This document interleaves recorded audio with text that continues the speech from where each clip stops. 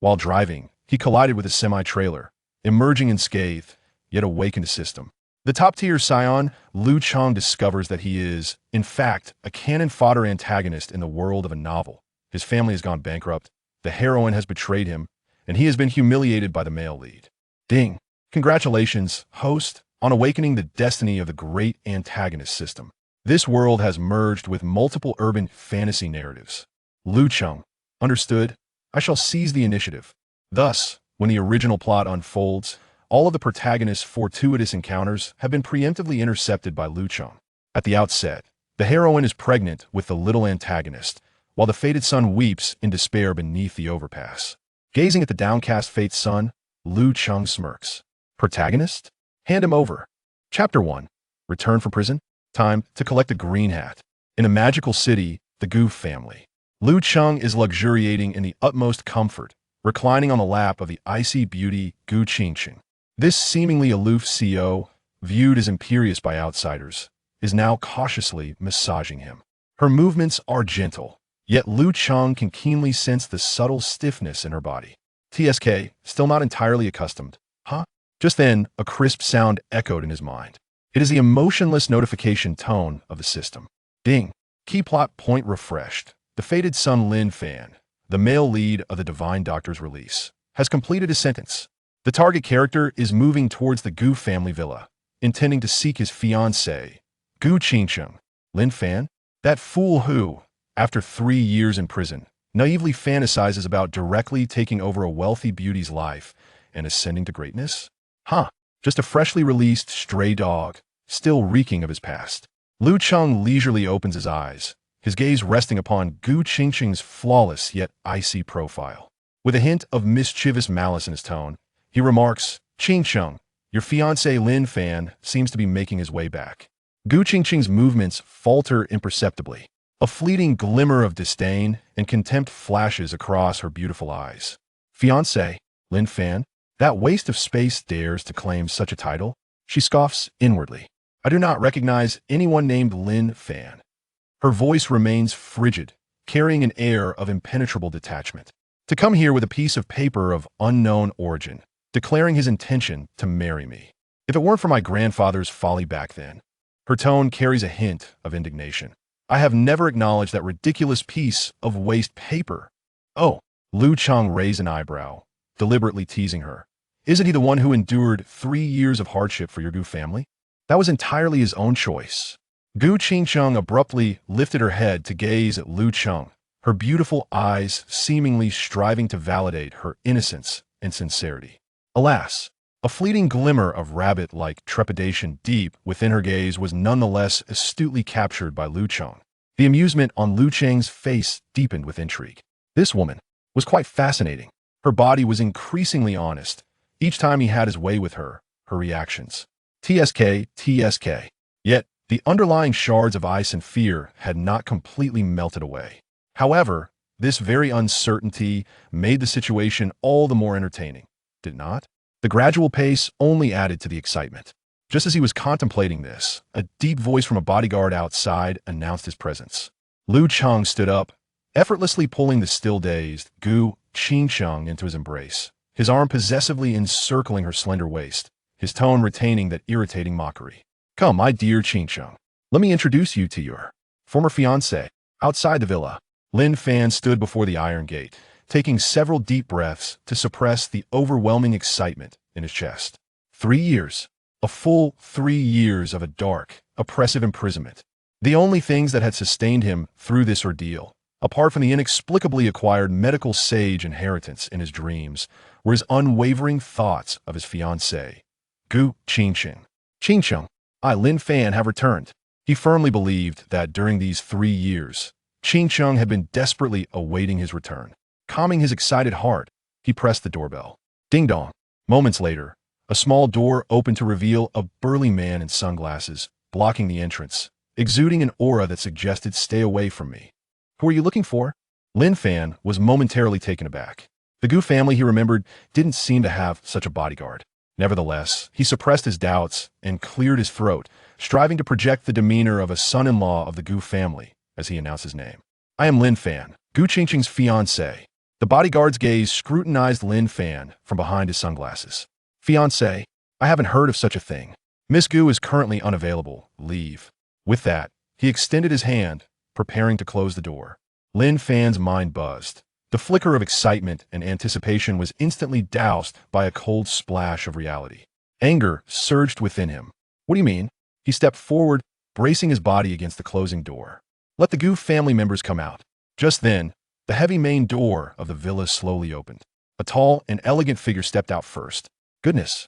Lin Fan's eyes widened. The man was extraordinarily handsome, clad in an outrageously expensive custom-made suit. It perfectly adorned his golden proportions, exuding an air of refined nobility tinged with an edge of mischief.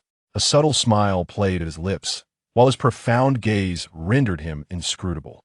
What made Lin Fan's eyes nearly bulge with disbelief was this ethereal man was at that moment naturally draping an arm around an exquisite woman. The woman was graceful, her demeanor cool, her face so exquisitely crafted as if sculpted by the hands of divinity. Who else could it be but his beloved Gu Qingsheng? Lin Fan felt an instantaneous surge of envy. Surely, he had cultivated an entire meadow of jealousy. The man's hand resting on Gu Qingsheng's waist was a blatant declaration of ownership. Let go of Qingsheng. Remove your filthy hands. Lin Fan's eyes reddened as he shouted without a moment's thought. Only then did Gu Qingsheng notice Lin Fan, her body momentarily stiffening. How could he have actually come?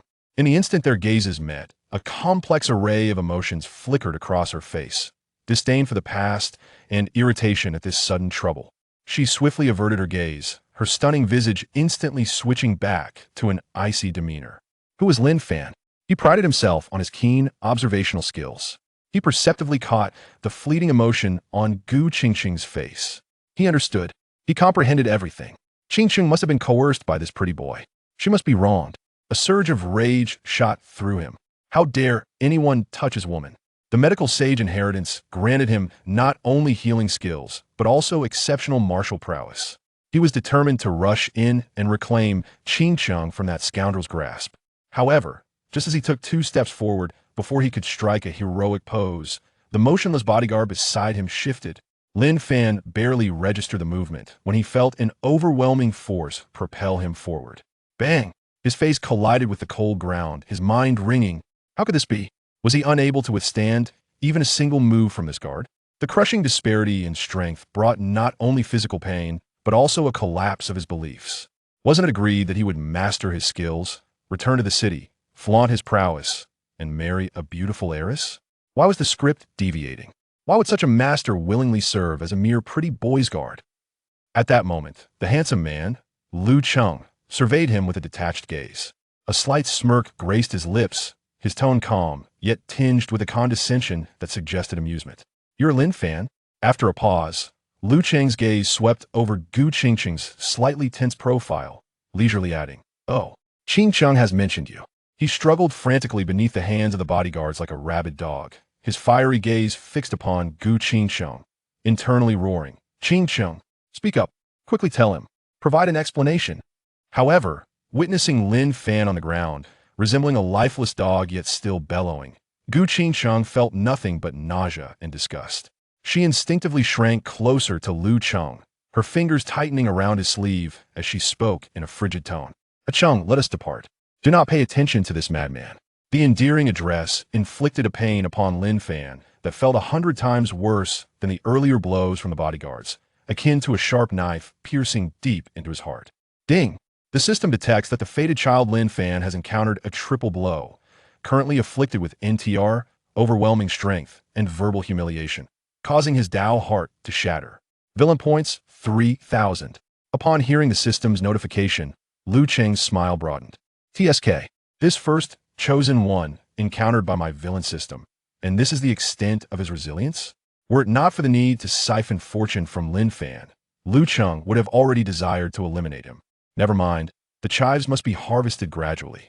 There are even more thrilling spectacles awaiting him. Ignoring Lin Fan's struggles beneath the bodyguards, he embraced Gu Qingsheng and settled into the waiting Rolls-Royce Phantom. The moment the car door closed, it severed Lin Fan's cries. Gu Qingsheng seemed to exhale a sigh of relief, her body relaxing slightly as she leaned more affectionately into Lu Cheng's embrace. gently closing her eyes. At last, she had managed to dispatch this troublesome matter. The vehicle gradually pulled away.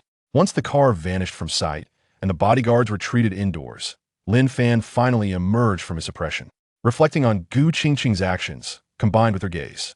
Although her tone was icy, it carried a barely perceptible tremor. Yes, it must have been a tremor. It was fear. She despises me? Impossible. What she said was to avoid provoking that scoundrel. She is protecting me. That wretch must have coerced her. Through power and manipulation. Lin Fan's eyes reignited with fervor, now imbued with a frenzied obsession. Qingqing, wait for me. I will surely rescue you from his clutches. I swear. Chapter 2. Another fool caught in the throes of infidelity. Inside the Rolls-Royce, Lu Cheng leaned back casually, his fingers playfully twirling a strand of Gu Qingqing's cool, silky hair. The texture was delightful, perfectly complementing her current docile demeanor. A thought crossed his mind, prompting him to examine the protagonist's details within the system. Name: Lin Fan. Identity: protagonist of the Divine Doctor's Release. Primary ability: medical immortal inheritance, initial awakening. Combat power: 250, peak bright strength. Charm value: 30, ordinary face. Fate rating: A. Martial arts realm: bright strength, dark strength, transformation strength, embracing Dan strength, Gangqi strength. Is this it? The supposed dragon of the Divine Doctor's Release? A figure who effortlessly sweeps all before him? How unfortunate, for this fellow has prematurely activated the antagonist system.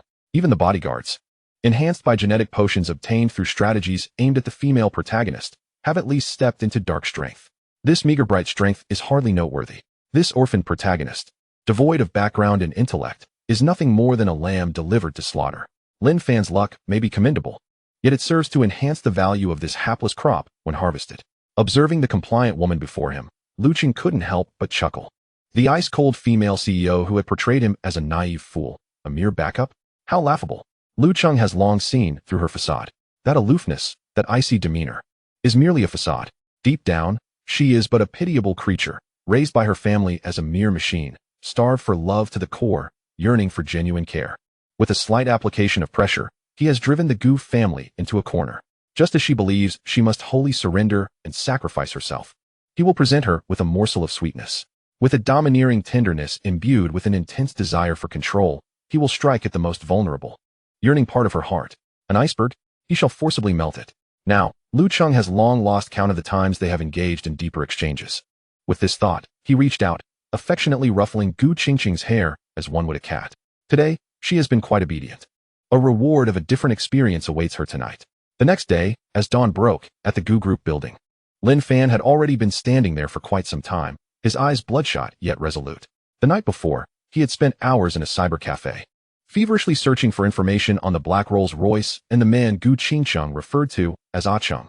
When the names Lu Cheng and the title of the sole heir of the illustrious Lu family of Magic City appeared, everything became painfully clear to him.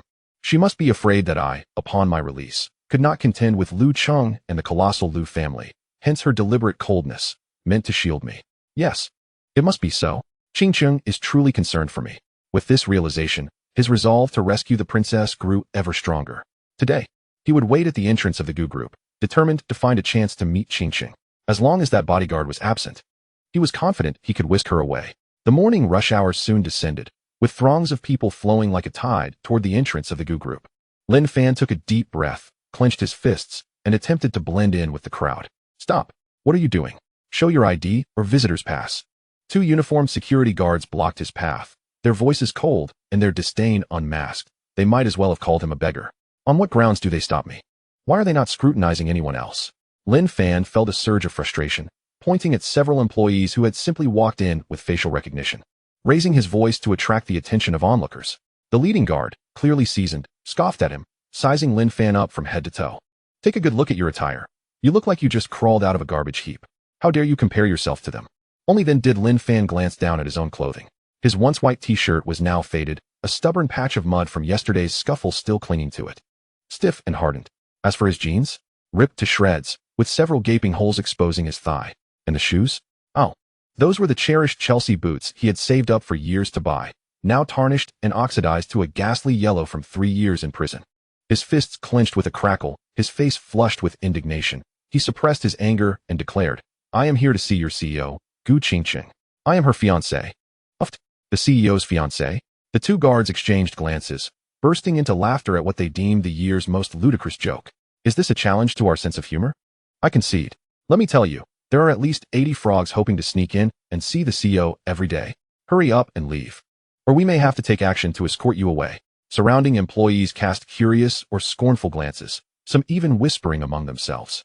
The weight of their stares and murmurs was akin to needles piercing Lin Fan's skin, his complexion shifting from red to purple, ready to erupt in anger. Rolling up his sleeves for a fight. At that moment, a distinctive engine roar approached, growing louder. A black Rolls-Royce Phantom glided into the building's exclusive parking lot. Lin Fan's heart raced. That car. He would recognize it anywhere. It was the very vehicle that had taken his Ching away yesterday. The tinted windows obscured the interior.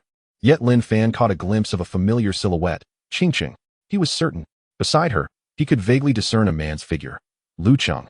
Lin Fan's gaze was fixed on the parking lot entrance, his teeth grinding in fury. Just as he contemplated rushing forward, an overwhelming presence suddenly locked onto him. Lin Fan froze, the foot he had intended to lift now firmly planted back down. Damn it, why does this aura feel even more formidable than yesterday's bodyguard? Where do all these experts come from? Engaging with these guards now would serve no purpose. Charging in, he would likely end up worse than before, publicly humiliated again. He could not bear to imagine the treatment Ching would endure in the office while he stood here like a useless bystander, mocked by these watchful hounds. Rage, resentment, humiliation.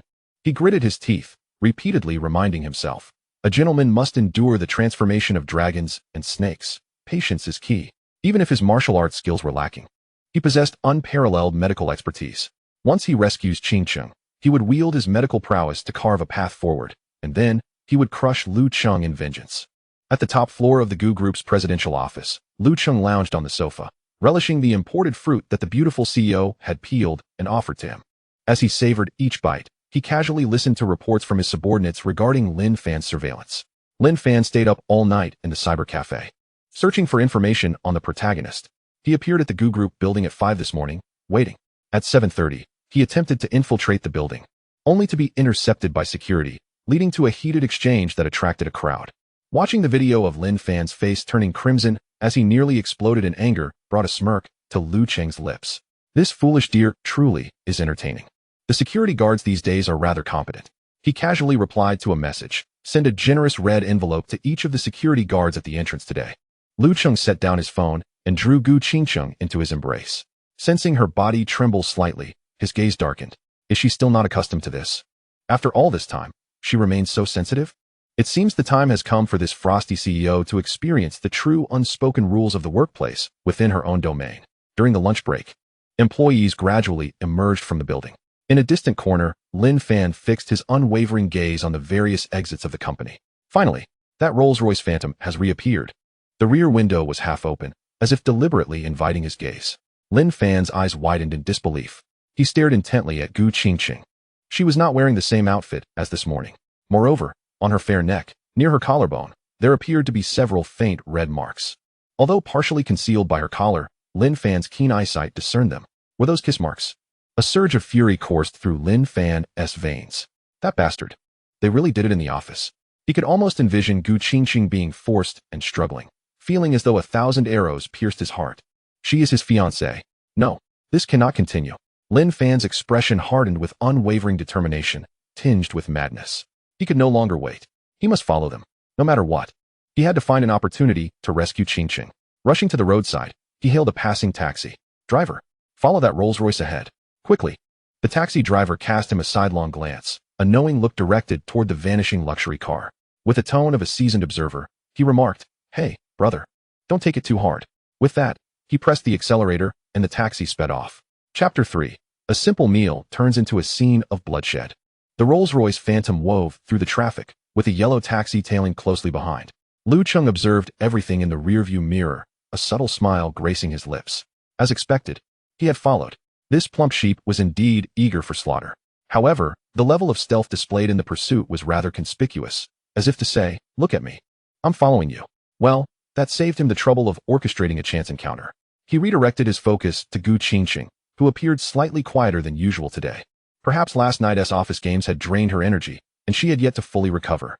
"Let me take you somewhere to eat and replenish your strength," Lu Cheng stated flatly, an unassailable directive. The car soon halted before a discreetly elegant private restaurant, its entrance graced by several luxury vehicles. Hidden Springs Private Kitchen, renowned for its exclusive gourmet offerings, was not open to the public and catered solely to members. Lu Cheng escorted Gu Qingqing out of the car and into the restaurant. "Driver, just stop here. Hurry," Lin Fan shouted from the taxi, his voice nearly cracking. He had no time to check the fare. He tossed a few crumpled bills to the driver, ignoring the latter's protests about insufficient payment, and bolted from the vehicle, stealthily trailing behind. The driver remained in the car, muttering curses about Lin Fan deserving to be cuckolded. Watching from a distance as the two figures vanished behind the restaurant's doors, Lin Fan's mind raced. That scoundrel Lu Cheng was always flanked by his detestable bodyguards.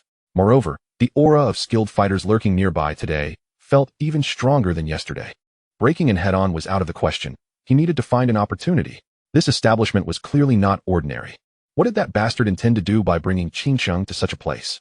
Forcing himself to remain calm, he quickly scanned the surroundings. Across from the restaurant was a cafe, with a window seat offering a perfect view. However, his pockets were emptier than his face, making it impossible to afford a seat. Shifting his gaze, he noticed a meticulously pruned bamboo grove adjacent to the restaurant, not far from its floor-to-ceiling windows. With his enhanced vision from martial arts training, he could undoubtedly observe without being detected. He swiftly maneuvered to the side, using the bamboo's cover to find an optimal vantage point. Inside the restaurant, in a semi-open room by the window, Lu Cheng and Gu Qingcheng sat together. The ambience was refined, with soft lighting. Lin Fan's gaze was laser-focused on the pair. Contrary to his expectations of Lu Cheng being eager or crude, he appeared remarkably at ease. One hand languidly propped up his chin, while the other casually played with Gu Qingqing's hand resting on the table, his fingertips gently caressing her hand with an intimacy that seemed oblivious to the world around them. Gu Qingqing lowered her head, seemingly engrossed in the menu. Yet Lin Fan could see the tension in her profile. Soon, exquisite dishes were served. Lu Cheng picked up his chopsticks, selecting a translucent shrimp dumpling, not for himself, but naturally offering it to Gu Qingqing's lips. Gu Qingqing instinctively turned her head away, still not quite accustomed to such sudden intimacy. However, meeting Lu Cheng's smiling yet insistent gaze, she reluctantly parted her lips to accept the dumpling. Lin Fan witnessed this scene as if struck by lightning, his mind blank. Feeding her? What stung even more was Gu Qingqing's reaction. Though she appeared somewhat uncomfortable, she offered no resistance. Lin Fan was compelled to acknowledge that he detected a hint of submission in her demeanor. No, this is impossible. Qingqing must be coerced. She was merely going through the motions. Ding. The system detects that the luck child Lin Fan has suffered an intimate blow, resulting in unstable emotions. Villain value, 1000.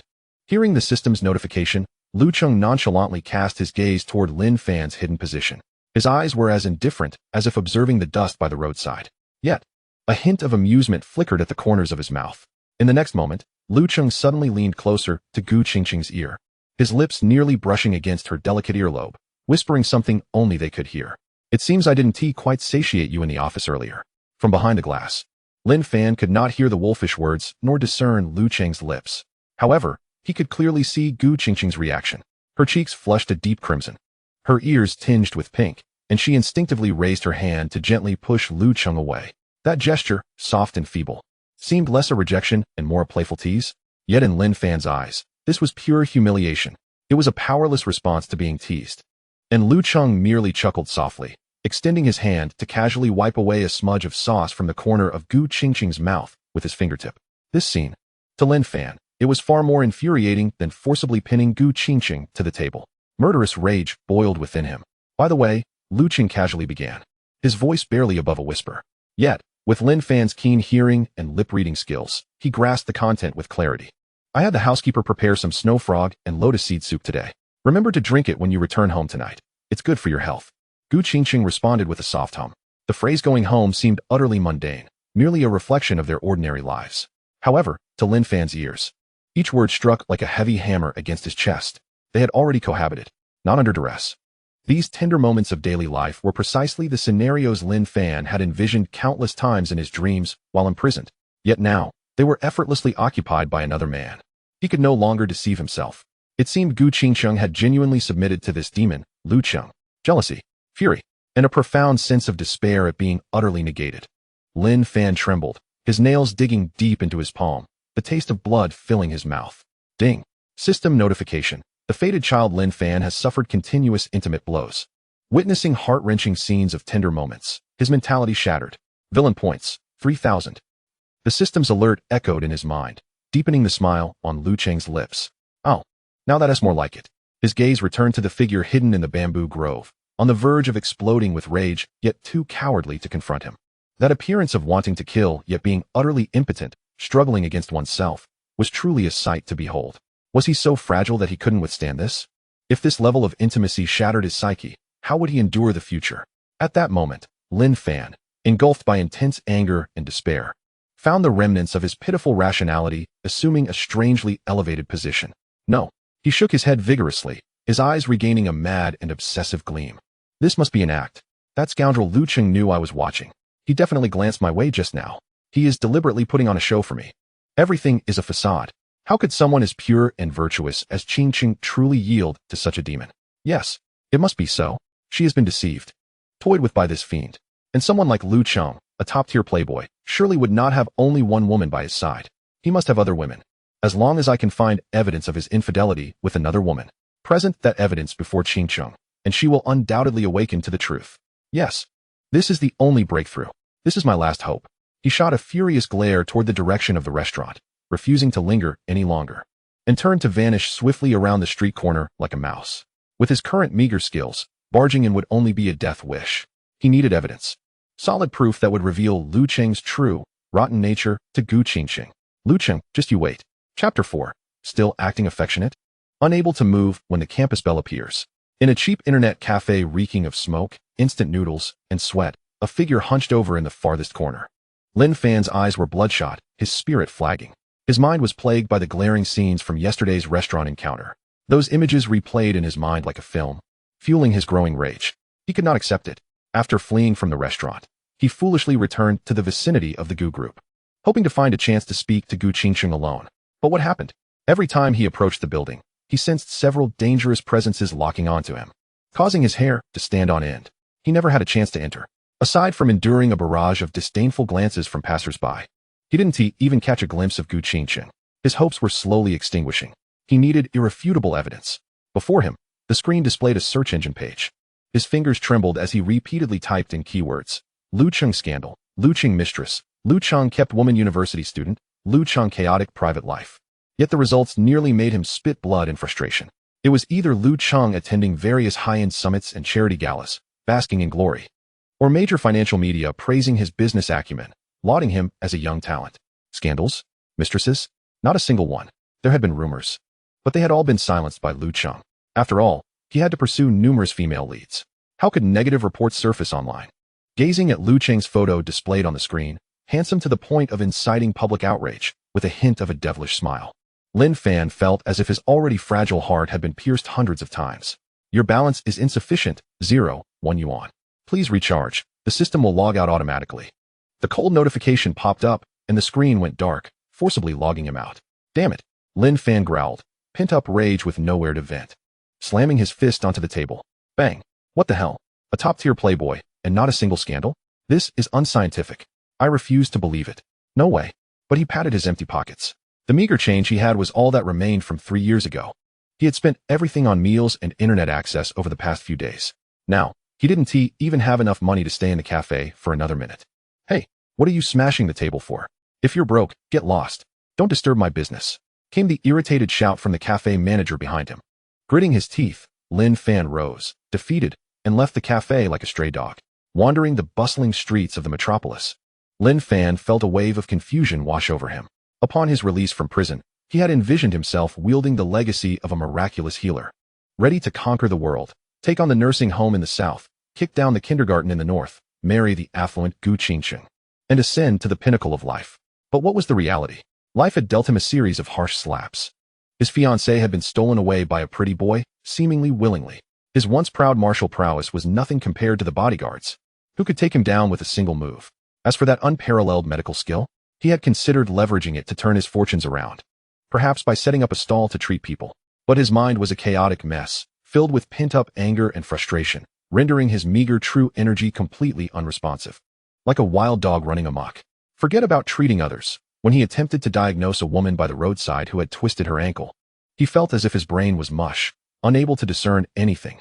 Was he destined to be a joke for the rest of his life? By a strange twist of fate, he found himself wandering near the bustling university town, observing the fashionable students animatedly discussing celebrity gossip and gaming skins. He felt utterly out of place. He drifted along with the crowd, yet the bitterness and resentment within him continued to fester. Why should they revel in carefree youth? Why did Lin Fan have to struggle like a dog, merely surviving in this vibrant city? I am indeed the chosen one.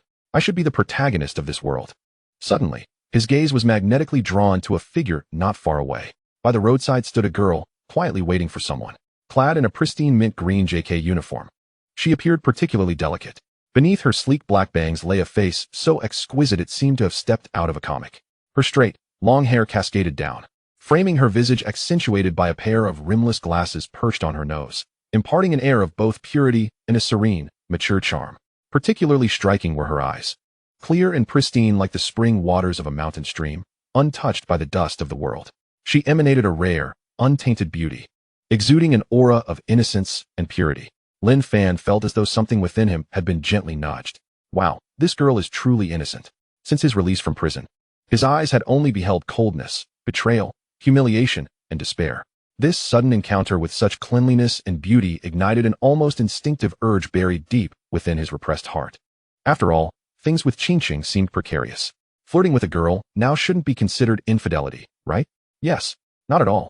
He hastily wiped his face, attempting to make himself appear less like a vagabond. Taking a deep breath, he approached the girl. Beautiful lady, Lin Fan's voice emerged slightly hoarse, tinged with a levity he was oblivious to. Are you here alone, waiting for your boyfriend? Caught off guard by the unexpected, oddly laced voice, Xia Qinghe looked up from her phone, startled. Her eyes widened as she took in the appearance of the man before her. His hair was greasy enough to fry a dish, his stubble unkempt, and his eyes shamelessly appraised her with a sticky gaze that was utterly repulsive. His entire being was filthy, emanating an unpleasant odor reminiscent of a beggar. Instinctively, Xia Qinghe felt a surge of wariness and disgust. Almost reflexively, she took a large step back, instantly widening the distance between them, her delicate brows furrowing tightly. What do you want? Stay away from me. Her response was resolute. Devoid of hesitation, her tone icy and distant. Lin Fan's advancing steps, along with the self-satisfied grin he had just conjured, froze in an instant. A step back? Damn. Such a trivial gesture was minimally harmful, yet gravely insulting. Bystanders had begun to notice the commotion, casting curious glances, some whispering amongst themselves. Isn't that Xia Qinghe?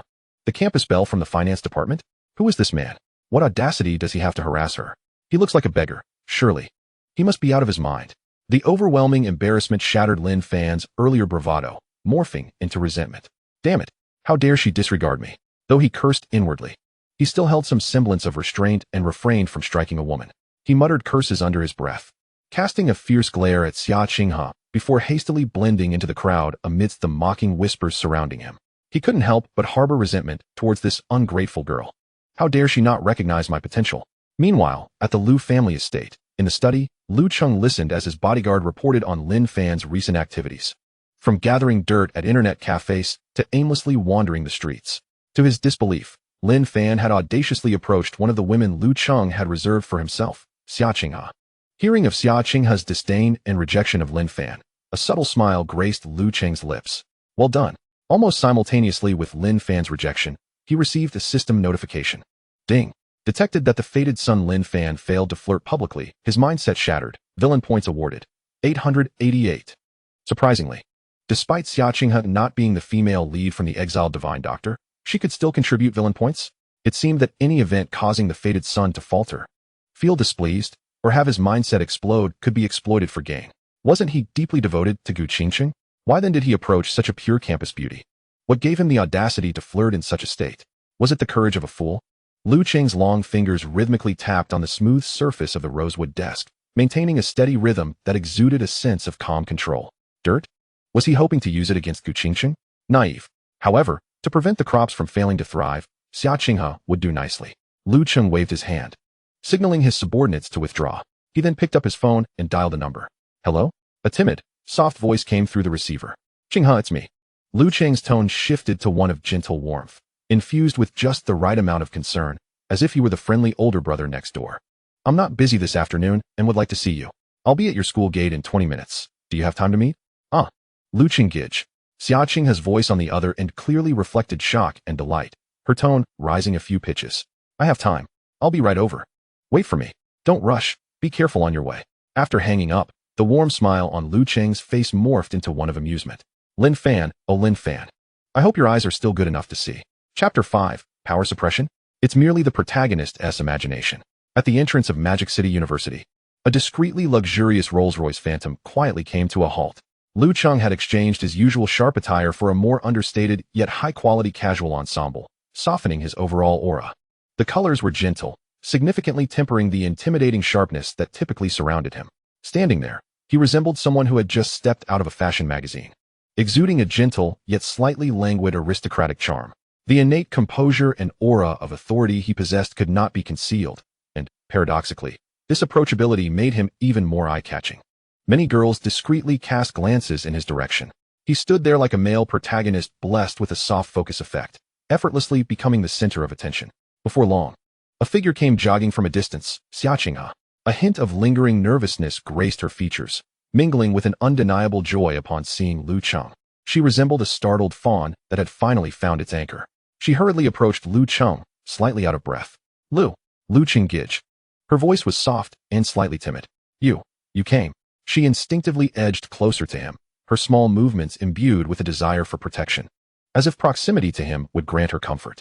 I was really scared just now, she murmured, her delicate brows knitting together slightly. Some creepy guy, all dirty, suddenly approached me to flirt. His gaze was so frightening. Listening to her ramble, a gentle, patient smile remained on Lu Cheng's face as he naturally wrapped his arm around her slender waist. The girl's body instinctively stiffened for a moment, only to relax immediately. Leaning into him, her head nearly burying itself in his embrace. All right, it's okay now.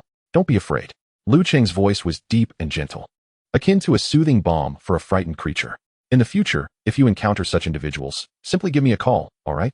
While this statement resonated with concern, it also bore a hint of possessive protectiveness typical of someone in a position of authority over their belongings. He took Xiaqinghe's delicate hand, guiding her toward a nearby cafe. Xiaqinghe, a brilliant finance major at Shanghai University, once had a promising future ahead of her. Yet, a sudden family tragedy struck. Her mother suffered severe injuries in a car accident, the surgical costs astronomical, while her father, overwhelmed with stress, fell into despair. Their entire household was on the brink of collapse. According to the original narrative, this was the moment when a reincarnated male lead would make a grand entrance, performing a heroic rescue to amend the regrets of a past life, whilst also winning the heart of this innocent flower. Alas, the script had been intercepted by Lu Cheng. He arrived ahead of time, appearing like a celestial being at Xiaqinghe's most desperate hour, effortlessly resolving all her family's predicaments.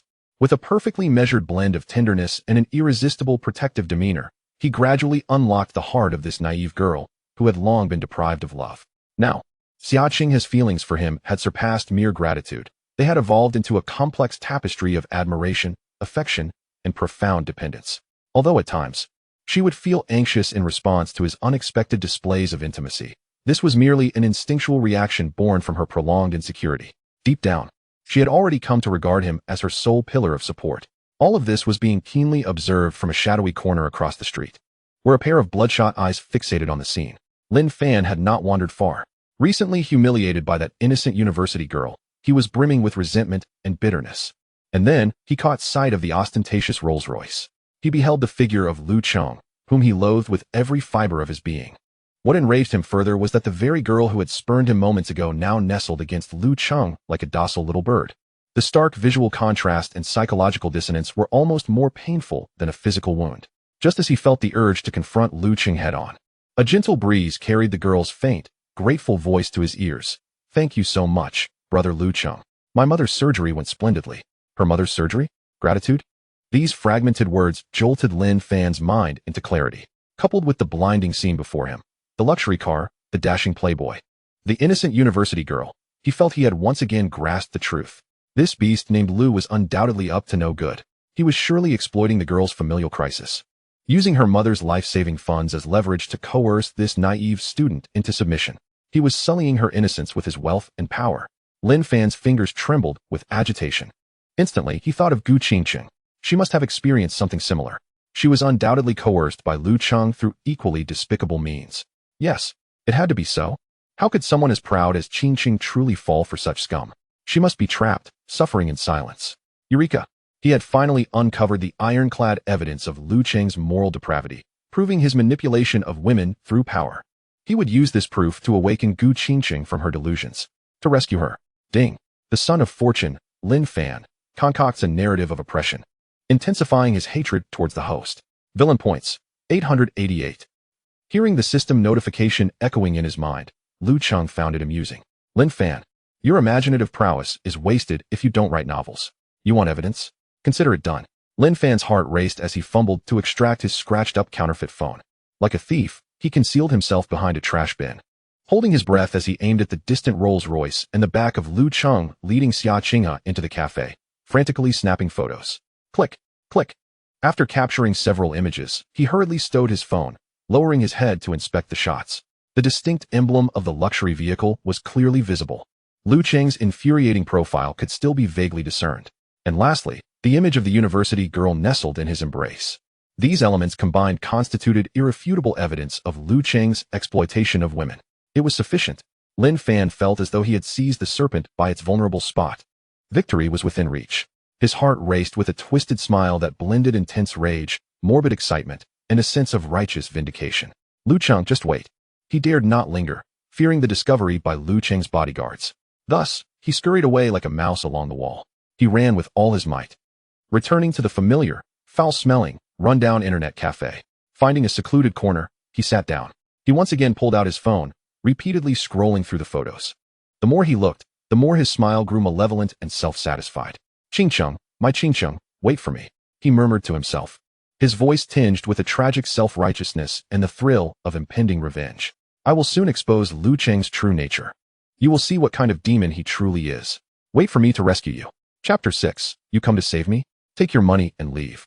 The following day, at the Gu Corporation building, Lin Fan stood at the entrance, taking a deep breath to calm his racing heart.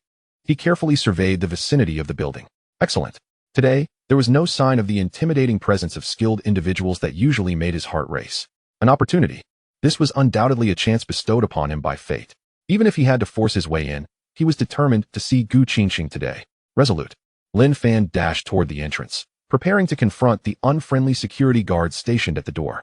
However, those guards remembered him well. After all, the last time they had escorted him out, they were rewarded with a hefty bonus from their superior, equivalent to several months' salary. Here comes the cash cow again. The guards exchanged knowing glances, their expressions revealing a shared understanding as they rolled up their sleeves, ready to give this fiancé another warm welcome. But today, Lin Fan was different.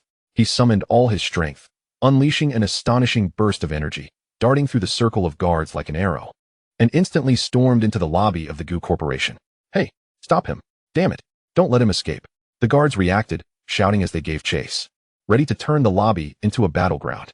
Just then, a woman in a professional skirt suit, exuding an air of undeniable authority, blocked his path.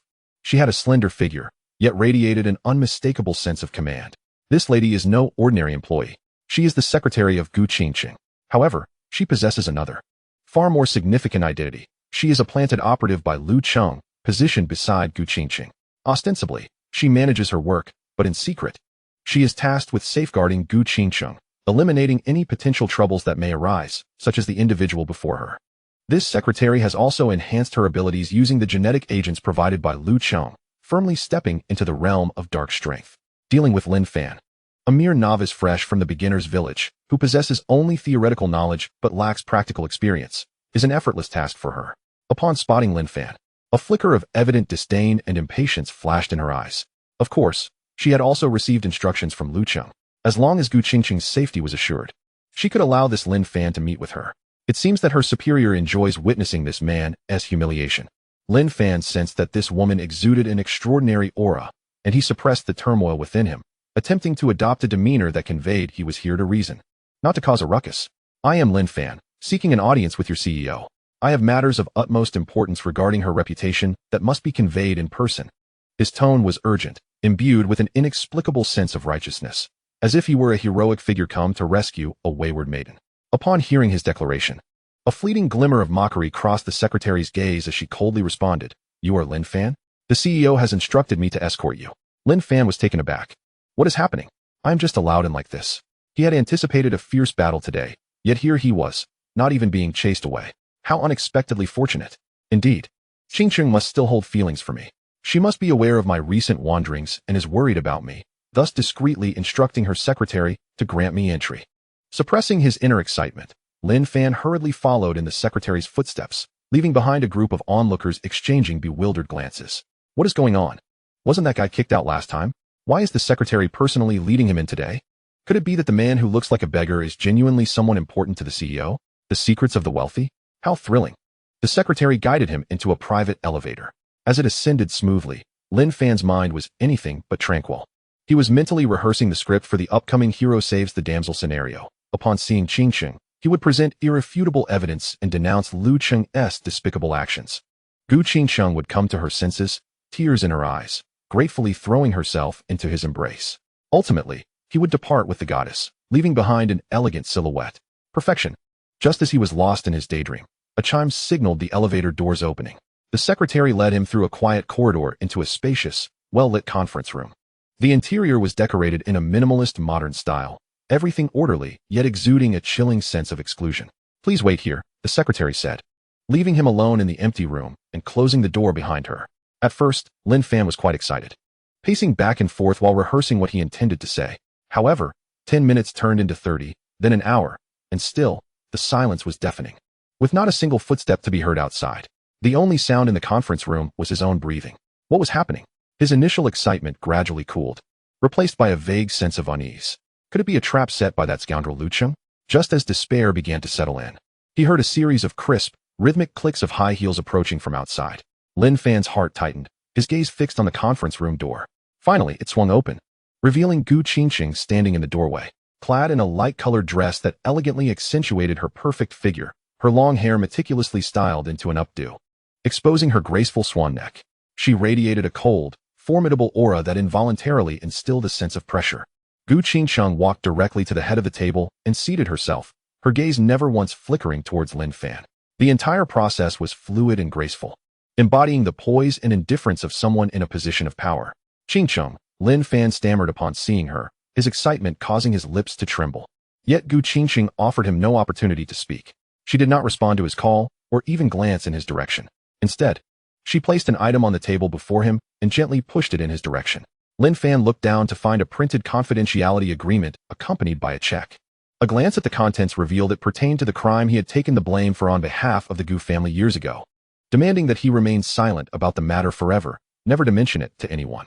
This was the sole reason Gu Cheng had consented to meet him today, to resolve this lingering issue once and for all. Here is 3 million. Sign this confidentiality agreement. Take the money and leave. Consider it the Gu family's compensation for your past 3 years, she stated in a voice that was cold and flat, as if discussing a trivial business transaction, reducing Lin Fan to a mere nuisance to be dealt with. Lin Fan's mind buzzed as he stood there, utterly stunned. The unease that had built during his hour of waiting had indeed manifested. Yet even at this moment, he was reluctant to accept this harsh reality. Why? Was she afraid of retaliation from Lu Cheng? Was this her way of using money to humiliate him and force him away from her? All in the name of protecting him? He desperately wanted to articulate something, but just as he was about to speak, Gu Cheng's next, even colder and more heartless words shattered all his illusions. Moreover, regarding that so-called engagement, I believe we have a serious misunderstanding. My grandfather was confused back then, and he misremembered. The Gu family has never acknowledged any engagement. Sign, take the money, and do not appear before me again. Lin Fan stared blankly at the icy, unyielding Gu Cheng, feeling as though his worldview was crumbling piece by piece. Yet he clung to a final glimmer of hope and finally managed to gather his thoughts. Cheng, please listen to me. I know you are not free, that you are being coerced by that scoundrel Lu Cheng, right? Don't be deceived by him. He is not a good person. He has other women outside. I saw it with my own eyes. And you may not believe this, but it is true. While I was in prison, I dreamt of a divine physician and received a celestial inheritance. I am now quite formidable, capable of rescuing you from Lu Cheng's clutches. As he spoke, he pulled out that counterfeit device, opening a photo to show her. Look, Lu Cheng is a scoundrel. How could you believe a word he says? Lin Fan, you must see clearly. He is keeping a university student as a mistress, coercing her with money, playing with her feelings. Wake up. Do not let him deceive you any longer. Come with me. I will help you escape this den of evil. As he spoke with increasing fervor, it was as though he truly believed himself to be the valiant hero come to rescue the princess from her torment, his tone imbued with a self-righteous pathos that nearly brought him to tears. Meanwhile, Gu Cheng, seated at the head of the conference table, merely cast a fleeting glance at the battered phone resting on the surface, upon which were several photographs, faintly revealing Lu Cheng's profile alongside a petite figure nestled in his embrace. A barely perceptible frown creased her delicate brow. Which fool of a woman had he ensnared this time? It seemed he spared no one, not even university girls. The mere thought of Lu Cheng stirred a tumult of complex emotions within her. Disappointment? That was hardly the case. She had long been aware that Lu Cheng was not exclusively hers. With his status, charm, and physique, how could he possibly limit himself to just one? Strangely, she found herself surprisingly tranquil about the matter, even experiencing a subtle tension in the face of competition. Before Lu Cheng, her pride and reserve had been gradually crushed and melted by his domineering yet irresistible approach. She was acutely aware that she had become dependent on him. Only in his presence could she feel that intoxicating sense of security, one that allowed her to lean on him, to be protected, a warmth she had never encountered in the cold, rigid confines of the Gu family, where she had been treated as a mere tool for marriage. 3 years prior, her grandfather had shown no regard for her feelings, seeking to bind her life to that worthless Lin Fan merely because he possessed an archaic marriage contract. It was Lu Cheng who had granted her a voice within the Gu family, who had liberated her from that frigid existence rife with power struggles. Confronted with these photographs, she was already discreetly plotting how to garner more of Lu Cheng's favor. Lin Fan, observing Gu Qingcheng's calm demeanor, was utterly bewildered. He had anticipated shock, anger, or tears, yet she displayed not a hint of surprise, as if this were merely an inconsequential matter of no significance. This tranquility chilled Lin Fan more than any vehement reaction could. This was his last trump card. He could not afford to surrender. He was merely a manipulator of emotions. She could not be deceived by him again. How many women could he be entangled with outside? At last, Gu Qingqing turned her gaze toward Lin Fan, her eyes cold and unfeeling, tinged with a hint of mockery and pity, as though she were observing a jester's performance. I know, her voice was devoid of warmth, like still waters.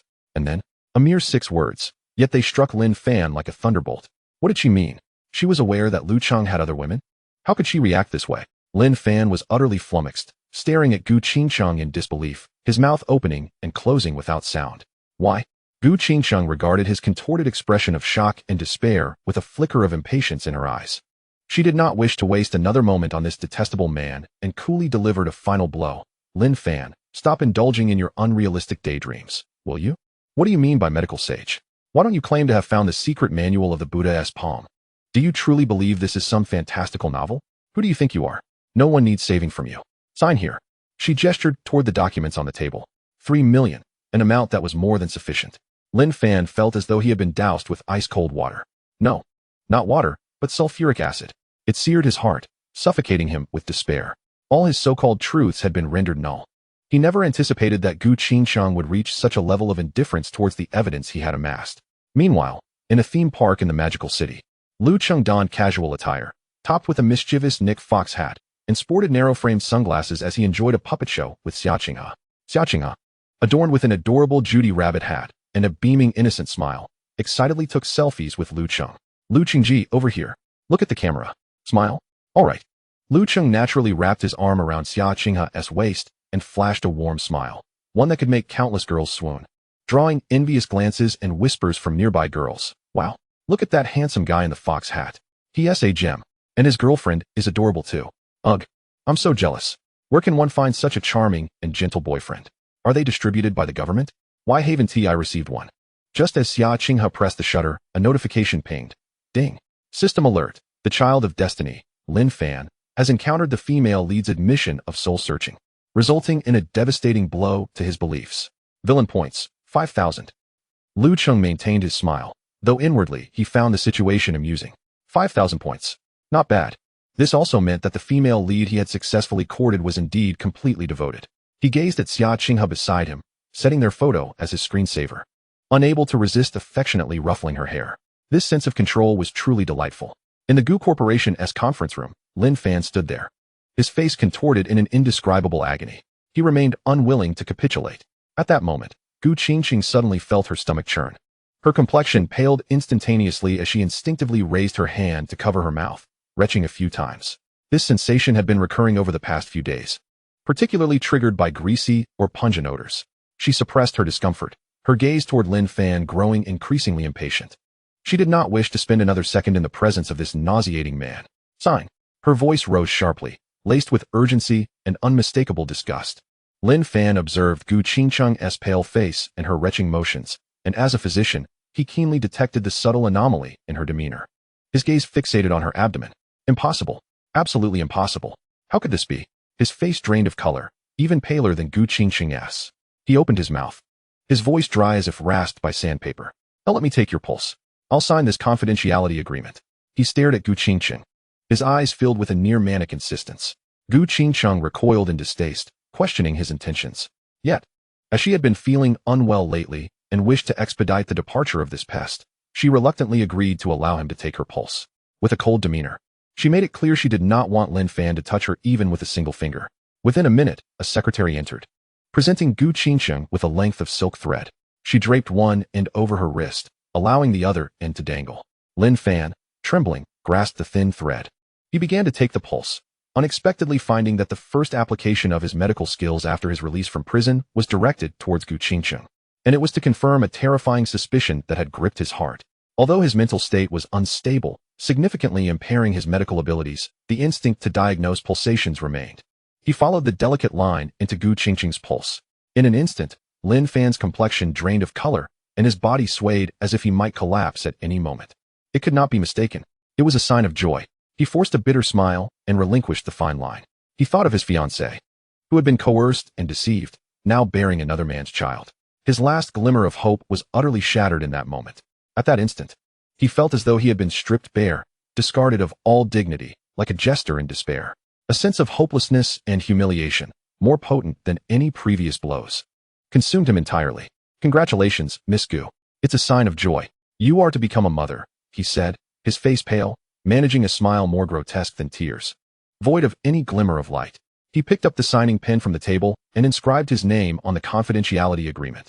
Then, rising without a glance at Gu Qingcheng, he refrained from taking the 3 million yuan check. Like a soulless automaton, he turned and walked towards the conference room door. His steps were unsteady, his silhouette appearing as if he had aged decades in an instant. Chapter 8. Unexpected Surprise. System Lottery. After Lin Fan's despondent figure vanished through the doorway, the room fell into an eerie silence once more. Gu Qingcheng maintained her icy demeanor as the CEO, but her gaze was no longer cold. Instead, it was replaced by a bewilderment following shock. The phrase joyous pulse echoed in her mind like a thunderclap. Instinctively, she raised her hand to gently caress her flat abdomen. The recent discomfort, the nausea, the inexplicable fatigue, the emotional fluctuations, and even the absence of her period this month, all of it had been attributed to the exhaustion and stress from work, leading her to believe it was merely a hormonal imbalance. But now, combining Lin Fan's words with the ghostly expression he bore, could it truly be? Pregnant. It was all Lu Cheng's fault, claiming that ultra-thin protection still held a sense of distance. Her complexion fluctuated, soon overwhelmed by a surge of anxiety and uncertainty. She swiftly picked up her phone, summoned her secretary, her voice trembling as she issued rapid and concise instructions. A full examination at the obstetrics and gynecology hospital affiliated with Magic City University, as soon as possible. It must remain confidential. No one must know. Meanwhile, in a riverside penthouse, Lu Cheng was enjoying a rare moment of leisure. He held Xia Qinghe in his arms, both wrapped in a light blanket, watching a recently popular romantic film. For Lu Cheng, winning over the female lead required not just necessary tactics, but also appropriate material investments and emotional care. This apartment, specifically purchased for Xia Qinghe, along with the occasional visits to watch movies and chat, were essential components in nurturing their relationship. After all, he was not short on money. The Lu family's wealth could last for generations. Xia Qinghe bore a sweet smile, occasionally glancing up at Lu Cheng, her eyes brimming with affection and reliance. Just as the film reached a poignant moment of deep eye contact between the lead characters, a notification chimed in. Ding. System alert. The child of destiny, Lin Fan, has encountered an ultimate NTR blow, shattering his resolve. A significant amount of fate has been plundered. Villain value, 10,000. Hearing this, Lu Cheng found it amusing. 10,000 points. Lin Fan, the naive pawn, was unexpectedly rich. An ultimate NTR blow. Gu Qingcheng was indeed formidable. With Gu Qingcheng's disdain and attacks on Lin Fan, it confirmed his belief that these female leads would remain loyal once they had chosen him. With a thought, Lu Cheng accessed the system panel. Host, Lu Cheng. Identity, the prodigal villain. Main abilities, plot foreknowledge, protagonist fate plundering, villain value lottery, 10,000 per draw. Gene serum, beginner. Chi observation technique, 8-section brocade, beginner. Villain Aura, Beginner, Reducing Protagonist Aura Effects, Gene Serum Formulas. Combat Power, 450, Peak Dark Energy. Charm Value, 99, Celestial. Fate Rating, F, currently improving. Villain Value, 24,000. He had amassed over 20,000 villain points, allowing him to try the lottery twice. Lu Cheng silently commanded, System, initiate the lottery. Ding. Congratulations, host. You have drawn the reward, Shadowless Fist, Beginner. Ding. Congratulations, host, you have obtained. Item, Eye of Truth, one-time consumable. The Eye of Truth? Lu Cheng examined the description. Upon use, can perceive the basic state, emotional fluctuations, and surface thoughts of a specified target for 10 minutes. The ability to see through hearts? Not bad. It could be useful on the protagonist or the female lead. Shadowless Fist was also promising. Lu Cheng observed the martial arts manual within the system. His current peak dark energy strength was entirely reliant on the 8-section brocade health regimen. With continuous practice, he could steadily enhance his internal energy, propelling him to the pinnacle of dark energy. He had now reached a bottleneck, likely the limit of a beginner technique. As for his subordinates who had enhanced their strength through gene serums, most had only just reached the early stages of dark energy. With this set of martial arts, it would perfectly compensate for his lack of combat skills. With martial techniques, his strength could increase by at least 30%. At that moment, a voice crackled through Lu Cheng's earpiece, reporting from his bodyguard. Gu Qingcheng had gone to the gynecology hospital and specifically requested strict confidentiality.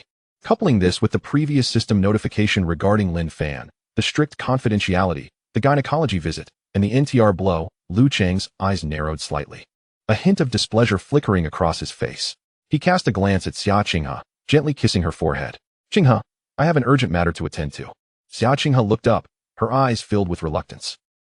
Is it very urgent? Yes, it's quite important. Lu Cheng ruffled her hair. I'll accompany you next time. All right. Okay. Xia Qinghe nodded obediently. Though slightly disappointed, she still rose to see him off. Be safe on the road, Brother Lu. Don't worry. You too.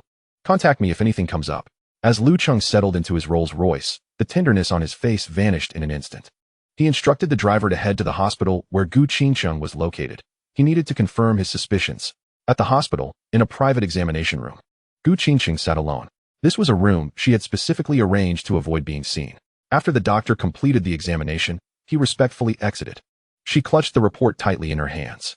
The doctor's words echoed in her ears. Congratulations, Miss Gu. The baby is very healthy, just 4 weeks along. 4 weeks. It was confirmed. She was indeed pregnant. Her immediate reaction was to order that no one in the hospital be allowed to leak the news. Now, her mind was consumed with thoughts of Lu Cheng. She was certain that she had genuinely, completely fallen for that domineering, assertive man who occasionally revealed a tender side. Especially at that moment when she had just confirmed that she was carrying his child, an unprecedented surge of exhilaration and sense of belonging welled up within her. Yet, she remained uncertain about Lu Cheng's attitude. He had always been dominant, controlling everything as if nothing could genuinely penetrate his heart. What was her significance in his life? Would he desire this child? What about the Lu family? If they insisted on her terminating the pregnancy, what would she do? That thought sent a chilling wave through her. No, she absolutely would not. No matter what, she was determined to bring this child into the world. Surroundings. Wasn't he had said that the first 3 months were the most precarious for the fetus? She recalled just a few days prior when Lu Cheng. Her cheeks flushed instantly, but a deeper fear followed. Until she ascertained Lu Cheng's stance, this secret must remain undisclosed. After a brief respite to calm her tumultuous emotions, Gu Qingcheng finally stood up, preparing to leave quietly. As she approached the hospital's underground parking lot, her steps suddenly halted. Not far away, the very figure she longed to see yet feared the most leaned against the wall, arms crossed over his chest, standing there. Lu Cheng. How could he be here? Gu Qingcheng's heart skipped a beat, her mind went blank. Gazing at him, her expression morphed into a complex tapestry of confusion, helplessness, and an almost uncontrollable fear. She loved him, depended on him, yearned for his acknowledgement and affection. Yet, she was uncertain if she was merely a plaything to Lu Cheng. Would he permit her to keep the child? All her worries and fears erupted in that moment of his arrival. Upon seeing Gu Qingcheng, Lu Cheng's lips curled into a reassuring, gentle smile. He approached her, and under her anxious gaze, simply extended his hand, as he always did, gently yet unassailably taking hers. Lu Cheng's palm was warm and dry, radiating a familiar sense of strength that offered her a sliver of security. He held her hand, his tone calm. What brings you to the hospital so suddenly? Are you unwell? Chapter 9. Caught in the act of pregnancy? Daddy's responsibility. Gu Qingcheng looked at Lu Cheng. her mind still in disarray. How could he be here? Did he know? Would he perceive this child as a burden? After all, he was never short of women by his side. What did she truly represent in his heart? Would he compel her to terminate the pregnancy? A torrent of thoughts crashed over her like waves, nearly causing her to falter. Feeling the warmth of his hand, that familiar sense of safety enveloped her. Yet, at that moment, this safety could not dispel the dread lurking within her. She forced herself to remain composed, managing a stiff smile, lowering her gaze. Too afraid to meet Lu Cheng's penetrating eyes, her voice trembling like leaves in the wind. It's nothing. I just had a bad stomach from dinner last night. She attempted to mask her anxiety with this feeble excuse. Lu Cheng held her hand without a word, merely letting out a soft sigh. That sigh seemed to carry both helplessness and a hint of indulgence. Upon their first meeting, noticing Gu Qingqing's visibly altered complexion, he decisively activated his true eye. Instantly, transparent dialogue bubbles seemed to emerge above her head. Though blurry, the core messages were crystal clear. Status: early pregnancy, approximately 4 weeks. Emotion: extremely tense, fearful, anxious. Surface thoughts: why is he here? Does he know? Will he make me terminate the pregnancy? I cannot lose this child. Absolutely not. His initial intention was to discern the genuine thoughts of the first female lead, to ascertain whether the heroine he had won over would harbor any second thoughts. After all, he was the fated antagonist, wary of divine intervention. Before arriving, he had assumed that Gu Qingcheng intended to secretly dispose of the child. Now, witnessing her thoughts manifest above her head, Lu Cheng found it amusing. This woman was so devoid of security. How could he possibly want her to terminate the pregnancy? He was elated. After laboring diligently for so long, how could he bear to part with such a precious fruit? He gently pulled Gu Qingqing, who still had her head bowed and body stiff, closer, lifting her chin so she would meet his gaze. His expression, usually laced with jest and playfulness, transformed into one of profound seriousness, imbued with a drowning tenderness. Such a significant matter as pregnancy, and you choose to conceal it from me, His voice was deep and magnetic, yet undeniably authoritative. Gu Qingqing's thoughts were laid bare, as if stripped of all her pretenses. Her body stiffened, her eyes instantly glistening with unshed tears. She could no longer maintain her composure, her voice breaking with desperation as she pleaded, "Lu Cheng, please, don't make me terminate the child." She genuinely believed he had come to address this unexpected predicament. Biting her lip fiercely, tears streamed down her cheeks. "I will raise it myself. I promise I won't be a burden to you. Please, Lu Cheng," she begged, as if this was her final, cherished treasure. Watching her weep like a rain-drenched flower, Lu Cheng felt a mix of helplessness and amusement. What? Do you truly see me as such a villain? Did she perceive him as a heartless scoundrel? The aloof and formidable Gu Qingcheng, in the eyes of others, was now sobbing like a helpless little girl. Without uttering a word, Lu Cheng extended his arms, enveloping her tightly in his embrace. One arm encircled her slender waist, while the other gently patted her trembling back. As if soothing a frightened kitten, he retrieved a clean handkerchief from his pocket, tenderly wiping away the tears from her cheeks. "Fool, what are you thinking about all day? Is my image in your heart so wretched?" In his embrace, Gu Qingqing shook her head in grievance, inadvertently smearing her tears and snot all over his shirt. She opened her mouth, wanting to explain, to share the turmoil and anxiety she had felt in recent days, but found herself at a loss for words, only managing to emit a few muffled sobs. Lu Cheng did not grant her the opportunity to explain. He continued, his tone still resolute, but now filled with promises and reassurance. "I never said I wanted him gone. I have never thought that way. He is my child, and of course, I will take responsibility." He emphasized my child, as if declaring his claim. "Focus on nurturing the baby. All other matters will be entrusted to me." In his embrace, Gu Qingqing heard his words, her sobs gradually subsiding. She slowly lifted her head, her tear-streaked eyes gazing up at him, shimmering with cautious hope. "Really? You promise you won't deceive me?" Her voice trembled, yet her anticipation was palpable. "When have I ever deceived you? I've even thought of what to name the child." Lu Cheng's eyes sparkled with warmth as he gently pinched her cheek. Gu Qingqing could not help but chuckle at his half-serious jest, a sound reminiscent of a soft giggle, despite the tears still lingering at the corners of her eyes. However, a smile reminiscent of a clear sky after rain blossomed between her brows. She basked in the warmth of his embrace, attuned to the rhythm of his heartbeat. Enveloped by an unprecedented sense of peace and security, Lu Cheng did not allow Gu Qingqing to return to her solitary and desolate villa. Instead, he led her directly back to the sprawling Lu family estate in the heart of the bustling metropolis, a place vast enough for horseback riding, rather than merely a residence. It felt more akin to a palace belonging to Lu Cheng himself. His parents, one commanding a business empire and the other immersed in the arts, were often either in the capital or jet-setting around the globe. He also had a younger sister, studying in her final year at the prestigious Dongwang Academy in the capital. Consequently, the affairs of the metropolis were entrusted entirely to Lu Cheng, whose capabilities inspired great confidence in his parents. The grand estate shimmered with light, exuding warmth and opulence. Throughout their journey, Lu Cheng held her hand firmly, providing her with an unwavering sense of safety. Upon arriving at the villa, the butler had already prepared an array of nourishing delicacies under Lu Cheng's instructions.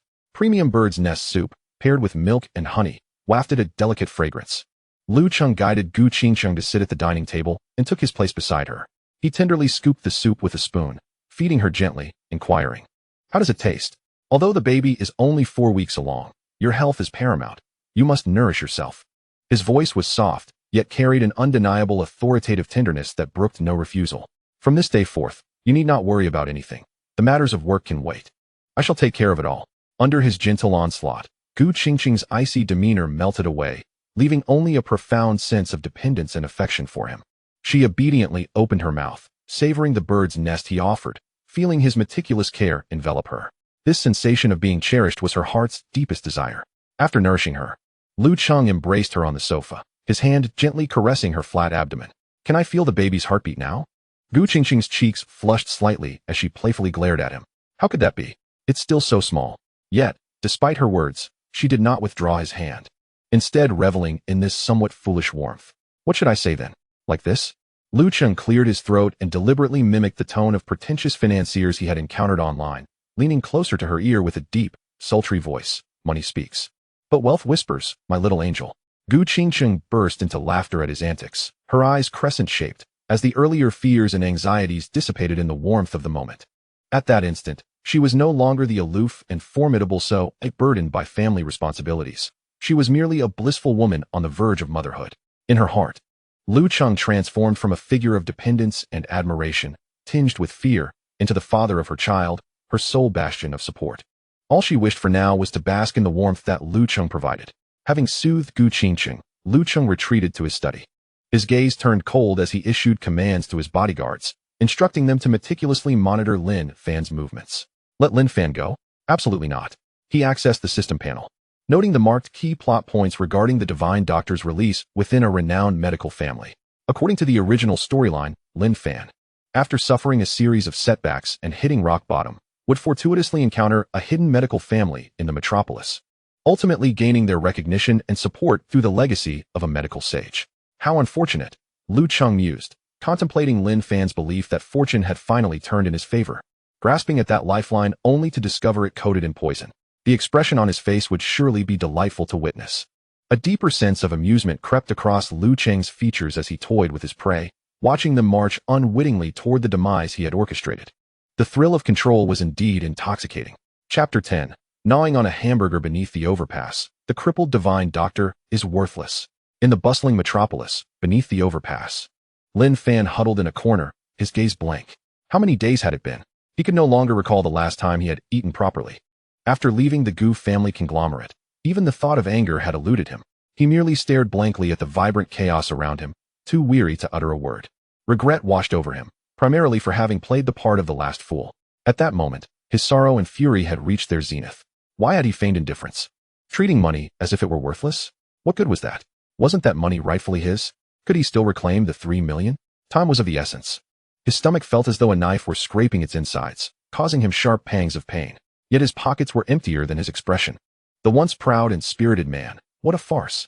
His foremost priority was to satiate his hunger and survive. Any thoughts of eliminating Lu Cheng or the like were secondary to the necessity of filling his belly. Suddenly, his attention was drawn to a nearby trash can. A perfectly intact hamburger lay there, its packaging barely unwrapped. Perhaps some affluent soul had purchased it, only to discard it in disdain for its calories? This was a stroke of luck. He could not let such an opportunity slip by. In his mind, he could almost shout to his comrades, "Dinner is served, brothers." However, he lacked the energy for such exuberance. Like a famished stray dog encountering a piece of meat, Lin Fan lunged forward, clutching the aromatic hamburger with fervor. Damn, this smells incredible. Yet before the delectable aroma could fully tantalize his taste buds, a voice rang out. "Hey, you there. Do you understand the rules? This is no place for you." A group of intimidating, streetwise vagabonds surrounded him, each exuding menace. Lin Fan had no time to acknowledge them. His focus was solely on the food. Even if the king of heaven himself appeared, he would wait until Lin Fan finished eating. He clutched the hamburger tightly, burying his face in it. But the vagabonds were undeterred by his hunger-driven focus. Seeing the newcomer's cluelessness, they unleashed a flurry of punches. Bang, bang, bang. The blows rained down upon his back and head. Lin Fan's fury ignited. Had it been any other day, these ruffians would have been left searching for their teeth. Yet, in this moment, hunger sapped his strength, and he could not afford to waste energy on retaliation. He merely clung to the hamburger, biting down harder, stuffing his mouth as if to swallow all his emotions. Suddenly, one kick aimed at him carried an entirely different weight. Heavy, precise, imbued with a sinister intent. It struck the side of his knee with a resounding crack. The agonizing sound of bone fracturing echoed through the air, sending a jolt of excruciating pain coursing through Lin Fan's entire being. "Ah!" he cried out, rolling on the ground while cradling his knee, the precious hamburger forgotten in his grasp. The vagabonds, witnessing his plight, appeared momentarily taken aback. They were completely oblivious to the fact that another person had delivered the kick. However, a few individuals quickly reacted, scrambling to seize the last remnants of anything valuable from Lin Fan, and then they dispersed in a frenzy. Damn it! What a brutal assault. Was it really necessary to go to such lengths over a hamburger? Lin Fan clutched his broken leg, sweat beading from the pain coursing through him. He gritted his teeth against the excruciating agony, recalling the techniques of bone setting and muscle restoration from the medical inheritance he had received. He fumbled to realign the misaligned bone, tearing strips from his tattered clothing to bind and secure it. Yet, these meager efforts were insufficient to mend the fracture. They merely allowed him to maintain a semblance of mobility. He yearned to heal himself, but lacked the means. No tools, no medicinal herbs. Dragging his useless leg, Lin Fan appeared even more destitute. Yet oddly enough, this circumstance sparked a flicker of resolve and clarity within him. What on earth was he doing? Why had he resigned himself to a life of begging? He was meant to be the protagonist. If he abandoned himself, who would ever believe in him? This current predicament would only worsen, just as it had moments ago. He could even end up nearly beaten to death by fellow beggars over scraps. He needed to find work. With arms and legs intact, was it truly so difficult to secure a job? Laying bricks? Washing dishes? Sweeping the streets? Anything would suffice. Just a meal would be enough. Yet the reality was grim. Scram. A beggar with a limp? How unlucky. We don't want trash here. Finding work was indeed a challenge. Of course, lurking behind the scenes was Lu Cheng's ubiquitous influence. Days passed, spent drinking from the park's tap and scavenging leftovers from dumpsters. Yet Lin Fan's inner resentment only intensified, growing more fervent. He yearned for a place where he could showcase his abilities. He sought an opportunity to turn the tide and break free, refusing to succumb, absolutely unwilling. He lay on a park bench, shrouded in his luxurious newspaper, plotting his future. Nearby, the faint sounds of two passers-by drifted into his ears.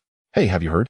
A new traditional Chinese medicine clinic called Huichuntang opened in the west of the city, and they're offering free consultations." "Yes, I've heard. They say they've invited a descendant of the elusive Luo family to oversee it. His medical skills are extraordinary. They say he can bring the dead back to life." Free consultations. A practitioner of traditional medicine. Lin Fan's once dull eyes suddenly widened with an almost frenzied glimmer of hope. "I am also a divine healer. I too am a divine healer."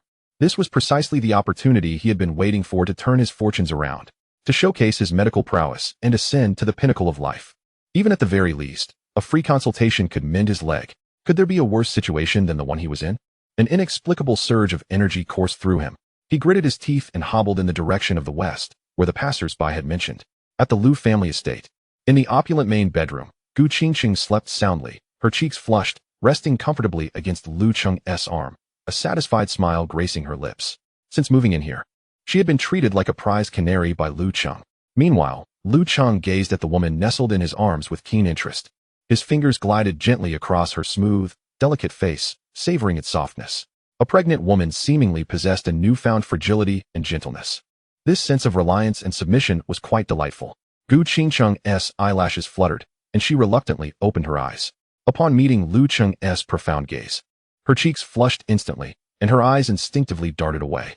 Yet her voice emerged soft and languorous, still laced with the remnants of sleep. "Good morning." Lu Cheng's lips curled into a smirk as he leaned down to place a possessive good morning kiss upon her lips. "Good morning." In that tender and sweet moment, a notification chimed in Lu Cheng's mind. Ding. Detected that Lin Fan, the child of fortune, has fallen to the streets, fighting with beggars for scraps, and has had his leg broken by the hostess design. Villain value, 999. Immediately following, his phone on the table vibrated lightly, displaying a message from his subordinate. Master, as per your instructions, the message has been relayed. The target is taking the bait and is currently on the move. He turned off the phone screen, as if everything was under control, and continued to relish the delightful moments with Gu Qingqing. Chapter 11. A Dog's Rebirth? The New Sprouts. In a dilapidated, cramped rental room, Shunyan jolted upright from the hard bed with a gasp. His chest heaved violently as he struggled to catch his breath, cold sweat soaking his forehead and back. Before him lay a scene both familiar and foreign: the peeling walls, the chipped desk, the confined space. Damn, wasn't this the miserable hovel he had lived in during his university days? Countless memories surged into his mind like a tidal wave, flashing back at an alarming speed. He recalled being drained of every last penny by that venomous woman, Tang Yuru. His painstakingly built career demolished in an instant. Hounded by loan sharks like a dog, falling ill in bed, without a soul to pour him a glass of water, save for Qing He, that girl, who had visited him just once. In the end, he had perished alone in the hospital, enveloped in endless regret. His heart raced, nearly bursting from his chest. Was he still alive? Shun Yin scrambled to the stained, cracked mirror before him.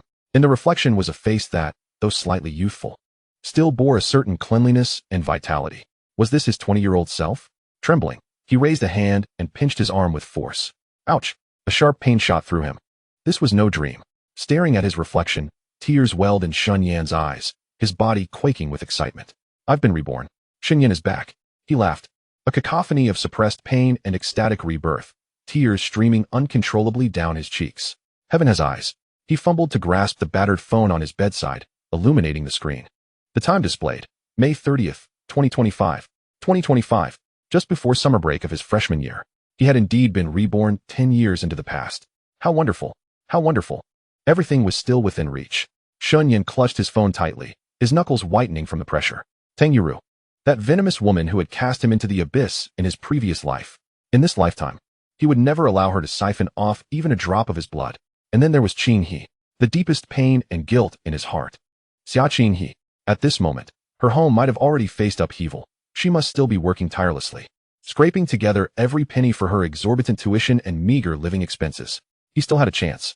In this life, he must protect her well, provide her with the very best, never again allow her to suffer even the slightest grievance. Shun Yan rushed into the cramped bathroom, turning on the tap. Icy water cascading over his head, quickly calming his racing mind. He began to rapidly organize his chaotic memories and future plans. The immediate priority was to completely sever ties with that blood-sucking, materialistic woman, Tang Yuru. In his previous life, at this very moment, he was merely her most devoted admirer.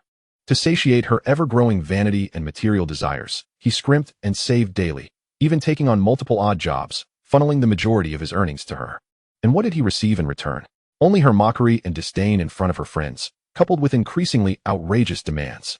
Good grief. He was nothing more than a loyal lapdog, summoned at her whim, to finance her extravagant purchases, designer handbags, cosmetics, indulgent outings. He subsisted on nothing but steamed buns and pickled vegetables, pinching pennies to an appalling degree. This had tarnished his reputation at school, making him infamous as the renowned sycophant. The next step: amass wealth.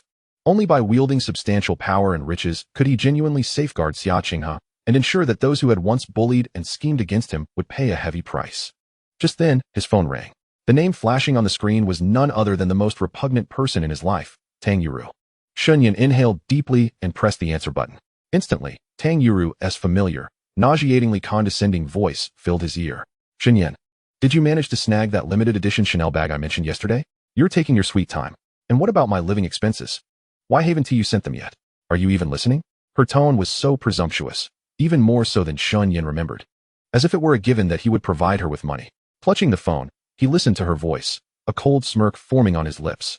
The first thing he would do upon being reborn was to rid himself of the trash. Tang Yuru, let us break up. There was a noticeable pause on the other end, likely because she had anticipated her obedient lapdog would dare to utter such words. After a few seconds of silence, an explosive scream erupted. Shun Yan, have you lost your mind? You're talking about breaking up? Hurry up and send me the money. Do you hear me? Ignoring her incessant chatter, Shun Yan abruptly hung up the phone. Then, with swift motions, he blocked her and deleted all forms of contact. The actions were executed seamlessly, without a trace of hesitation. After completing this, Shun Yan felt an overwhelming sense of relief. A lapdog? He scoffed at the very notion. Let anyone who wishes to play that role do so.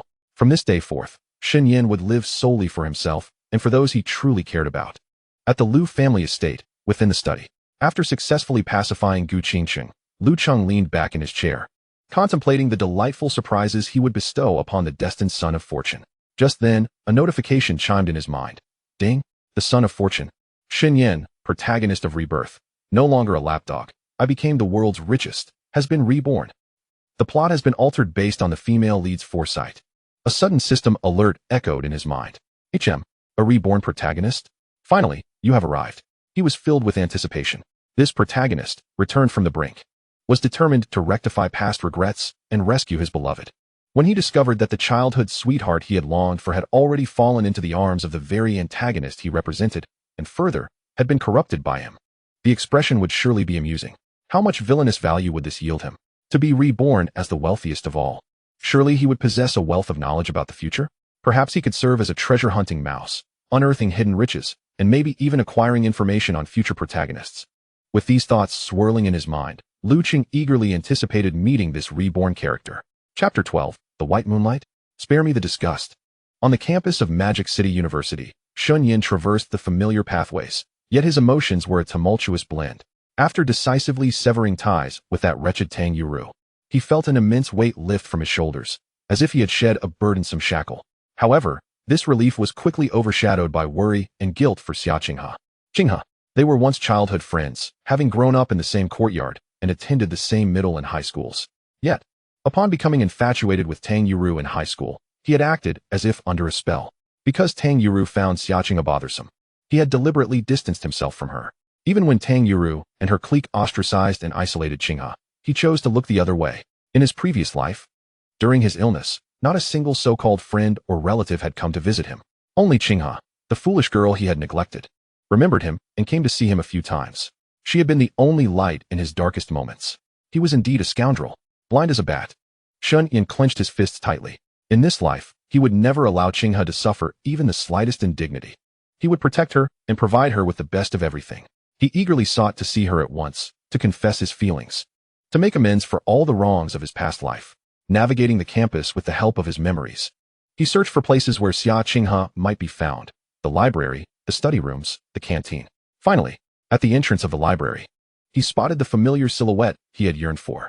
Xia Qinghe. She was emerging from the library, cradling several books, her tranquil demeanor illuminated by the afternoon sun, casting a soft halo around her. Her long hair danced gently in the breeze, embodying the beautiful, pure image he remembered. Yet, his gaze fell upon the light blue dress she wore today.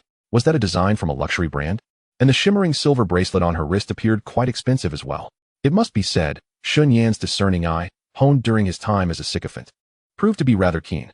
Xia Qinghe's attire was custom designed by Lu Cheng. After all, he certainly was not idle enough to accompany the female lead on shopping sprees every day. What a tiresome endeavor that would be. Nonetheless, the peculiar sensation that stirred within him was quickly overshadowed by the joy of their reunion. Now was not the time for such thoughts. He forced a sincere, warm smile onto his face and hastened toward her. Qinghe. Xia Qinghe was preparing to return to her dormitory when she heard that familiar, yet somewhat strange voice. Instinctively turning around, upon realizing it was Shen Yin, her delicate brows furrowed slightly, a clear look of confusion in her eyes. What did he want with her? Who in the school didn't he know he was Tang Yuru's most loyal dog? Previously, during high school, he had caused her to be isolated for so long because of Tang Yuru. Thankfully, she now had Lu Cheng to rely on. The thought of him brought her some comfort, yet she had no desire to entangle herself with Shen Yin, lest she attract trouble from the domineering Tang Yuru. Instinctively, she tightened her grip on the books in her arms, slightly leaning away to increase the distance between them, her tone cool and detached. Shen Yin, is there something you need? The smile on Shen Yin's face faltered momentarily. The distance she created felt like a dagger to his heart. However, he quickly attributed it to his previous misdeeds that had undoubtedly wounded her deeply. He endeavored to soften his tone, aiming for sincerity. Qinghe, it has been a long time. I would like to treat you to a meal or perhaps a cup of coffee, if that is agreeable. There are matters I wish to discuss with you. He believed that if they could sit down and converse earnestly, their shared history from childhood would surely dissolve misunderstandings and allow her to accept him once more. However, Xia Qinghe did not hesitate to shake her head decisively, her tone resolute, leaving no room for negotiation. No, I'm not free. She couldn't even be bothered to offer an excuse. After speaking, she hugged her book and turned to bypass him. A meal? With him? What a joke. Chingha! Shunyan exclaimed, his frustration mounting. He had not anticipated such an outright rejection from Xia Qinghe. He hastily caught up to her, positioning himself in her path. His voice bore a tinge of imploring disbelief. Qinghe, please don't be like this. I admit I was wrong before. I was a fool. I was blinded by that wretched Tang Yuru. But I have seen the light now. I have completely severed ties with her. Xia Qinghe felt her path obstructed and was further irritated by his mention of Tang Yuru. What on earth was wrong with him today? Had he taken leave of his senses? Wasn't he once infatuated with Tang Yuru? What was this new act? It was utterly exasperating. She coldly interjected. Whatever you and she have going on, it has nothing to do with me. Shunyan, step aside. I'm going home. Shunyan observed her icy profile and listened to her unrelenting words. His sense of defeat and resentment surged to a peak, compounded by the lingering obsession from his past life. Resolutely, he inhaled deeply, his gaze igniting with fervor as he fixed his eyes on Xia Qinghe. Qinghe, I love you. I have always loved you. In the past, I was blind. I was foolish. I failed to cherish you. But now I understand. Only you are the best. Only you deserve my all. Be my girlfriend, Qinghe. I will treat you well. I will never let you suffer again. He believed this heartfelt confession, infused with emotions from his 2 lifetimes, would surely touch her heart, particularly given how kind she had been to him in the past. However, upon hearing this abrupt declaration, Xia Qinghe was rendered speechless. Her eyes widened in disbelief as she stared at Shunyan. Several seconds passed, and what surged within her was not a sense of being moved or surprised, but rather an indescribable absurdity and a visceral revulsion. Like me? Does he even realize what he is saying? He is the notorious school-wide sycophant. And now he suddenly comes to confess to me? Could it be that Tang Yuru has concocted some new scheme? Is he merely acting out his master's whims, seeking amusement at my expense? The thought deepened her disdain as she regarded Shunyan, her gaze filled with repulsion. She retreated several steps, staring at him as if he were deranged. Shunyan, are you out of your mind? Her voice trembled with anger, a tone she rarely used in reprimanding others. What nonsense are you spouting? Stop following me. Keep your distance. Disgusting. With that, she cast him one last disdainful glance, clutching her book tightly, and strode away without a backward glance, leaving Shunyan standing there, dumbfounded. Watching Xia Qinghe vanish at the end of the path, his mind went blank. Why had it come to this? Why did she react in such a manner? Even if she didn't immediately agree, her expression should not have been one of such loathing and disgust. Did she still harbor hatred for him? Or was it because of Tang Yuru? Yes, it must be Tang Yuru. Shunyan's hatred for her deepened. This woman who had impacted his 2 lifetimes. It was all that wretched woman's fault. At the Liu family estate, Liu Cheng observed the freshly surfaced video of Shunyan's failed confession. The sight of Shunyan's earnest expression, only to be ruthlessly rebuffed, was endlessly entertaining. Ding! Detected the son of fortune, Shunyan, facing rejection in public, resulting in humiliation. Villain points, 500. Only 500? This fellow is lacking. Liu Cheng had anticipated Xia Qinghe's reaction. A woman who has been protected by a lion would never be interested in a wild dog. He chuckled lightly, a glint of amusement in his eyes. So, he couldn't contain himself. The first thing upon returning to life was to confess to the female lead. I thought he might have bought a lottery ticket first. With a notification chime, he successfully sent the video anonymously to the forum at Magic City University. Chapter 13, Rebirth Reversal? Merely a treasure-seeking rat. At that moment, the campus forum of Magic City University erupted as if a deep-water bomb had been detonated. An anonymous post rapidly ascended to the top of the hot list. Breaking. A well-known sycophant changes targets, passionately confessing in front of the library, only to be angrily rebuffed by the campus beauty. Video evidence included. The post was succinct, containing only a clip video. It showcased Shunyan's heartfelt, even desperate confession, followed immediately by Xia Qinghe's unabashed shock, disgust, and her clear, resounding declaration of revulsion as she turned to leave. The comment section was rife with criticism directed at Shunyan. Xia Qinghe had not interacted with him since high school, and the university students were unaware of their past, knowing only that he was Tang Yuru's sycophant. Meanwhile, under Liu Cheng's care, Xia Qinghe had become increasingly cheerful and had garnered a significant following at school. They were not inclined to show Shunyan any mercy. Wow. Isn't that the infamous sycophant next to Tang Yuru? He actually dared to harass the campus beauty? This is hilarious. Has this guy lost his mind?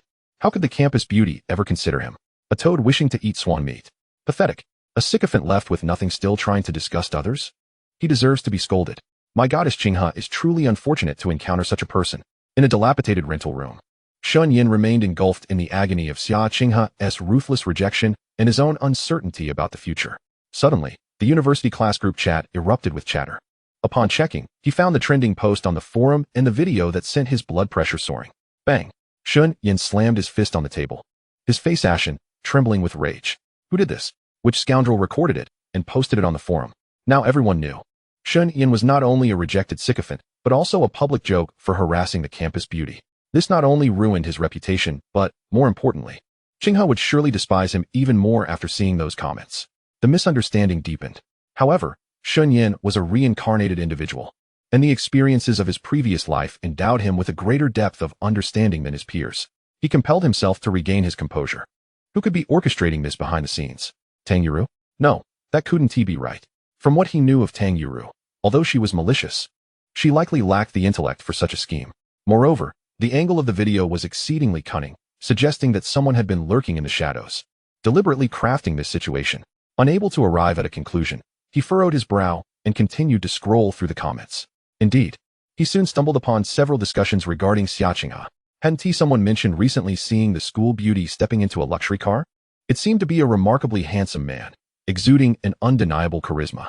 Yes, I've heard about it too.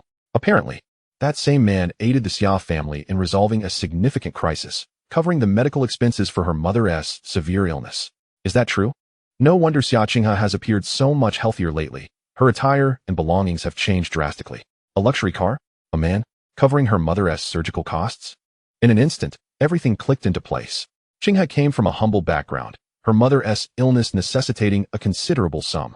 It must be some wealthy and influential second-generation heir who had taken advantage of her vulnerability, luring her in with monetary allure or perhaps coercing her with power, deceiving the innocent Qinghe, manipulating her emotions. That scoundrel! Shun Yin felt an inferno of rage surging within him, his eyes ablaze with fury. Yet, in the memories of his past life, there was no mention of such a character. Could it be that he had been so engrossed in being a sycophant that he had overlooked the happenings surrounding Qinghe? The thought pierced his heart like a knife. Did Qinghe endure similar trials in her past life? Was she toyed with by that affluent heir before being callously discarded? The more he pondered, the more intense his wrath and disdain for that second-generation heir grew. He must rescue Qinghe. He absolutely could not allow her to repeat the misfortunes she may have faced in her previous life. Just then, his phone rang again. Shun Yin answered without even glancing at the screen. To his dismay, the voice that came through was that of Tang Yuru, dripping with malice and schadenfreude. Clearly, she had borrowed someone else's phone to call. Oh, Shun, the great romantic. What are you up to? Tang Yuru's gloating voice echoed, revealing that she had also seen the posts on the forum. How does it feel to have your confession rejected? TSK, how utterly embarrassing. Realizing your mistakes now, are we? If you were to immediately buy me the latest Hermes handbag and apologize on your knees, perhaps I might consider forgiving you. Shun Yin listened to her obnoxious prattle with an impassive expression. Then, he hung up and blocked her once more. However, Tang Yuru's malicious taunts acted like a bucket of cold water, momentarily clearing his muddled mind, fueled by anger. What good would it do to seek out Qinghe now? She hardly believed in him. Approaching her like that would only drive her further away. The urgent matter at hand was not to confront her impulsively or to expose that scoundrel's true nature, but rather to accumulate wealth. Since Qinghe was entangled with that rogue due to her mother's medical expenses, if he could earn enough money to pay off that debt, he could liberate her from his clutches. Yes, that was the way forward. This was precisely what Lu Cheng sought to witness. As the reincarnated son of fortune, possessing memories of the future and possibly knowing several other protagonists, he was practically a walking treasure hunter. When Lu Cheng became complacent, he would re-emerge, offering gentle encouragement. Shun Yin began to feverishly scour his memories for opportunities to amass his first fortune swiftly. Stocks? Futures? Both required capital and time. He recalled from his past life that there would soon be a charity auction in the Magic City. An inconspicuous antique porcelain piece was auctioned off for 2 million, only to be later appraised as a Ru kiln treasure worth over 100 million, a colossal oversight. However, that auction was still some time away, and 2 million was an astronomical figure for him at present. No, he needed something faster, more immediate. Suddenly, his eyes gleamed with revelation. Cryptocurrency. Catcoin. He recalled vividly. In his past life, at this very moment, a virtual currency known as Catcoin was virtually worthless, with $1 able to purchase several coins. But tomorrow, on June 1st, the globally renowned financial mogul known as the Martian Master would post several articles about Catcoin on his social media. Consequently, the price of Catcoin would skyrocket within mere days, peaking at nearly $5 each, a staggering increase. This was Shun Yin's destined opportunity to secure his first bucket of gold. His eyes ignited with fervent brilliance. Chapter 14. The sycophant's desperate gamble. In a tastefully elegant private dining room near Magic City University, Lu Cheng and Xia Qinghe sat side by side, quietly enjoying their lunch. Xia Qinghe wore a delicate pink dress that Lu Cheng had specifically chosen for her, the soft hue accentuating her fair complexion, making her appear as pure as freshly fallen snow. She nibbled at the exquisite food before her with a hint of shyness. Yet, compared to her initial anxiety and the sorrow that had once clouded her features, much had dissipated. Clearly, she had begun to adapt to this life of careful nurturing, even developing an indescribable sense of dependence. After all, Lu Cheng treated her with such kindness that it was nearly irresistible. Observing her obedient demeanor, Lu Cheng casually inquired, "How has school been lately? Any noteworthy events?" Xia Qinghe's hand trembled imperceptibly. The memory of Shun Yan's inexplicable confession and the subsequent turmoil on the campus forum flashed through her mind. Instinctively, she wished to conceal it. She did not want Lu Cheng to perceive her as a source of trouble, nor did she wish for him to dislike her because of such chaos. "It's quite good. Just the same as usual. Nothing much." She endeavored to keep her tone calm and natural. Lu Cheng regarded her clear, flickering eyes, which betrayed her inner turmoil, and a playful smile tugged at his lips. He set down his utensils, picked up a pristine napkin, and leaned forward, tenderly wiping the corner of her mouth. The warmth of his touch sent a flush to Xia Qinghe's cheeks, causing her breath to quicken. "Is that so?" Lu Cheng's voice dripped with teasing magnetism as he leaned closer to her ear. "But I've heard that someone confessed to you. Was it your childhood friend? The one who sat beside you in class throughout middle and high school?" Boom. Xia Qinghe's mind went blank, her cheeks turning crimson as if they might bleed. He knew? Panic surged within her, and she hurriedly sought to explain. "Lu Cheng, it's not what you think. Though we are classmates, we cannot truly be considered childhood friends. My connection with him is virtually non-existent. Truly." Lu Cheng observed her flustered demeanor, eager to distance herself from him, and his smile deepened. He relished the sight of her nervousness and confusion before him, even as she was compelled to rely on him. Gently, he took her hand from beneath the table, his fingertips caressing the back of her hand tenderly, offering soothing words. "Qinghe, do not fret. I undoubtedly believe in you." His tone remained gentle, yet his gaze bore an undeniable air of authority. However, he shifted the conversation, infusing his voice with just the right amount of displeasure and hurt. "It does sadden me that you did not take the initiative to inform me." Xia Qinghe, witnessing Lu Cheng's playful expression and hearing his slightly aggrieved tone, quickly grasped his implication. Her cheeks burned hotter, and her heart raced uncontrollably. She hurriedly lowered her head, her voice barely a whisper, tinged with a hint of coaxing and pleading. "I'm sorry, brother Lu Cheng. I didn't mean to keep it from you. Can we discuss it when we get home?" In the afternoon, Lu Cheng departed from Xia Qinghe's residence, seated in the back of his Rolls-Royce. The tenderness that had adorned his face vanished, replaced by his customary indifference and composed control. He perused a report from his bodyguard regarding Shun Yan's latest developments. Noting his frantic fundraising efforts, a cold smile crept across Lu Cheng's lips as he dialed a number. The call was quickly answered by an excessively respectful, almost obsequious voice. "Sir, what brings you to contact me today?" Lu Cheng dismissed the pleasantries with a frigid tone as he issued his instructions. The other party responded promptly, not daring to show any sign of negligence. At that moment, Shun Yan was in a state of utter desperation. If he wished to speculate in cryptocurrencies, he needed capital first. He shamelessly reached out to every relative and friend he could think of, even former classmates with whom he had maintained decent relations. The outcome? Due to his notorious reputation as a sycophant, most people assumed he was seeking funds for his usual servitude, either outright refusing him or concocting excuses to evade his request. In a desperate attempt, he even resorted to using his student ID to apply for online loans, only to be met with a dismally low limit. Begging and piecing together what little he could, he ultimately managed to scrape together a mere 20,000 yuan. 20,000. Even if cat coin were to soar as it had in his previous life, reaching 5 yuan each and yielding a 25-fold return, it would only amount to 500,000. While that may sound substantial, would it suffice to repay Qinghe for the misdeeds of that scoundrel? Moreover, he needed to redeem himself and deliver a resounding slap in the face to those who had betrayed him in his past life. This paltry sum was far from enough. Revisiting memories of his previous life, Xinyan found it nearly impossible to identify a better opportunity for making money. He must acquire more capital. In a moment of desperation, a place he was all too familiar with, yet loathed, flickered in his mind. The underground moneylender. In his past life, he had ultimately resorted to borrowing money from there due to a severed cash flow, which led to his downfall under the crushing weight of compounded debt. It was a den of iniquity that devoured its victims whole.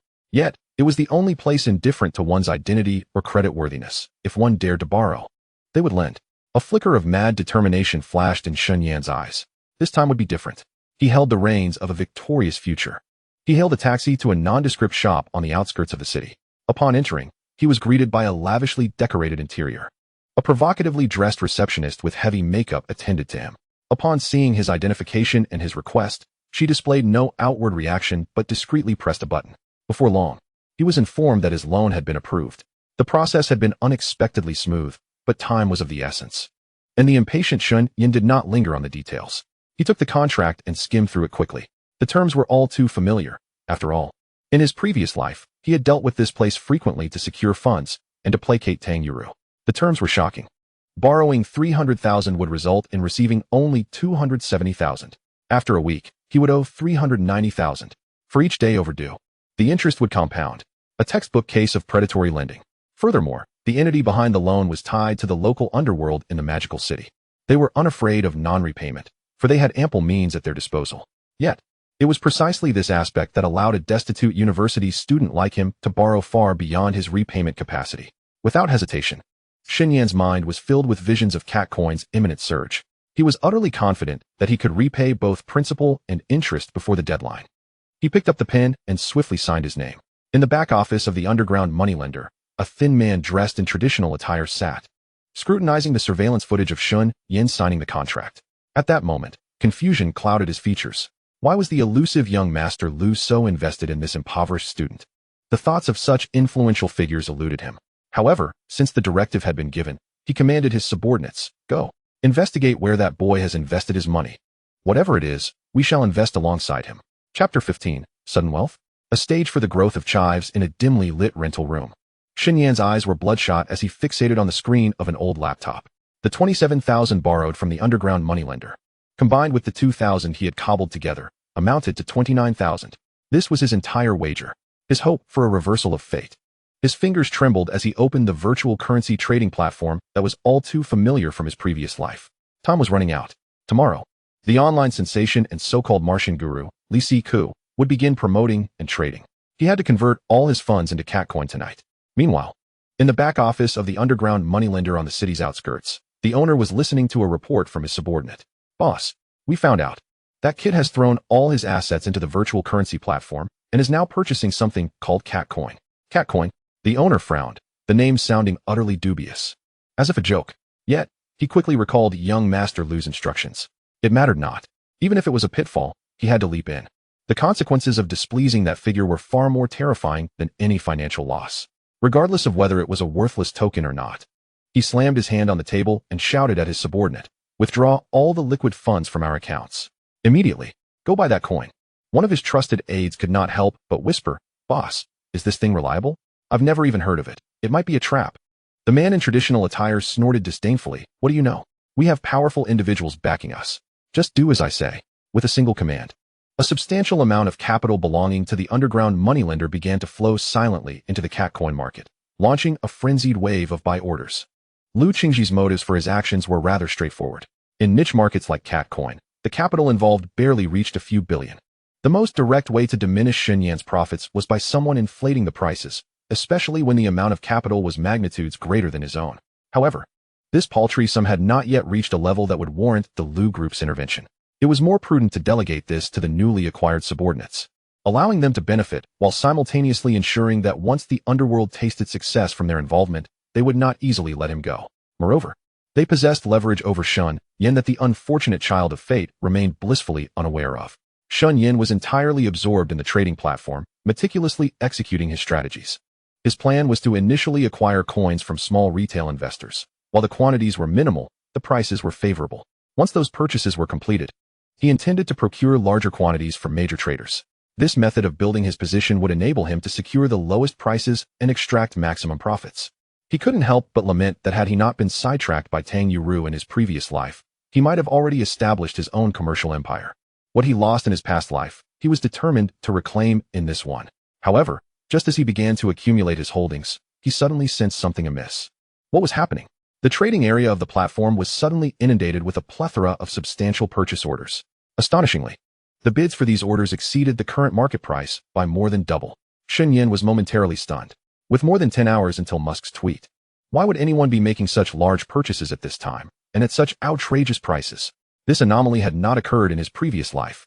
Could it be that Musk or his backers had entered the market prematurely, before the official hype began? But that didn't align with his recollections. After all, in his previous life, he had merely been an observer, preoccupied with finding side jobs to cater to Tang Yuru's whims. He only learned about the subsequent surge in prices through news reports and conversations with classmates.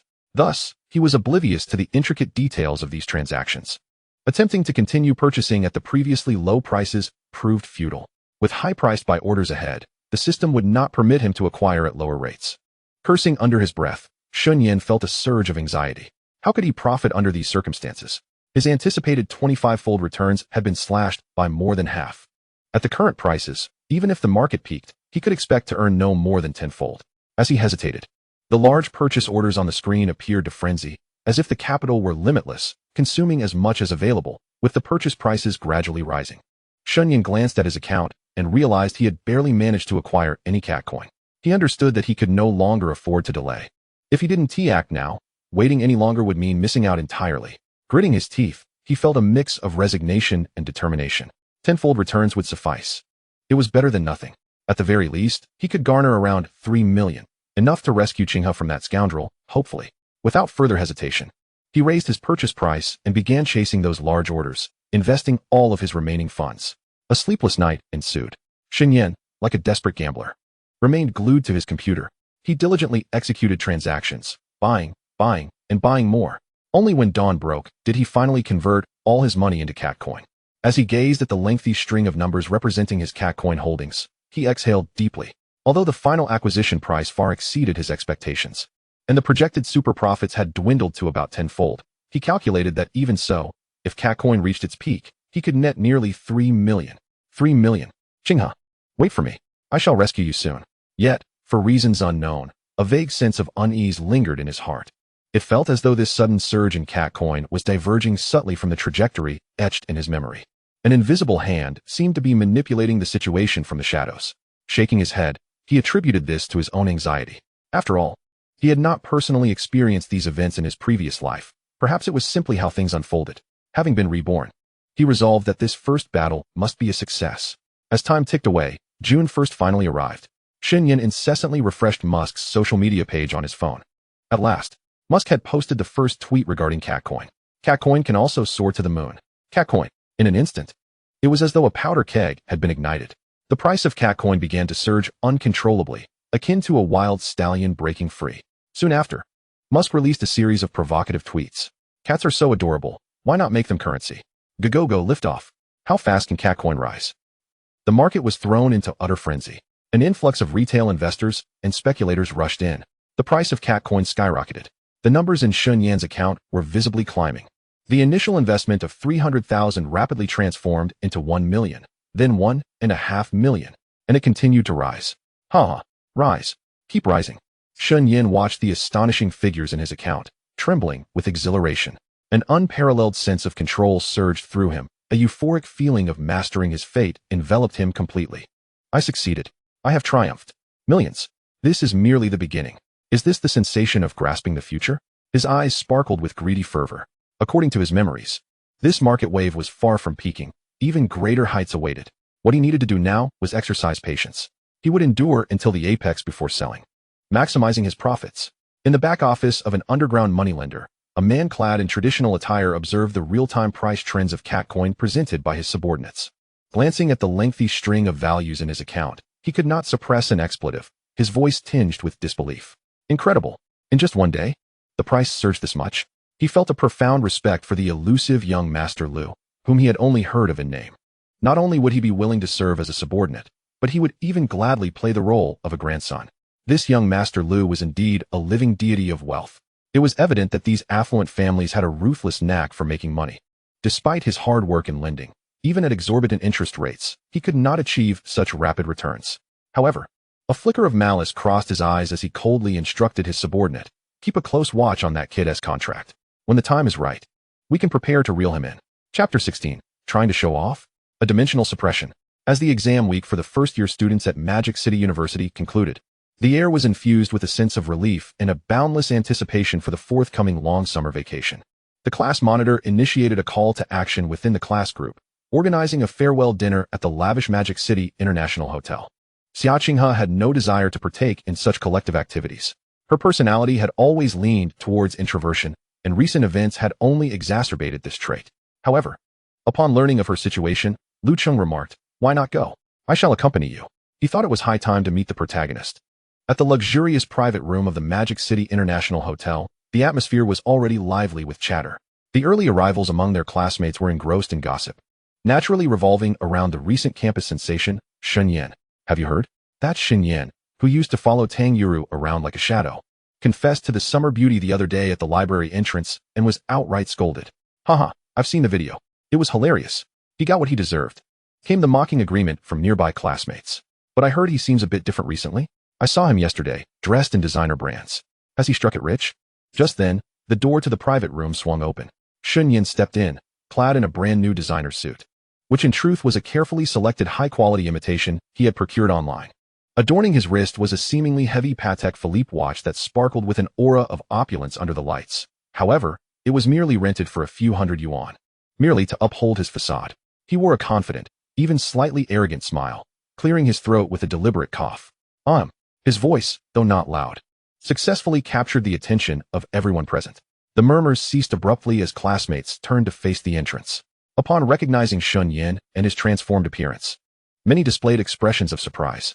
Basking in the spotlight, Shen Yan felt a swell of pride.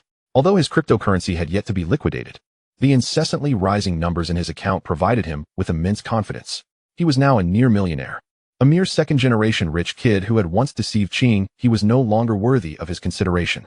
Today, he had come to this gathering to showcase his prowess before those who had once looked down upon him. More importantly, he wanted Cheng to witness his success, to let her know who could genuinely bring her happiness. Indeed, whispers began to circulate among his peers, glances exchanged furtively. A few quick-witted individuals even approached with drinks in hand, subtly probing while showering him with flattery. "Shingo, impressive. The real deal. When you strike it big, don't forget your brothers." Even bolder, someone exclaimed, "Oh, I wonder what the summer beauty was thinking when she missed out on such an outstanding potential catch as Shingo. She must be regretting it terribly now." Listening to the flattery, Shen Yan felt himself getting lightheaded. He raised his glass, ready to modestly deflect compliments and relish the attention. Yet, the door swung open once again. This time, two individuals entered. The leading man was dressed in exquisite casual attire, exuding an effortless elegance and an innate commanding presence that was hard to look away from. In stark contrast, Shen Yan's meticulously crafted persona of a successful individual appeared somewhat ludicrous. The man was affectionately linked to a girl, none other than Summer Qinghe. She seemed slightly out of her element, her head bowed slightly. Upon seeing the newcomers, especially the almost ethereal beauty of Lu Cheng's face and the natural intimacy he shared with Qinghe, Shen Yan's proud smile froze instantly. That was the rich second-generation heir? Before Shen Yan could register his shock, Lu Cheng, with a charming smile and a voice rich with magnetism, addressed the astonished crowd in the private room. His gaze swept across the room, eventually landing on Qinghe with a tenderness that spoke volumes. "Hello everyone. I am Lu Cheng." He paused, his arm tightening slightly around Qinghe, drawing her closer. His tone was calm, yet undeniably authoritative. "I am Qinghe's boyfriend." Boom. Everyone's eyes widened in disbelief as they regarded Lu Cheng and Qinghe. Lu Cheng? Which Lu Cheng? Could he be the heir of the Lu family from Magic City? What was he doing at their modest university classes' end-of-semester gathering? And Summer Beauty was actually the girlfriend of Lu Xiao? Before the stunned crowd could fully process this revelation, the door to the private room was flung open yet again. The restaurant manager, a middle-aged man in a sharply tailored suit, rushed in with palpable urgency. His face bore a smile so overly flattering it bordered on grotesque, as he hurried to Lu Cheng, bowing deeply in a formal gesture of respect. His voice trembled as he spoke. "Lu Xiao, your presence graces our humble establishment. It is an honor. I failed to recognize your esteemed status.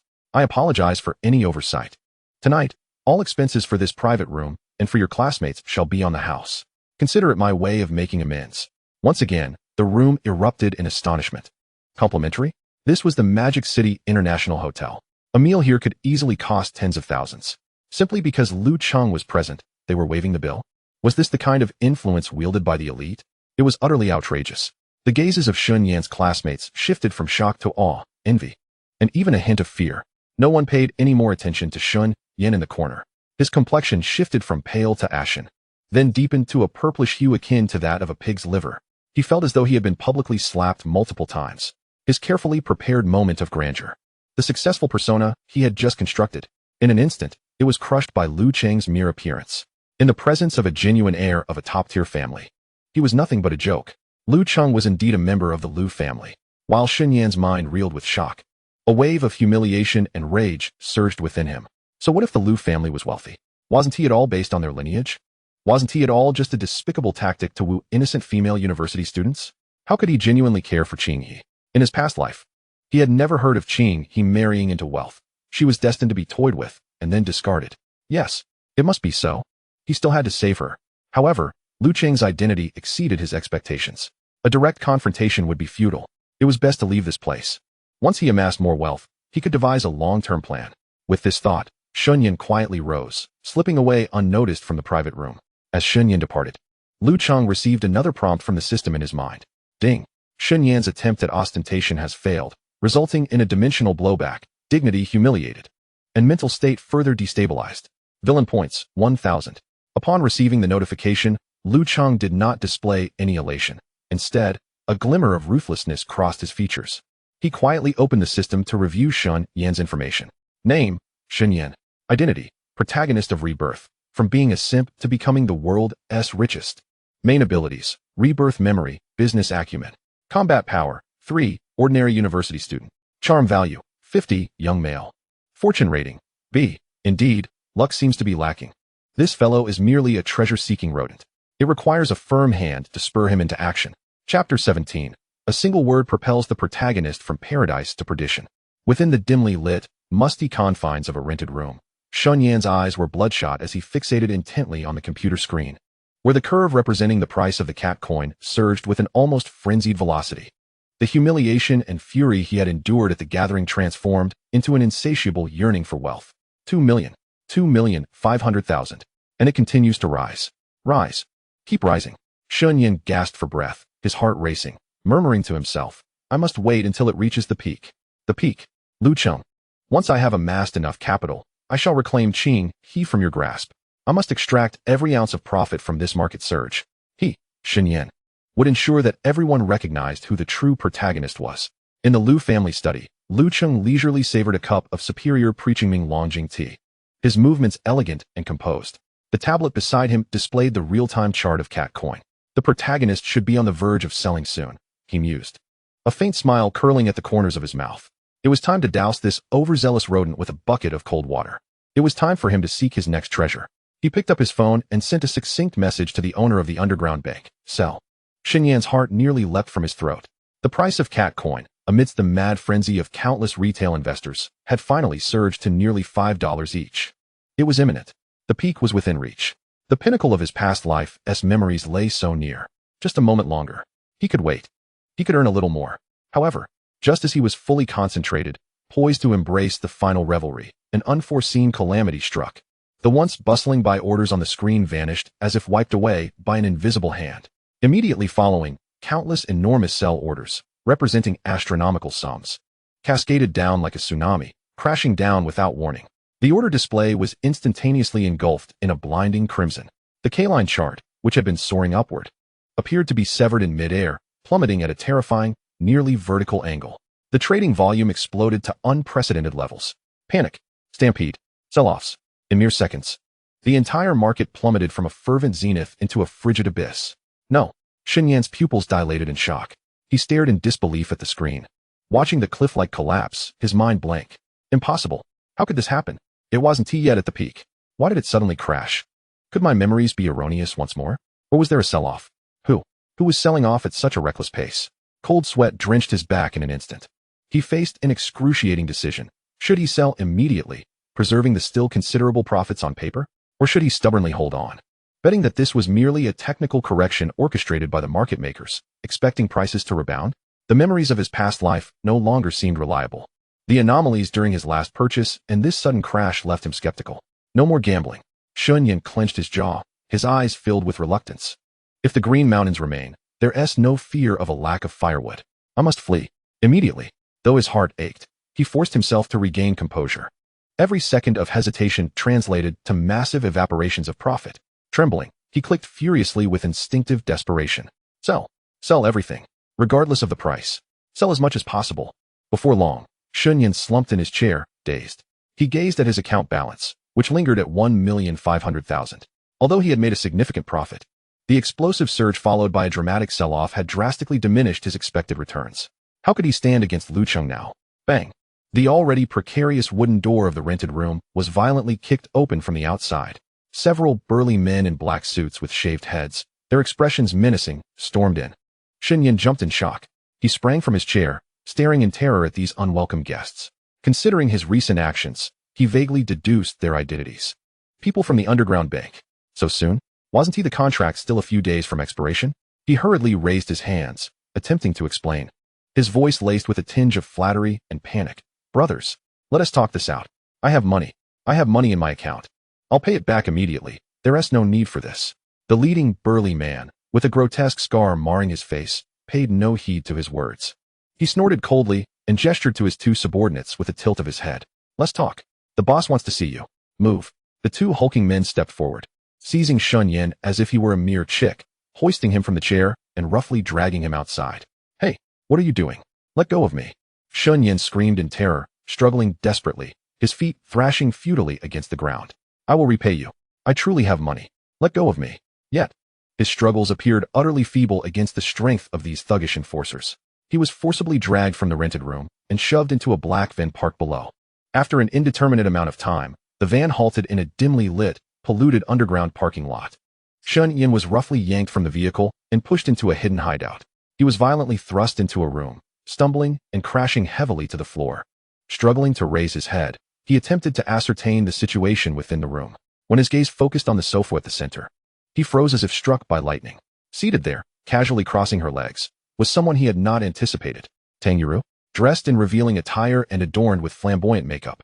She held a slender lady's cigarette between her manicured fingers, exhaling clouds of smoke. A malicious grin adorned her face, her eyes looking disdainfully at the disheveled Shunyan, as if observing a pitiful dog begging for mercy. Oh, isn't this our great romantic hero, Shunyan? Tang Yuru's voice dripped with sharp mockery. She approached Shunyan, throwing a document harshly onto his face. It was the very loan contract he had signed not long ago. Tang Yuru pointed at a minuscule clause printed in fine print on the contract with her vividly painted fingernail, reading it aloud word for word. Her voice brimming with malicious glee. Article 8, Clause 3 of the contract. The funds lent by the lending institution are strictly limited to living expenses and emergency turnover, and are strictly prohibited from being used for any form of investment activities, such as stocks, funds, virtual currencies, etc.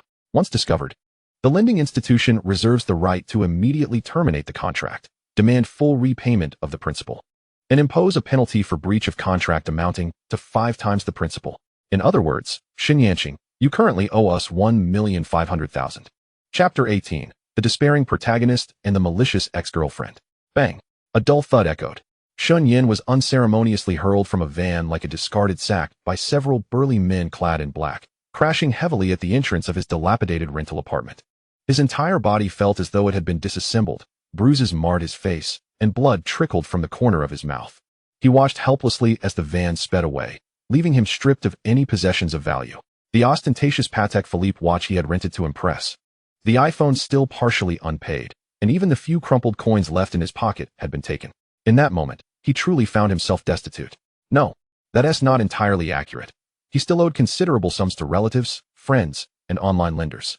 Shunyan struggled to muster the strength to rise from the cold ground. Fumbling, he retrieved the spare key hidden beneath the doormat and opened the door, staggering inside. He could no longer hold himself up. His heavy body collapsed onto the frigid bed. Pain and a profound sense of humiliation coursed through him, causing his body to tremble slightly. Yet, for the time being, it seemed to be over. Breathing in the familiar air, his taut nerves finally began to loosen.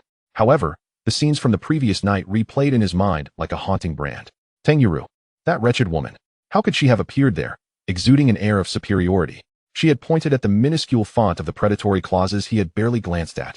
Not only was he required to repay the borrowed principal of 390,000 along with interest, but he was also liable for a staggering penalty of 1,500,000. The balance of 1,500,000 in his account, which he had scarcely had the chance to admire, had been forcibly seized. Moreover, he owed the moneylender over 300,000. When he declared that he was utterly broke and could not produce a single cent, a malicious grin spread across Tang Yuru's face. one he both recognized and loathed. Leaning closer, she laughed softly. Considering you were once my most obedient little dog, I'll grant you a chance. Now, crawl around on the floor a few times.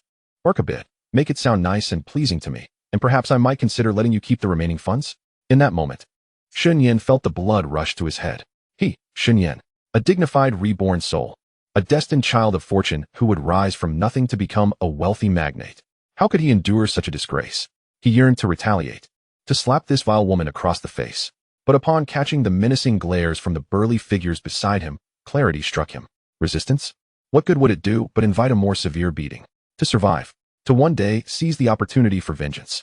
He, Shen Yan, closed his eyes in agony, silent tears of humiliation streaming down his cheeks. He recalled how, amidst the raucous laughter of Tang Yuru and those hulking men, he had knelt in utter disgrace, crawling on the cold, filthy ground, producing a dry and revolting woof, woof that even he found nauseating. In that moment, he sensed that all his pride, all his dignity, had been utterly crushed. The sharp, piercing laughter of Tang Yuru still echoed in his ears. Shen Yan abruptly opened his eyes, letting out a suppressed roar filled with boundless hatred. Lying on the icy bed, his fists clenched tightly, his nails digging into his palms and drawing blood. His eyes blazed with an inferno of rage. Tang Yuru, you vile wretch, I Shen Yan swear, in this lifetime, I shall not rest until your body is shattered and your ashes scattered. I shall not live as a mere mortal. He raged and cursed. Yet, after the fury, a profound sense of helplessness washed over him. Rebirth. What have I truly been reborn into? Why has the narrative diverged so drastically? Am I destined to be a failure? He felt an unprecedented sense of confusion and despair, as if plummeting into an abyss without a bottom. The details of the charity auction flashed through his mind again. Antique porcelain. It had sold at auction for a starting price of merely 2 million, later identified as a Ru kiln treasure worth over 100 million. This was, to his recollection, the only opportunity in recent times that might allow him to turn his fortunes around. If he could obtain that porcelain, everything could be reversed. At that point, even Lu Cheng would be met with resistance. However, he was utterly broke. Not only that, but he also owed 2,000 to relatives and friends pieced together from borrowed funds. The deposit for the auction ticket was beyond his reach. The flickering hope was extinguished by the cold reality. Was he destined to watch his last chance slip away? Shen Yan sank deeper into despair and anxiety, feeling like a trapped insect ensnared in a web, struggling in vain against a fate that had already been sealed. In the Lu family study, a notification tone resonated in Lu Cheng's mind. Ding! The fated child Shen Yan encounters a contractual trap and is humiliated by his ex-girlfriend, losing all dignity, resulting in a severe blow to his resolve. Villain points, 3,000. 3,000 points, slightly lacking. These new recruits were proving to be quite efficient. As for Tang Yuru, although she was merely a minor antagonist in the original plot, she served as an exceptionally useful tool for tormenting Shen Yan. In truth, Tang Yuru's presence there and her fervent attempts to humiliate Shen Yan were orchestrated by Lu Cheng himself. Tang Yuru was no stranger to extravagance. Her reckless spending had left her with considerable debts to the underground moneylender. Under Lu Cheng's instruction, the moneylender approached her with an offer she could not refuse. If she could thoroughly humiliate Shen Yan and bring him to disgrace, her debts would be erased. Tang Yuru had been eager to find an opportunity to take revenge on Shen Yan. In her view, Shen Yan was merely a dog she had raised. And now that this dog had disobeyed her, daring to block her, she could not resist such an opportunity that promised both debt relief and revenge. Thus, she readily agreed, even going above and beyond in her humiliation of Shen Yan, unleashing the full extent of her cultivated malice. Little did she know, she was merely a whip in Lu Cheng's hand, wielded to strike at Shen Yan, the treasure-seeking rat. Chapter 19. The Iceberg Sisters. Lin Fan's return. In the Lu family estate, the master bedroom. In the early morning, sunlight streamed through the expansive floor-to-ceiling windows, casting a warm glow upon the plush bed. Gu Qingqing's eyelashes fluttered gently as she stirred awake amid a familiar and comforting scent.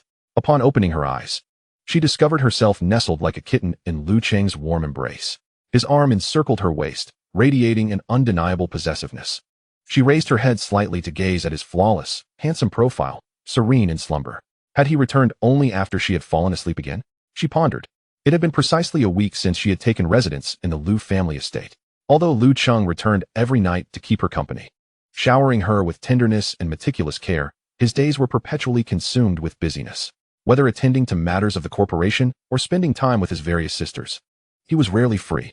A tinge of sourness crept into Gu Qingqing's heart as she recalled one in particular, the innocent college student named Xia Qingha. Humph. Observing Lu Cheng's sleeping visage, she felt a mix of imbalance and a playful pout typical of a young girl. Unable to resist, she stretched out her delicate fingers and playfully pinched his smooth cheek. That'll teach you for not spending time with me. Off with other women, are you? Unbeknownst to her, Lu Cheng had long been awake, merely indulging in the rare tranquility and the softness in his arms. Her teasing gesture prompted him to grasp her mischievous hand, bringing it to his lips for a gentle kiss. Slowly, he opened his eyes, revealing a pair of deep, languid orbs that sparkled with a hint of playful mockery, his voice low and magnetic. Sneak attacking your husband so early in the morning?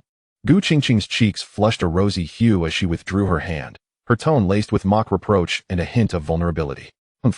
Who told you to be so busy every day? I want to return home for a few days. She cautiously studied Lu Cheng's expression, feeling somewhat bored despite the comforts of his home.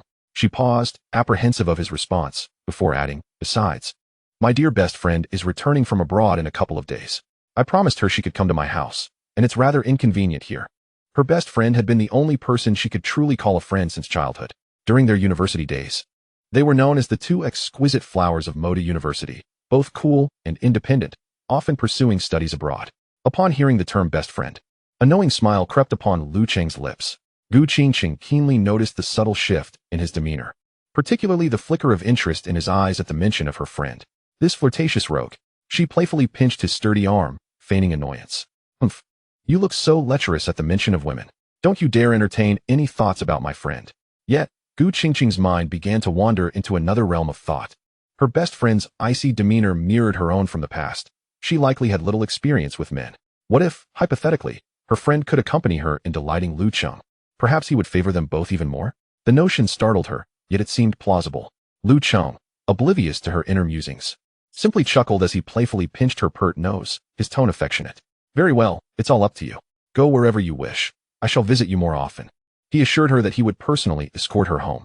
At the entrance of the Gu family villa, Lu Cheng saw Gu Qingqing home, showering her with tender reminders as they parted. His words filled her eyes with sweetness and reliance.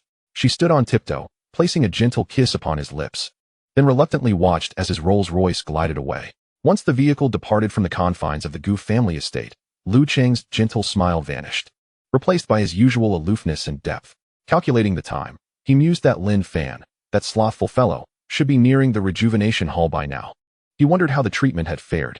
It had indeed been a while since he had last checked on Qingyan. Meanwhile, in a quaint traditional Chinese medicine clinic known as Rejuvenation Hall, Lin Fan lay upon a hospital bed, compared to the disheveled state he had been in a week prior. Limping and barely alive, his condition had markedly improved.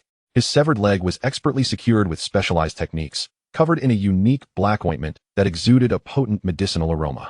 His internal injuries were also healing gradually, aided by some remarkably effective restorative pills provided by the Rejuvenation Hall.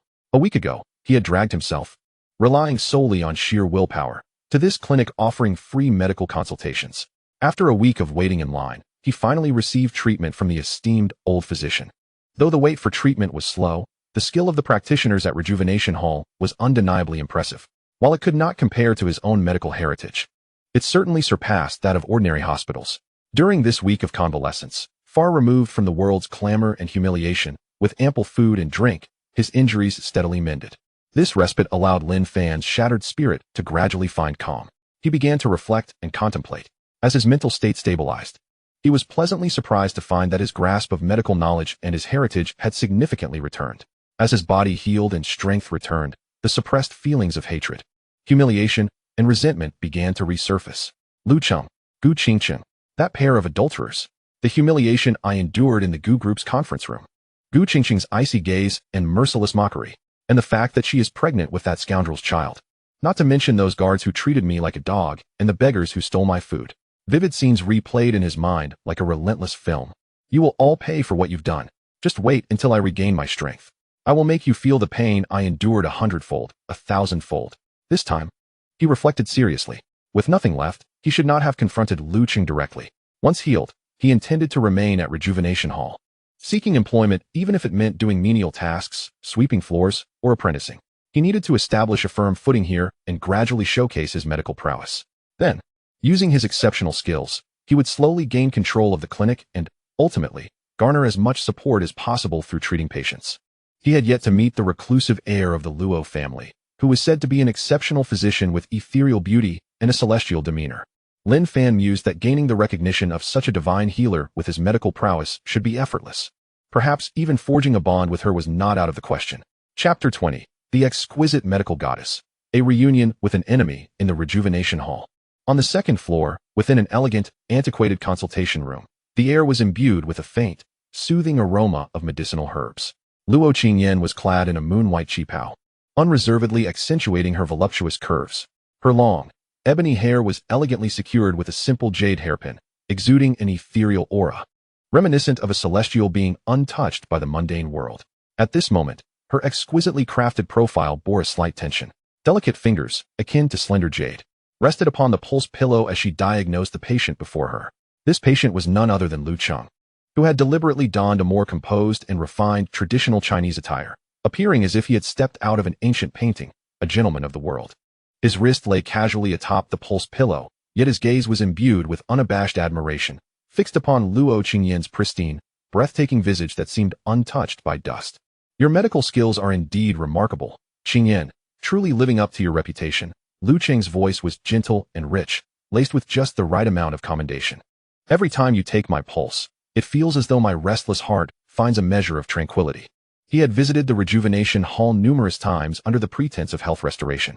Each time, he behaved with impeccable courtesy, displaying considerable insight into traditional Chinese medicine, even engaging in discussions about ancient medical texts with Luo Qingyan. However, as the visits accumulated, it became evident to all that his intentions were far from innocent. Who truly requires daily health adjustments? Luo Qingyan slowly withdrew her hand and lifted her cool, clear gaze. Her voice, akin to jade beads falling upon a plate, resonated with a professional politeness. Mr. Lu, you are too kind. Your pulse is steady. It merely reflects a hint of fatigue in your spirit. With a little more attention to rest, there is no need for concern. She was acutely aware of Lu Cheng's condition, with her medical expertise. It was clear to her that he was in good health, his vital energy abundant, with no actual ailments to speak of. The intentions of this young master from the Lu family were evident. Although Luo Qingyan was astute, she was not entirely oblivious to the nuances of human relationships, her singular focus being the revival of traditional Chinese medicine and the flourishing of her clinic.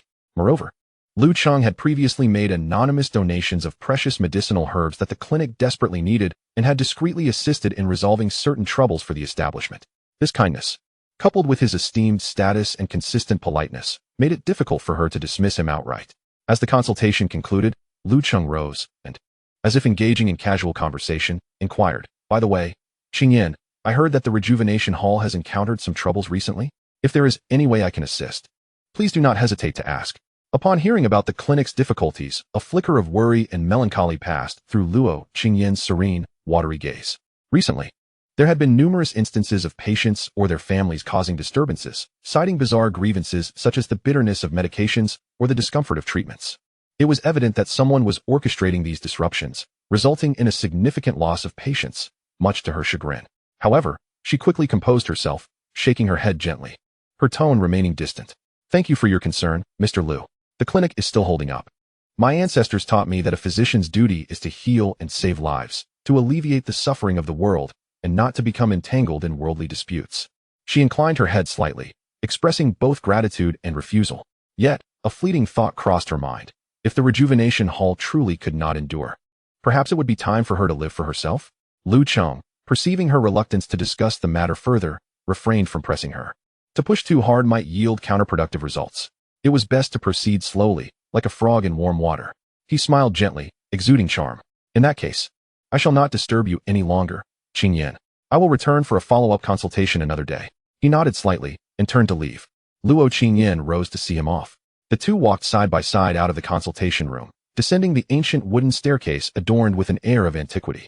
Maintaining a distance that was neither overly familiar nor excessively distant, the scene of the two walking together appeared harmonious to onlookers, the gentleman exuding elegance and warmth, the lady embodying a cool, otherworldly grace, akin to a pair of exquisite beings emerging from a painting, a sight to behold. Yet, within this enchanting tableau of talent and beauty, an incongruous figure abruptly intruded upon their view. In the corner of the hall, a man clad in a faded, coarse short jacket, awkwardly wielding a battered broom, suddenly lifted his head. One of his legs was not quite nimble, causing him to walk with a slight limp. It was Lin Fan, who had been temporarily taken in as a manual laborer after his persistent pleas. Upon raising his gaze, the first sight that met Lin Fan's eyes was none other than the ethereal Luo Qingyan, a goddess untainted by the mundane. That unparalleled beauty, that transcendent aura. Even in his current state of despair, he could not help but be captivated by her divine presence. How beautiful! Is this truly the renowned healer Luo Qingyan from the secluded Luo family? How can such a celestial being exist in this world? But in the next instant, before he could fully indulge in his thoughts, his gaze fixated intensely on the man beside Luo Qingyan, Lu Cheng. He would recognize that face even in ashes. What was he doing here? Observing their amiable conversation and shared strides. Could it be that even this otherworldly healer had been ensnared by this scoundrel? A wave of indescribable fury, jealousy, and panic surged through him, far more violent than the earlier encounter he had witnessed between Gu Qingqing and Lu Cheng. The broom in his hand clattered to the ground. Lu Cheng had long since taken note of the figure in the corner, akin to a rat in the gutter. Fixated on him with an intensity that was almost palpable, he casually glanced at Lin Fan's distorted face, twisted with agitation and rage, and the bloodshot, resentful eyes that betrayed his emotions. A faint, disdainful smirk, comprehensible only to Lin Fan, tugged at the corners of his lips. Though he remained silent, Lin Fan could keenly sense the provocation emanating from him. Subsequently, Lu Cheng nonchalantly averted his gaze, as if merely encountering an annoying speck of dust, dismissing the incident entirely. Luo Qingyan, hearing the commotion, noticed Lin Fan's uncharacteristic behavior and the broom that had fallen to the ground. She also observed the change in Lin Fan's angry expression as he looked at Lu Cheng. Possessing an astute intelligence, she sensed that there might be some underlying conflict between the two that she was unaware of. However, she refrained from inquiring further, merely frowning slightly at Lin Fan's inappropriate conduct. Why is this new worker so utterly lacking in decorum? Feeling the weight of Luo Qingyan's displeased and scrutinizing gaze, Lin Fan trembled with rage. His blood surged, his fists clenched tightly, nails digging deep into his palms, nearly drawing blood. He forcibly suppressed the overwhelming urge to confront Lu Cheng. No, not now. His injuries were not yet healed, his strength insufficient. Charging forward would only lead to humiliation. At the very least, from his observations, Luo Qingyan had yet to exhibit the enchanting demeanor that Gu Qingqing possessed. This indicated that she remained pure and untainted. Thus, if he could find an opportunity, leveraging his medical expertise along with previous evidence, he believed he could expose Lu Cheng's true nature. Gaining the favor and trust of this divine healer would not be an impossible task. Taking a deep breath, he compelled himself to lower his head, bend down, and retrieve the broom that had fallen to the ground. Yet within those drooping eyes, the accumulated resentment and murderous intent were more intense than ever before. He must endure. He had already tasted the bitter price of impulsiveness. Chapter 21. Revealing medical skills. Is the medical sage merely a name? In the grand hall of the Huichun Hall, Lu Cheng, amidst the awestruck gazes of the crowd, engaged in a brief conversation with Luo Qingyan, seemingly setting the time for a follow-up consultation. He then departed the clinic with an air of composure, as if he had not noticed Lin Fan at all. Luo Qingyan stood at the entrance, watching Lu Cheng's retreating figure. In her typically cold gaze, a hint of uncharacteristic contemplation flickered. The expressions of Lu Cheng and that limping servant were decidedly unusual. What had transpired between them? She gently shook her head, dismissing the thought as irrelevant for the moment, and returned upstairs to attend to the clinic's affairs. Once Lu Cheng had left, the atmosphere in the hall relaxed slightly, returning to its usual bustle and order.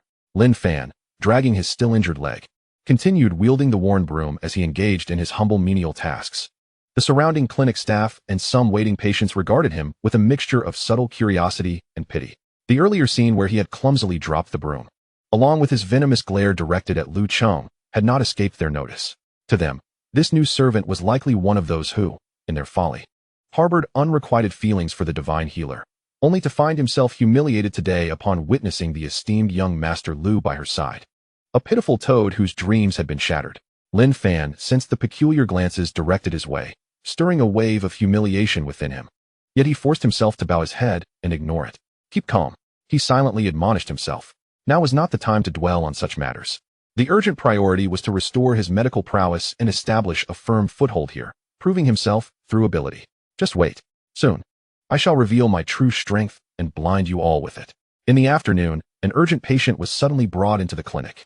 A middle-aged man, his complexion ashen and lips purple, writhed in agony on a stretcher, clutching his abdomen with cold sweat trickling down his forehead, emitting continuous groans of pain. His family members were frantic, and several experienced doctors in the clinic quickly surrounded him, taking turns to feel his pulse and inquire about his condition. After a thorough examination, they initially diagnosed him with acute abdominal pain, likely due to improper diet or exposure to cold. They prescribed several doses of warming herbs to dispel the cold, instructing the patient to take them. However, after consuming a bowl of medicine, not only did the patient's symptoms fail to alleviate, but his pain intensified, causing him to toss and turn on the bed, beads of cold sweat pouring down like a waterfall. Lin Fan, busily organizing herbs nearby, observed everything keenly. With his sharp perception, he soon discerned that the patient's pain location and symptoms bore subtle distinctions from ordinary abdominal pain. His complexion was ashen, his tongue coated white and greasy, and his pulse was deep and slow. This was not merely a case of common abdominal pain. It appeared to be an exceedingly rare affliction, caused by extreme cold evil invading the body, stagnating in the middle burner, obstructing the vital yang, leading to stasis of qi and blood. The usual warming herbs were far too weak and would not reach the root of the issue. It seemed that these old doctors possessed only mediocre skills, unable to recognize even this fundamental detail. As the patient's suffering escalated and his breath began to weaken, the oldest physician among them, stroking his beard and furrowing his brow, appeared to have made a decision, preparing to prescribe a more potent remedy, treating the desperate situation as a last resort. At that moment, Lin Fan could no longer restrain himself. If he did not step forward now, when would he? He took a step forward, his voice not loud but imbued with a confidence and assurance that starkly contrasted with his menial status. If I may be so bold, esteemed elders, the symptoms of this patient may not be the ordinary abdominal pain you have diagnosed. In my humble opinion, this is the evil of cold yin, deeply congealing in the middle burner, obstructing the vital yang. If we continue with the usual warming remedies, the medicinal effects will dissipate, failing to reach the root of the illness, and instead depleting the righteous qi. He paused, meeting the surprised and scrutinizing gazes of the elder physicians, and continued. Why not attempt a vigorous moxibustion at the Guanyuan and Qihai points, focusing on reviving the yang and saving the reversal, supplemented with Fuzi Lizhong decoction. It may yet salvage a glimmer of hope. His words rang out clearly, articulated with precision, interspersed with several terms that, while sounding profound, seemed to carry weight. The old physicians were taken aback, turning to scrutinize the unassuming limping servant with expressions of astonishment. What had this boy just said? And did he seem to possess a valid point? The leading elder scrutinized Lin Fan closely, his gaze shifting uncertainly. This seemingly inconspicuous lad actually understood a thing or two, and his insights were not without merit. After a moment's contemplation, he exchanged glances with the other physicians. The patient's condition was indeed critical, and with no better options available, it was worth a try. He nodded, though he did not directly commend Lin Fan. His tone softened considerably. What you say does hold some merit. Let us try it your way. Although they accepted Lin Fan's suggestion, they did not allow this unknown servant to intervene in the treatment. Instead, they took charge themselves. As time passed, under the combined effects of the scorching moxibustion and the adjusted herbal decoction, a miracle unfolded. The patient, who had been writhing in agony, gradually quieted his moans. His furrowed brow began to relax, and his ashen complexion slowly transformed to a healthy hue. The family members, witnessing this change, were so overwhelmed with gratitude that they nearly knelt before the physicians, showering them with thanks, tears streaming down their faces. Thank you, divine doctors. Thank you, esteemed healers. The physicians themselves sighed in relief, smiles of satisfaction gracing their faces. Meanwhile, their gazes toward Lin Fan, who had been standing in the corner, underwent a profound transformation. From initial disdain and skepticism to astonishment, recognition, and even a hint of curiosity. This young man was no ordinary character. Though they did not voice their thoughts, it was evident that Lin Fan had etched a deep impression in their minds. This incident, of course, quickly reached Luo Qingyin's ears on the second floor. Upon hearing her subordinate's report, a flicker of surprise crossed her typically cold gaze. That limping servant? He could propose such an astute treatment plan? How intriguing. She began to pay more attention to this man named Lin Fan. However, she soon recalled his earlier display of distress upon seeing Lu Cheng in the hall. What history lay between these two? No. Why was she so concerned about Lu Cheng? How strange. With mounting pressure on traditional medicine, she ought to focus on the clinic's affairs instead. As night deepened, within the luxurious confines of the Rolls-Royce en route back to the Lu family estate, Lu Cheng listened to his subordinate's reports and learned of Lin Fan's emerging prominence at the Huichun Hall that afternoon.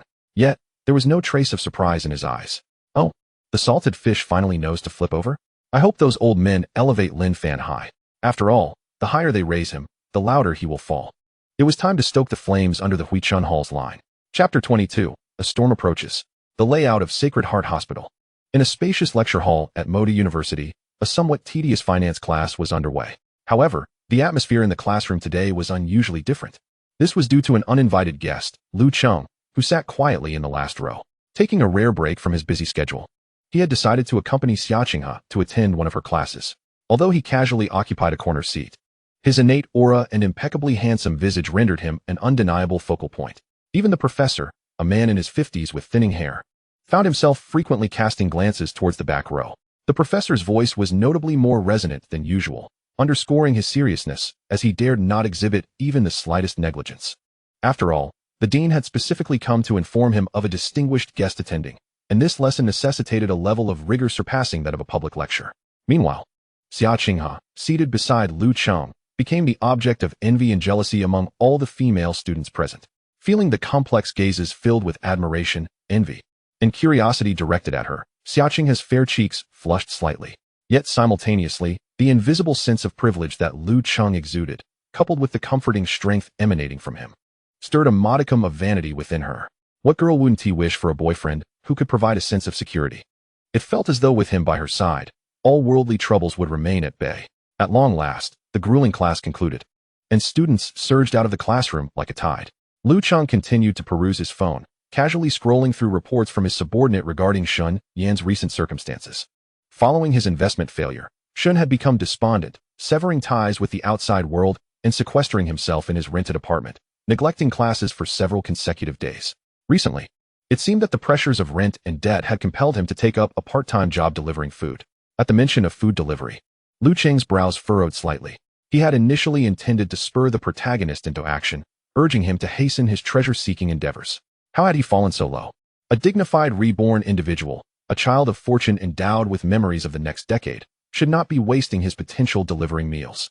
Such a descent was unacceptable. A once promising treasure seeker was succumbing to despair far too swiftly. Moreover, who could predict whether a delivery system protagonist might emerge in this world in the future? Would that not snatch away his opportunities? With a calculating glimmer in his eyes, Cheng's fingertips lightly tapped against the phone screen. It seemed he would have to guide him personally.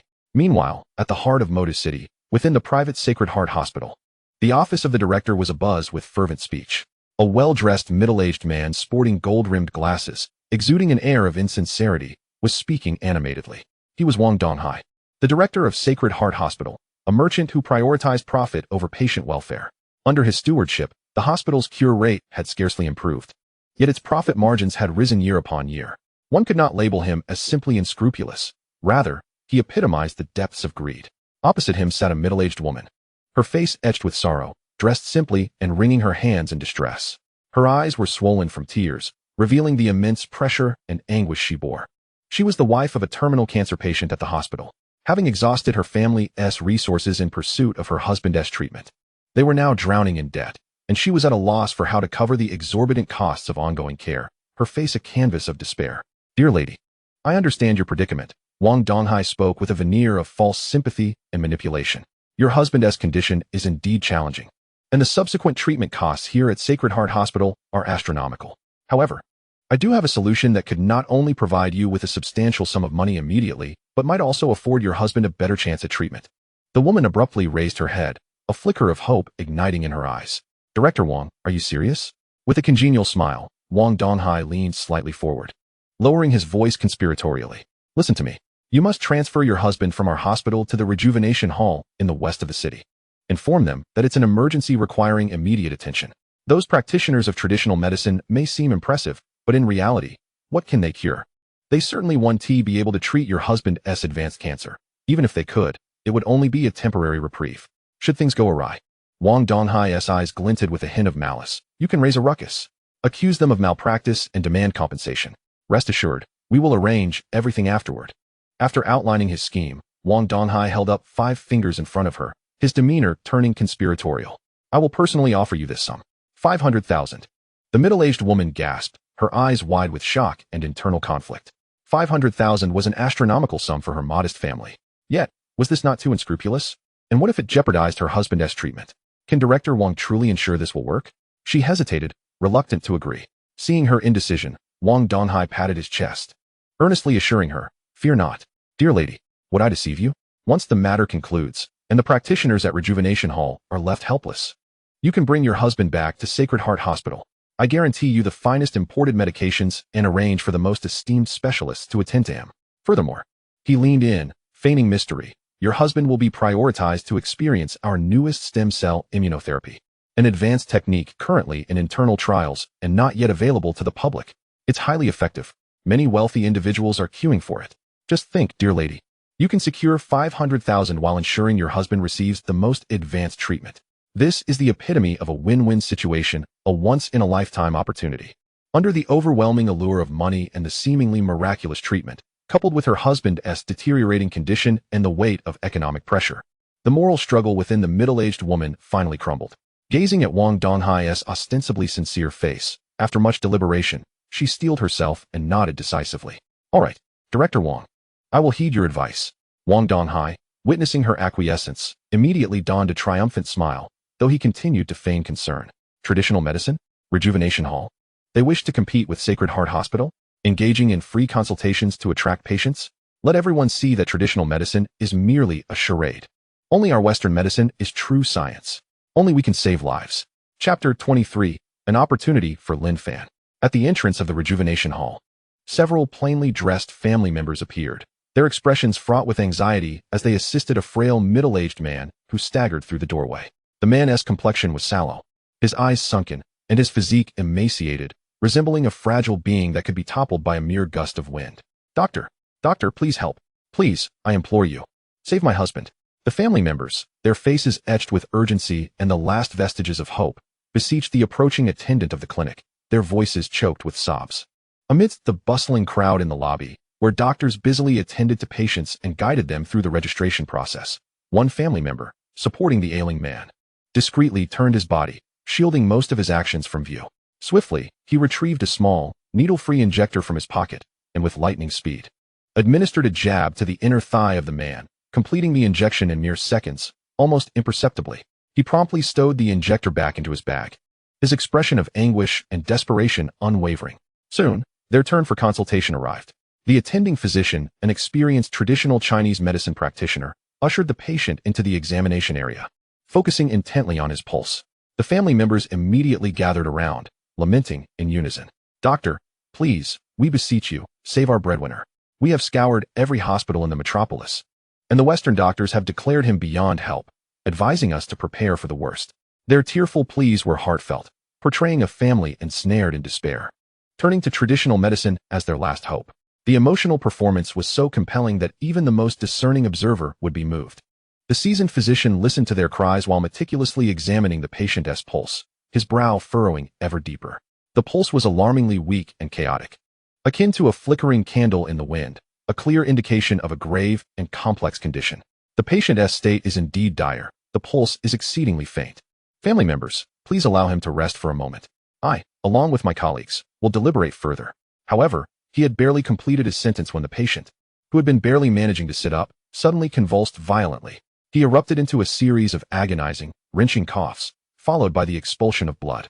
His eyes rolled back, and he slumped forward, collapsing from his chair, plunging into unconsciousness. Chaos erupted in the room. Several family members reacted swiftly, rushing to him, wailing, "Father, wake up! Don't scare us!" At that moment, a young man, presumably the son, turned abruptly, his eyes bloodshot as he pointed an accusatory finger at the physician who had just taken the pulse, shouting, "You, what have you done to him? He was fine when we arrived. He could walk and talk. You have ruined him, quack. If anything happens to my father, I will hold you and your clinic accountable." As the situation escalated, someone dashed upstairs to summon Luo Qingyan. In no time, Luo Qingyan, clad in a flowing white gown, descended with the grace of a celestial being. Upon witnessing the unconscious patient, frothing at the mouth, and the surrounding chaos of distraught family members, a look of shock flickered across her ethereal face. She immediately knelt beside the patient, her fingers finding his pulse while she rapidly assessed his pupils and breathing. The moment she did, her countenance shifted dramatically. What could be the cause of this? Such an unusual pulse. Not only was the vitality nearly imperceptible, but there also resided an overwhelmingly cold and malevolent force within him. This could not have been induced by the prior examination. There was something sinister at play. Luo Qingyan, though astonished, did not falter in her actions. She quickly retrieved silver needles, attempting to stabilize the patient's heart and vital energy.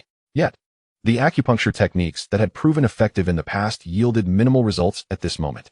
Meanwhile, from within the crowd, a few inconspicuous figures began to stir the pot. I told you, traditional medicine is ineffective. It's all a scam. Indeed, if one is truly ill, one must seek treatment at a major hospital. Why bring someone on the brink of death to a traditional clinic? Isn't that absurd? The air was thick with skepticism and disparagement, as voices erupted in a cacophony of derision against traditional medicine and the clinic. Luo Qingyan found herself at the epicenter of this tempest. Despite her usual composure, her delicate features tightened with the weight of the moment. She pursed her lips, striving to uphold the dignity of the clinic. Yet her clear eyes betrayed an unmistakable blend of panic and helplessness. The century-old reputation of the clinic, the legacy of her family, seemed to rest heavily upon her slender shoulders, nearly suffocating her. In a corner of the lobby, Lin Fan observed the unfolding scene with acute clarity. He keenly noticed the fleeting vulnerability in Luo Qingyan's gaze. Seeing the usually serene and ethereal healer display such helplessness stirred an intense urge within him to step forward and protect her. Moreover, this presented an opportunity, a chance to establish his standing within the clinic and deepen his connection with Luo Qingyan. If he could resolve this crisis, surely she would regard him with newfound respect. Simultaneously, an unsettling thought crossed his mind. Reminiscent of his own past humiliations, could this incident be orchestrated by that scoundrel Lu Cheng? Though lacking concrete evidence, he sensed a hidden hand at play, manipulating the family and patient. Such despicable schemes aimed at undermining the clinic and discrediting traditional medicine could not be allowed to succeed.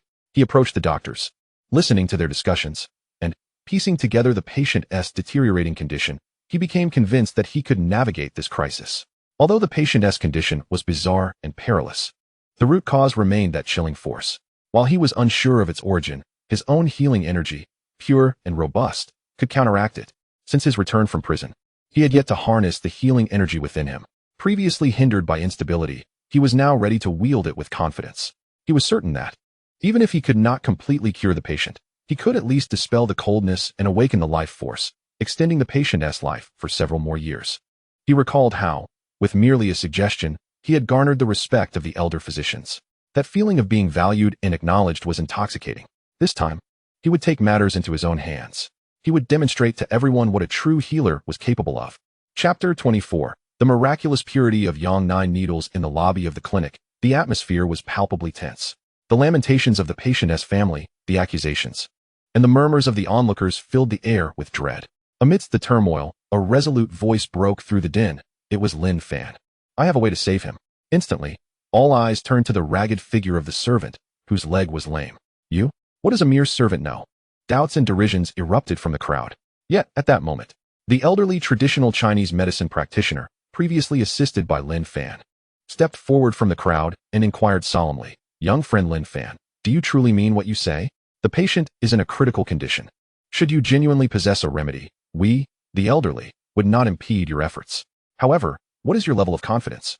Lin Fan met the old doctor's scrutinizing gaze, casting a glance at the pale-faced Luo Qingyan, who furrowed her brow in contemplation, as well as the nearly lifeless patient. He straightened his posture, an unprecedented confidence igniting in his eyes. I cannot claim absolute certainty, but I am confident, about 70 to 80%, that I can dispel the sinister cold energy within him and preserve his faint flicker of life. His voice, though not loud, rang with conviction. Luo Qingyan regarded Lin Fan's unwavering demeanor and then glanced at the increasingly feeble patient, whose breath was growing faint, while the anguished cries and accusations from the patient's family grew ever more frantic. The century-old reputation of the Huichun Hall now hung by a thread. Internally, she wrestled with her thoughts. Should she allow him to try? Had he not previously demonstrated unique insights? What if he truly could work miracles?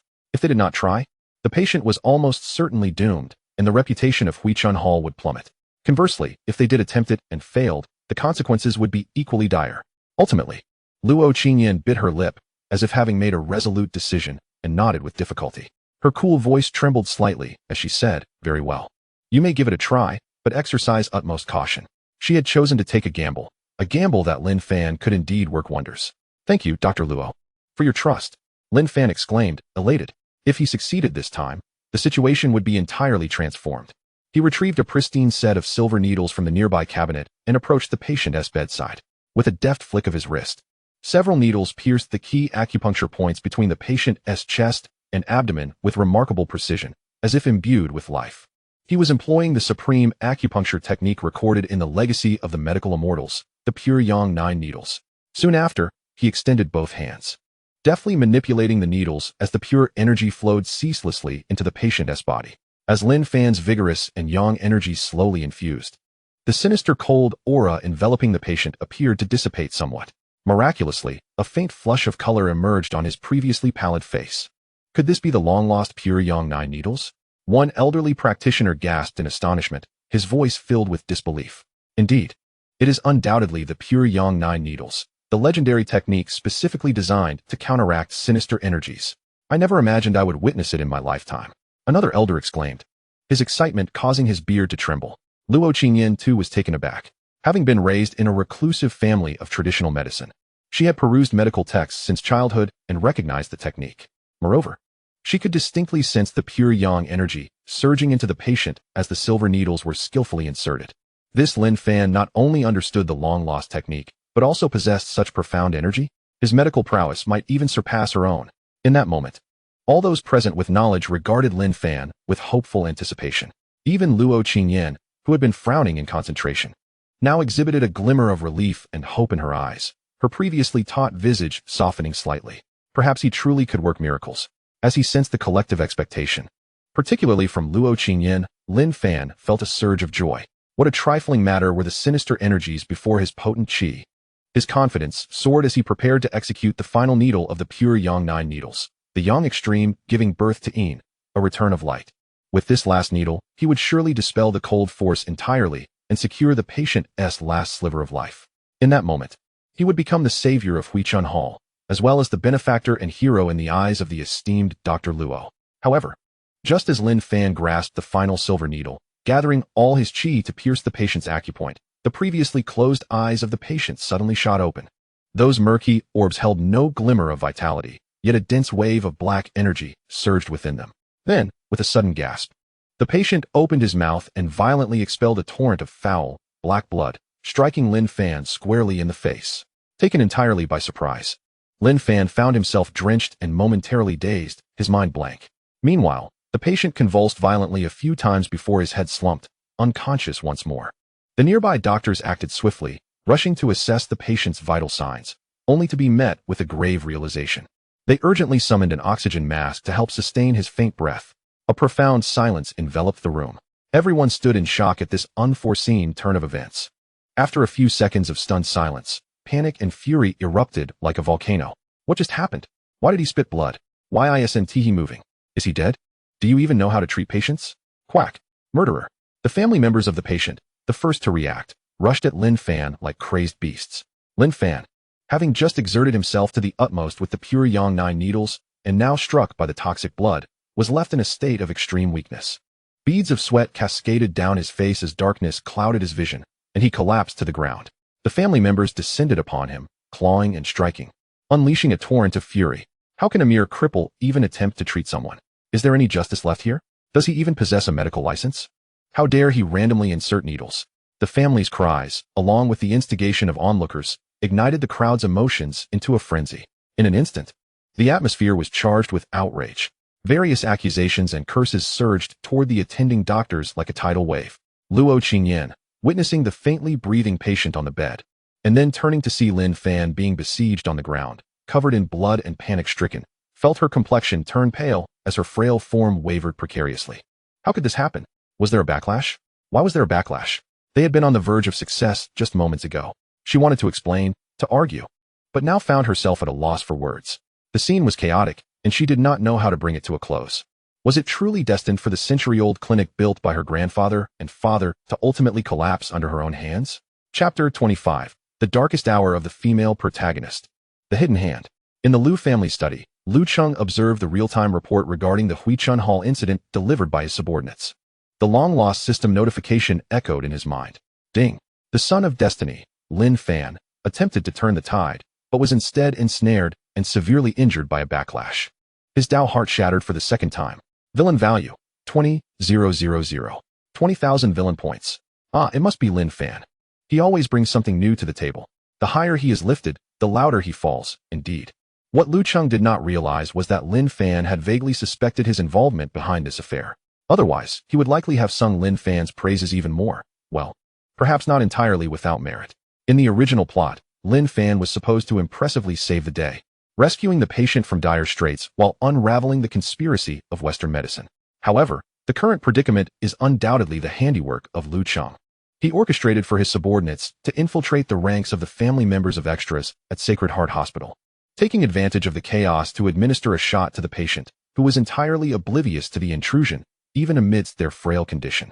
The syringe contained not poison, but rather the inaugural dose of the life potential stimulant, a product newly developed by the recently established Huanyu Group, intended to manage system rewards.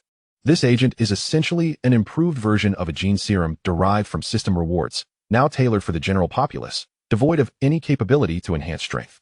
Instead, it aims to repair damaged organs and even treat certain terminal illnesses.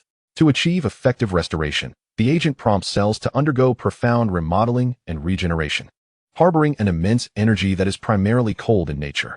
This is the very chilling, sinister force that Luo Qingyan sensed while diagnosing. However, this is merely the first step in the healing process. To fully complete the restoration, a subsequent stabilizer dose is required to convert this vast energy for the body to absorb. Lin Fan's pure Yang 9 needles and the true qi of a medical immortal may be effective against ordinary cold and malevolent energies. Yet, confronted with this bizarre energy catalyzed by technology, not only can it not be dispelled, but attempting to do so is akin to pouring cold water into a blazing oil pot. This resulted in the harrowing scene of the patient vomiting blood and falling into a coma, a backlash that brutally affected the injector. Lu Cheng observed the slowly escalating public discourse online. The ineptitude of the Sacred Heart Hospital's hired online army was evident, as the same few phrases were recycled incessantly. He couldn't help but chuckle. Since the game was afoot, it was time to escalate the stakes. A mere trickle of outrage was insufficient. Overnight, the discourse erupted. Quackery at Huichuntang. Lin Fan's unlawful medical practice endangered lives. The disgrace of traditional Chinese medicine, treating human lives as trifles. Such terms sprouted like mushrooms after rain, swiftly dominating the trending topics across major social media platforms. Various meticulously edited, deliberately misleading videos and images proliferated online. The footage of Lin Fan administering acupuncture while the patient succumbed to blood loss was magnified, paired with heart-wrenching cries and accusations from the family, creating a striking and provocative visual impact. The online army surged forth, fervently steering the narrative, attributing all blame to the unscientific nature of traditional Chinese medicine and the chaotic management of Huichuntang, dismissing human lives with contempt.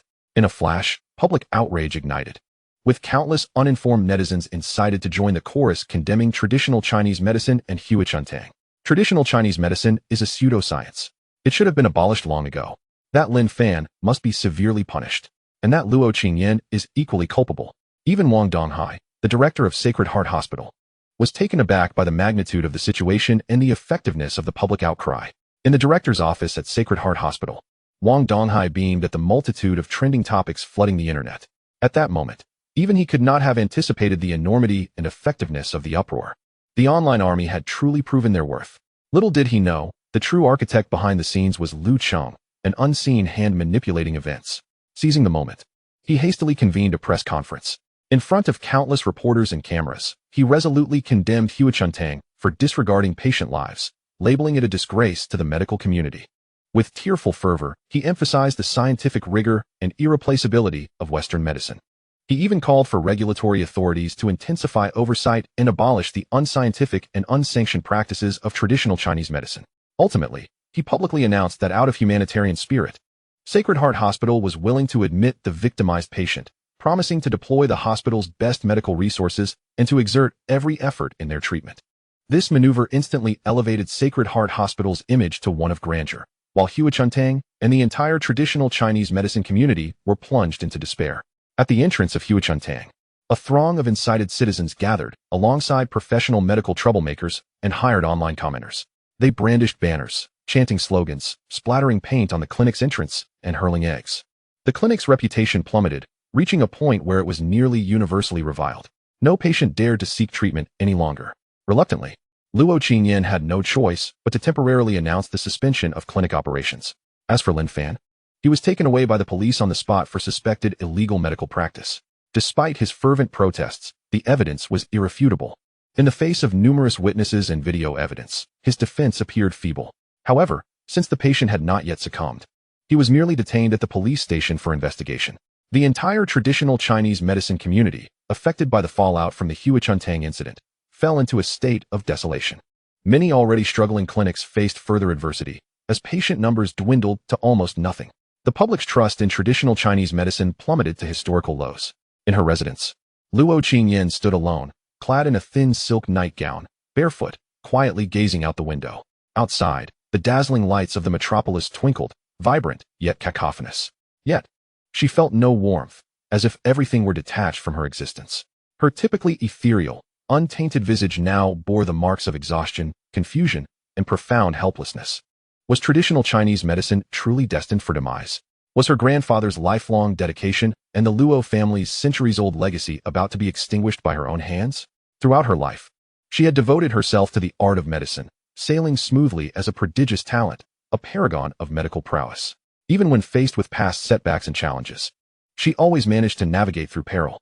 Yet today, to be publicly denounced as a quack, to be vilified by the masses, and to be cornered without recourse, was an unprecedented experience. The scenes of that day replayed ceaselessly in her mind. That Lin Fan, she had witnessed his medical skills firsthand. They were not mere embellishments. The pure Yongnine needles she had seen in ancient texts were indeed a lost art. But why did it ultimately falter? Was it intentional on his part? If not, what had gone awry? The dream of revitalizing the clinic and preserving traditional Chinese medicine seemed increasingly out of reach. For reasons unknown, Luo Qingyan suddenly thought of Lu Cheng. Perhaps now, things might not be so bleak after all. Chapter 26. The Returning Shadow, the Fiery Dragon King.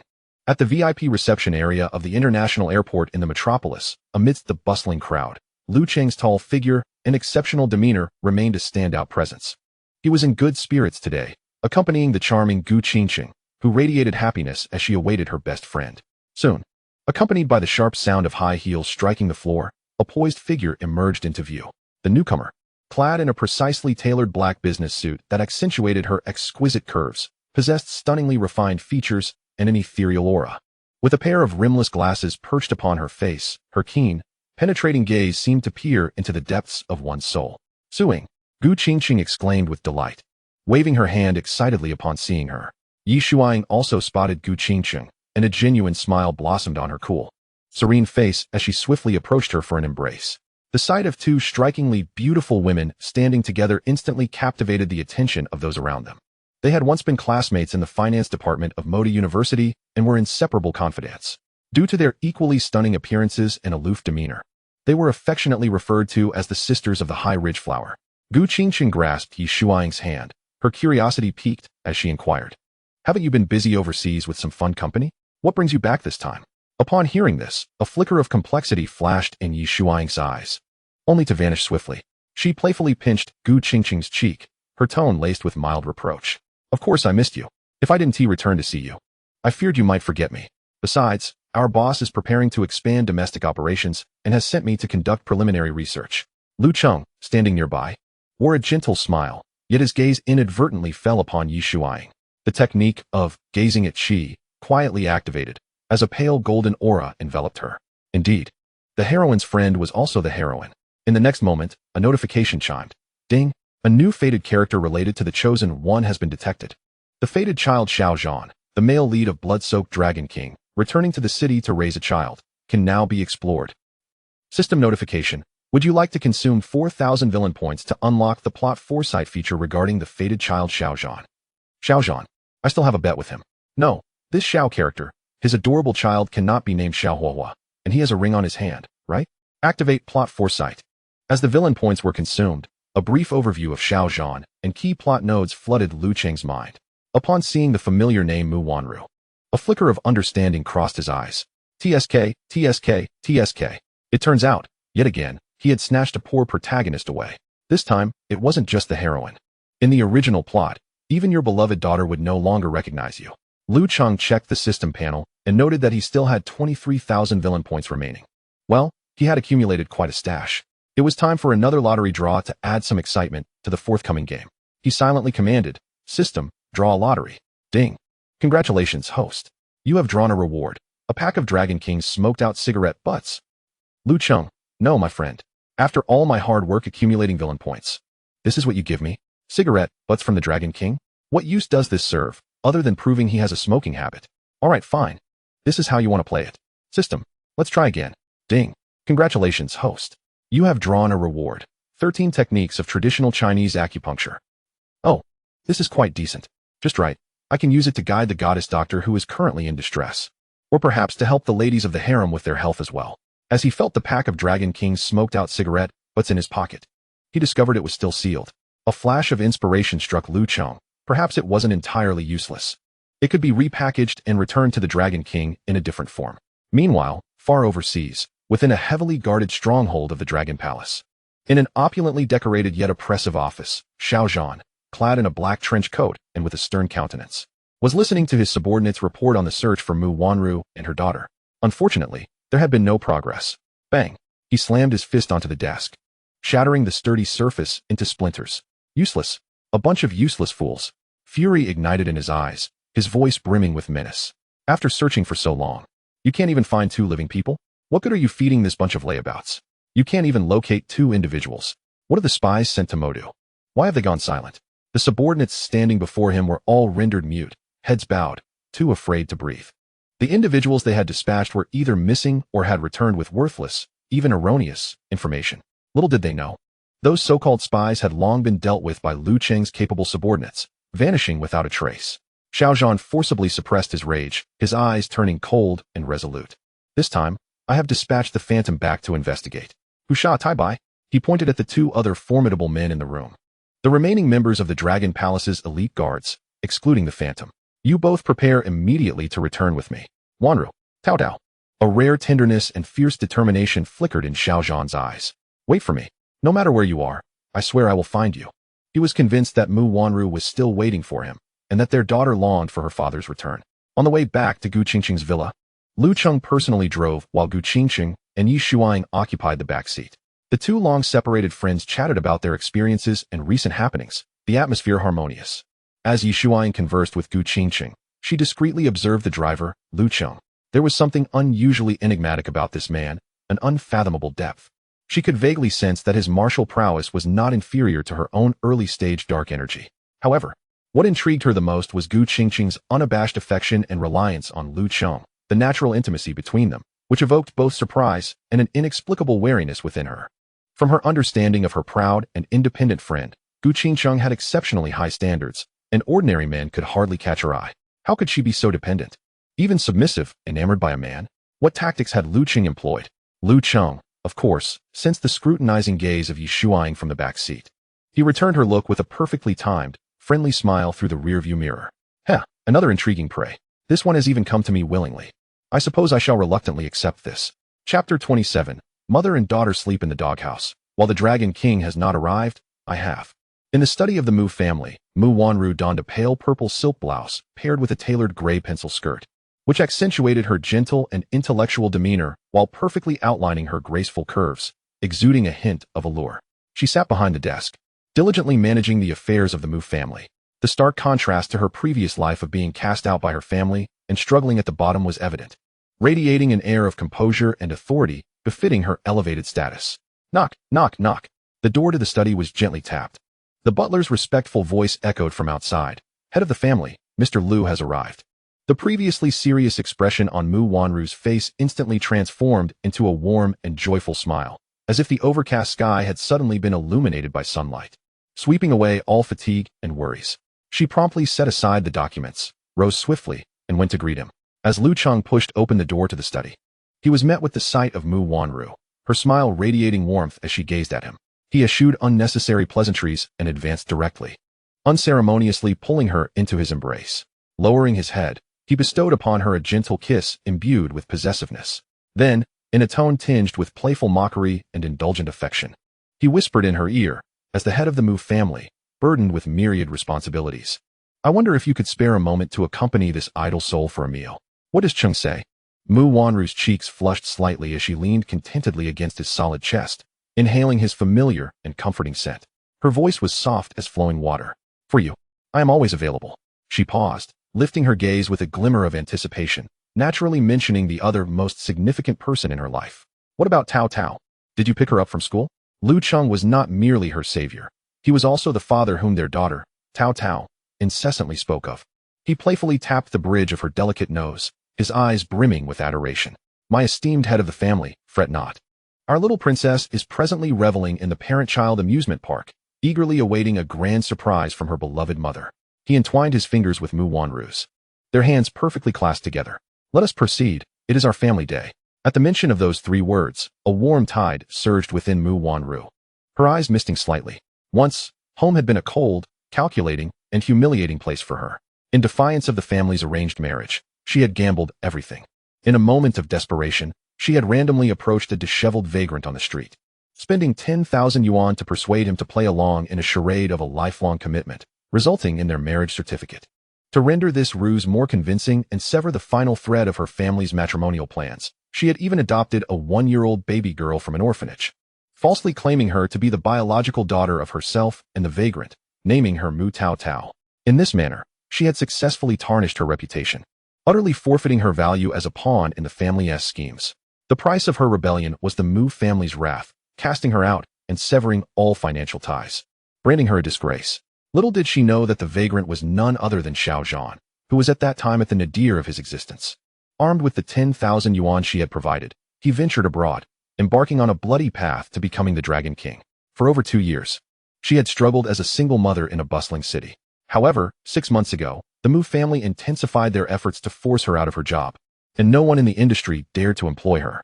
In the original narrative, the ensuing 6 months saw her and her adopted daughter, Mu Tao Tao, grappling with humiliation and hardship, living in a dark, damp basement, being exploited by a ruthless landlord, and, at their lowest, reduced to sleeping in a doghouse in someone else's yard, scavenging for scraps to survive. Then, just as she was pushed to the brink of despair, on the verge of collapse, Xiao Zhan, now a celebrated figure abroad, would return like a deity, rescuing her from the depths of her tribulations, initiating a tale of the domineering Dragon King showering affection upon his cherished wife and beloved daughter. Unfortunately, she had been discovered early on by Lu Cheng, a single mother with a missing husband, a malicious landlord, and a doghouse in the yard. How could she not be the heroine of the story? How could he stand idly by and watch such a remarkable wife fall into another's hands? Mu Wanru was his first successful conquest. Lu Cheng did not immediately present himself as a savior. Rather, he played the role of a cold, calculating director, manipulating events from behind the scenes. He had bribed the already greedy and cruel landlord, hastening the timeline of despair for Mu Wanru and her daughter. Finally, on a frigid, rainy night, that malevolent landlord evicted Mu Wanru and her daughter under the pretense of unpaid rent, pointing to the filthy doghouse in the yard, demanding they either leave or take shelter there. As Mu Wanru cradled her shivering, sobbing daughter, standing in the icy rain, engulfed by unprecedented despair and helplessness, Lu Cheng appeared, as if sent by the heavens to rescue them. With a swift and decisive action, he commanded his bodyguards to incapacitate the wicked landlord and dispose of him in the Huangpu River. He then arranged the finest accommodations for the terrified mother and daughter, providing the most generous living conditions, attending to every need with meticulous care. Lu Cheng adeptly understood Mu Wanru's psyche.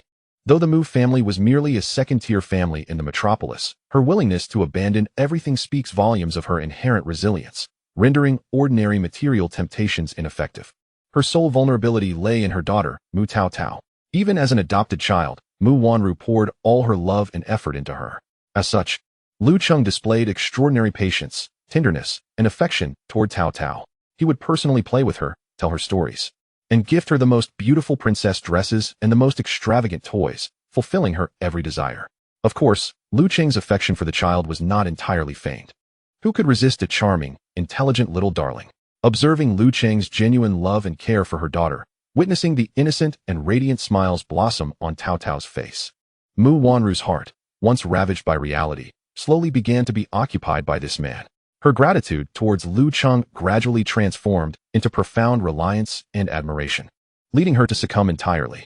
She regarded Lu Cheng as her and her daughter's sole pillar of support, their only salvation, willingly offering him everything she had. Returning to the present, Lu Cheng wrapped his arm around Mu Wanru's waist as they exited the Mu family's villa. How are matters with the Mu family progressing? He inquired gently, concerned not to exert too much pressure on her. Lu Cheng would never treat his woman poorly. After securing Mu Wanru, he had cleared out the old guards of the Mu family, allowing her to return and assume command. She had been busy managing family affairs in recent days. Nestled contentedly in his embrace, Mu Wanru's cheeks flushed with happiness, her voice laced with a hint of languorous satisfaction. Rest assured, everything is well. I must thank you for that. Her gaze toward Lu Cheng was filled with admiration and affection, as the two prepared to enter the car for their family outing. A vehicle parked in the shadows not far away contained Yi Shuang, who held a pair of binoculars, capturing the intimate and ambiguous scene between Lu Cheng and Mu Wanru. Her brow furrowed slightly, struggling to believe her eyes. This woman must be the one the Dragon King had tasked her to investigate. The Miss Wanru he had been so enamored with. Yet, how could she be so close to Lu Cheng? Moreover, wasn't Lu Cheng the boyfriend of Cheng? This Lu Cheng, indeed, was straddling two boats, charming her best friend while maintaining an ambiguous relationship with the Dragon King's wife. What a scoundrel! What a cad! How was she to report this? After all, Lu Cheng was Cheng's boyfriend, and she adored him. Just as her mind was in turmoil, she caught sight of Lu Cheng through the binoculars, who directed a meaningful smile in her direction. Had she been discovered? The car slowly pulled away, disappearing down the street. Only Yi Shuang remained in place, her heart filled with uncertainty. Chapter 28. A classic passing of the buck. The antagonist steps forward. At Shengshin Hospital, within the conference room, Wang Donghai's face was ashen, restlessly pacing back and forth. Seated at the conference table were several esteemed medical experts and his trusted aides. Over a week had passed since they had vowed to readmit the patient to the hospital. During these days, they had deployed nearly all of the hospital's premier medical resources and attempted various so-called advanced treatments, only to leave everyone dumbfounded by the results. Director, the patient's condition is exceedingly peculiar, exclaimed a returning expert, wiping the cold sweat from his brow, his voice trembling with a hint of fear. Though the cancer cells have been contained, the rate of cellular degeneration throughout the body has escalated dramatically. Moreover, it is now far more severe than before the patient was sent to Huichuntang. It is predicted he will not last 3 days. This is no longer merely a cancer issue. We may have uncovered a new disease. The vice director, who had always been Wang Donghai's strategist, now wore a worried expression. Director, the public sentiment outside is very unfavorable for us. Although we have shifted the blame onto Huichuntang and that Lin Fan, many perceptive individuals have discerned the underlying problems, questioning our unscrupulous methods to suppress traditional medicine. If this patient ultimately succumbs under our care at Shengshin Hospital, it could spell disaster for us. Enough. Wang Donghai slammed the table, interrupting the vice director's words with a furious shout. What do you propose we do? Send him abroad for treatment? Or invite public hospitals like Hehe and Huaxi for consultations? Wouldn't that only emphasize our own incompetence? Slapping our own faces? He found himself caught in a dilemma, unable to advance or retreat. He had initially thought he had stumbled upon an opportunity, a chance to rise above Huichuntang and traditional medicine, reaping both fame and fortune. Who would have guessed that what he had picked up was a searing hot potato? The patient's condition had entirely surpassed their comprehension. Just as Wang Donghai felt as anxious as an ant on a hot pan, the vice director's eyes glinted with a scheming smile. He leaned closer to Wang Donghai's ear and whispered a suggestion. Director, since we cannot treat him, why not send the patient back?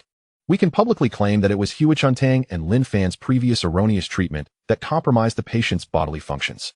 Although we at Shengshin Hospital employed the best techniques and experts, and exerted every effort to save him, it ultimately proved futile. We would then return the patient to his original caretakers. In this way, the responsibility would revert to them. Should the patient perish under their care, it would have nothing to do with our hospital. Upon hearing this, Wang Donghai's eyes lit up. Indeed, a splendid idea, a traditional art of passing the buck. After all, the patient does not die in our hospital. Brilliant, truly brilliant. He promptly made the decision. Let us proceed with that. Arrange it immediately. Huichuntang. After a week of public uproar, the clinic had finally managed to reopen, albeit barely. The results, however, were predictable. It was desolate and sparsely attended.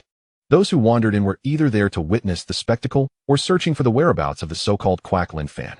Luo Qingyan, clad in a simple yet elegant dress, forced herself to maintain composure as she personally attended to patients in the empty hall. Her complexion was haggard, her heart laden with anxiety and fatigue. In the back courtyard, amidst a cluttered storage room, Lin Fan lay on a rickety wooden bed. He had been taken away by the police that day for practicing medicine without a license. However, since the patient had not died on the spot, he was only charged with illegal medical practice and administratively detained for 7 days. These 7 days had been far from easy. The guard seemed to have received some orders, providing him with special treatment from the outset, subjecting him to physical abuse. In those 6.5 days of confinement, he was served only one meal, leaving him famished, gaunt, and having lost at least 20 pounds. Fortunately, he possessed the legacy of the medical sage, which included techniques for fasting. Otherwise, he might have perished from starvation. Upon his release from prison, still homeless, he had no choice but to return, somewhat shamelessly, to Huichuntang. Luo Qingyan, upon seeing him in such a pitiful state, felt a flicker of compassion despite her lingering resentment towards the treatment incident. Out of humanitarian concern, she agreed to let Lin Fan temporarily stay in the storage room at the back, providing him with a meal. However, the rest of the clinic staff were far less charitable. Almost everyone viewed him as the harbinger of misfortune and the root cause of the clinic's troubles.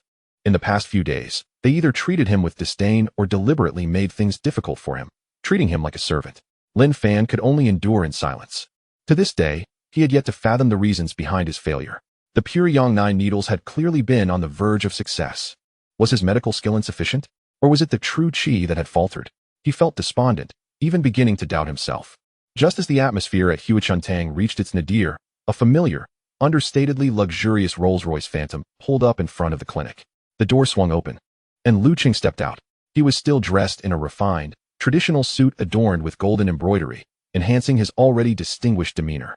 With a gentle smile that felt like a breath of spring, he walked into the desolate hall of the clinic. His gaze fell upon Luo Qingyan, who sat behind the consultation desk, her beauty dulled and her brows knitted in distress. He approached her, his voice imbued with just the right amount of concern. Qingyan, with such significant events unfolding, why did you not contact me? Luo Qingyan lifted her head, and upon seeing Lu Cheng, a complex emotion flickered in her eyes: surprise, gratitude, and a hint of unrecognized grievance. It was the sensation of having endured considerable hardship and suffering, finally encountering a source of support, of familial comfort. However, before Luo Qingyan could utter a word, the atmosphere shifted subtly. A jarring siren of an ambulance drew near. Moments later, an ambulance emblazoned with the Shengshin Hospital insignia screeched to a halt at the entrance of Huichuntang. The doors swung open, and several doctors and nurses clad in white coats emerged, transporting the cancer patient on a stretcher. A representative from Shengshin Hospital, strutting with arrogance, approached the entrance of Huichuntang. Behind him trailed a throng of reporters and curious onlookers drawn by the commotion. Clearing his throat, the representative addressed the gathering media with a tone of feigned sympathy, proclaiming loudly, "Ladies and gentlemen, we at Shengshin Hospital exerted our utmost effort in attempting to save this patient. Regrettably, due to the erroneous treatment received at your clinic from a quack, the patient's condition has deteriorated sharply. Despite our full-fledged rescue efforts, he has reached a critical state, beyond our capacity to remedy." Now, with a shift in tone and a feigned sorrow etched on his face, he continued, in the spirit of humanitarianism, "We are returning the patient, and we kindly ask Huichuntang to manage the subsequent matters." This statement inverted the truth, casting all responsibility lightly back onto Huichuntang. The family members of the patient, who had just moments ago been threatened with various contracts by the hospital director, dared not speak out to reveal the truth, forced to watch helplessly as the patient was passed around like a hot potato. Luo Qingyan gazed at the frail patient on the hospital bed, then cast her eyes upon the aggressive and malevolent representative from Shengshin Hospital, trembling with rage, her complexion pale. Yet, what could she do? Ultimately, the issue originated from the rejuvenation hall, leaving her with no means to argue her case. At that moment, Lu Cheng stepped forward, gently shielding her behind him. Facing the representative from Shengshin Hospital and the surrounding reporters, his countenance retained a faint smile, yet his tone exuded a chilling pressure that sent shivers down the spine. "Oh, since Shengshin Hospital is at a loss," he paused, sweeping his gaze across the entire room, his voice resonating clearly in every corner. "Very well. Today, we at the Rejuvenation Hall shall cure this patient." Upon uttering those words, he turned to Luo Qingyan, who wore an expression of shock and bewilderment, and winked at her. His gaze seemed to convey, "Do not worry, leave it to me." Chapter 29, To Save a Life and Strike at the Heart. Your wife is truly remarkable.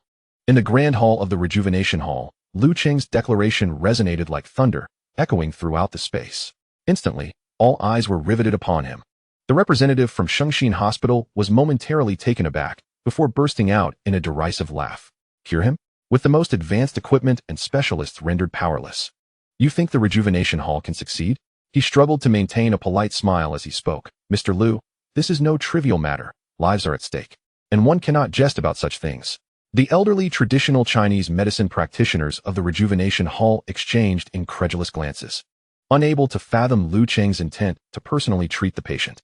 While they were aware of the Lu family's immense wealth and influence, mastery of medicine is not something that can be purchased with power or money. They shared glances, collectively deeming that Lu Cheng's boastful words were likely merely for show before Luo Qingyan, with no genuine hope behind them. Luo Qingyan was equally astonished, staring at Lu Cheng in disbelief. Did he just say he would cure this patient? Yet no one at the rejuvenation hall could accomplish such a feat. If they could have cured him, they would have done so already. How could it have come to Lin Fan causing this incident? Or could it be? Is it possible that Lu Cheng possesses medical skills? In the corner, Lin Fan, initially stunned, soon wore an expression of wild joy. Is this rich or foolish? If he himself cannot heal the patient, who could? A mere dandy, what does he know of medicine? Trying to show off? He has ventured into my area of expertise. Lu Cheng simply instructed the nearby nurse, please bring the patient into the operating room. Luo Qingyan and several elder practitioners immediately followed, eager to witness the unfolding events firsthand. Of course, Lin Fan was not about to miss the spectacle of Lu Cheng's imminent failure to impress. Arriving at the operating table, Lu Cheng took a cursory glance at the patient's pallid visage, casually checked his pulse, and with a swift motion, discreetly injected the second stabilizing dose of the life potential activation agent into the patient. He then turned to the anxious and tense Luo Qingyan, offering her a reassuring glance. With a casual demeanor, he picked up a set of silver needles. In the next moment, Lu Cheng's aura underwent a dramatic transformation. The previous languid gentleness vanished, replaced by an air of calm authority akin to that of a master. His wrist flicked, deftly lifting a slender silver needle, his movements fluid and graceful. Twisting, turning, lifting, and inserting, it was as if an invisible current of energy swirled around his fingertips. What he was demonstrating was the Tai crossing calamity needle from the rewarded 13 needle techniques. In stark contrast to Lin Fan's forceful and strained display of the pure Yang 9 needles, Lu Cheng appeared composed and at ease, his focus unwavering. Not a bead of sweat gracing his brow. Humph, mere pretense, it will amount to nothing, Lin Fan thought as he observed from the corner. Just as he prepared to mockingly interject, believing this to be no performance. However, before he could utter a word, it caught in his throat. The patient on the bed began to show signs of response. The previously faint and faltering breath steadied and strengthened. His complexion gradually returned to normal, even acquiring a hint of color. Then, the emaciated fingers twitched slightly. Wow, he moved. He actually moved. A gasp of astonishment escaped someone's lips. How could this be possible? The elder practitioners of traditional Chinese medicine were left dumbfounded, their gazes toward Lu Cheng transforming from that of mere observation of a youth to that of reverence for a rare and transcendent master of the healing arts. Luo Qingyan's eyes, like crystal orbs, sparkled with joy and excitement. She realized that Lu Cheng's abilities far exceeded her previous imaginings. In that moment, her inner scales tipped entirely in favor of Lu Cheng. As for Lin Fan, he felt as though he had been struck by a divine thunderbolt. His mind went blank. Impossible. How could he possess medical knowledge? Moreover, it appeared superior to my own techniques. Am I truly inferior to a mere dandy? His beliefs and pride endured yet another devastating blow. Before long, the acupuncture was completed. Outside the operating room, a commotion ensued. It turned out that Wang Donghai, the director of Shengxin Hospital, had rushed over upon hearing reports that the rejuvenation hall intended to cure the patient, eager to witness the spectacle. He cared little for Lu Cheng or the Lu family. If the patient could not be cured, he would promptly issue a press release, hire online trolls, and thoroughly discredit the rejuvenation hall, subsequently promoting Shengxin Hospital. He even wondered why the media presence today exceeded his expectations by such a margin. He certainly had not spent that much to hire them. However, when the operating room door swung open and the patient was wheeled out by the nurses, rosy-cheeked and breathing steadily, even slowly opening his eyes. "Dad, you're awake." The family member standing by instinctively exclaimed in delight. With Shengxin Hospital having failed to heal the patient, they had even presented a contract, pointing out the traps laid for them, threatening to sue for breach of contract, demanding millions in compensation. The family had reluctantly agreed to transfer the patient, but never could they have anticipated that the rejuvenation hall would actually succeed. Wang Donghai's smile instantly froze. He gazed incredulously at the noticeably improved patient, his expression turning extremely grim. He had been on the verge of death. How could he have been cured? No, it must be a coincidence. It was surely the effect of Shengxin Hospital's treatment over the past few days. Yes, that must be it. He immediately donned a facade, forcibly conjuring a smile as he addressed the gathered reporters. "Ladies and gentlemen, as you can see, this is all thanks to the prior efforts of Shengxin Hospital. Our advanced technology and expert team laid a solid foundation for the patient. His ability to awaken is entirely due to us." Before he could finish his statement, Lu Cheng emerged from the operating room, his gaze icy as it landed on Wang Donghai, signaling his bodyguards to take action. The bodyguards swiftly approached, distributing a series of documents to the reporters present. Among them was the incriminating agreement signed by Shengxin Hospital and the family, along with evidence of the threats made against them. Lu Cheng also began to speak, his voice, though soft, resonated throughout the grand hall, penetrating even through the live broadcast cameras of the reporters, reaching the vast expanse of the internet. Dear media friends, the condition of this patient is evident to all. Xingxin Hospital has declared the situation hopeless, abandoning the patient to their fate. However, our esteemed physician from Huichun Hall, Miss Luo Qingyan, has, under immense pressure, devoted herself tirelessly, pondering day and night, and has, within a mere week, devised a treatment plan capable of combating this cancer affliction. Yet, certain individuals, in a bid to undermine their peers, have resorted to duping the patient's family into signing despicable defamation agreements, even intentionally delaying and exacerbating the patient's condition while threatening the family, all to fulfill their nefarious ambitions. Upon hearing this, the reporters swarmed around Wang Donghai like sharks sensing blood, bombarding him with questions. Director Wang, what is your perspective on these accusations? Wang Donghai, confronted with the evidence, felt a chill of sweat cascade down his back, his guilt rendering him speechless, hastily gesturing for silence. I refuse to comment. I do not accept interviews. Lu Cheng paid no heed to the flustered Wang Donghai, regarding him as merely a petty antagonist. He approached Luo Qingyan, gently took her hand, and led her to the forefront of the crowd. Ladies and gentlemen, for specific treatment protocols and inquiries related to traditional Chinese medicine, let us invite our esteemed physician, Luo Qingyan, to provide clarity. Instantly, all cameras and microphones were directed towards Luo Qingyan. Physician Luo, can you truly cure cancer? What is your stance on the suppression of traditional medicine by Western practices? Luo Qingyan was taken aback by the sudden attention.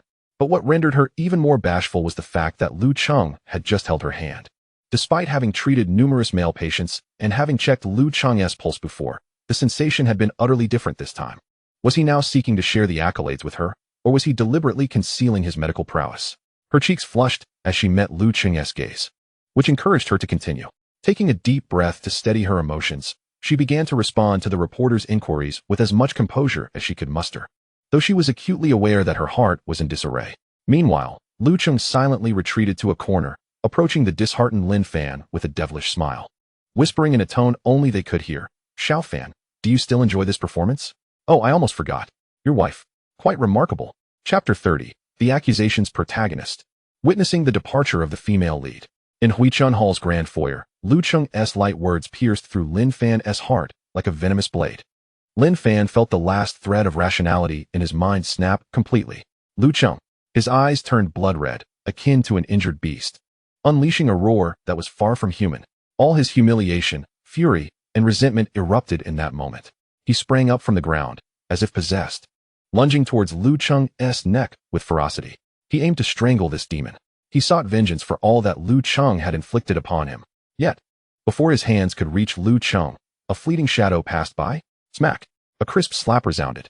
Lin Fan felt an overwhelming force strike him, causing him to stumble backward uncontrollably. Before he could comprehend what had happened, Lu Cheng's fist surged forward with a howling wind. Lin Fan barely registered the movement. Suddenly, he felt a sharp pain in his chest, as if he had been struck by a speeding freight truck. Ugh! He emitted a muffled groan of agony, his body hurtling backward like a marionette with severed strings, crashing heavily against the hard wall behind him. Bang! A dull thud echoed. Lin Fan felt as though his insides had been rearranged, his bones splintered. He awkwardly slid down the wall, collapsing onto the ground, his chest ablaze with pain. Each breath a struggle, a metallic sweetness rising in his throat. He felt as if he were on the verge of being embedded in the wall. Hearing the sound of the impact, the reporters and medical staff present finally turned their attention to this scene, redirecting their cameras and gazes toward Lin Fan. Clutching his agonized chest, Lin Fan remained incredulous. Lu Cheng's prowess surpassed even that of his elite bodyguards. This overwhelming display of force shattered the last remnants of his delusions. Lu Cheng disregarded the crumpled Lin Fan on the ground, adjusting his sleeves with a gentle smile, as if he had not just engaged in a skirmish.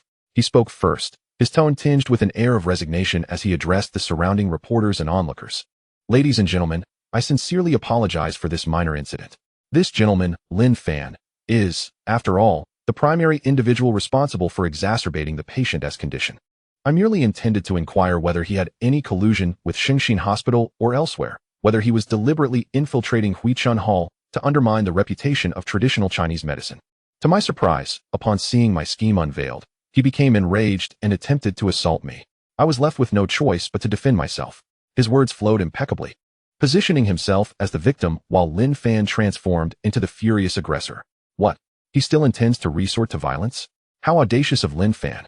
As the reporters caught wind of this new development, they hastily directed their cameras and microphones toward the writhing Lin Fan on the ground. Mr. Lin, are you indeed acting under orders to create chaos at Huichun Hall? What clandestine dealings exist between you and Xingxin Hospital? Have you accepted money from Western medicine to sabotage traditional practices? With his head bowed, hands clutching his aching chest, the excruciating pain from his shattered ribs rendered him nearly speechless. Lu Cheng's blow had been devastating. He felt several of his ribs fracture. He longed to retort, to unleash a torrent of curses, to expose Lu Cheng's lies. Yet, he could barely muster a sound. His current strength was utterly inadequate against Lu Cheng. Suddenly, the reporters' inquiries ceased abruptly, their voices falling silent. A cold, furious, and disappointed voice rang out from above Lin Fan. He struggled to raise his head, locking eyes with Luo Qingyan, her once serene gaze now ablaze with fury.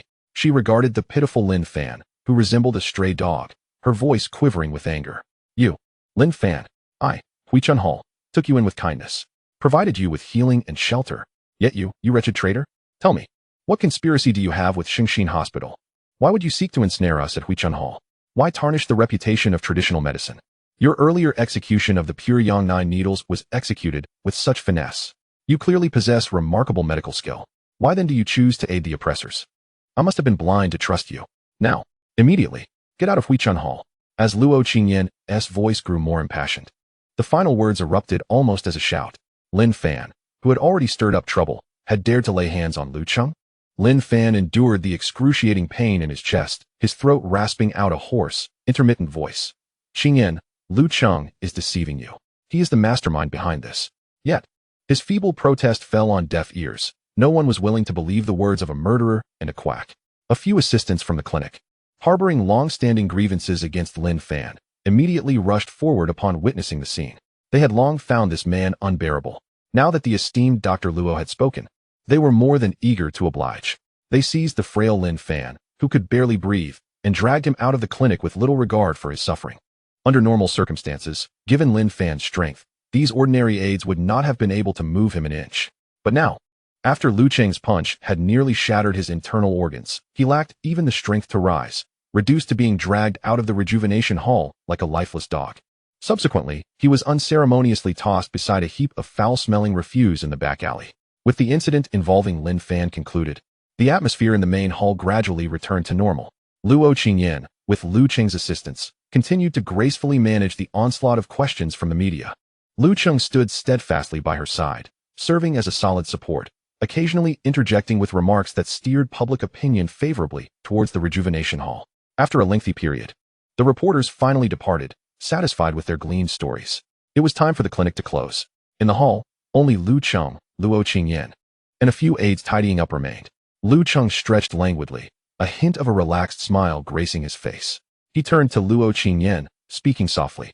After a long day, our esteemed physician must be quite hungry. May I have the honor of inviting Miss Divine Doctor to dinner? Listening to his teasing tone, a smile unexpectedly blossomed on her usually serene and ethereal face, akin to the warm and radiant sun of a gentle spring day, imbued with a beauty and tenderness capable of melting hearts. Her laughter rang clear and melodious, like the tinkling of silver bells. She responded playfully, "Then I shall trouble you, Mr. Lu." Lu Cheng smiled and extended his hand in a gentlemanly manner. After a moment's hesitation, Luo Qingyan placed her cool fingertips gently in his palm. Thus, the two of them, hand in hand, entered the long-awaited Rolls-Royce. All the while, Lin Fan, having mustered the last of his strength to rise from the refuse, witnessed this scene with piercing clarity. He watched the luxury vehicle fade into the distance, reminiscent of his first day out of prison. However, this time, the anguish cut deeper as everything unfolded right before him, with him utterly powerless to intervene. Chapter 31. The lazy fish turns over. The treasure rat finally moves. The Rolls-Royce Phantom glided smoothly along the road. Inside the cabin, the lighting was soft and the atmosphere tranquil.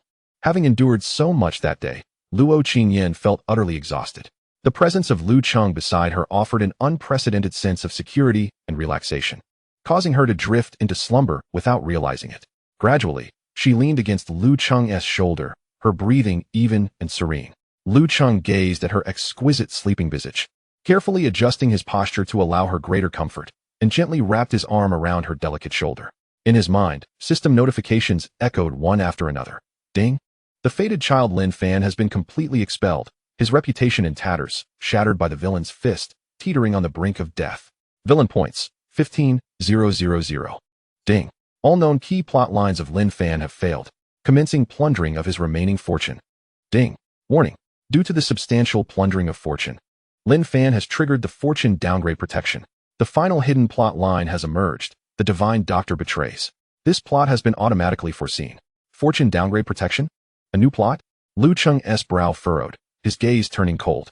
How could this worthless individual create so much trouble? He had only exerted half his strength in that punch, and yet Lin Fan still managed to survive? With so many witnesses present, he should have ensured the job was finished.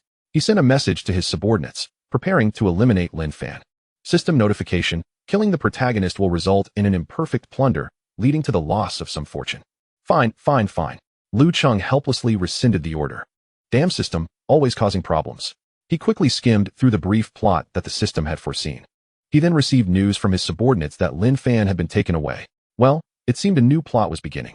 Lu Cheng smiled, feeling relieved. He could finally drain the protagonist dry. Let the destined great villain teach him what it truly means to be a villain. In the back alley of the rejuvenation hall, beside the foul-smelling refuse pile, Lin Fan writhed in agony, his consciousness fading, curled up on the cold ground. Blood pooled around him from several spots where he had coughed it up. That punch had driven several of his ribs into his lungs, causing increasing blood loss. He felt his life force ebbing away rapidly. Was he truly going to die? Like a wild dog, perishing in this filthy corner? Unwilling. Yet, his eyelids grew ever heavier. Just as he teetered on the brink of complete darkness, a sudden sound of footsteps echoed from the alley entrance. Moments later, several figures appeared beside him. At the forefront was a middle-aged man in a suit, sporting gold-rimmed glasses. Behind him loomed several stern-faced bodyguards. It was none other than the vice president of the Holy Heart Hospital, known for orchestrating schemes from the shadows. Upon closer inspection, one would notice his striking resemblance to the hospital director, Wang Donghai. In fact, he was Wang Donghai's brother, Wang Donglin. He approached Lin Fan, crouched down, and roughly patted the blood-stained cheek of the latter, confirming his identity and that he was still clinging to life.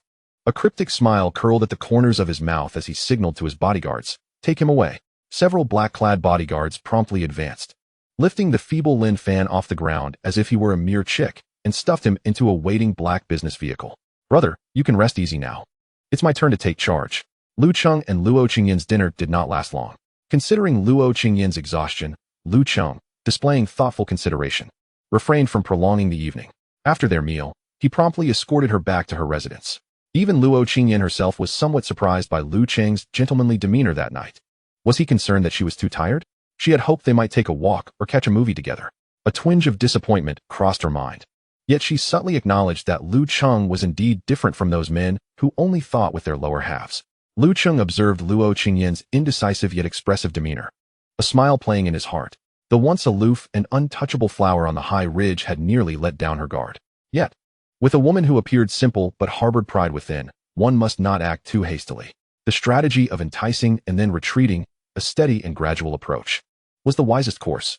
She evidently harbors indecision regarding her closeness, and her eagerness to hasten the outcome only proves counterproductive. It would be far more intriguing to leverage Lin Fan's remaining value, leading her to a complete surrender, willingly seeking his affection. Moreover, within his harem, several little ones await his attention. Equitable distribution is the true path of a sovereign. The following morning, as dawn broke, Lu Cheng awakened amidst a cocoon of softness and fragrance. In his embrace lay the peacefully slumbering Xia Qinghe.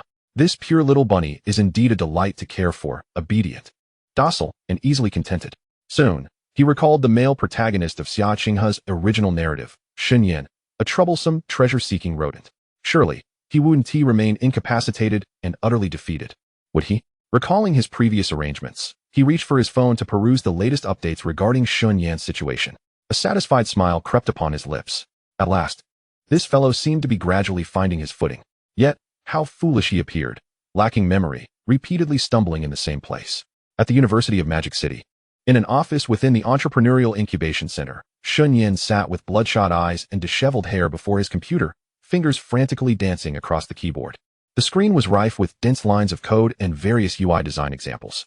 It seemed he had been burning the midnight oil for several consecutive nights, exuding an aura of despondency akin to a beleaguered secret agent.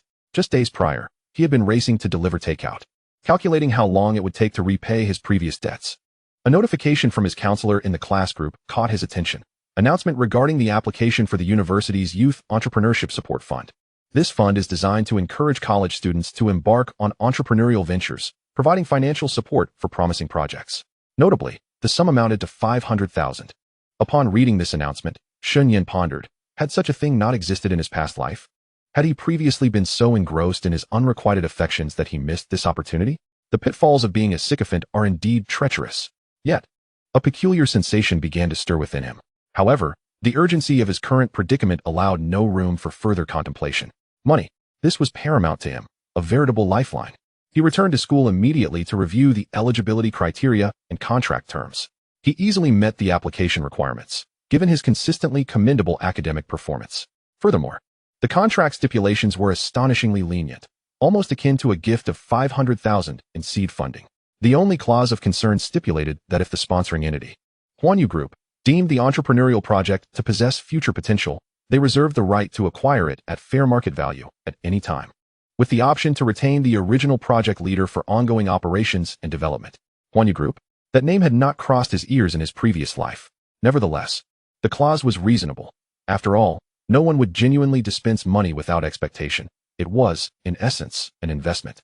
This realization brought him a measure of reassurance. After researching Huanyu Group's information and remuneration, he discovered it to be a burgeoning investment firm. Could it be that a company from his past life had merely undergone a name change due to his reincarnation? After much deliberation, Shunyan ultimately resolved to sign the contract. He was now merely a step away from securing his startup capital. He was a reincarnate. He possessed the memories of the next decade. His mind brimmed with countless ideas poised to captivate the world, if he could develop any one of them ahead of time. Immense success was assured. By then, even if they acquired his project, he would certainly command tens of millions. With the arrival of the 500,000 funds, Shun Yin swiftly determined his course. He aimed to preemptively develop a phenomenon-level minigame that had yet to emerge, one that had skyrocketed to fame in his previous life. Armed with 10 years of development experience, he could accomplish this single-handedly. Once the game launched and swept the nation, Xia Qinghe would be waiting for him. As he contemplated this, his speed of operation quickened further. Chapter 32, Betrayal, A Price to Pay. In a ward of St. Heart Hospital, Lin Fan awoke from unconsciousness amidst a violent headache. Struggling to open his heavy eyelids, he was greeted by a cold and unfamiliar ceiling. The dim light cast a stifling atmosphere. As he shifted his body, he realized he lay upon a frigid metallic bed, covered by a thin white sheet. His wounds had been sutured. Though still painful, it was a marked improvement from the life-threatening agony he had experienced beside the trash heap. But where was this? Why was he here? Creak. A middle-aged man in a pristine white coat, adorned with gold-rimmed glasses and exuding an air of scholarly elegance, entered the room. He was none other than Wang Donglin, the younger brother of the vice president of St. Heart Hospital, Wang Donghai, who orchestrated matters from behind the scenes. Wang Donglin approached Lin Fan's bedside, wearing a benign smile that lacked any warmth. "How do you feel, Mr. Lin?" His voice was gentle, laced with a hint of feigned concern. "Your injuries are severe, but rest assured, our St. Heart Hospital boasts the most advanced medical technology and equipment, ensuring your swift recovery." Lin Fan regarded this unexpected stranger with wariness. His voice was hoarse, tinged with weakness. "Who are you? Why did you save me? What do you want?" He found it hard to believe in altruism, especially after enduring so much betrayal and scheming. Wang Donglin adjusted his gold-rimmed glasses, his smile unwavering. Yet his tone bore a hint of amusement. "Save you? Mr. Lin, you misinterpret my intentions. I simply could not bear to witness a talented healer who should be saving lives, humiliated and left to perish like a wild dog in a filthy corner. As for what he desired," he paused, a glimmer of cunning flashing in his eyes. "I believe that someone of your caliber should not be overlooked or suppressed. Our St. Heart Hospital has always valued talent highly." Wang Donglin astutely detected the subtle shifts in Lin Fan's gaze and shifted his approach, his tone now unabashedly enticing. "Mr. Lin, if you would consider joining my team and collaborating with our St. Heart Hospital, I can guarantee not only the finest medicine and technology to restore your health, but also everything you desire: wealth, status, and fame. All I require is a small favor in return, a favor concerning Huachuntang." Concerning Huachuntang? Upon hearing these words, Lin Fan's expression momentarily flickered with instinctual disdain. After all, he had previously aspired to prove himself there, even harboring fleeting feelings for that woman, Luo Qingyan. Yet, hesitation soon crept in. Did anyone there still regard him with respect? That wretched woman, Luo Qingyan, had ultimately believed Lu Cheng's deceit, discarding him like refuse. The so-called virtuous gentlemen are merely a group of hypocrites, relentlessly chasing fame and fortune. Moreover, his reputation within the entire traditional Chinese medicine community in the Magic City has been utterly tarnished. There is no turning back. Yet, he did not immediately acquiesce. Instead, he regarded Wang Donglin with a cold stare, his voice gravelly. Why should I trust you?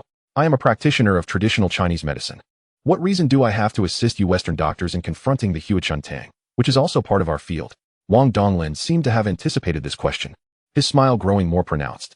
Mr. Lin, let's speak plainly.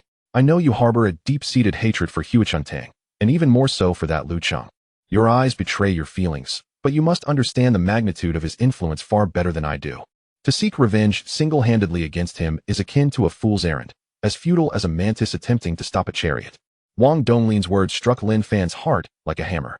Revenge. He certainly yearned for it. He dreamt of dismembering that scoundrel Lu Cheng. Yet, Lu Cheng loomed over him like an insurmountable mountain, suffocating him. He had nothing, not even the most basic means of survival. How could he contemplate revenge? Observing the unwillingness, anger, and yet overwhelming helplessness etched upon Lin Fan's face, Wang Donglin recognized that the time was ripe. He cast forth his final card. Mr. Lin, to be candid. Our Holy Heart Hospital has also been under immense pressure due to the matters concerning Huachuntang. My brother, Wang Donghai, has been imprisoned because of this. I need an opportunity that could turn the tide for Holy Heart Hospital while bringing disgrace upon the entire traditional Chinese medicine community. I will mobilize all resources to stage a nationwide showdown between traditional Chinese and Western medicine. We will invite all media from the Magic City to broadcast it live. Both sides will send representatives to treat the same difficult cases, allowing everyone to witness who truly embodies science and who genuinely saves lives. If we can decisively defeat the traditional Chinese medicine representative in this confrontation, leading to their utter humiliation, then Holy Heart Hospital can restore its reputation. And you too can clear your name from the stigma of being a murderous quack, while they will be the ones who wronged a true master of the healing arts. Excitement flickered in Wang Donglin's eyes. However, he swiftly shifted his tone, revealing a hint of difficulty. But that Luo Qingyan from Huachuntang can cure cancer. If she represents traditional Chinese medicine, our chances of victory may be slim. Therefore, we need your assistance. If you can find a way to prevent Luo Qingyan from participating in this showdown, we are confident of winning. After all, to my knowledge, aside from Luo Qingyan, no other figure in the entire traditional Chinese medicine community dares to claim they can cure cancer. Luo Qingyan. Upon hearing this name, a flicker of malice crossed Lin Fan's eyes. Another wretched woman. I wonder if she has also been seduced by that scoundrel Lu Cheng.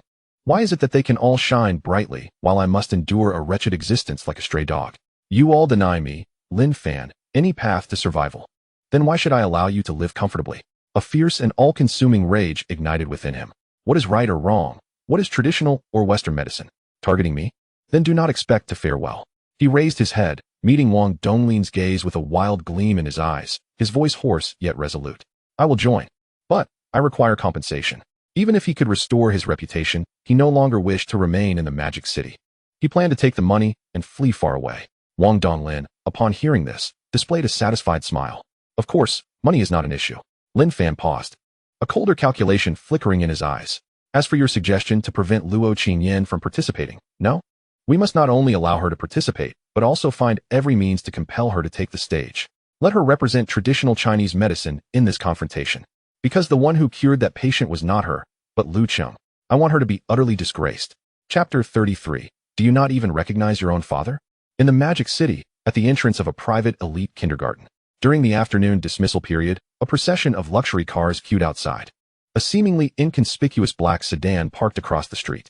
Dragon King Xiaozhan, dressed in plain clothes, with eyes sharp as an eagle, fixated intently on the kindergarten's entrance through the car window. Although Yi Shuang ultimately did not report on Lu Cheng, she did provide information about Mu Wanru residing in the Mu family and where Tao Tao attended school, thus gathering some intelligence. At this moment, Xiaozhan's heart raced uncontrollably as he was about to reunite with his daughter after 3 long years. Tao Tao, Daddy will see you soon. And Wanru, you both have endured so much these past 3 years. From now on, I, Xiaozhan, will never allow anyone to bully you too. The school bell chimed melodiously, and children clad in exquisite uniforms, carrying adorable little backpacks, poured out like joyful birds. Xiaozhan scanned the crowd meticulously, striving to catch a glimpse of Tao Tao's petite figure among those innocent faces. However, he felt somewhat lost. When he left, Tao Tao was merely a year old. Still an infant. Now, 3 years have passed. What does she look like? He could not recognize her. He could only wait patiently, believing that Wanru would certainly come to pick up Tao Tao herself. She cared for Tao Tao so deeply that she would undoubtedly come for her little one. Just as he waited for Wanru to appear, at that moment, a little girl in a pink princess dress, with 2 adorable pigtails, skipped joyfully out of the kindergarten. Those brows and eyes, that outline, bore a faint resemblance to someone he once knew. Xiaozhan's heart skipped a beat. Is it her? Is it Tao Tao? Immediately after, he saw a tall, remarkably handsome young man approach her with swift strides. He tenderly called out, Tao Tao, over here. The little girl in the princess dress dashed straight into the man's embrace. This little girl was indeed named Tao Tao, but who was this man? Perhaps his daughter had another friend named Tao Tao. She could be Wang Tao Tao, Li Tao Tao, or someone else. As the man led the little girl to a car, Xiaozhan hurried towards the kindergarten. He needed to confirm. Looking at the teacher responsible for the student's dismissal, Xiaozhan spoke, Hello, teacher. May I ask if Mu Tao Tao is in this class? I am her father. The teacher surveyed him from head to toe. Her eyes filled with curiosity and scrutiny. Mu Tao Tao's father? Who are you? I haven't seen you before. The teacher's tone carried a distinct hint of skepticism. You're not a human trafficker, are you? She took a cautious step back, shielding the children behind her while signaling to the security guard. A jolt of alarm shot through Xiaozhan. What does this mean? Tao Tao has a father? Wasn't she an orphan? Or has Wanru found Tao Tao's biological father? He dared not think further. The security guard approached him rapidly. At this moment, Xiaozhan had no desire to entangle himself with them. He merely cast a cold glance at the security guard attempting to approach him. The powerful aura and intense killing intent emanating from his gaze instantly rendered the guard as if plunged into an icy abyss, prompting beads of cold sweat to form as he dared not take another step forward.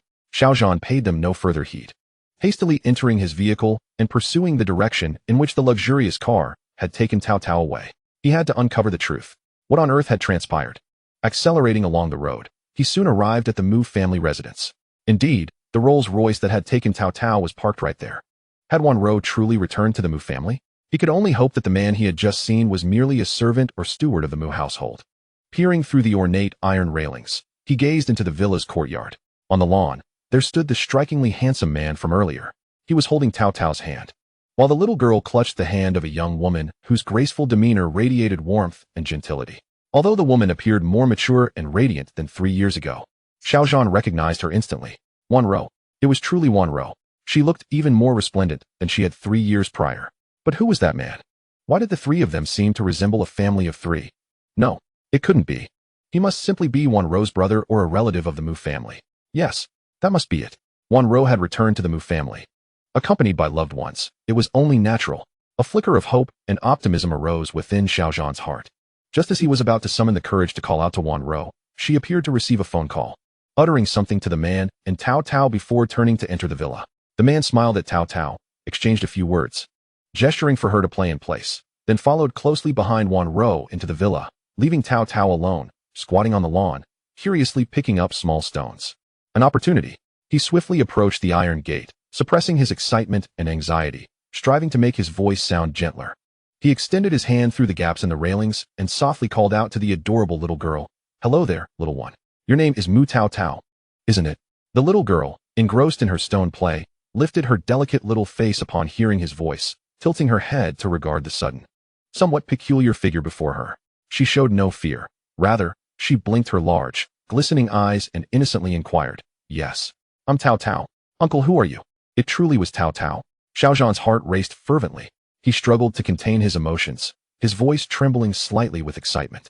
I am, he faltered, unable to utter the word father, fearing he might frighten the child, especially since she had been merely an infant when he left. I am a friend of your mother. Where is your mother? Who is that uncle from earlier? Upon hearing his question, Tao Tao's small brows furrowed slightly. She squinted her eyes, scrutinizing Xiaozhan earnestly, a flicker of age-inappropriate wariness crossing her gaze. Then her tone shifted, tinged with a hint of discontent and certainty. You are not Mommy's friend. Humph. If you were Mommy's friend, how could you not know Daddy? The word Daddy struck Xiaozhan like a bolt from the blue. His mind went blank. He had envisioned countless scenarios for reuniting with his daughter, yet he never anticipated hearing her so naturally refer to another man as Daddy. An indescribable surge of anger, jealousy, humiliation, and excruciating pain engulfed him in an instant. His complexion paled. The tenderness and anticipation in his eyes were swiftly replaced by a ferocious, almost predatory killing intent. Just as he was on the verge of losing control and ready to charge in recklessly, Tao Tao, who are you talking to? Wan Ro, having finished her phone call, seemed to sense something amiss and hurriedly emerged from the villa. Upon seeing her daughter squatting by the iron gate, conversing with a stranger, her expression shifted dramatically. She rushed over, pulling Tao Tao behind her protectively, her gaze wary and distant as she regarded Xiaozhan. Her voice turned cold with a hint of accusation. Who are you? What do you want? Chapter 34. The Return of the Dragon King? A wild dog approaches. Xiaozhan fixed his gaze on Wan Ro, gradually regaining some semblance of calm. It was understandable. If he could not recognize his own daughter, it was only natural that she would not recognize him. But who was that man claiming to be Tao Tao's father? Observing Wan Ro's simultaneously familiar, yet unfamiliar visage, his voice trembled with agitation and fury. Tinged with a hint of hurt, Wan Ro, it's me. I am Xiaozhan. You do not recognize me anymore. He attempted to awaken Wan Ro's memories, emphasizing the bond he believed to be of utmost significance between them. However, as Wan Ro discerned the man's face beyond the iron gate, she felt as though struck by lightning, her complexion turning ghostly pale. Xiaozhan, how could he be here?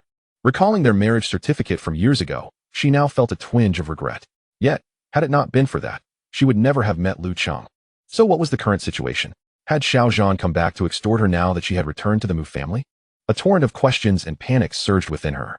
Back then, she had merely paid him to help secure a marriage certificate to appease her family. It hardly constituted a genuine marriage. Now, with his sudden appearance, what would Lu Cheng think if he found out? Would he despise her for it? Abandoning her and Tao Tao? No, such a thing must not happen. She had finally attained this stable and happy life. She could not allow anyone to disrupt it. Lacking any genuine feelings for Xiaozhan, coupled with her profound fear of losing her current happiness, she instinctively made a choice. Just as Wan Ro's mind spiraled into chaos, uncertainty enveloping her, a steady and powerful arm gently draped over her shoulder. Lu Cheng emerged from the villa, wearing his ever-composed smile. As if everything lay well within his grasp, he approached Wan Ro, effortlessly shielding her and the startled, curious Tao Tao behind him.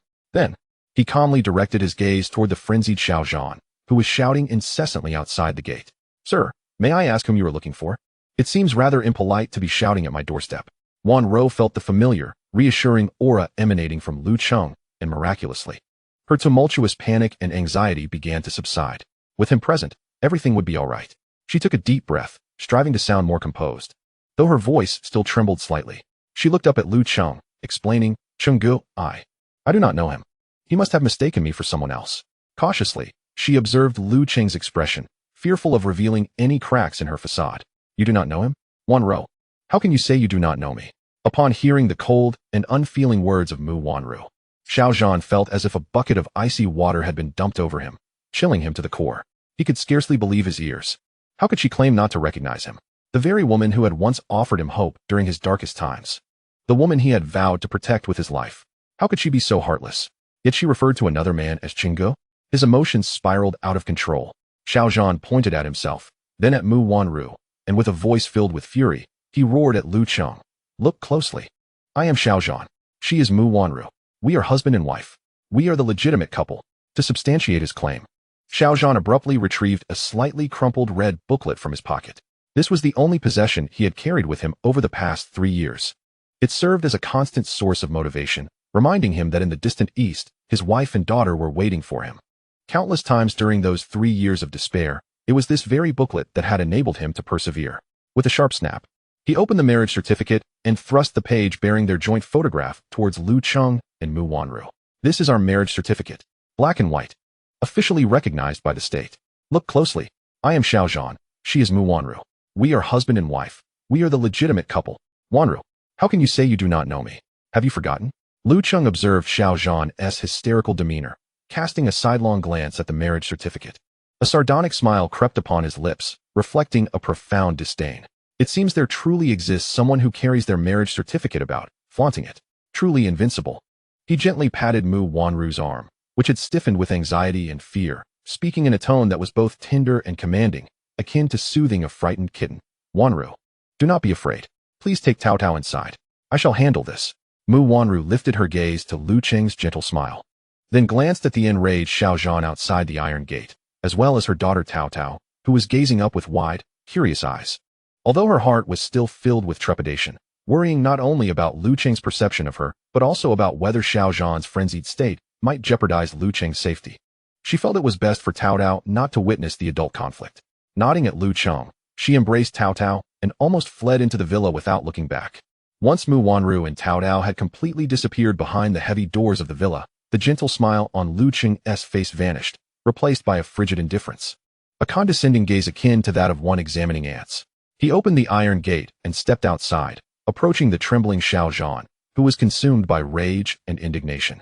Lu Cheng scrutinized Xiao Zhan from head to toe, his eyes betraying unmasked contempt and disdain, as if he were regarding a piece of filthy, worthless refuse. In contrast, Xiao Zhan was incensed by Lu Cheng's silent derision. He glared at Lu Cheng, his voice emerging like a chilling echo from the depths of hell. Now, leave Wanru. Leave my daughter. If you know what's good for you, I might spare you and your family from a fate worse than death. He attempted to intimidate Lu Cheng with his usual aggressive threats that had worked abroad. However, before he could finish, Lu Cheng suddenly burst into laughter, a sound brimming with unabashed mockery and scorn. It was as if he had heard the most ludicrous joke in the world, laughing heartily as he tilted his head, regarding Xiao Zhan with the disdain reserved for refuse. In a tone laced with derision, he remarked, "What kind of stray dog is this? Barking at someone else's door? Is your mother a wholesaler? How dare you bark at me like this?" Xiao Zhan's simmering rage, ignited by Lu Cheng's scathing mockery, erupted like a volcano. The dignity of the Dragon King, the bottom line of a man. He let out a primal, beast-like roar, all rational thought evaporating in that moment. No more words. Fueled by fury, he struck. With a powerful stomp, he propelled himself forward like a cannonball, exuding an aura of lethal intent, charging at Lu Cheng. A punch, imbued with all his anger, humiliation, and resentment, hurtled toward Lu Cheng's face. If it connected, even an ordinary warrior would likely suffer grave injury. Yet, in the face of this overwhelming assault, Lu Cheng merely narrowed his eyes, that enigmatic smile still playing at the corners of his mouth. Instead of retreating, he advanced. Just as Xiao Zhan's fist was about to make contact, Lu Cheng deftly shifted his body. His right hand transformed into a fist with lightning speed, unleashing a cold gust, striking with precision at Xiao Zhan's exposed ribs. This was a deadly move from the system's reward of the shadowless fist. With a dull thud, Xiao Zhan felt a searing pain in his side, his body staggering backward uncontrollably. Before he could regain his balance, Lu Cheng's attacks followed relentlessly. The two men engaged in a fierce battle in the courtyard of the villa. Their fists and feet collided, producing a series of thunderous sounds. Xiao Zhan's strikes were ferocious and direct, each blow infused with the iron will of a battle-hardened warrior, targeting critical points with ruthless precision. Meanwhile, Lu Cheng's movements were elusive and agile, his techniques clever and unpredictable, seemingly effortless, yet always managing to neutralize Xiao Zhan's fierce assaults and deliver sharp counterattacks at the most opportune moments. Upon their first encounter, Lu Cheng had employed the system to assess Xiao Zhan's strength. Name: Xiao Zhan. Identity: protagonist of the blood-soaked Dragon King returns to the city to raise a cute child. Primary abilities: Dragon King of the Dragon Hall, skilled in combat. Battle power: 450, peak dark strength. Charm value: 40, sharp-headed and charmingly rogue. Fortune rating: S, with a power level comparable to his own. Both at the peak of dark strength, Lu Cheng was keen to test his current combat capabilities against an equally seasoned opponent.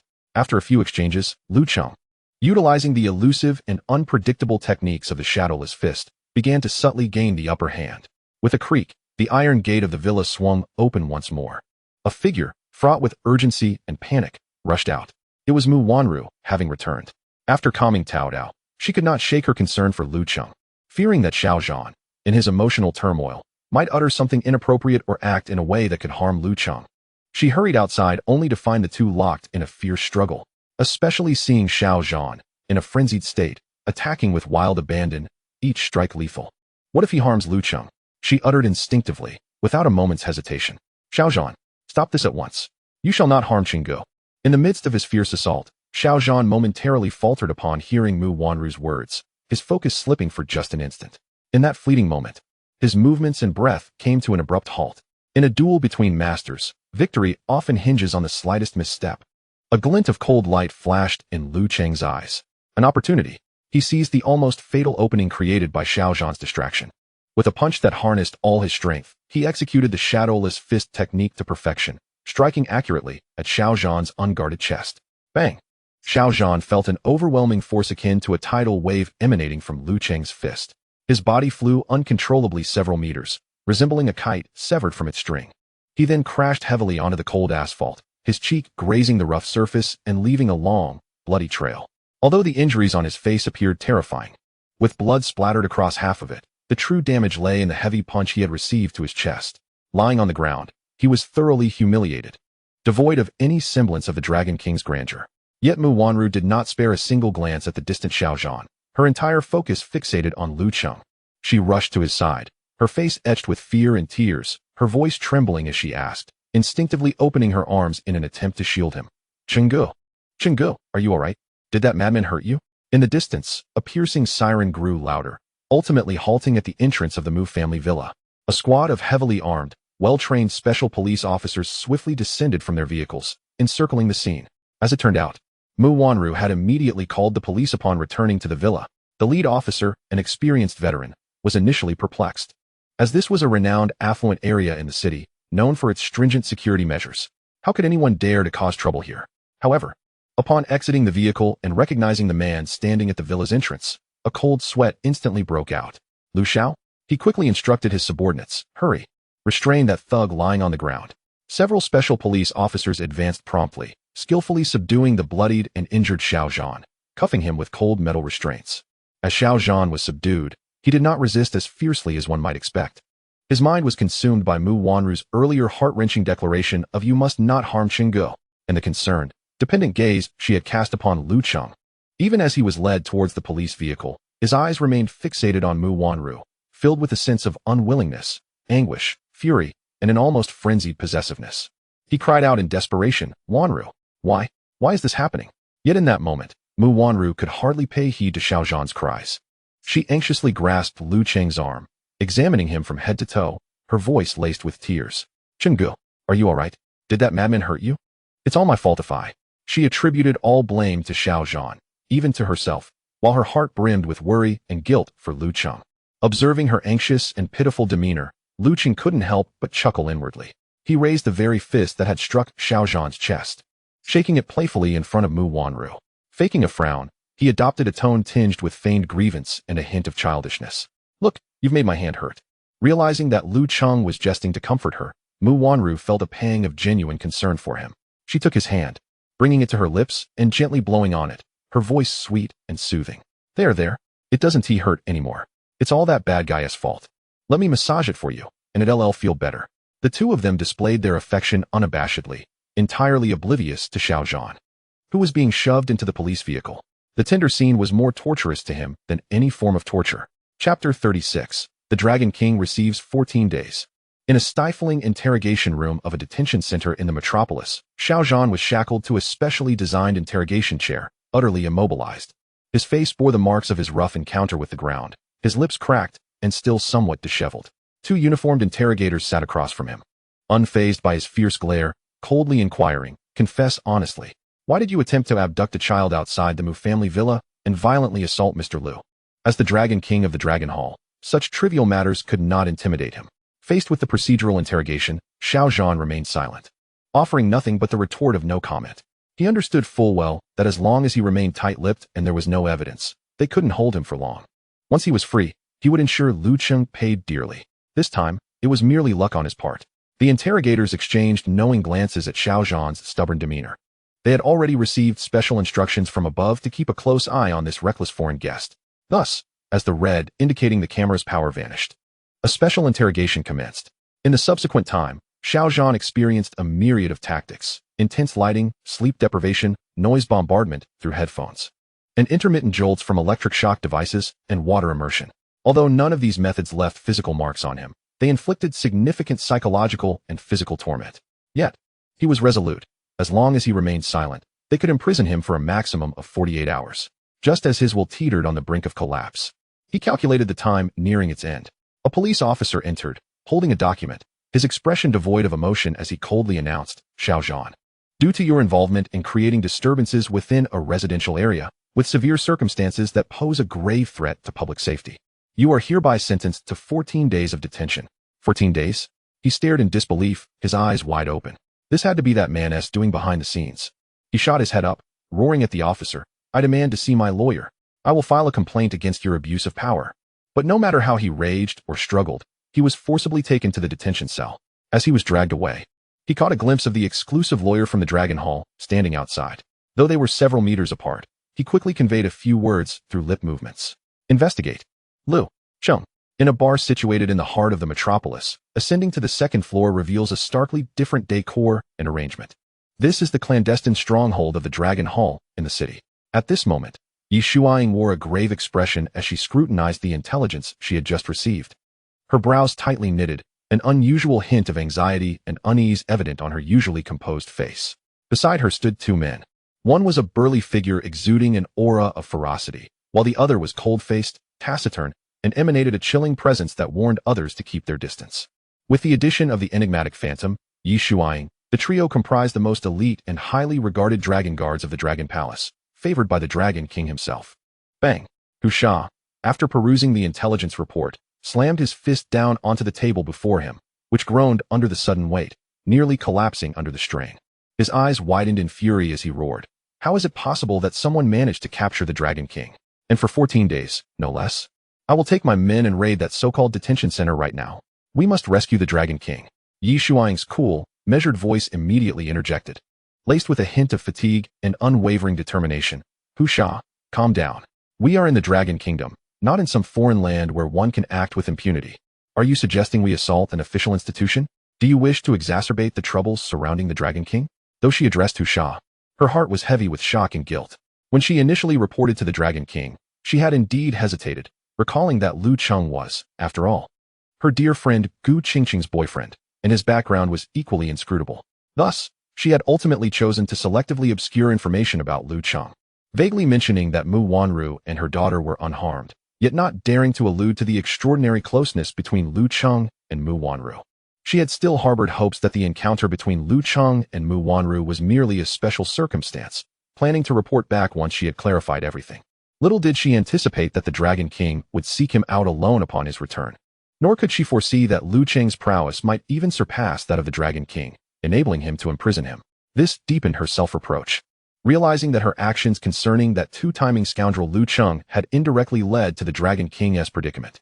No, when she next met with Qingqing, she would undoubtedly inform her about Lu Cheng's duplicitous nature and find a way to persuade her to part ways with him.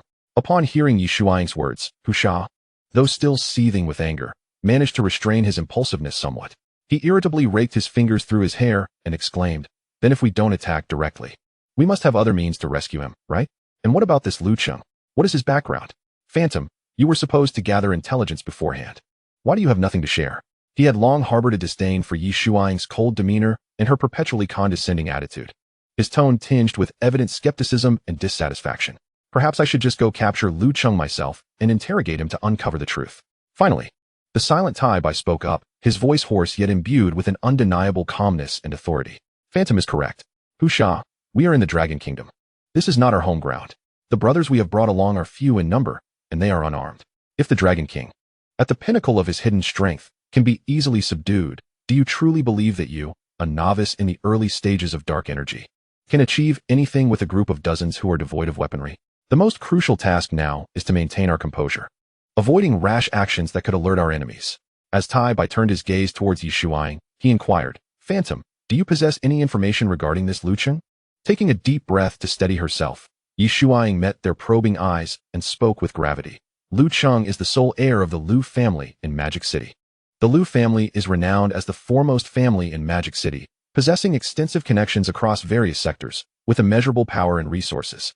If the Dragon King has provoked him, I believe our immediate course of action should be to navigate our relationships with care, ensuring that the Dragon King endures as little injustice as possible during these 14 days and emerges safely. I will promptly investigate further details about Lu Cheng.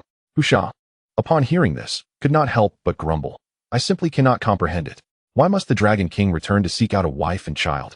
With his status and allure, what woman could he not attract? Back in Europe, those blonde, blue-eyed noblewomen and all manner of starlets and socialites lined up for a chance to bear his children, yet he turned them away. Why subject himself to this indignity? Yi Shuang chose not to respond to Husha's complaints, silently clenching her fists. Investigating Lu Cheng was indeed the most prudent course of action, and the best approach was to start with her close friend Gu Qingqing. Chapter 37. A moral conundrum surrounding the goddess of medicine. Just days had passed since the harrowing resurrection event at the Rejuvenation Hall. Yet the major news platforms of Magic City had already been swept away by an even greater tempest. Under the meticulous orchestration of the newly appointed acting director of Sacred Heart Hospital, Wang Donglin, the tide of public opinion underwent a dramatic reversal. The headlines of various media outlets were dominated by favorable news regarding Sacred Heart Hospital's bone cleansing therapy. Former director Wang Donghai under investigation for serious legal violations. Entrusted with the mission, newly appointed director Wang Donglin, guided by righteousness, strives to restore the glory of Sacred Heart. To promote medical advancement, Sacred Heart Hospital generously invests $5 million to host a national summit on traditional and Western medicine in 2 weeks. In his statements, Wang Donglin passionately condemned his brother Wang Donghai for losing his initial ideals and betraying his aspirations, pledging to rectify the hospital and restore its ethical standards. His righteous demeanor, coupled with a meticulously prepared speech, successfully fashioned him into an image of responsibility, determination, and commitment to the medical field. In a flash, discussions surrounding the traditional versus Western medicine showdown skyrocketed in popularity across the internet. Countless online commentators and uninformed netizens rallied in support of Sacred Heart Hospital. Sacred Heart Hospital is incredible.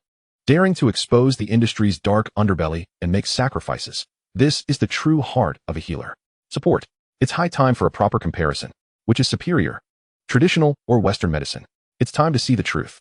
Conversely, the discourse inevitably shifted towards the recently acclaimed Rejuvenation Hall and Luo Qingyan. Isn't that divine physician Luo quite impressive? Even late-stage cancer can be cured. Surely, she will represent traditional medicine in this showdown. Don't be so naive. The last patient's recovery was just a fluke. Traditional medicine is mere mysticism. It would never dare to truly compete with Western medicine. She'll probably just hide away this time. I bet a bag of spicy strips that Luo Qingyan won't dare accept the challenge. If she truly has the ability, she should step forward to prove herself. The clamor of public opinion, akin to an unseen tide, simultaneously elevated Wang Donglin and Sacred Heart Hospital to a moral high ground, while mercilessly placing Luo Qingyan and the entire Rejuvenation Hall under scrutiny. Countless eyes were fixated on her, eager for her to represent traditional medicine and restore its honor. Should she choose to withdraw at this juncture, not only would it spell disaster for the Rejuvenation Hall, but the entire field of traditional medicine would become a laughingstock. Within the Rejuvenation Hall's office, Luo Qingyan donned a pale pink Song Dynasty-style dress, complemented by a white narrow-sleeved blouse adorned with delicate orchid patterns, lending her an air of youthful charm and grace beyond her usual serene and understated attire. Yet at this moment, her exquisite visage was shrouded in a heavy cloud of worry and profound fatigue. She paced restlessly within her office, her mind in turmoil. The weight of her anxiety almost palpable. Since the Sacred Heart Hospital announced its intention to host a grand duel between traditional Chinese and Western medicine, she has been bearing immense pressure from all sides, nearly overwhelming her. The relentless online discourse has become an invisible shackle, making it difficult for her to breathe. Countless gazes are fixed upon her, hoping she can perform another miracle like last time, representing traditional Chinese medicine and turning the tide. Should she falter or fail, she would become a pariah within the entire realm of traditional Chinese medicine, from the bustling metropolis to the nation at large. And even among her reclusive peers in the Luo family, phone calls and messages have inundated her. Their words, filled with affirmation of her medical prowess, also brim with fervent hopes that she can indeed salvage the situation and restore dignity to traditional Chinese medicine. These expectations weigh heavily upon her, placing the honor and disgrace of an entire discipline upon the shoulders of a mere woman in her early 20s. Even within her own clinic, the staff and apprentices gaze at her with eager anticipation, yearning for her to once again unveil her extraordinary talents and lead the Huichuntang to glory.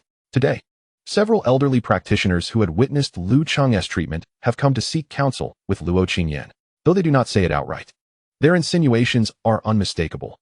Either Qingyan must possess absolute confidence in winning this duel to vindicate traditional medicine, or she should find a way to enlist the enigmatic Mr. Lu's assistance once more. The mere mention of Mr. Lu sends a jolt through Luo Qingyan's heart. His composed, handsome visage, adorned with a gentle smile, and the masterful grace he exhibited while performing his acupuncture techniques flood her mind. Yet, almost immediately, a wave of profound bitterness and helplessness washes over her. Lu Cheng possesses unparalleled abilities, seemingly capable of resolving any predicament. But why should she impose upon him again? His previous assistance was already a tremendous favor. Moreover, he is not a practitioner himself. Would he be willing to once again embroil himself in this contentious affair for the sake of Huichuntang and traditional medicine? Not to mention, how could she even broach the subject with him? Their relationship hardly seems to have reached that level yet, especially since it was he who had taken the initiative to help her last time. The more she reflects, the more despondent she becomes. And she picks up the document detailing the rules of the duel between Chinese and Western medicine. As she reads about the complex and perilous cases that both sides must jointly diagnose, her heart sinks further. Each case is exceedingly intricate and dangerous, even more so than the late-stage cancer patient she encountered previously. The Sacred Heart Hospital must have some groundbreaking treatment plan or revolutionary medical technology at their disposal, harboring absolute confidence in their success. This is nothing short of a banquet of treachery, a colossal conspiracy aimed directly at traditional Chinese medicine and Huichuntang. Just as Luo Qingyan feels utterly exhausted, engulfed by an unprecedented sense of helplessness and confusion, nearly crushed under the weight of this heavy burden. A gentle knock reverberates at the door of her office. A voice filled with reverence and a hint of excitement resonates from outside. Dr. Luo, Mr. Lu has arrived. Lu Cheng. Luo Qingyan's head snaps up, her once dull and lifeless eyes suddenly igniting with a complex glimmer of emotions: surprise, confusion, anticipation, and perhaps even a sense of reassurance. What brings him here at this moment? Could it be that he has come regarding the duel? Hearing that Lu Cheng has arrived, the taut strings of tension in Luo Qingyan's heart seem to loosen ever so slightly. The door swings open, revealing Lu Cheng's tall and poised figure standing at the threshold. He remains clad in his traditional Chinese suit, his face adorned with that signature, warm smile capable of dispelling any gloom. His gaze sweeps across the office, taking note of the scattered documents on the desk and Luo Qingyan's slightly haggard, yet resolutely composed countenance. Qingyan, Lu Cheng's voice is gentle and resonant. You appear to be unwell. Have you not been resting properly lately? He does not broach the subject of the much-publicized duel between Chinese and Western medicine as she had anticipated. Instead, he offers the kind of thoughtful concern one might expect from a friend. Luo Qingyan's heart sinks momentarily. It seems he did not come here solely for that matter. Though she has mentally prepared herself to seek his assistance, the innate pride of a genius and a girl's modesty prevent her from revealing her vulnerabilities. She steels herself and strives to maintain a calm tone. Lu Cheng, what brings you here? I'm fine, just a bit overwhelmed with matters lately, which has led to some sleepless nights. Observing her feeble attempt to appear untroubled despite her clear exhaustion, Lu Cheng suppresses a smile. This girl is truly stubborn. He refrains from addressing the issue directly, instead moving beside her to naturally organize the scattered documents on her desk, then picking up her cold teacup and refilling it with warm tea before presenting it to her. His actions are gentle and considerate, imbued with a subtle, nurturing quality. Cold tea can be harsh on the stomach. Sip something warm. Sleeplessness is no trivial matter. You must take care of your health. Luo Qingyan accepts the warm cup, feeling the comforting heat radiating from its surface, alongside Lu Cheng's reassuring presence. The tension that had gripped her begins to ease, and the flood of grievances, pressures, and helplessness that has accumulated within her surges forth uncontrollably. Her eyes grow misty, tears welling up but valiantly held at bay, unwilling to spill forth. She does not wish to reveal her most vulnerable and fragile self before him. Lu Cheng notices every subtle shift in her expression. He knows the moment has come. This proud flower is on the verge of wilting, yet he still refrains from probing about the troubles at the clinic or mentioning the duel. Instead, he gazes at her with a blend of concern and tenderness, his voice softening further. Seeing you this way truly worries me. While the clinic's matters are undoubtedly important, your well-being is paramount. Should there be anything I can assist you with, please do not hesitate to ask. Luo Qingyan, absorbing his gentle and considerate words, feels her defenses teetering on the brink of collapse. Internally, she grapples with fierce turmoil, weighing the decision to seek his help. But how could she possibly articulate her need? Why should she continually depend on others for assistance?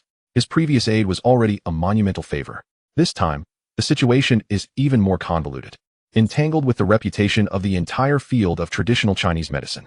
Would he truly be willing to immerse himself in such a vortex for her once more?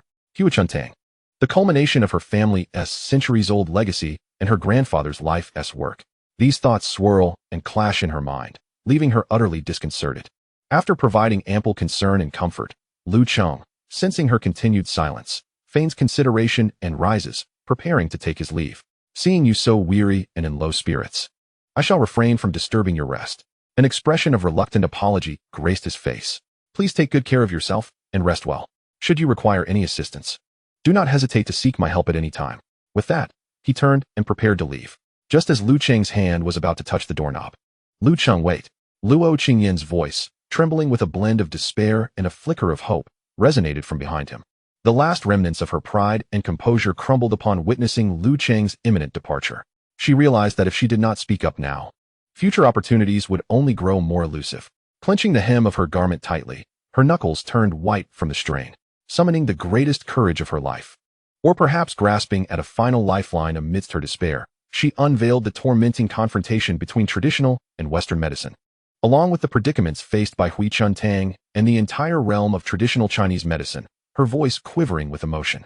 Finally, she lifted her tear-filled, pitifully beautiful eyes, infused with a humble plea, and tremulously uttered, "Lu Cheng, I am aware that this request transcends boundaries. Yet, I find myself bereft of alternatives. I implore you, please assist me once more." Upon hearing Luo Qingyan's desperate and hopeful appeal, Lu Cheng's expression shifted from surprise to a furrowed brow, revealing a look of consternation. After a moment of silence, he spoke slowly, his tone tinged with reluctance. "Qingyan, this matter is of great significance. It is no longer merely an issue concerning 1 or 2 hospitals. The situation is entirely different from the last patient I treated. Even if I wish to help, He paused, shifting his phrasing. "After all, I am not a true physician. I lack even the qualifications to practice medicine. I fear it would be ill-advised for me to intervene directly." Luo Qingyan's heart plummeted instantly. Indeed, he spoke the truth. The last time he intervened, only a select few were aware. This time, it was a public confrontation under the spotlight. How could an outsider like him legitimately represent traditional Chinese medicine in battle? Such a notion was utterly unrealistic. She chastised herself for being presumptuous and unreasonable. A profound sense of disappointment and despair welled up within her. Lu Cheng, observing the shift in her expression, understood that the moment had arrived. At this juncture, she would likely acquiesce to any demand he made. With a gentle chuckle, he shattered the silence, his tone imbued with both reassurance and mystery. "However, it is not entirely without recourse. Yet, this solution may involve some challenging conditions." Upon hearing this, the dullness in Luo Qingyan's eyes sparked with renewed hope. She abruptly raised her head, gazing at Lu Cheng with astonishment, her voice trembling with excitement. "Are you truly serious? Do you genuinely have a solution? As long as it can resolve this crisis, no matter how difficult, I will do my utmost to cooperate." She resembled a drowning person clutching at a lifeline, her eyes brimming with earnestness and anticipation. At that moment, an unexpected commotion erupted outside the office. It seemed a throng of people had gathered at the entrance of Hui Chuntang, their voices growing louder, interspersed with synchronized chants. Through the window, one could faintly hear the rallying cries. "Go, traditional Chinese medicine. Dr. Luo, we support you. Hui Chuntang shall prevail." "What is happening outside?" Luo Qingyan immediately rose, hastening to the window to discern the commotion. Meanwhile, Lu Cheng remained poised on the sofa, the corner of his mouth curling into a cryptic smile, as he recognized that his catalyst had arrived. Chapter 39, The Burden of Praise? "Thank you." Luo Qingyan rushed to the window, her brow furrowed as she peered down below. A small crowd had gathered at the entrance of the clinic, and leading them was a figure she found both loathsome and unexpectedly familiar, Lin Fan. This fellow had shed his usual disheveled appearance, now clad in a suit that, though slightly ill-fitting, appeared respectable, his hair meticulously styled and gleaming. His face bore an expression of feigned compassion and a call to action for traditional Chinese medicine. Behind him were several enthusiastic citizens brandishing banners with slogans like "Go, Traditional Chinese Medicine," and "Dr. Luo shall triumph." Some displayed excited expressions, while others had shifty eyes, clearly indicating they were hired supporters from Shengshin Hospital. A few reporters, armed with cameras and microphones, had already secured advantageous positions, ready to capture what promised to be a sensational story. Standing beneath the plaque inscribed with "Healing the World," Lin Fan cleared his throat and began his impassioned speech, his voice resonant and compelling. "Dear fellow practitioners of traditional Chinese medicine, esteemed friends concerned with the fate of our beloved field, surely you are all aware that Western medicine runs rampant, and Shengshin Hospital harbors ulterior motives, setting the stage for a so-called confrontation between traditional and Western medicine, aiming to trample upon the dignity and glory of our millennia-old heritage. Such an affront. How can we, as inheritors of traditional Chinese medicine, stand idly by? How can we remain passive observers?" His fervent words ignited the emotions of the gathered supporters, many of whom were advocates for traditional Chinese medicine.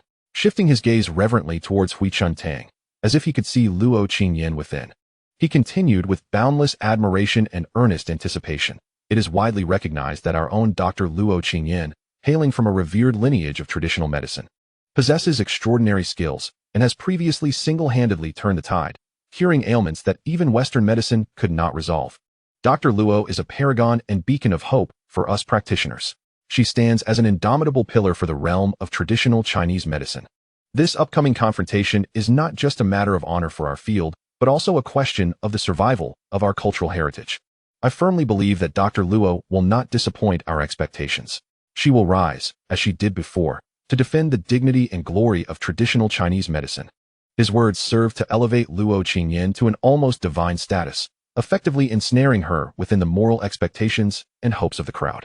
The hired supporters behind him quickly caught on, chanting in unison, "Dr. Luo is formidable. Dr. Luo shall prevail.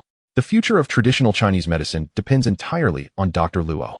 Please, Dr. Luo, take up the challenge to vindicate our field." The fervent cries surged, creating an atmosphere where the expectation was palpable. If Luo Qingyan refrained from participating, she would be branded a traitor to traditional medicine and a disgrace to her nation. As Lin Fan observed the atmosphere swell to a fever pitch, a glint of malicious satisfaction flickered in his eyes. He then shifted his expression to one of righteous indignation, letting out a long sigh before continuing. "Certainly, the esteemed Dr. Luo bears a profound responsibility, and the weight of this burden is something I can deeply empathize with. Should Dr. Luo encounter any inconveniences or hesitations regarding her participation in the battle for any reason, we must all extend our understanding. After all, Dr. Luo has already rendered immense service to the field of traditional Chinese medicine. It is regrettable that I, Lin Fan, am lacking in both knowledge and skill. During the last incident, I narrowly averted a catastrophe due to my blunders, which tarnished the reputation of traditional Chinese medicine. It was only through Dr. Luo's intervention that the patient's life was salvaged. Yet, it is precisely because of this incident that I cannot stand idly by while traditional Chinese medicine is besmirched, nor can I allow rogue elements to run rampant. Though I may be inept, my heart is steadfast in preserving the dignity of traditional Chinese medicine, a truth that the heavens can witness. Even if I, Lin Fan, lack the qualifications to represent traditional Chinese medicine in this contest, I am still willing to contribute my meager efforts to this confrontation, even at the cost of my own life." His impassioned words, laden with emotion, were compelling and moved the audience profoundly. While they appeared to be magnanimous, they were, in reality, a cunning strategy to force Luo Qingyan into a corner. Not only did he craft an image of self-sacrifice, dedicated to the greater good of traditional Chinese medicine, but he also deftly cast all the pressure and dilemmas squarely onto Luo Qingyan, who stood in the office at that moment. In the office, Luo Qingyan stood by the window, observing Lin Fan's shameless performance outside with a clear and discerning gaze, hearing every word with acute clarity. She trembled with rage, her face pale from humiliation and anger. Lin Fan's manipulative flattery and use of public opinion to coerce her was far more revolting than outright insults to her or the rejuvenation hall. Lin Fan was fully aware that it was not she who had cured the patient, but rather Lu Cheng. He clearly understood that her skills were insufficient to triumph over the St. Heart Hospital, thus intentionally forcing her to confront the challenge. Lin Fan positioned himself on a moral high ground, wielding the righteousness of traditional Chinese medicine and the hopes of the masses as weapons, leaving her no room to refute or decline. Should she refuse to engage, she would be deemed a coward, a sinner who betrayed the hopes of many. If she accepted, what chance would she truly have? Lu Cheng remained composed on the sofa, a faint smile playing at the corners of his mouth. As if he were merely an amused spectator to an unrelated spectacle, he observed the trembling figure of Luo Qingyan, who was quaking with anger and helplessness. "It seems, Qingyan, that your admirers are rather fervent," he remarked, the teasing undertone of his words acting as the final straw that shattered the taut string of resolve within Luo Qingyan's heart. She realized that she had no alternative left. She whirled around, her once calm eyes now brimming with bloodshot desperation and an almost pleading urgency. "Lu Cheng," her voice trembled, laden with suppressed tears. "Whatever method you mentioned earlier, no matter how difficult it may be, please tell me. I am willing to do anything." Lu Cheng had been eagerly awaiting this declaration. Yet, his countenance remained inscrutable, merely nodding slightly, as if contemplating her request.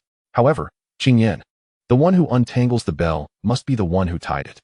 This battle ultimately rests upon your shoulders. You must stand on that stage with integrity and secure victory." He paused, gazing at her exquisite face, which was holding its breath in anticipation and anxiety, his eyes glimmering with a teasing insight that only he understood. "Thus, my plan is this. I will impart my medical skills, or rather, the techniques sufficient to face this duel, to you before the contest commences.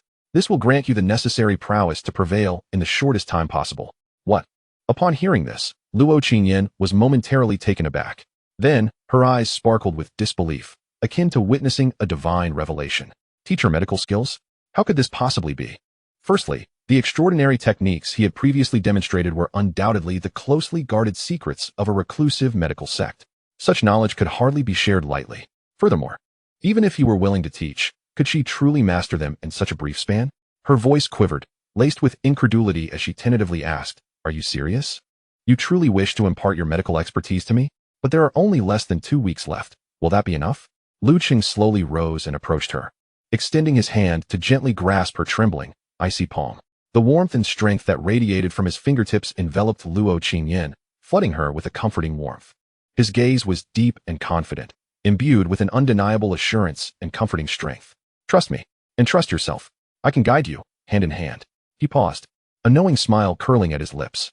"Moreover, I have always believed, Qingyan, that you learn quickly." His words, imbued with a certain magic, rendered Luo Qingyan utterly speechless. She could only gaze at him blankly, feeling the heat of his palm and listening to his magnetic voice.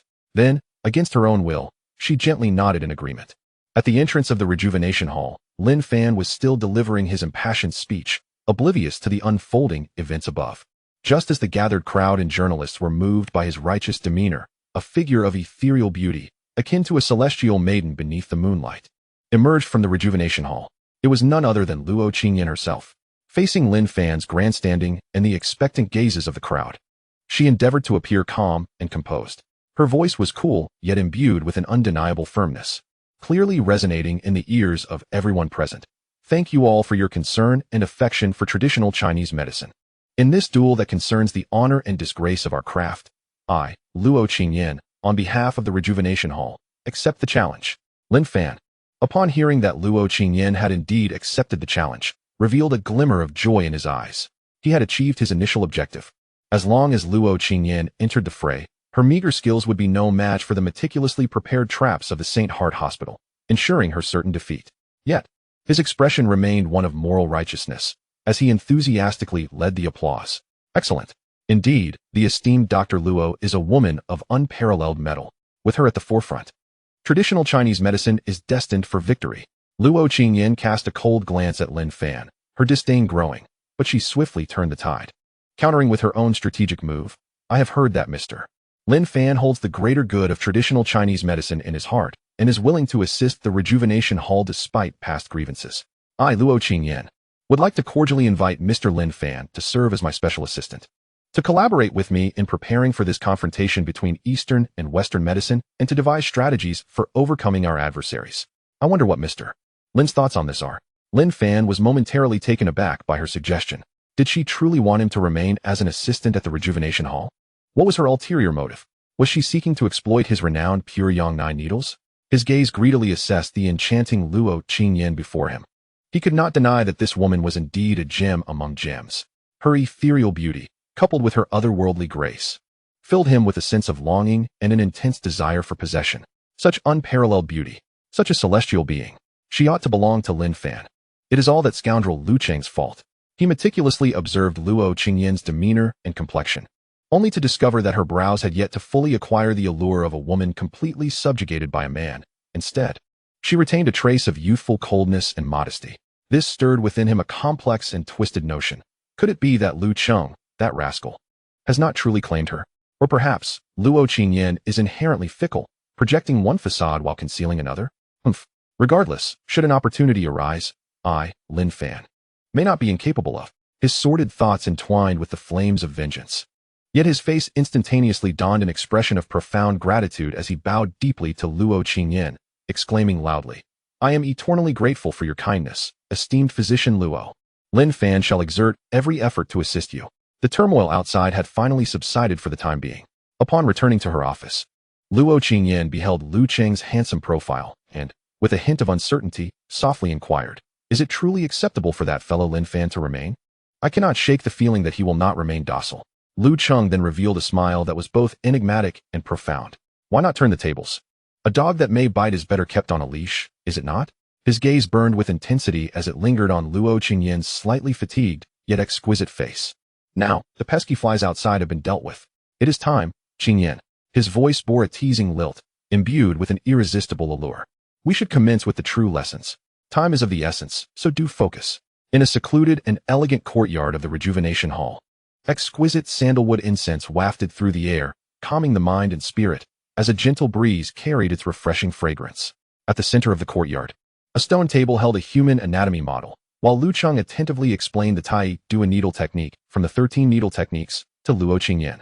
His voice was steady and resonant, effortlessly elucidating the esoteric principles of ancient texts. Luo Qingyan listened, entranced, her admiration for Lu Qing deepening. The entire scene exuded an atmosphere that was both solemnly professional and imbued with a touch of intimate warmth.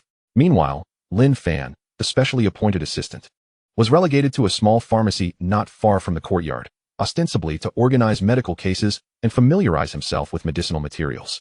In reality, this was Lu Cheng's chosen vantage point for him, allowing Lin Fan a clear view and barely audible sound of the interactions between Lu Cheng and Luo Qingyan within the courtyard. Lin Fan, distractedly arranging the medicinal herbs in his hands, strained to eavesdrop, his neck craned as he fixated on the scandalous duo within the courtyard. Did they truly deceive him into coming here to witness their dalliance? Disgusting. That wretched woman, always pretending to be aloof, yet now she is utterly charmed by Lu Cheng. His anger simmered within him, growing ever more intense. What transpired next was even more maddening, as Lu Cheng explained a particularly crucial needle technique that required exquisite control. Luo Qingyan, feeling the pressure, struggled to grasp the subtleties after several attempts, her delicate brows furrowing, her fair face betraying a hint of frustration and helplessness. Observing her distress, Lu Cheng rose slowly and approached her from behind. "Do not be anxious," Qingyan, his voice, imbued with a soothing charm, whispered in her ear. "Allow me to guide you through it." Before his words had fully dissipated, his body was nearly pressed against her back. The warmth of his breath brushed against her sensitive ear and alabaster neck. In an instant, Lu Cheng's hands encircled her from behind, his broad and warm palms gently yet irresistibly enveloping her right hand, which held the silver needle. "Relax and feel my strength," he murmured, his voice a soft caress. "Your wrist should be heavy, your fingertips light, let the needle lead." Yes, just like that. Luo Qingyan could distinctly feel the warmth of Lu Cheng's solid chest and the powerful rhythm of his heartbeat, along with the unique, reassuring yet fiercely assertive masculine energy emanating from him. Her cheeks flushed a deep crimson, as if they might bleed. Her heart raced wildly, rendering her incapable of any coherent thought about needle techniques. She even felt Lu Cheng's fingertips, intentionally or not, lightly grazing her hand, sending waves of tingling sensation coursing through her. And all of this was witnessed clearly and unmistakably by Lin Fan, who was lurking just outside the courtyard. His eyes nearly bulged from their sockets. Seeing Luo Qingyan's shy and helpless demeanor, her cheeks flushed, yet yielding to Lu Cheng's every whim. "You all deserve to die." Amidst such intense mental stimulation and boundless hatred, Lin Fan's gaze turned venomous and frenzied. "No, I cannot simply watch them frolic freely. I will personally bring about your demise. A confrontation? I will ensure you cannot even enter the arena." A malicious thought quietly took root in his mind. The fleeting life is but a dream. Within his heritage as a medical sage lies a peculiar poison, colorless and tasteless, even difficult to detect. Yet once ingested, it would strip a person of their abilities, leading them to madness, their behavior becoming erratic. He began to fervently devise a plan to utilize his position as a specially appointed assistant to access the medicinal materials and the dietary routines of that scandalous pair. His fingers trembled with excitement and twisted exhilaration. Meanwhile, within the courtyard, Lu Cheng regarded Luo Qingyan, whose delicate form trembled slightly from extreme tension and shyness. Her breath becoming increasingly rapid, savoring her faint, alluring fragrance, a cold smile imbued with a sense of control curled at the corners of his mouth. Chapter 41. The Divine Doctor becomes a mad dog. In the stillness of the night at the Rejuvenation Hall, a shadowy figure stealthily infiltrated the pharmacy like a rat. After several days of hands-on instruction, Lin Fan's hatred for the two had reached a boiling point, akin to a volcano ready to erupt. He resolved to act before the East-West medical duel commenced. Displaying affection? They shall meet a swift end. He intended to make this shameless couple pay dearly for their indiscretions.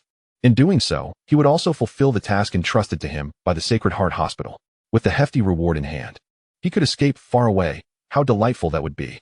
He meticulously prepared the floating life is but a dream powder, as recorded in the medical texts of his sage inheritance.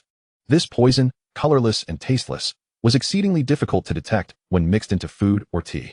In its early stages, it merely induced a sense of disorientation and fatigue, akin to awakening from a deep slumber. However, shortly thereafter, the toxin would infiltrate the internal organs, disturbing the mind, ultimately driving the victim to utter madness, life becoming unbearable. To ensure absolute certainty, he painstakingly concocted an antidote for himself. The appearance and scent of this antidote closely resembled that of ordinary pills, conveniently allowing him to carry it on his person for emergencies. The following day, the special training between Lu Cheng and Luo Qingyan commenced as usual. Lin Fan, as customary, served freshly brewed tea along with several plates of pastries, osmanthus cake, mung bean cake, and red bean cake. While preparing the refreshments, he discreetly sprinkled the dreamlike elixir powder over a few of the pastries. To safeguard against any unforeseen circumstances, he deliberately set aside a few untainted pieces for the purpose of testing for poison. "Mr. Lu, Dr. Luo, please enjoy the tea and the delicacies," he announced. Lu Cheng picked up a piece of the poisoned osmanthus cake, poised to bring it to his lips. Yet, at the very moment the cake was about to touch his mouth, he abruptly halted. He turned to Lin Fan, adopting a tone of genuine concern. "Assistant Lin, I must admit that my previous actions were hasty, leading to a misunderstanding of you. These treats were all handcrafted by me at home. If you don't mind, do have a taste as a gesture of my apology for my earlier indiscretions." Lin Fan's heart sank. He cursed Lu Cheng inwardly for his cunning nature. Apologizing? Was it of any use after donning him with such a humiliating green hat? This was merely a ploy to make him taste the poison. He could not afford to confront him directly just yet. However, he felt a flicker of pride as he realized he was prepared. He instantly donned an expression of feigned anxiety and astonishment, repeatedly gesturing. "Mr. Lu, you flatter me." He then picked up a piece of the deliberately untouched mung bean cake and calmly consumed it, exclaiming, "It tastes exquisite. Dr. Luo should also savor Mr. Lu's culinary skills." Observing Lin Fan's seemingly loyal demeanor, Lu Cheng found it amusing. After both had indulged in the pastries, they remained oblivious to the malevolence entwined within, even showering praises on the flavors.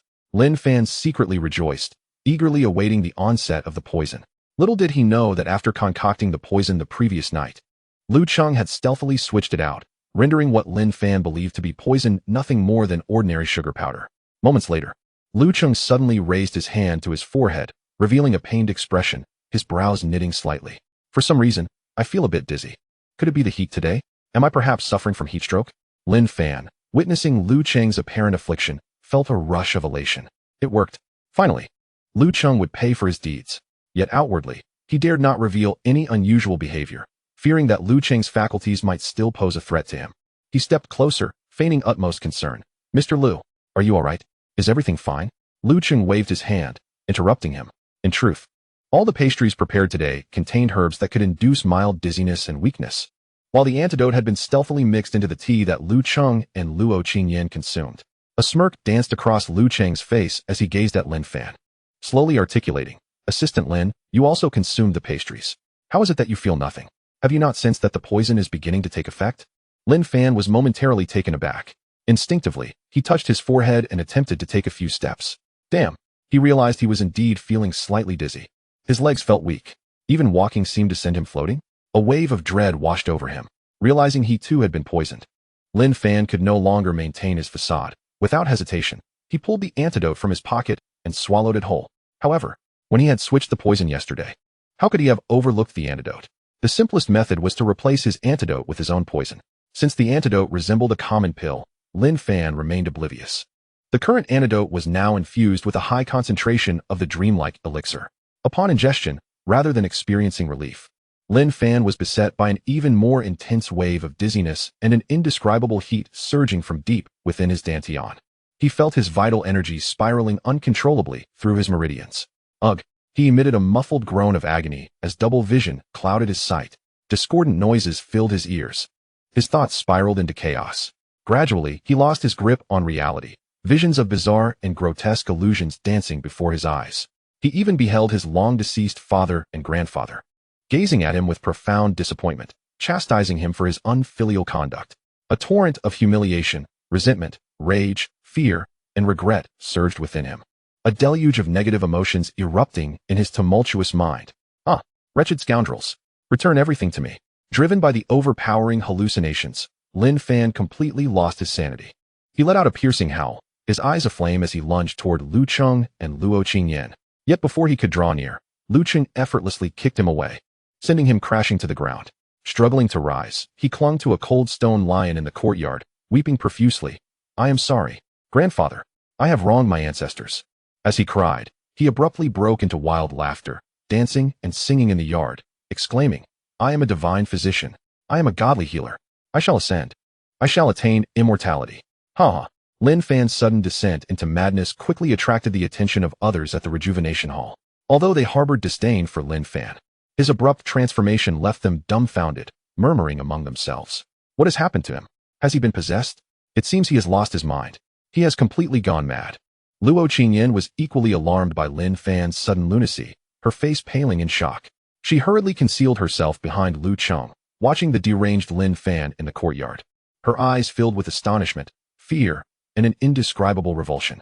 While she had previously felt dissatisfaction and anger towards Lin Fan, she never anticipated he would devolve into such a state. Was he cursed? She instinctively clutched Lu Cheng's sleeve. Lu Cheng gently patted her hand, signaling her to remain calm. Then, turning to regard the still raving Lin Fan, he wore an expression of deep sorrow. Addressing the surrounding onlookers, he shook his head with a sigh.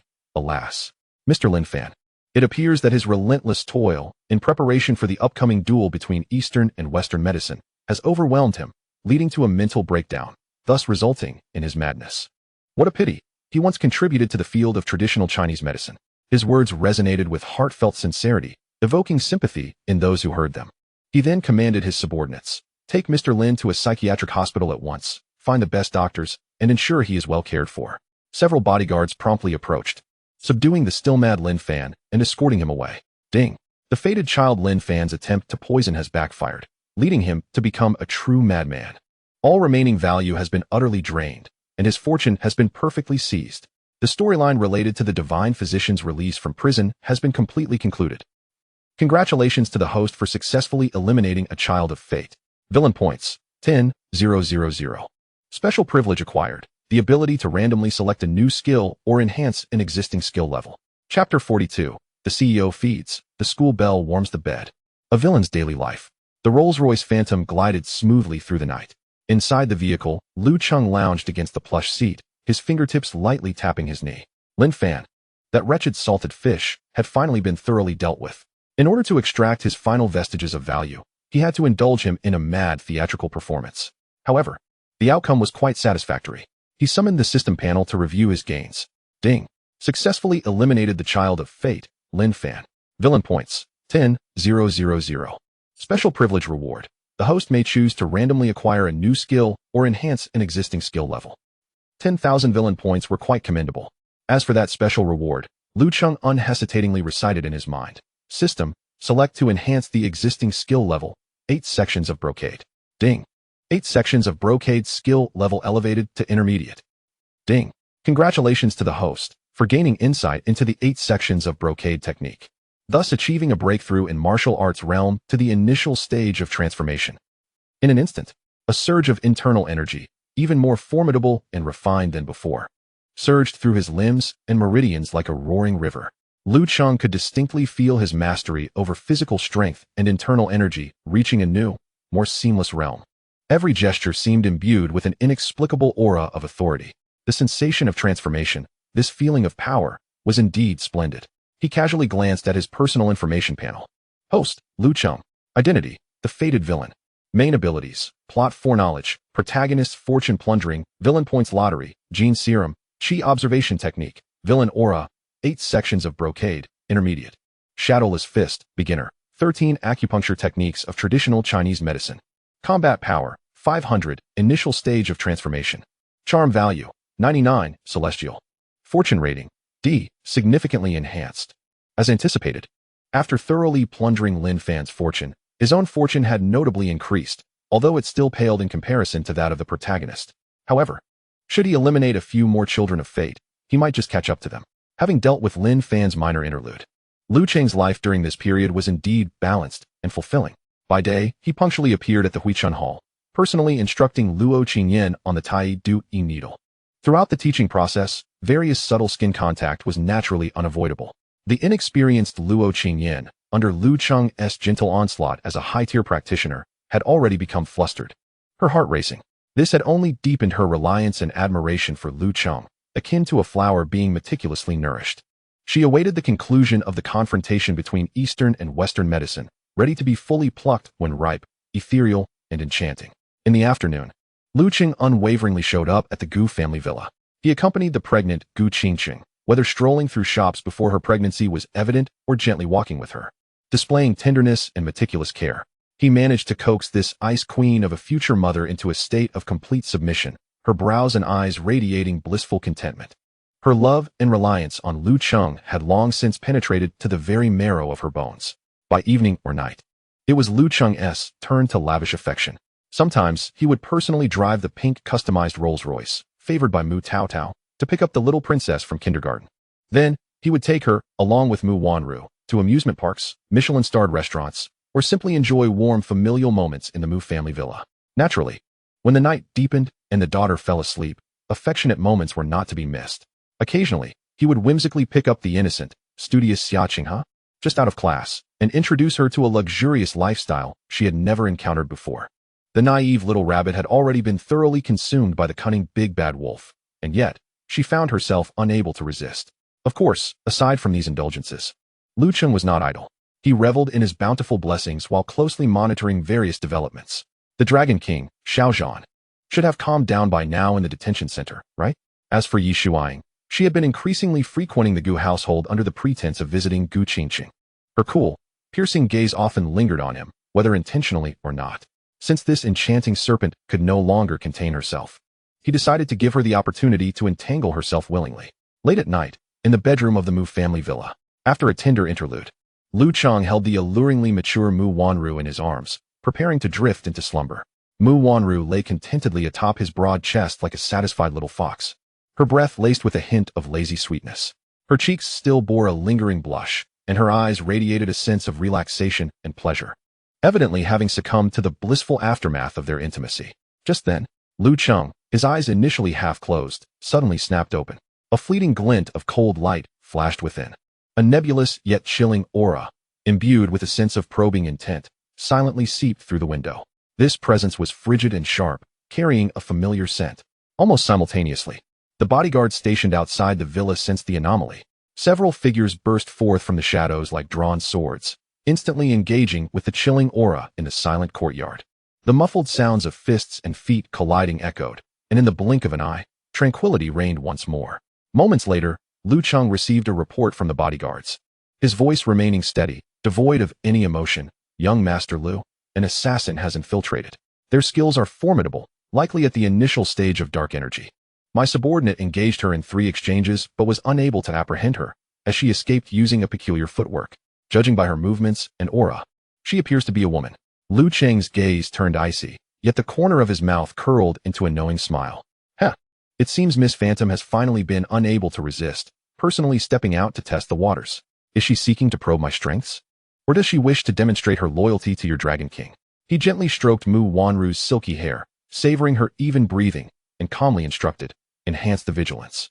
There is no need to pursue. She will return. When she does, it may very well be in a different manner. Chapter 43. Luo Qingyan ascends to glory. The Dragon King is released. In the sports center of the Magic City, the venue filled to the brim with tens of thousands of spectators, the atmosphere reached fever pitch.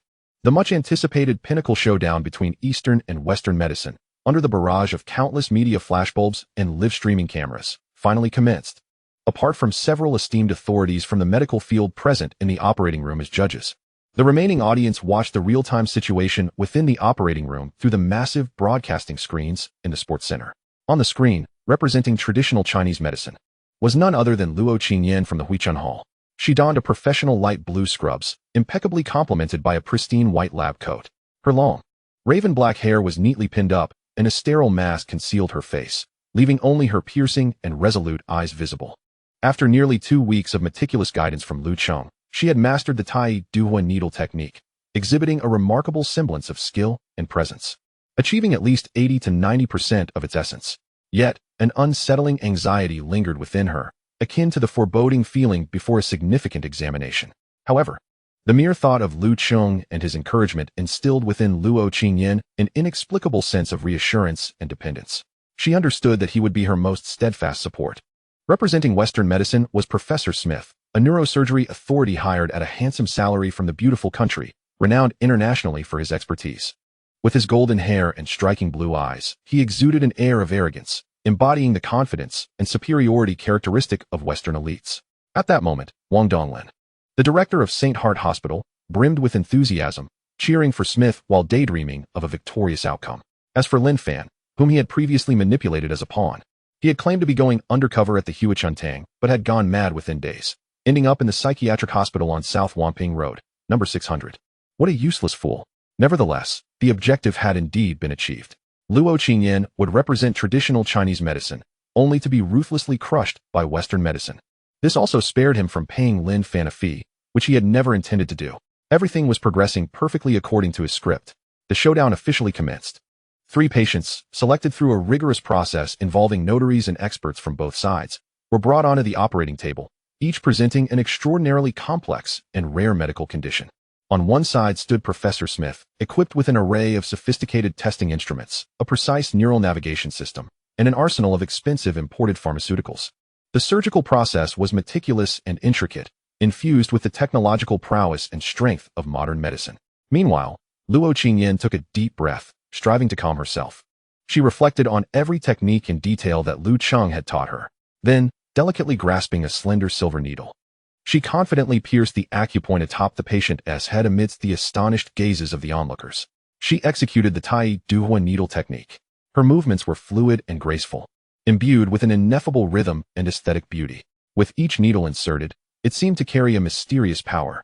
Most astonishingly, as her silver needle descended, certain critical indicators of the patient visibly began to improve on the monitor. The once feeble breaths gradually transformed into steady and robust inhalations. Hours later, the preliminary treatment results for the 3 patients were finally unveiled amidst the scrutiny of countless cameras and online spectators. The outcome was indisputable. Luo Qingyan's treatment overwhelmingly surpassed that of Professor Smith, the representative of Western medicine. From the immediate responses of the patients to the improvements in various physiological indicators, her acupuncture technique exhibited an astonishingly miraculous effect. In the arena, those who had long held hopes for traditional Chinese medicine erupted into thunderous applause and cheers. The barrage of comments during the live stream exploded like an avalanche. This technique is simply incredible. It's almost celestial. Western medicine is insignificant. We must rely on the wisdom passed down from our ancestors. Luo Qingyan, the hope of traditional Chinese medicine, an eternal deity. In that moment, Luo Qingyan's name resonated throughout the heavens. She was hailed by countless netizens and media as a true master of the medical arts, the savior of traditional Chinese medicine. In stark contrast, Professor Smith stood pale and disheartened at the side, utterly unable to believe his own eyes. After decades in the field, he had never encountered such unscientific and irrational treatment outcomes. Wang Donglin, too, was left speechless, as if struck by lightning. His meticulously orchestrated apex confrontation, aimed at thoroughly discrediting traditional Chinese medicine, had inexplicably transformed into a divine battle for Luo Qingyan and Huachuntang. This was impossible. It must have been that Lin Fan. He was merely a pawn of Huachuntang, a decoy, and had been driven mad by them to silence him. The one who had cured cancer was indeed Luo Qingyan. Unbeknownst to him, from the judges to the notaries, experts, media reporters, and even the 3 patients and Professor Smith himself, the entire competition was under Lu Cheng's masterful control, except for Wang Donglin. Everything that unfolded was merely a carefully scripted performance orchestrated by Lu Cheng to elevate Luo Qingyan's fame. Wang Donglin and the entirety of St. Heart Hospital were nothing more than tools to serve as stepping stones for Luo Qingyan. Within the confines of the Lu family study, Lu Cheng gazed at the tablet, where Luo Qingyan, amidst the adulation of the masses, maintained her cool demeanor, yet her face radiated a newfound confidence. A satisfied smile graced his lips. Now, she had attained what she desired. It was time for her to reciprocate. As for St. Heart Hospital, a glint of icy disdain flickered in Lu Cheng's eyes. Wang Donglin likely remained oblivious to the fact that his brother, Donghai, was living a far more comfortable life inside than he was at present. At least Wang Donghai was alive in prison. Soon, Wang Donglin might find himself at the bottom of the Huangpu River, consorting with the fish and shrimp. As evening approached, at the entrance of a detention center on the opposite side of the city, the Dragon King, Xiaozhan, emerged, looking haggard, with a scruffy beard and eyes colder and more ominous than ever, filled with deep-seated hatred. He had finally concluded this humiliating 14-day special leave and stepped out from behind the heavy iron door. Awaiting him outside was a formidable black G-Class vehicle. Beside the car stood Hu Sha, Tai Bai, and the somewhat complicatedly expressive Yi Shuai, who all knelt before Xiaozhan, their voices filled with profound remorse. "Welcome back. Dragon King, our incompetence has caused you suffering. Xiao Zhan regarded his loyal subordinates, who had stood by him through thick and thin, took a deep breath, and forcefully suppressed the tumultuous anger and humiliation within him. His voice was hoarse, yet carried an undeniable command and a deep-seated hatred. Such minor setbacks are inconsequential. However, I did not anticipate that Wanru and the others would. Surely, they must have been deceived or even coerced by that scoundrel Lu Cheng. He remained unwilling to believe that Mu Wanru would truly betray him. Upon hearing this, a more intricate emotion flickered across Yi Shuang's cool countenance. She opened her mouth as if to say something, but ultimately exhaled a barely audible sigh. In these days, I have managed to gather some intelligence regarding Lu Cheng, she reported. She detailed the formidable familial background and other critical information she had uncovered about Lu Cheng, even elucidating the relationship between her close friend Gu Qingqing and Lu Cheng. After all, Xiao Zhan had saved her life on several occasions during missions. She could no longer sit idly by and watch Xiao Zhan suffer at the hands of Lu Cheng. Ultimately, Lu Cheng was merely her friend's boyfriend. How could she allow him to harm the Dragon King? Chapter 44, Midnight Street Hunt, Total Annihilation. In the depths of night, the imposing black G-Class of the Dragon Palace glided smoothly down the road. The atmosphere within the vehicle was exceptionally tense and heavy, weighed down by the alarming information Yi Shuang had just reported regarding Lu Cheng, the immense power of the Lu family, their ruthless modus operandi, and the stringent security measures surrounding Lu Cheng's residence and frequented locations weighed heavily upon Xiao Zhan, his countenance growing increasingly dark, exuding a chilling aura that sent shivers through those nearby. Seated in the passenger seat, Hu Sha's fiery temperament was palpable. Gazing out at the bustling, vibrant nightscape of the magical metropolis, he felt an inexplicable surge of frustration welling within him, unable to contain his exasperated outburst. Damn it. The traffic in this dragon country is utterly chaotic. These drivers seem blind, completely oblivious to any semblance of order, and they dare to drive against the flow? Are they rushing to their next life? He referred to a few cars in the opposite lane that appeared to be engaged in a reckless chase, disregarding traffic laws and executing perilous maneuvers. The driver, Tai Bai, instantly stiffened at the sight of those vehicles, sensing something amiss. Wait, Hu Sha, look. That license plate seems to belong to one of our brothers. Before he could finish, several black SUVs roared past from the opposite lane, their bodies marred by evident scratches and collision marks. Damn it, something must have happened. Hu Sha's temper flared at the sight. He immediately bellowed at Tai Bai behind the wheel, turn around. Right now, we need to follow them. Without hesitation, Tai Bai yanked the steering wheel, and the black G-Class emitted a thunderous roar, akin to a beast awakening from slumber. With a textbook-perfect drift, the massive vehicle adeptly executed a U-turn, joining the fray of speeding vehicles, racing towards the direction where their brothers had fled in panic. In no time, they caught up with the last car. In the direst condition, the driver, upon realizing the Dragon King's vehicle was in pursuit, swerved awkwardly to the side of the road. The door swung open, and a member of the Dragon Hall, bloodied and wearing a mask of terror and despair, stumbled out, seemingly intent on warning Xiao Zhan and the others. Hu Sha, already frantic, opened the car door, eager to rush forward and inquire about the situation. What happened? Where are the others? Just as the Dragon Hall member opened his mouth, ready to utter a word, a series of sharp, fatal gunshots erupted in the stillness of the night. From a distance, several officers clad in SWAT uniforms, armed and camouflaged, emerged silently like phantoms from the depths of hell. Their firearms still emitted wisps of smoke. In front of the quartet, multiple cold and merciless bullets, with a piercing shriek that tore through the air, struck the defenseless Dragon Hall member squarely in the chest and head. Blood instantly soaked into the cold ground, and he fell limply, akin to a discarded rag doll, his eyes fixated on the quartet. The scene was both gruesome and shocking. The four inside the vehicle bore witness to their brother being so ruthlessly executed before their eyes. A torrent of indescribable grief and fury cascaded over their reason. This was not a mere apprehension. It was a unilateral slaughter. In that moment of utter despair, the distant wail of sirens grew louder, more insistent. Dozens of police vehicles, adorned with flashing red and blue lights, surged like a tide towards the path the fleeing vehicles had taken. Meanwhile, nearby SWAT officers swiftly began to secure the scene, taking photographs, gathering evidence, and cordoning off the area with cold efficiency. Hu Sha, witnessing his brother's tragic demise and the audacity of the enemy, could no longer contain the fire of rage within him. Like a frenzied tiger, he was ready to charge at the SWAT officers. However, just as he was about to burst through the car door, Tai Bai seized the enraged Hu Sha, his arm locking him in place like an iron vice. Then, he roughly hoisted him back into the vehicle, fastening his seatbelt. Simultaneously, he cast a grave, urgent glance at Xiao Zhan and Yi Shuang. both equally pale and seething with murderous intent, and growled, "Dragon King. Maying, we cannot linger here. This is a trap." He slammed the accelerator to the floor. The G-Class's powerful engine roared defiantly as they slipped away undetected. Inside the vehicle, silence reigned among the four. Even Husha found no time to complain or express anger. They frantically sent messages through various communication channels, desperately trying to reach their brothers in the Dragon Hall. But all they encountered was an oppressive silence. The following morning, in the temporary safe house, the atmosphere remained tense, littered with the remnants of cigarettes smoked by the three men. On the television screen, the morning news from the magical metropolis delivered a stern, shocking report. With thunderous might, the city's police force has struck decisively, successfully dismantling a group of foreign armed terrorists attempting to infiltrate our nation for illegal activities. Several resisting criminals were shot on the spot, and dozens of suspects were apprehended. The footage showcased brave and resolute SWAT officers, their swift actions lauded for their commitment to maintaining safety and stability. Yet, the four members of the Dragon Hall could scarcely find tranquility in the news. They alone understood what those numbers signified. It meant the Dragon Hall elite they had brought to the magical metropolis had been entirely annihilated.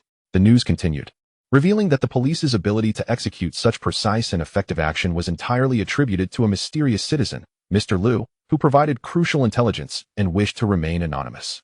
On screen, Mr. Liu, impeccably dressed, stood alongside officials receiving commendations and accolades, although his face was obscured by a thick mosaic, rendering it unrecognizable. Yi Shuang immediately recognized him by his attire, unique silhouette, and inherent nobility. In an instant, she identified him. That man was Lu Cheng. Xiaozhan also found that blurred figure hauntingly familiar. When he saw Yi Shuang's complexion turn as pale as parchment and her eyes filled with disbelief and terror, a heavy weight settled in his heart. His voice was hoarse, trembling as he questioned, "Is it him, Lu Cheng?" Yi Shuang nodded slowly, her despair deepening. With a sudden gasp, Xiaozhan could no longer suppress the fury and humiliation within him. He spat a mouthful of blood. His eyes burned crimson, his nails digging deep into his palms, drawing blood. He let out a primal roar, filled with unending despair and seething hatred. "Lu Cheng, you despicable, shameless scoundrel. This grievance shall not go unavenged. I, Xiaozhan, vow to never live as a man." Chapter 45. The Undisputed Dragon King after expelling a mouthful of blood. Laden with unrelenting humiliation and seething hatred, Xiaozhan's bloodshot eyes blazed with a fervor of wrath that only intensified. He fixated on the figure of Lu Cheng displayed on the television screen, his teeth grinding audibly as if he yearned to devour him whole. Yi Shuang's complexion was equally pallid. She had never witnessed such an unrestrained and terrifying Dragon King.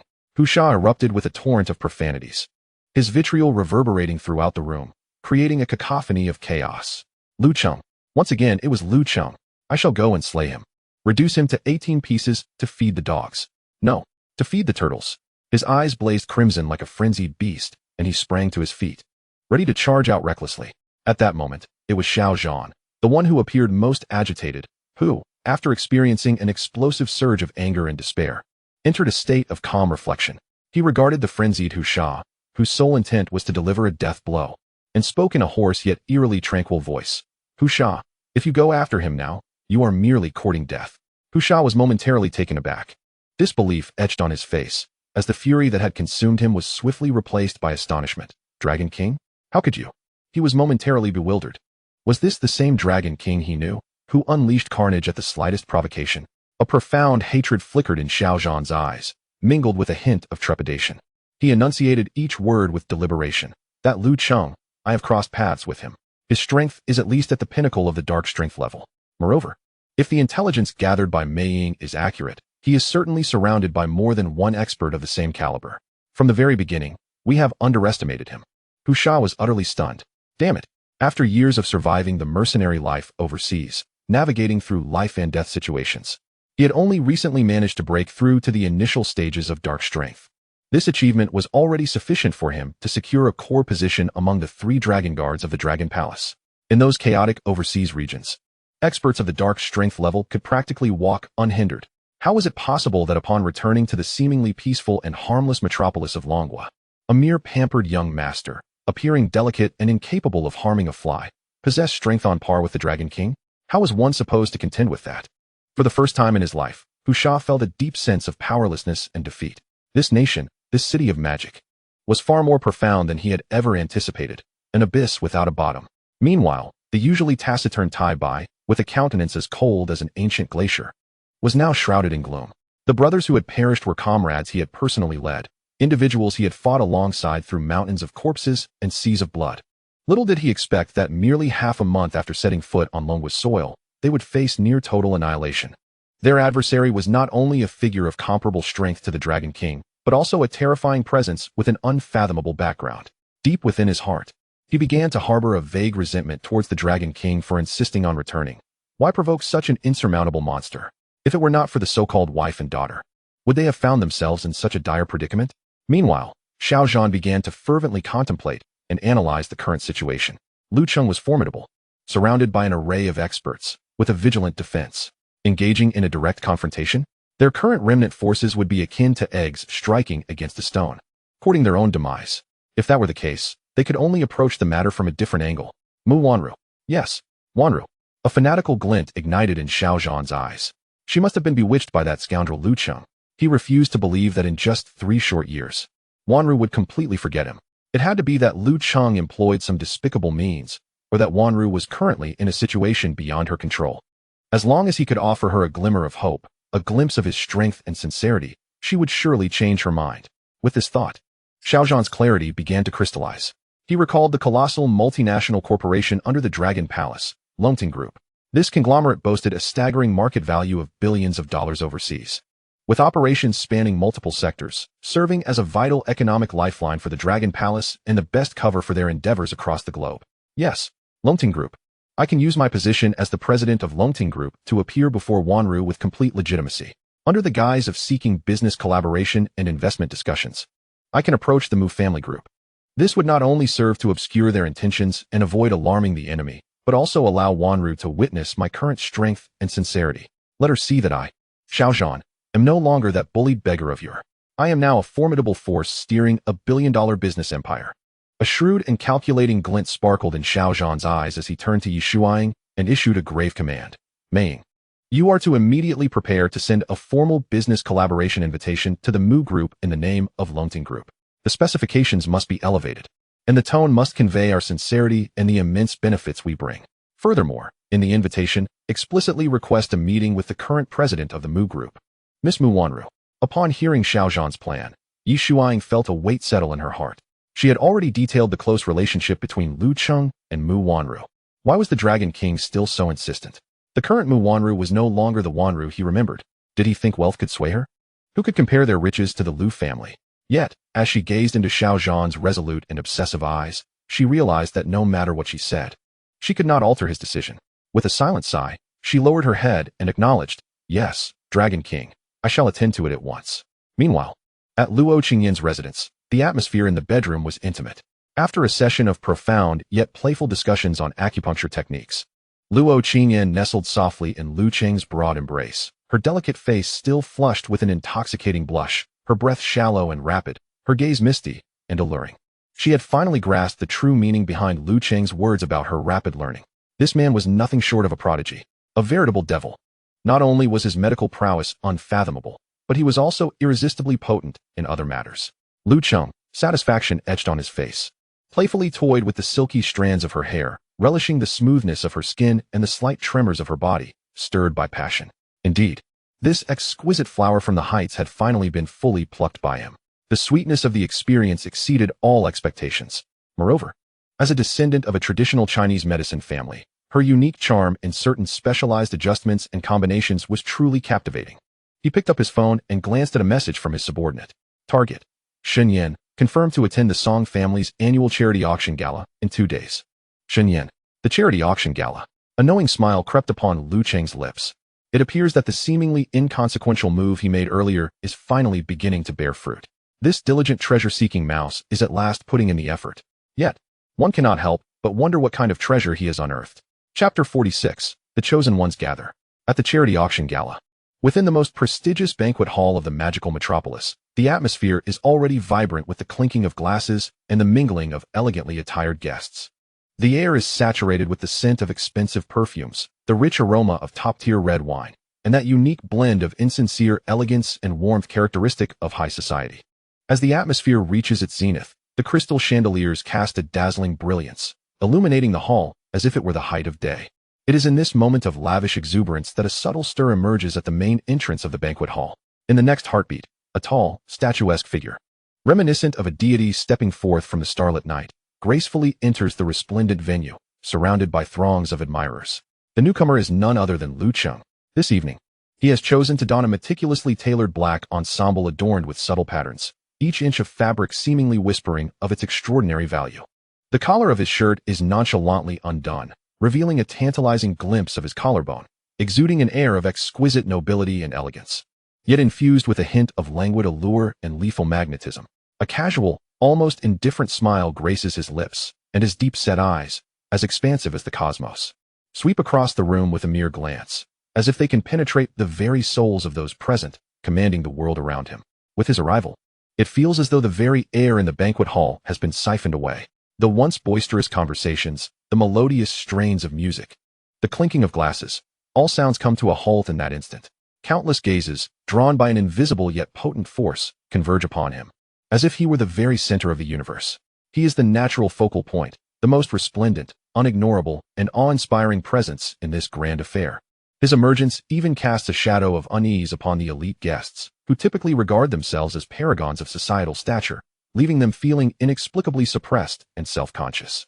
Almost simultaneously with Lu Cheng's entrance into the banquet hall, the Dragon King, Xiao Zhan, who had been plotting to find a moment to approach Mu Wanru, suddenly stiffens.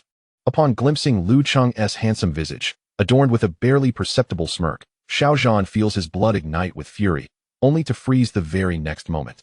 The haunting memories of the harrowing experiences in the detention center, the gruesome images of his brothers perishing before his eyes, the chilling indifference of Mu Wanru, and his daughter Tao Tao's heart-wrenching plea of daddy, all grievances, both new and old, erupt within him like a long-dormant volcano, exploding with rage.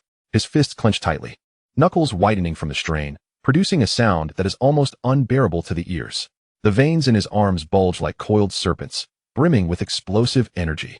His eyes, sharp as blades, fixate with lethal intent on Lu Cheng, as if poised to leap forth and rend him asunder. Seated beside him, Yi Shuang, sensing the surge of murderous intent emanating from Xiao Zhan, swiftly reaches out, exerting all her strength to restrain his trembling arm.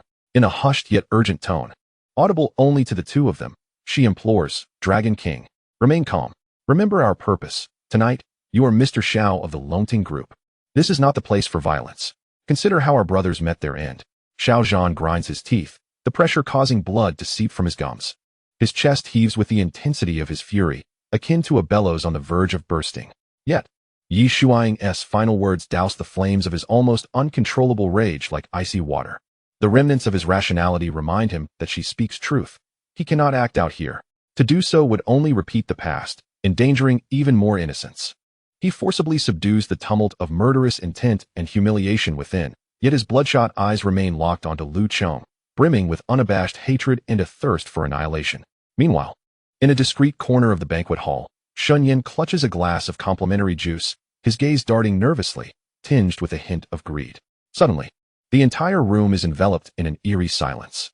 Startled by the abrupt stillness and the collective focus of the guests, he raises his head in confusion. In the next instant, upon beholding Lu Cheng's striking countenance, his bidding paddle clatters to the polished floor, producing a sharp, resonant sound. His lips quiver uncontrollably, and his body trembles with a cocktail of sheer terror and suppressed rage. It is this man who has absconded with his Qinghe. Perhaps without him, he would not have descended to such depths. With a gaze rife with jealousy, resentment, and a touch of morbid obsession, he fixates on the figure now basking in the spotlight, elevated and godlike. His eyes reflect a yearning for defiance against fate, a desire to reclaim his honor, and an insatiable craving for that ancient porcelain artifact.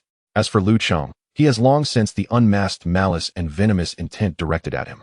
Yet, he merely allows a slight smirk to grace his lips, a gesture imbued with scorn and mockery, akin to observing two caged beasts futilely roaring and struggling. Elegantly, he retrieves a glass of champagne from a passing server's tray, gently swirling the gleaming liquid within. His gaze surveys the room with the nonchalance of a lion surveying its territory. Not only has he identified the two fated individuals, but he also recognizes several familiar faces. His eyes casually sweep toward the direction of Xiao Zhan and Yi Shuang, momentarily locking with Xiao Zhan's blood-red, murderous gaze before he effortlessly diverts his attention as if dismissing a mere ant, insignificant and readily crushed. Soon after, his gaze lands on the corner where Shun Yin stands. His face contorted from anxiety, rage, and jealousy. There is a playful glint in Lu Cheng's eyes, reminiscent of a cat toying with a mouse. One can only hope that this treasure-seeking mouse's bounty bears some tangible fruit. Should it prove as insipid as before, he would not hesitate to obliterate this reincarnated protagonist.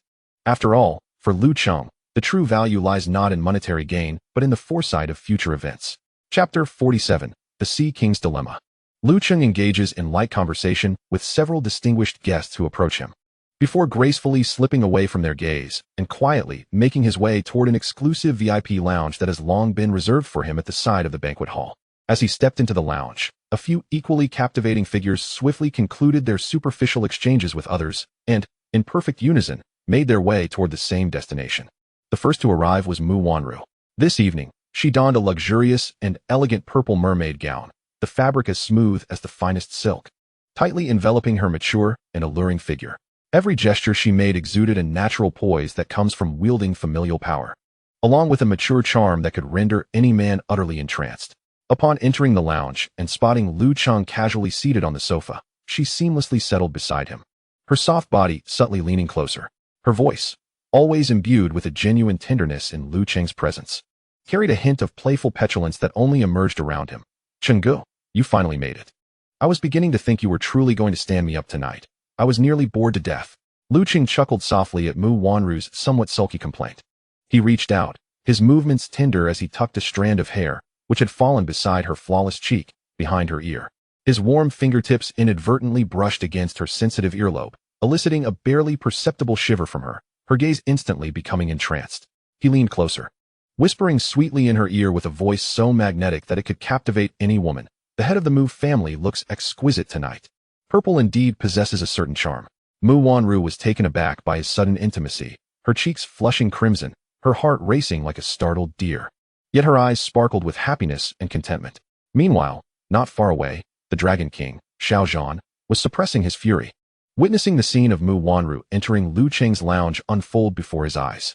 His heart seemed gripped by an invisible hand, pierced by countless burning needles. "Wanru, no. I refuse to believe it. It must be that scoundrel coercing you. I will rescue you." The champagne flute in his hand, overwhelmed by the force he could not contain, shattered with a crisp crack. Fine cracks spider-webbed across its surface, and in the next moment, the entire glass disintegrated. Beside him, Yi Shuang's serene face briefly flickered with a trace of helplessness and a sympathy she herself was unaware of. Meanwhile, on the other side, Gu Qingqing wore a champagne-colored off-shoulder gown, her lustrous black hair elegantly styled into an updo, revealing her smooth, graceful swan neck and alluring collarbone. She radiated a serene and gentle maternal glow unique to expectant mothers, yet retained the frosty elegance and nobility of an ice queen. Her gaze swept across the banquet hall and soon landed precisely on a corner where a petite figure, Xia Qinghe, appeared somewhat anxious and out of place. Dressed in the light blue dress Lu Cheng had thoughtfully chosen for her, Xia Qinghe resembled a little white rabbit that had wandered into a lavish banquet, striving to shrink into the shadows of the corner to avoid drawing anyone's attention. However, her pure and charming appearance, coupled with a slightly naive demeanor, stood out starkly among the elegantly attired and meticulously made-up guests. Gu Qingqing immediately recognized this seemingly innocent girl as the protagonist in the photograph of the so-called university student that Lin Fan had shown her. A knowing smile, tinged with playful amusement, crept across Gu Qingqing's lips. After all, she was already pregnant. If she must share Lu Cheng, why not draw in this little white rabbit? With an elegant gesture, she beckoned Xia Qinghe to come over. When Xia Qinghe realized that the frosty CEO was calling her, she froze momentarily, her face displaying a mix of astonishment and confusion. Nervous and slightly fearful, she nevertheless lifted her skirt and approached with small, timid steps, much like a startled bunny. "Sister Gu," Xia Qinghe murmured when she reached Gu Qingqing, her voice barely above a whisper, laced with unmistakable trepidation. Gu Qingqing took Xia Qinghe's icy hand, her expression warm and inviting, akin to a genuinely caring older sister. Yet, within her eyes lay a subtle scrutiny and an understanding that only those of their ilk could grasp. "Come, sister, don't linger alone here. Let us go meet Lu Cheng." With that, she gently led the still bewildered and anxious Xia Qinghe toward Lu Cheng's exclusive lounge. As they entered, Lu Cheng was engaged in a soft, intimate conversation with Mu Wanru, the atmosphere warm and tinged with ambiguity. Upon seeing Gu Qingqing, accompanied by the seemingly innocent and vulnerable Xia Qinghe, a smile flickered in Lu Cheng's eyes, And he mused, this girl is at it again. Mu Wanru, seemingly unfazed by the reunion of the sisters, merely cast a cursory glance at Xia Qinghe, maintaining her composed smile. Gu Qingqing moved gracefully to Lu Cheng's side, releasing Xia Qinghe's hand, and then gently linked her slender arm through Lu Cheng's other one, pressing her body closely against him. Her voice, imbued with a languidness unique to pregnancy, carried a hint of subtle pride and a touch of jealousy that only Lu Cheng could discern. Umph. So you did remember to come. I thought you had been ensnared by some newly acquainted lovely sister, forgetting both me and our baby. Her stance was unmistakably that of a rightful consort asserting her claim.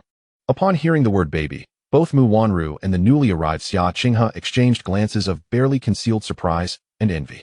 Lu Cheng, however, retained his calm, self-assured smile, one hand gently encircling Mu Wanru's soft waist while the other was fondly held by Gu Qingqing, his gaze also drifting to the flustered and blushing Xia Qinghe standing nearby. Yet, if anyone could peer into the depths of his true thoughts at that moment, they would likely be taken aback. The gathering of these women was proving to be far more exasperating than contending with the oblivious sons of fortune. Each one was a master performer. Why couldn't the system provide a more considerate guide for handling such a perfect storm? At this rate, not only would he fail to control the situation, but he might also find himself emotionally drained before long. This sweet burden was indeed quite heavy. In the central area of the banquet hall, Luo Qingyan, seated quietly among the representatives of the medical community, observed all of this unfold. Draped in a simple yet elegant moon-white qipao, she appeared like a snow lotus, untouched by the mundane world, standing apart from the ostentatious ladies around her, exuding an ethereal beauty that created a unique tableau. As she watched Mu Wanru, Gu Qingqing, and even the seemingly innocent young girl, Xia Qinghe, one after another, like moths drawn to a flame, intentionally step into Lu Cheng's lounge. A knowing glimmer danced in her eyes. She could hardly be oblivious to the multitude of exceptional women surrounding this man. Even at the entrance of the lounge, a number of exquisitely adorned socialites lingered, vying for a chance to curry favor with Lu Cheng. A flicker of intricate, unfathomable emotions danced in Luo Qingyan's usually tranquil, autumn water-like gaze. There was a hint of disappointment, a thread of anger, yet more prominently, an understanding that was almost startling, accompanied by a subtle pang of bitterness that even she had not fully recognized. This man was indeed rife with lethal allure. However, she could not help but recall Lu Cheng's formidable presence. Perhaps she ought to be a bit more proactive? The mere emergence of this thought caused her typically serene cheeks to flush uncontrollably. Chapter 48. The obsession of the treasure-seeking mouse finally arrives. The brief tumult of the battlefield had, thanks to Lu Cheng's masterful art of maintaining equilibrium and the shifting sentiments of the beautiful women around him, finally subsided. Gu Qingqing and Mu Wanru, both of whom had long since acclimatized to the throng of admirers surrounding Lu Cheng, managed to maintain a poised smile and mutual respect, despite the inevitable pangs of jealousy that lingered in their hearts. As for Xia Qinghe, she remained like a dutiful little maid, standing quietly behind Lu Cheng, occasionally pouring him tea and diligently honing her self-cultivation as a maid. Lu Cheng glanced at the time. It was nearly time for the main event. The two protagonists waiting outside were about to commence their performance. With a gentle smile directed at the beautiful women beside him, his voice carried a hint of languorous magnetism. All right, the auction should be commencing shortly. Let us step outside. Who knows what intriguing items await us? He took the initiative to exit, effortlessly orchestrating the rhythm of the gathering. Thus, the group, a grand procession, emerged from the VIP lounge, becoming the focal point of the entire banquet hall once more. Lu Cheng led the way, with Gu Qingqing and Mu Wanru flanking him like radiant wings, while behind them trailed the demure and somewhat bashful Xia Qinghe, akin to a budding lily, evoking a sense of tenderness. This ensemble, surrounded by such beauty, constituted a visual feast, instantly capturing the envious, jealous, and even slightly resentful gazes of countless guests in the banquet hall. Many women, who often prided themselves on being socialites, silently ground their teeth in frustration, consumed by jealousy and unwillingness toward the three women who walked beside Lu Cheng. Some even attempted to muster the courage to approach, hoping to catch Lu Xiao's attention and assert their presence. Yet, without exception, they were rebuffed by the palpable aura of power emanating from Lu Cheng, unable to draw near even within 3 steps.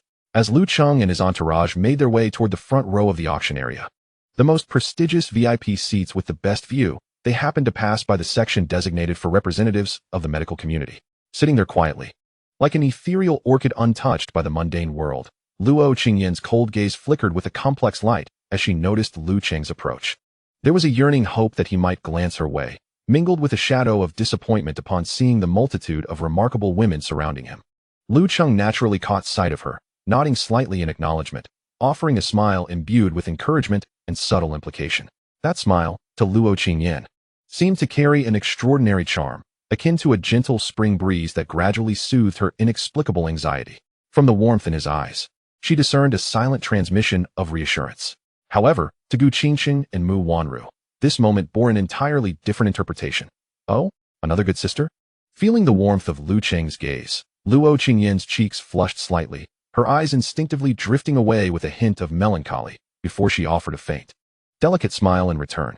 Lu Cheng, accompanied by 3 stunningly beautiful women, settled gracefully into the most conspicuous and esteemed VIP seats of the banquet hall. This scene once again pierced the hearts of 2 men nearby.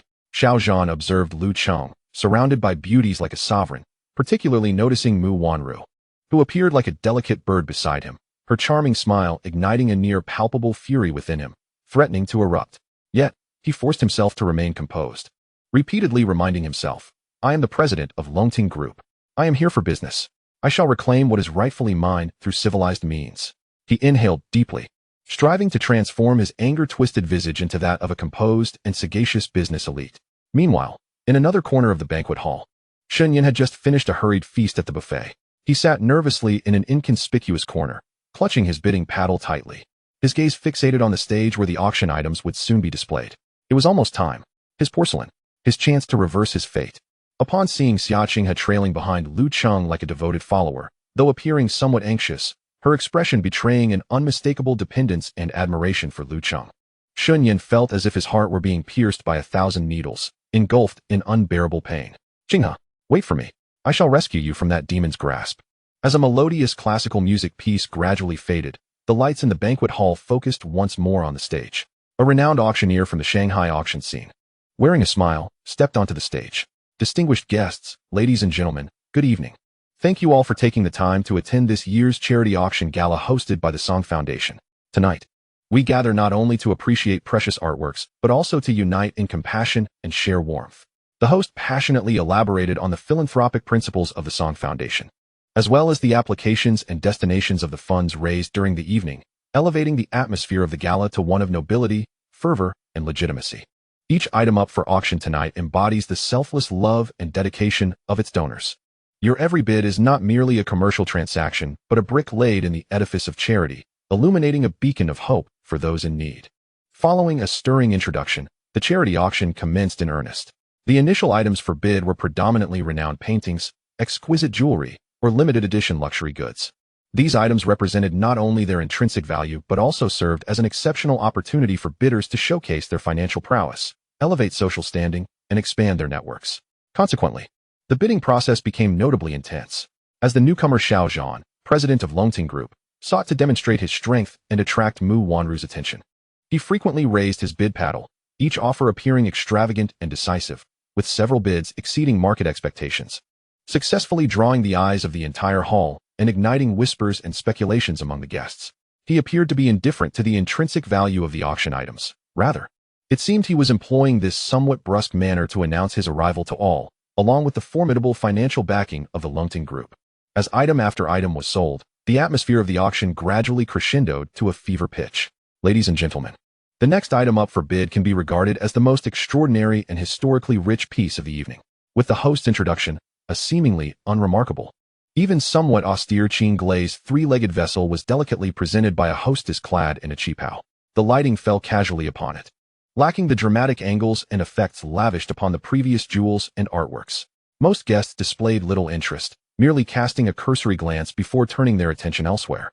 Only a handful of astute antique collectors took a closer look at the porcelain, but even they soon shook their heads, seemingly unimpressed by its worth.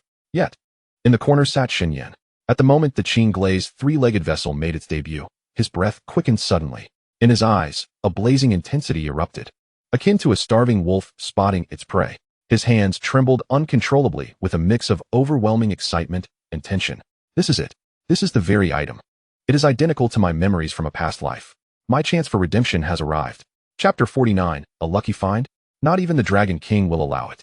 The host continued to passionately extol the virtues of this purported Song Dynasty sky blue glaze 3-legged vessel, referencing historical texts in an attempt to inflate its historical and artistic value. However, responses were few and far between.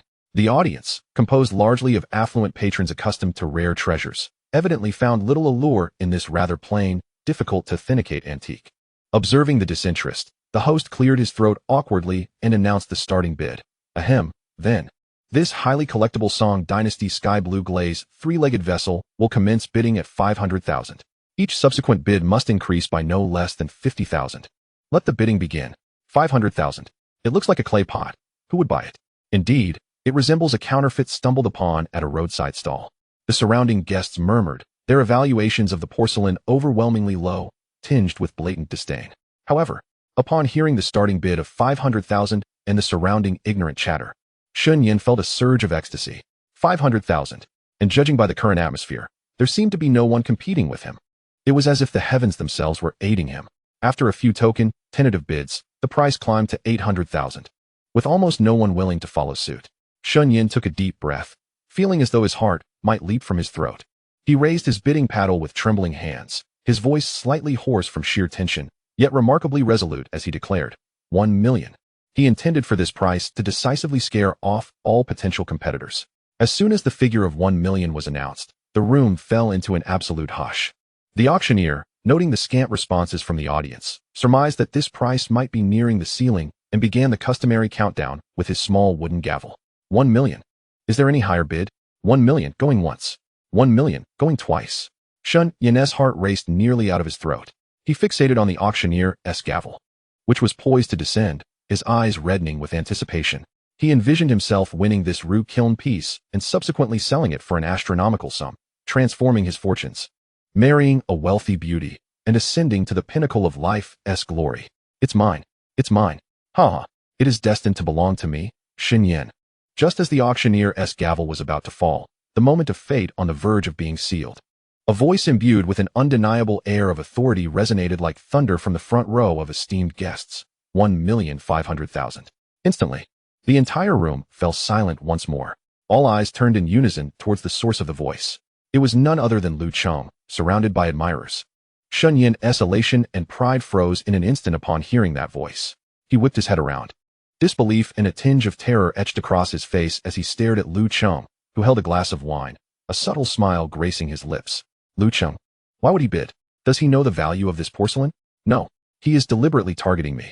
After announcing the bid of 1,500,000, Lu Cheng didn't even glance in Sun Yin's direction. He simply raised his champagne flute elegantly, offering a warm smile to Xia Qinghe, who gazed at him with admiration and affection, as if that casual bid of 1,500,000 was merely pocket change for him. Seeing the interaction between Lu Cheng and Xia Qinghe ignited a fury within Sun Yin. He could not lose. He absolutely could not be outdone by this scoundrel. This was his final opportunity, his only hope for reversing his fate. Like a desperate gambler, he pushed all his chips forward. Ignoring everything, he shouted, his voice sharp and piercing with excitement. 1,800,000. Lu Cheng raised an eyebrow, seemingly amused and slightly surprised by Sun Yin's futile struggle. He casually announced a new price, 2 million. The guests, who had previously dismissed the broken porcelain, instantly altered their perceptions upon witnessing Lu Cheng himself entering the fray and raising the bid to 2 million. My heavens, 2 million? Could it be that this porcelain is truly a remarkable treasure? Even Lu Cheng is vying for it. It must be something extraordinary. Surely, Lu Cheng's judgment cannot be mistaken. Anything he desires cannot be mere trinkets.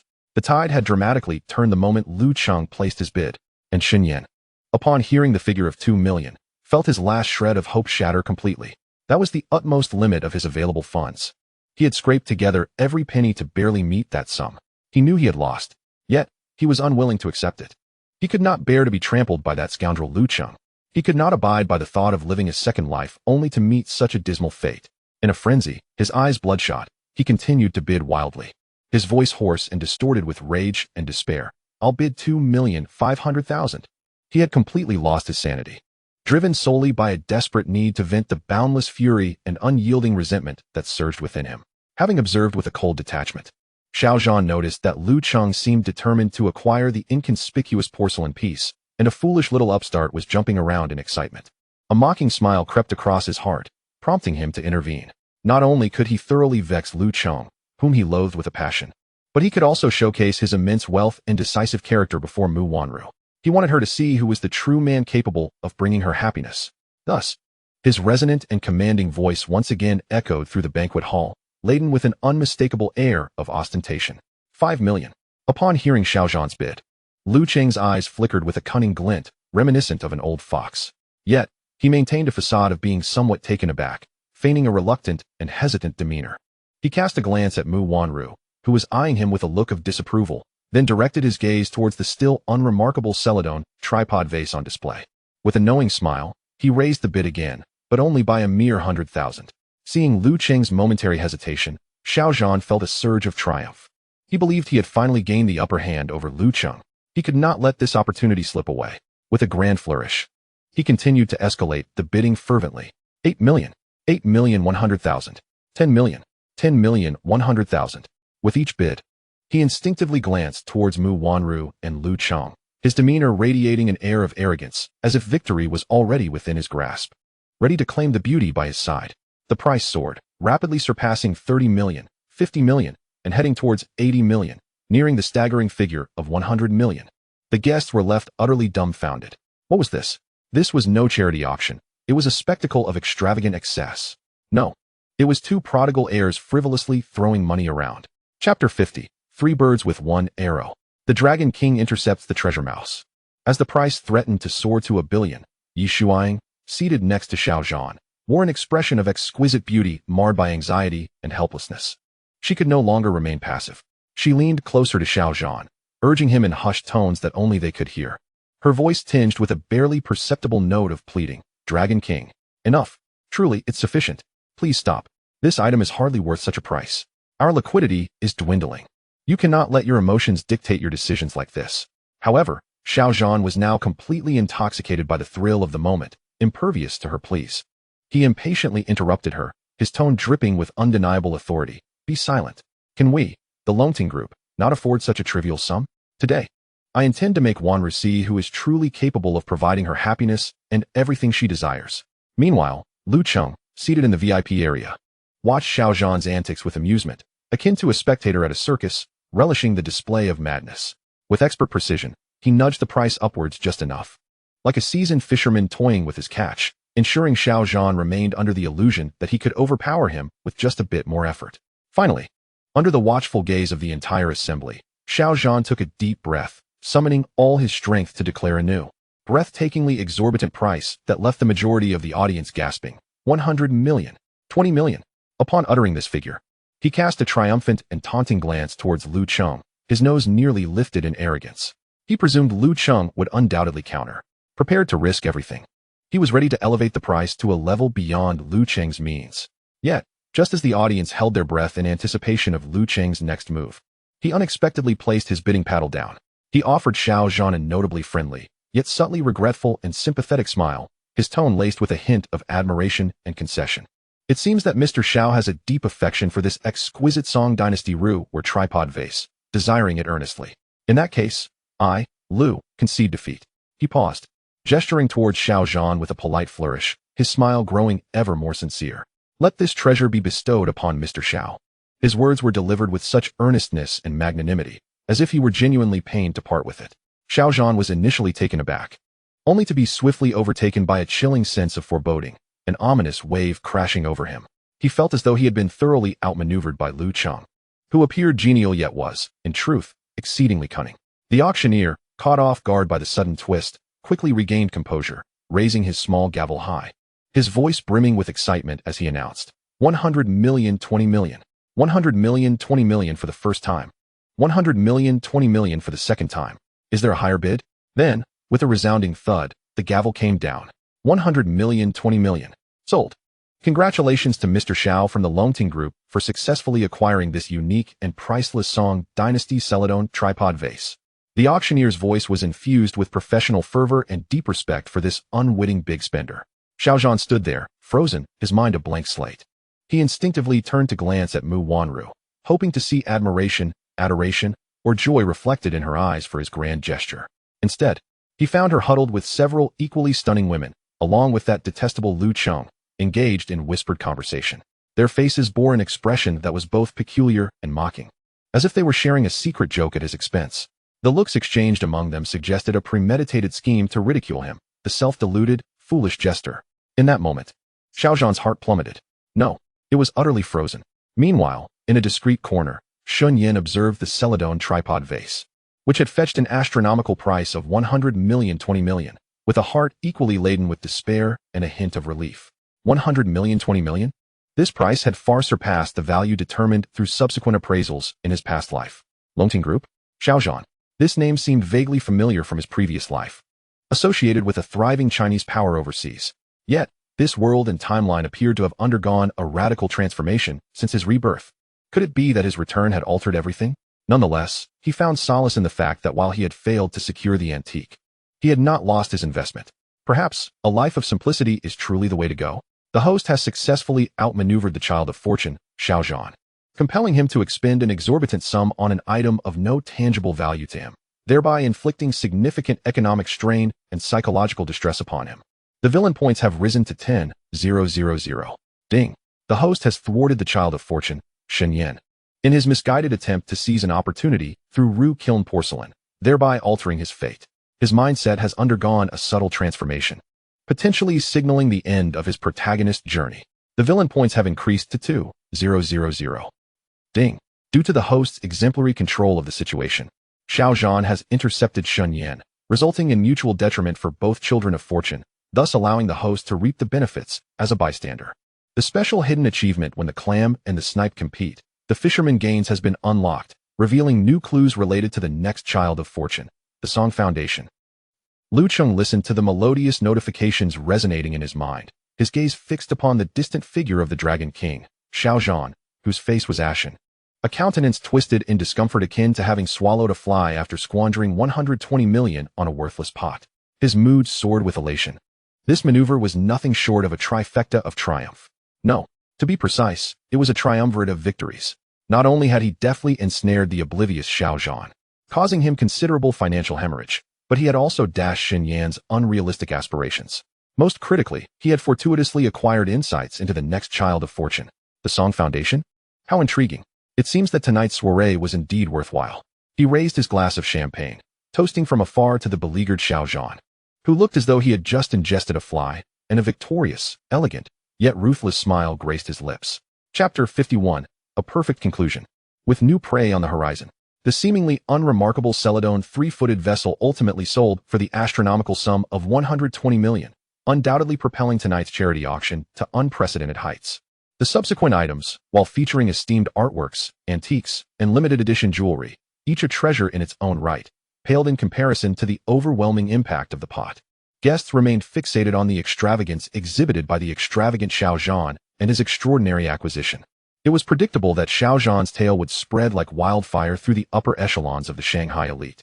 Naturally, his name would be accompanied by less flattering epithets such as fool and deep-pocketed simpleton. Seated in the VIP section, Lu Cheng observed the meager 2,000 villain points associated with Shun Yan, whose expression was one of disheartened relief at having retained his capital after missing the porcelain opportunity. Lu Cheng's brow furrowed imperceptibly. TSK. He had hoped that Shun Yan would leverage his rebirth advantage to unearth something of significance, a treasure that could yield substantial benefits. But what was the outcome? Merely two trivial gains, one intercepted by himself and the other acquired by the foolish Xiao Zhan. Was he truly resigning himself to a life of apathy? Such a lack of ambition resulted in a paltry contribution to the villain points. It appeared that retaining him served little purpose. Once he had extracted the last vestiges of useful information regarding the future, it would be time to dispose of him entirely. As the auction drew to a close, the grand spectacle of the evening reached its zenith, and Lu Cheng's objectives had largely been fulfilled. He refrained from further entangling himself with the captivating women who had been stirred by his presence, maintaining an appropriate distance and an air of mystery to heighten their intrigue. Just as Lu Cheng prepared to bid farewell to the enchanting ladies and depart, a commotion erupted at the exit of the banquet hall.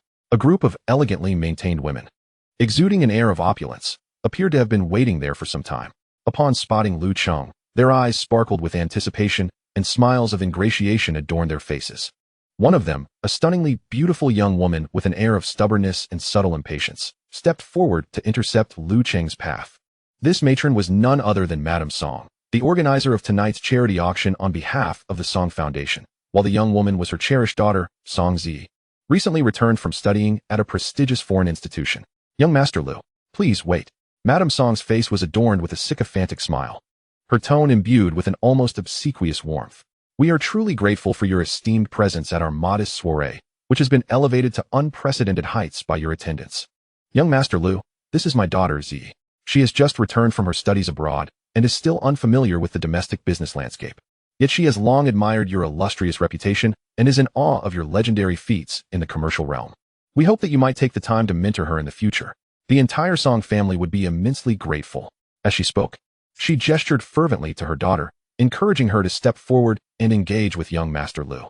Clad in a pale yellow chiffon gown, Song Zi appeared petite and adorable. Yet her figure was anything but modest. At that moment, she clearly felt uncomfortable and repulsed by her mother's overt attempts to ingratiate themselves, akin to a matchmaking endeavor. Nevertheless, out of a sense of upbringing and familial obligation, she suppressed her discontent and stepped forward to acknowledge the young man who, though only slightly her senior, was already perched atop the pinnacle of Shanghai society. She offered a polite nod, her greeting perfunctory. Mr. Lu, greetings. Despite this, her clear and bright eyes betrayed no hint of the admiration or flattery that other ambitious socialites might have displayed. Instead, they carried a hint of detachment, as if to convey, I am merely fulfilling an obligation. Do not expect me to flatter you as others do. Lu Cheng merely smiled faintly at Madame Song's excessive flattery. Clues regarding the Song family? Had they not just presented themselves? His gaze lingered with interest upon the captivating, slightly rebellious Song Zi. The art of fortune-telling quietly activated. Indeed, a faint golden aura of fortune was distinctly visible surrounding Song Zi. Ding! A new character associated with the destined child of fortune has been detected, triggering the script eavesdropping on hearts. The plot seems off. The male protagonist of the narrative has yet to make an appearance. Eavesdropping on hearts? A disruption in the plot?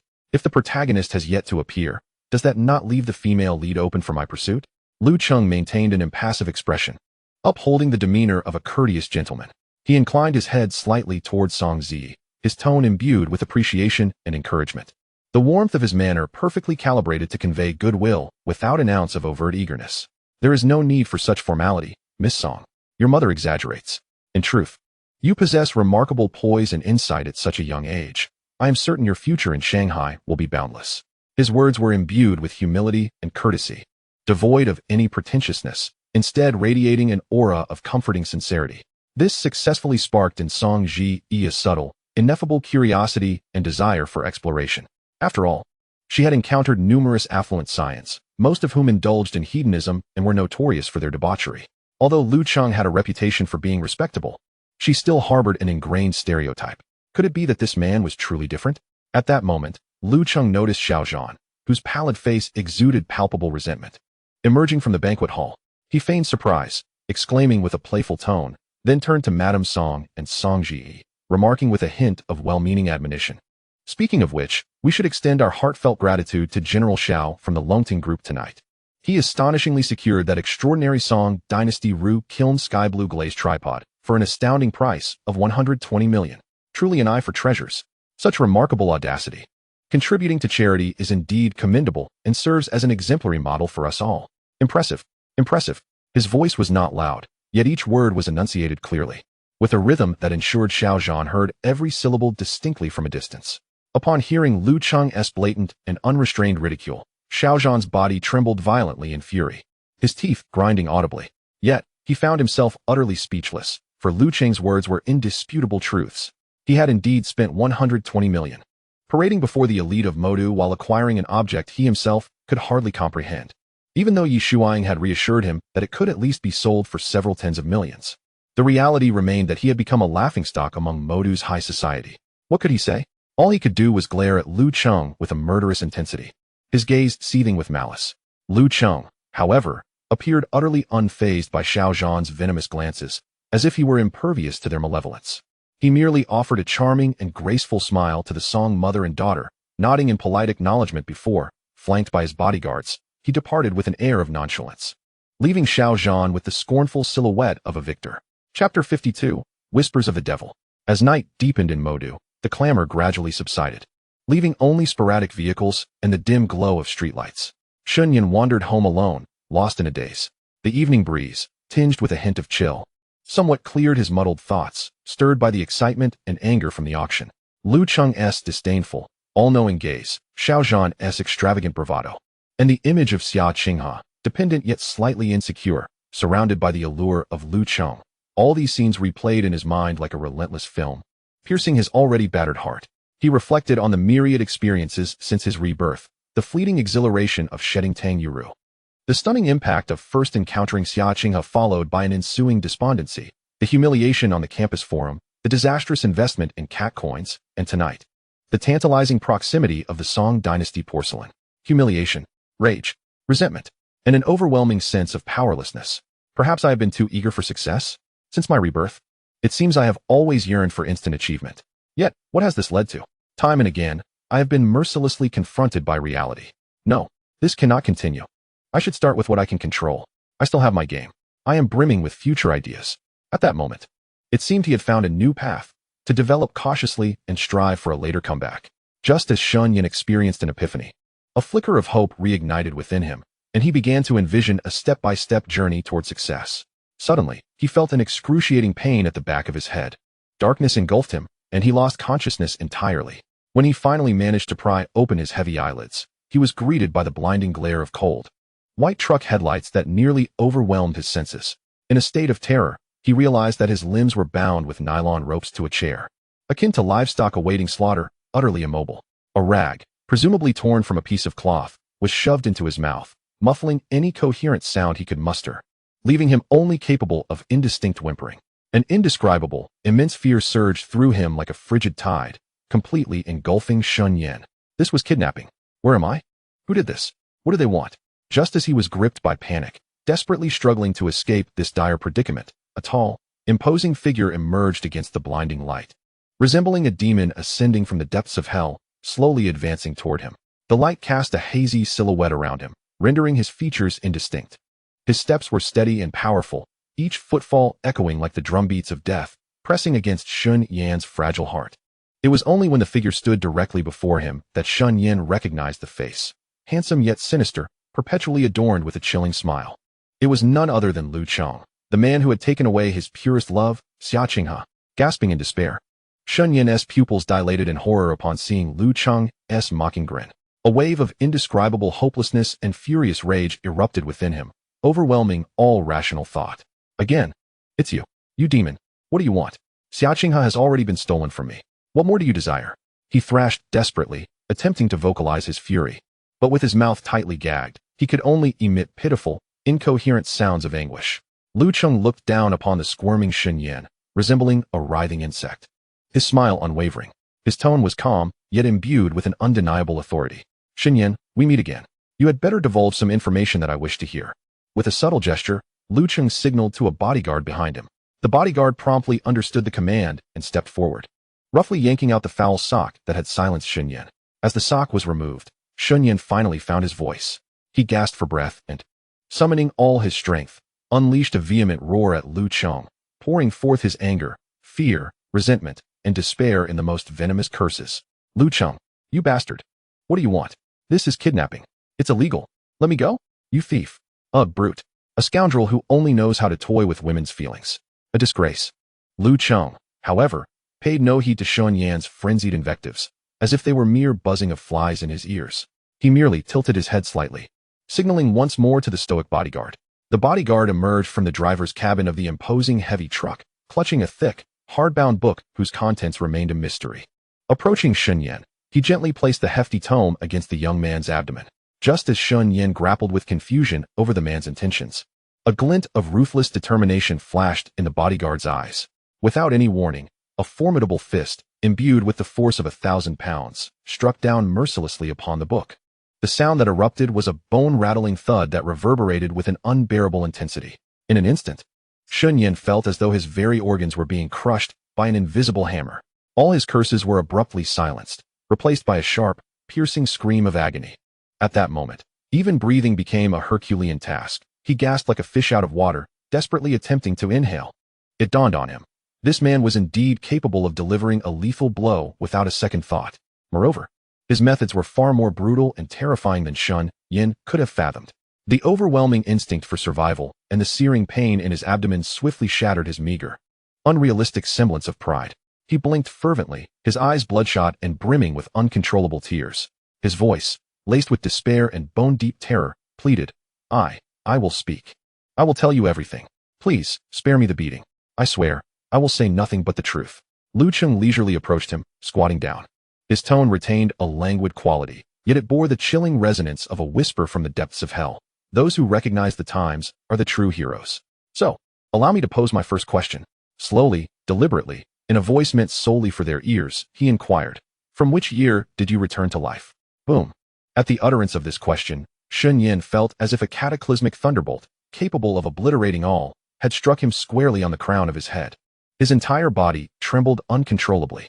His pupils dilated to their utmost limit, overwhelmed by sheer shock, fear, and disbelief. How could he know? How could he possibly know that I have been reborn? This is impossible. Could he also be a reincarnator? In that instant, all of Sun Yan's mental defenses crumbled.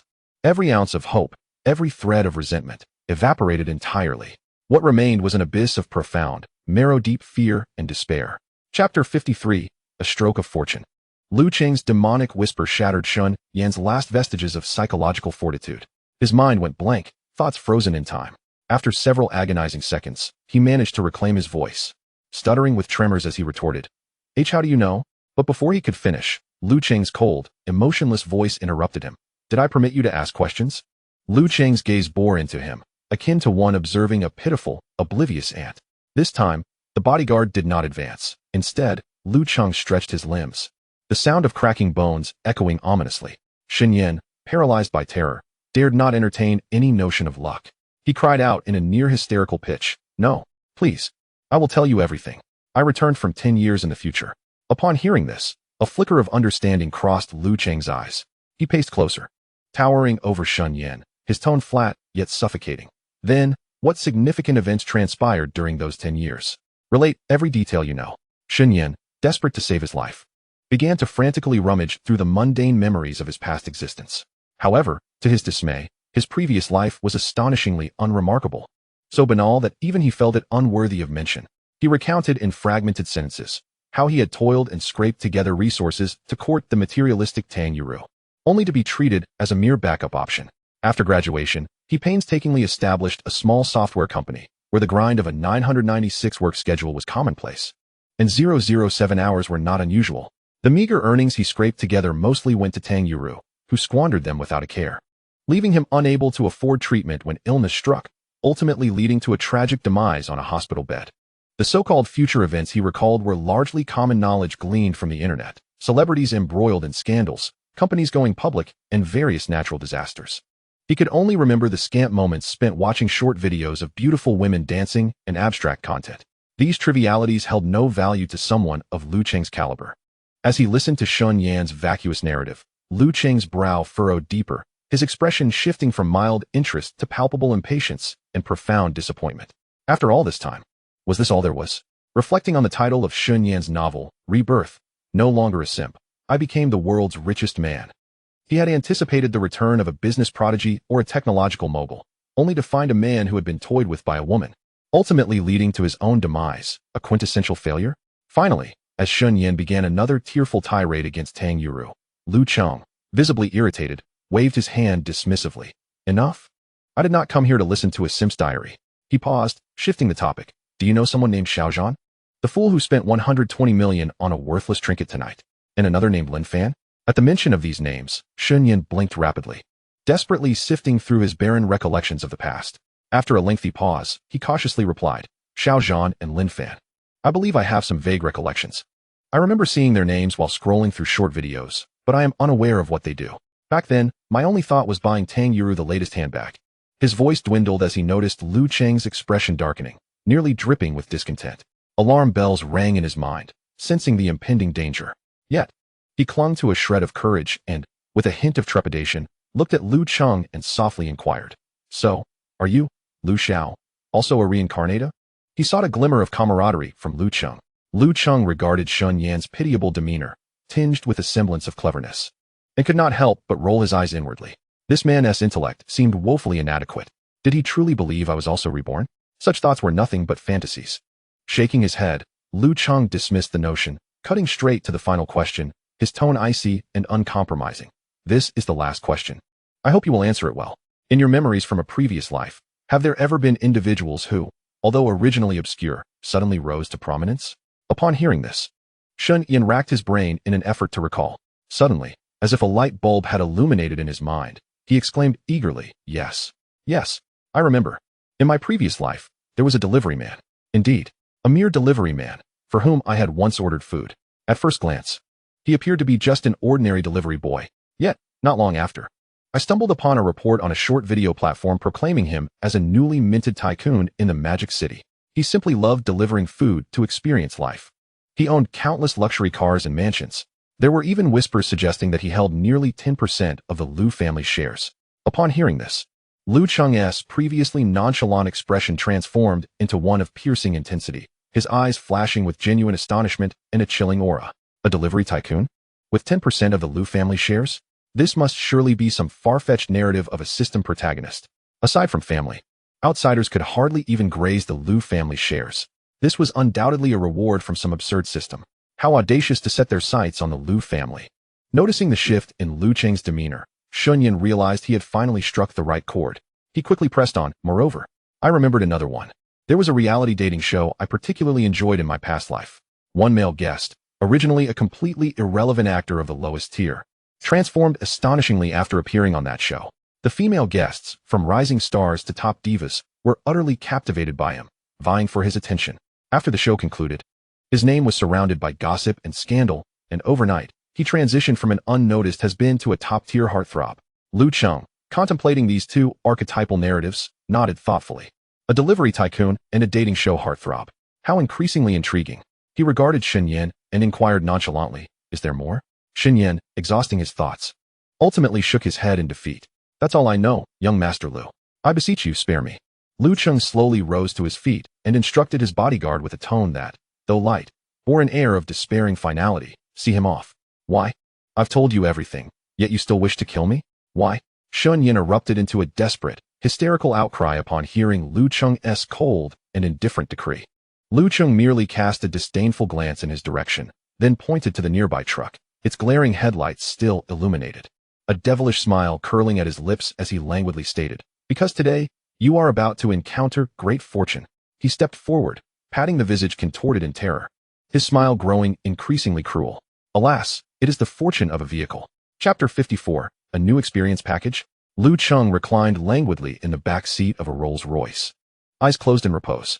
Although the recent interrogation had required little effort on his part, the incessant drivel had proven somewhat tedious. In his mind, the system's notification chimes began to resonate one after another. Ding. The destined child of fortune, Shunyan, has been entirely eradicated. Villain points, 5,000. Part of his fortune has been plundered. Ding. The plotline related to rebirth, after not being a simp, I became the world's wealthiest, has been conclusively terminated. Ding.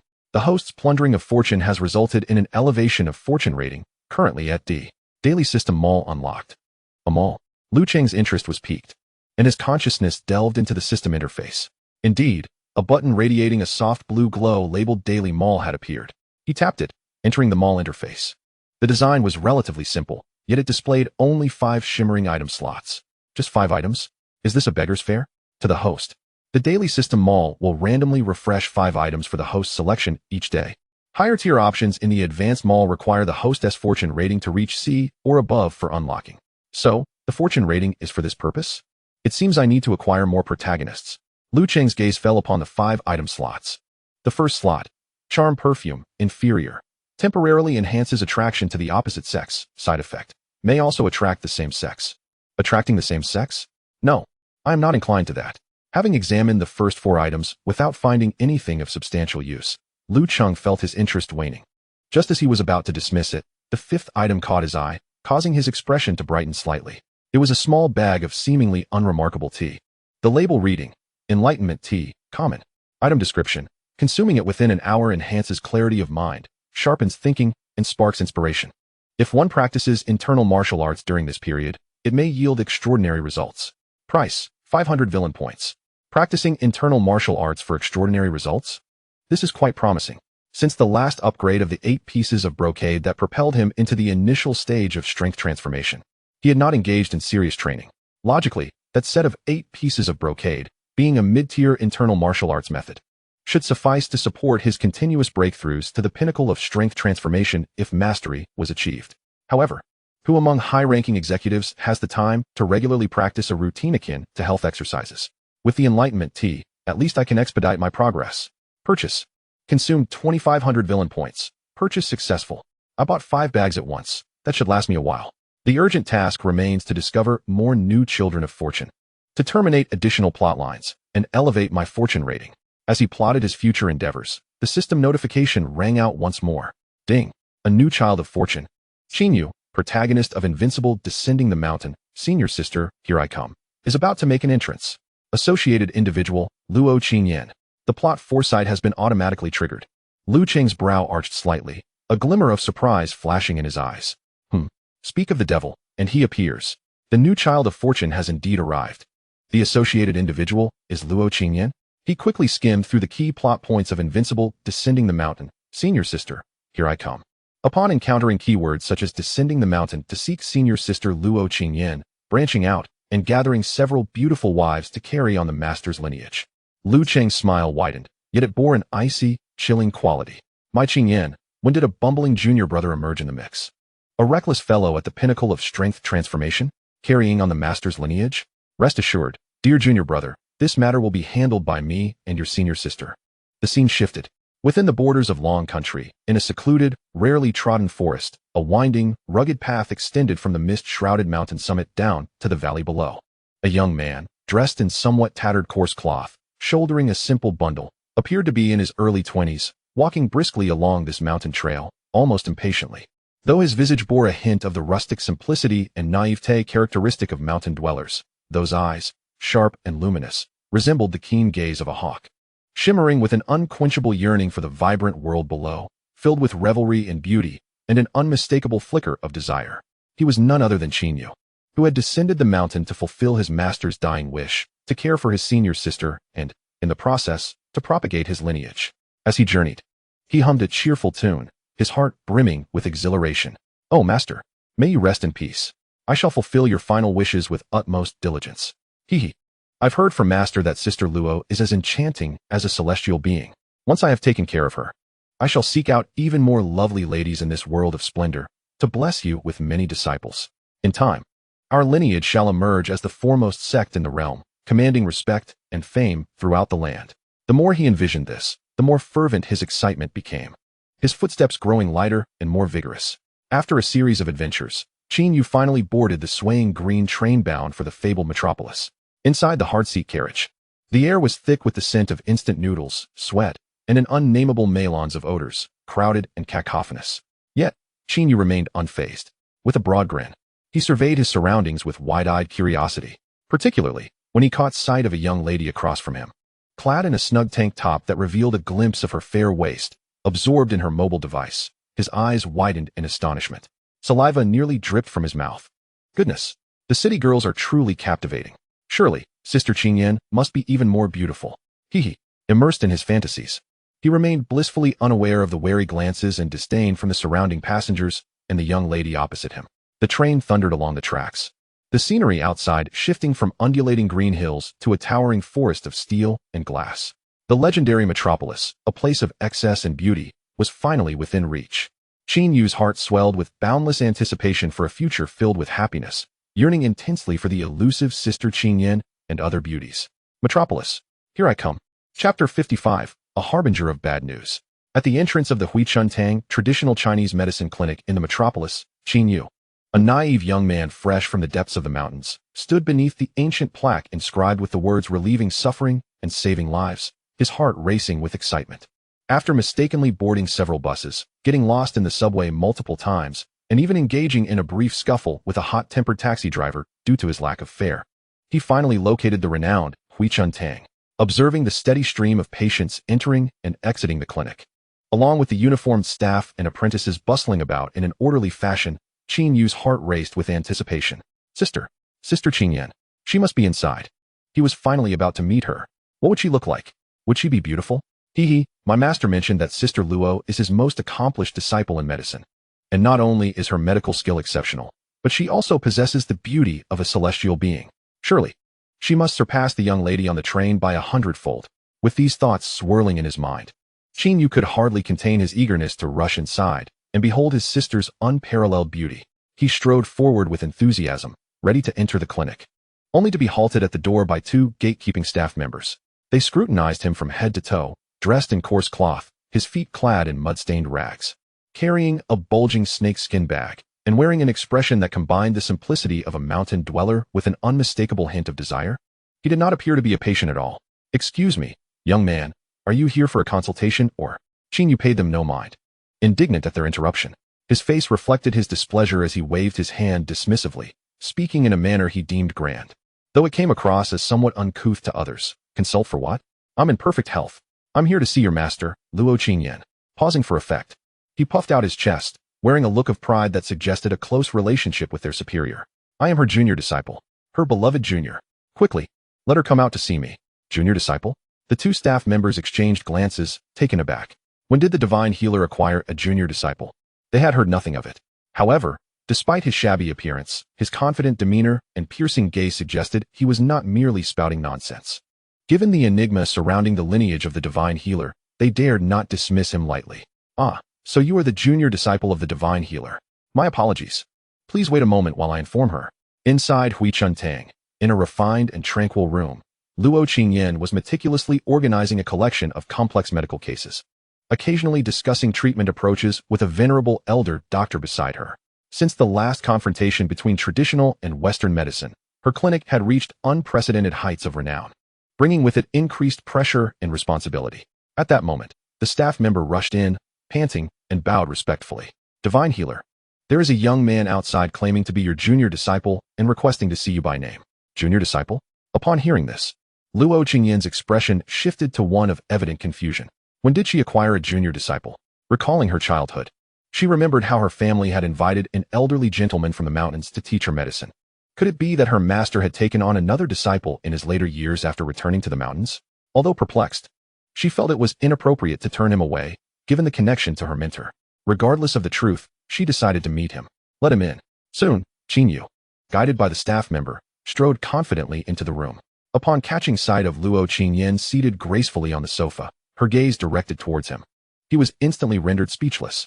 His eyes widened, and his mouth fell agape, nearly drooling. "Good heavens! Is this truly my legendary sister? This beauty surpasses anything the old man could have described. She is 100 times more stunning than he conveyed. No, 1,000 times. With skin fairer than snow, features as exquisite as a painting, a delicate nose and cherry lips, and hair cascading like a waterfall, she exuded an ethereal aura, as if she were a celestial being who had inadvertently descended to the mortal realm." In that instant, all thoughts of his master's wishes and other concerns vanished from Cheng Yu's mind. Only a single thought spiraled wildly in his mind. Beauty, utterly exquisite. This senior sister. I must claim her. No one shall dare compete with me. However, upon catching sight of Cheng Yu, Luo Qingyan involuntarily furrowed her delicate brows. The young man before her, clad in coarse garments that starkly contrasted with the opulence of the city, bore an air of rustic innocence reminiscent of a mountain dweller. Such attire was hardly surprising for someone who had just arrived from the hills.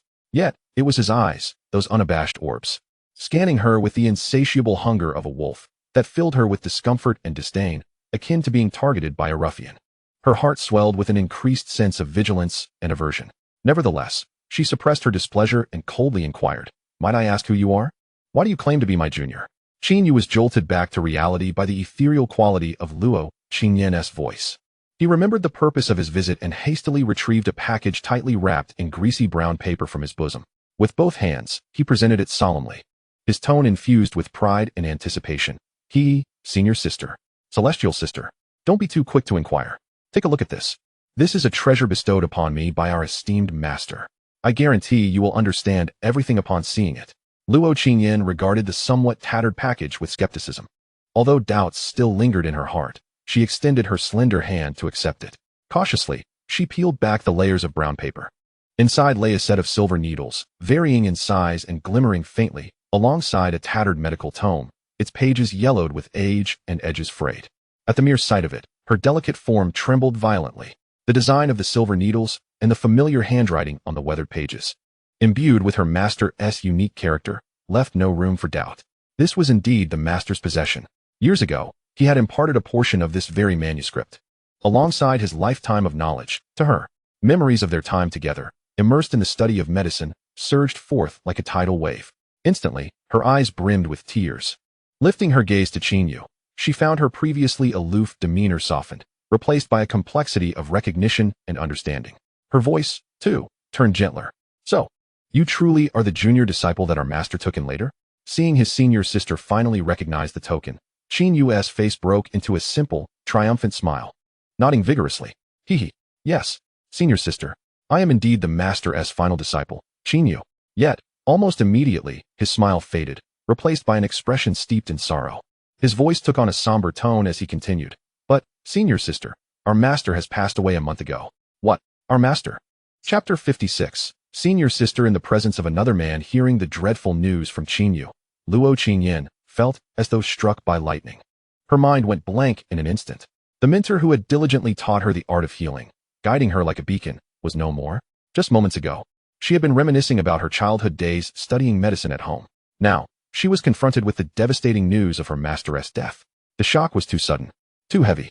An immense, unbearable grief surged through her heart like the fiercest tide, rendering her breathless. She could no longer maintain her usual composure and tranquility. Tears cascaded uncontrollably from her beautiful eyes, akin to pearls spilling from a broken string. She raised her delicate hand to cover her mouth, stifling her cries. Yet muffled sobs escaped through her fingers. Her body trembled violently from overwhelming sorrow, threatening to collapse at any moment. At that instant, a steady and powerful arm extended from beside her, gently steadying her quaking form. It enveloped her in a warm embrace, infused with an aura of comfort and safety. A deep, soothing voice resonated in her ear. "Cheng, do not grieve too deeply. The dead cannot return to life. May you find peace in your sorrow." The comforting presence was none other than Lu Cheng, who had timed his visit perfectly to find Luo Qingyan in her moment of distress. In the wake of her immense grief and the shocking news, Luo Qingyan, already lost and disoriented, found herself enveloped in Lu Cheng's gentle yet commanding embrace. The unique scent that emanated from him filled her with an unshakable sense of security and reliance, shattering her remaining resolve. Unable to contain herself any longer, she instinctively turned, wrapping her arms tightly around his waist, burying her tear-streaked face deep into his broad chest, and wept with abandon.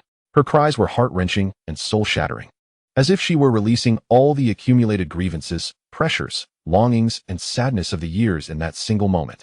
Through her sobs, she intermittently whimpered, her voice thick with emotion, "Lu Cheng, my master is gone. I will never see him again." In that moment, she had completely forgotten the presence of the wide-eyed junior disciple standing nearby, momentarily stunned by the scene unfolding before him. She instinctively sought warmth and strength from Lu Cheng, yearning for his comfort and support. Meanwhile, Cheng, who had just begun to process the complexity of reuniting with the celestial senior sister and delivering the tragic news, was abruptly confronted with the sight of his pure and ethereal senior sister, akin to a celestial being, embracing a stranger who had suddenly appeared.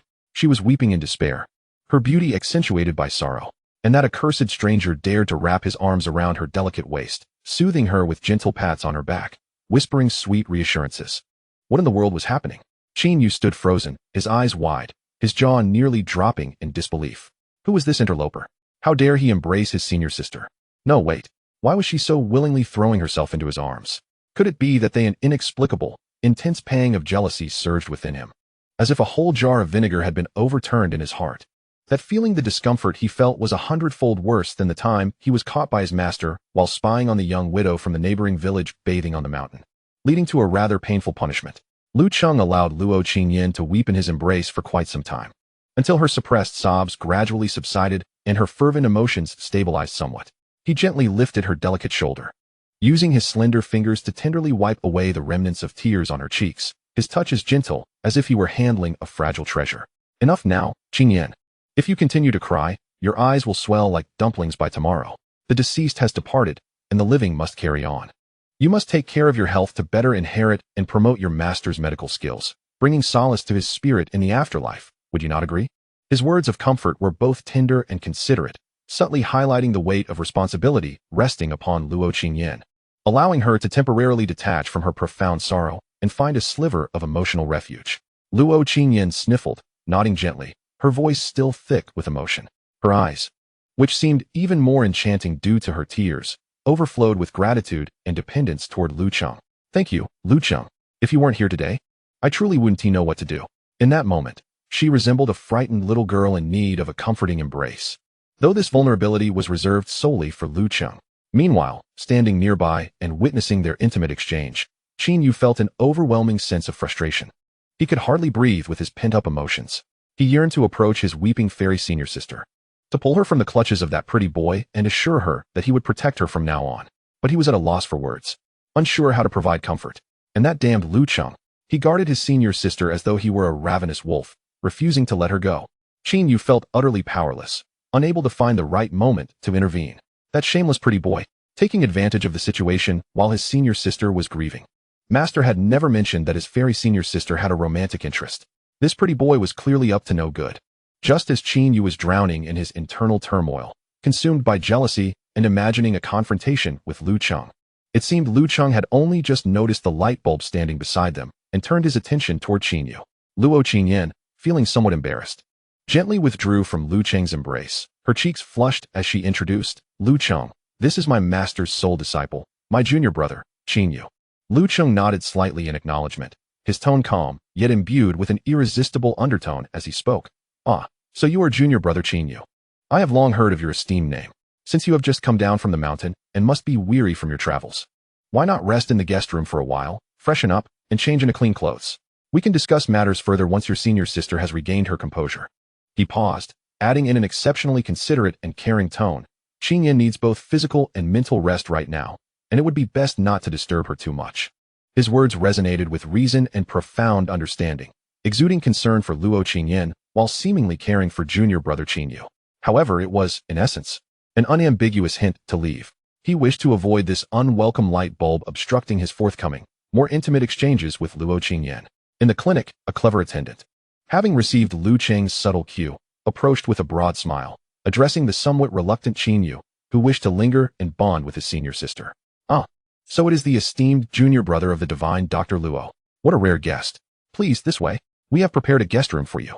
Rest assured, you will be quite comfortable. Take your time to rejuvenate, and once the divine doctor feels better, you may reminisce with her later. Qin Yu was taken aback by the sudden warmth, and he could no longer stubbornly insist on staying. After all, they were right. His senior sister had just endured the pain of losing her master and certainly needed rest.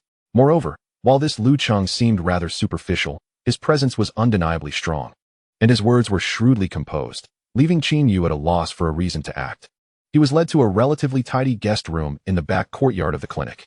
After spending some time there, taking a hot shower and changing into clean clothes provided by the attendants, he attempted to rest on the bed, but found himself tossing and turning, unable to settle down. The more he thought, the more he sensed something was amiss. The more he pondered, the more he felt stifled. That Lu Cheng was clearly no good. With his slicked back hair and charming words, he was undoubtedly a playboy who deceived innocent young women. His senior sister, so kind and pure, must have been tricked by his duplicitous facade. No, I cannot simply wait idly. I must go see. I must protect my senior sister. I cannot let her be taken advantage of by that pretty boy. The more he mulled over his suspicions, the more convinced he became of their urgency. Coupled with his impulsive and straightforward nature, he decided then and there to no longer wait, but to seek out his senior sister immediately. He navigated through the somewhat confined space of the clinic, asking around and turning corners, until he miraculously found Luo Qingyan's exclusive resting area. Normally, this place was seldom visited by anyone but her. Outside the door, he could even catch a whiff of a faint yet delightful fragrance wafting through the air, reminiscent of a young lady's scent. As he approached the door, he noticed it was slightly ajar. Inside, he could discern faint, intermittent sounds, as if someone were speaking in hushed tones.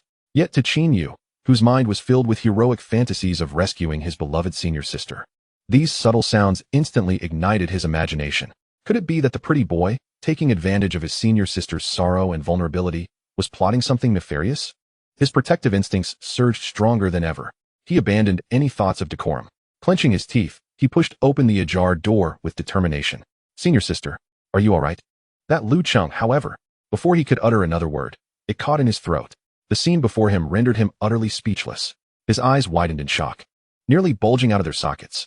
Inside the room, a top-quality calming sandalwood incense was burning in a censer, the fragrant smoke curling in the air, creating an atmosphere thick with intimacy. And there she was, his ethereal and untainted fairy senior sister, Luo Qingyan. At this moment, her delicate visage was flushed crimson, her eyes glimmering with allure, and her breath slightly quickened. She was being embraced tightly from behind by that infuriating young man, Lu Cheng, in an exceedingly intimate and ambiguous manner. The two were nearly fused together. Lu Cheng's hand boldly clasped Luo Qingyan's exquisitely delicate hand. Upon the table before them lay an acupuncture chart that appeared to be quite antiquated. Lu Cheng's lips were nearly brushing against Luo Qingyan's petite earlobe. His voice, deliberately lowered, bore a hint of gravelly seduction, warm breath caressing her sensitive ear, as if imparting some profound insight. And what of his noble and pure senior sister, Luo Qingyan? Her typically celestial countenance was now adorned with an enchanting blush. Her eyes, as clear as water, shimmered with an indescribable emotion, becoming misty and captivating. Leaning slightly against Lu Cheng's broad and sturdy chest, she bore no semblance of her usual ethereal, untainted demeanor of the celestial physician. Instead, she appeared as a young maiden, lost in her lover's embrace, overwhelmed by emotion, exuding a shyness that was utterly beguiling. This scene, witnessed by Qin Yu, sent his mind spiraling into chaos. What in the world are they doing? In broad daylight, under the clear sky? How could they engage in such shameless and scandalous behavior within the refined sanctuary of his senior sister? Instantly, countless unsightly, pixelated images invaded Qin Yu's mind. A wave of inexplicable fury surged within him, 100-fold stronger than when he had seen his senior sister leap into Lu Cheng's arms. Jealousy. After all, this was the senior sister entrusted to his care by his master. How could this be? Though he had never been in love, he now felt the genuine humiliation of being adorned with a garish green hat. Luo Qingyan, upon hearing the door being flung open abruptly, along with Qin Yu's halted exclamation, jolted in surprise, letting out a short gasp. Instinctively, she sought to extricate herself from Lu Cheng's warm embrace. However, due to her guilt, panic, and the lingering sensation of numbness and weakness from the earlier demonstration, her movements appeared feeble and almost seemed like a coy invitation to remain. Her cheeks were as red as if they might bleed, with even her snow-white neck and delicate earlobes tinged with an alluring pink. Her gaze flitted about, too timid to meet the astonished, ashen-faced figure of her junior brother at the doorway. As for Lu Cheng, he remained composed and unperturbed, even exhibiting a hint of mischievous satisfaction. It was as though their earlier intimate exchange was nothing to be ashamed of. He leisurely released the arm encircling Luo Qingyan's slender waist, yet maintained a proximity that was laden with possessiveness. He turned to face the stunned, pallid Qin Yu, his expression initially revealing some displeasure at being interrupted, but soon morphing into a gentle, almost benevolent smile, as if addressing a naive younger sibling. His tone was calm, yet carried an undeniable authority as he spoke. "Oh, it is you, junior brother Qin Yu. Is there something of importance? My senior sister and I are currently engaged in a discussion regarding some rather profound acupuncture techniques, so it may not be convenient at the moment." Chapter 58. I forgot to mention, I am your brother-in-law. Lu Cheng's words were meticulously crafted, both clarifying their earlier activity and subtly implying how ill-timed and unaware Qin Yu's arrival was. Yet, Qin Yu was beyond caring for such nuances. He only believed in what his eyes had seen and ears had heard. Acupuncture techniques? Although he had only studied martial arts under his master, he possessed a rudimentary understanding of medicine. He had never heard of any acupuncture techniques conducted in such a manner. Qin Yu's eyes blazed crimson. Fixated on the two figures within the room, his voice contorted with disbelief and profound fury. Discussing acupuncture? Do you take me for a mere child? Or a fool? In broad daylight, a man and a woman, embracing one another. Is this what you call discussing acupuncture? Clinging to his last vestiges of unrealistic hope, he cast a desperate glance at Luo Qingyan, yearning for her to declare that this was all a falsehood. Upon hearing Qin Yu's righteous and heroic outburst, Lu Cheng's lips curled into a mocking smirk. He found the desperate struggle somewhat amusing, yet also tiresome. Lowering his head, he spoke softly in an intimate and teasing tone that only Luo Qingyan could hear. It seems your little junior brother has some strong opinions about our teaching methods. Oh, who could blame him for being the elder? He decided to deliver a few more verbal jabs to this oblivious junior brother. Facing the trembling Qin Yu, consumed by rage, he adopted a patient and instructive tone, speaking leisurely. Junior brother Qin Yu, it appears that you are not studying medicine, are you? I believe you may have a rather one-sided understanding of the term discussion.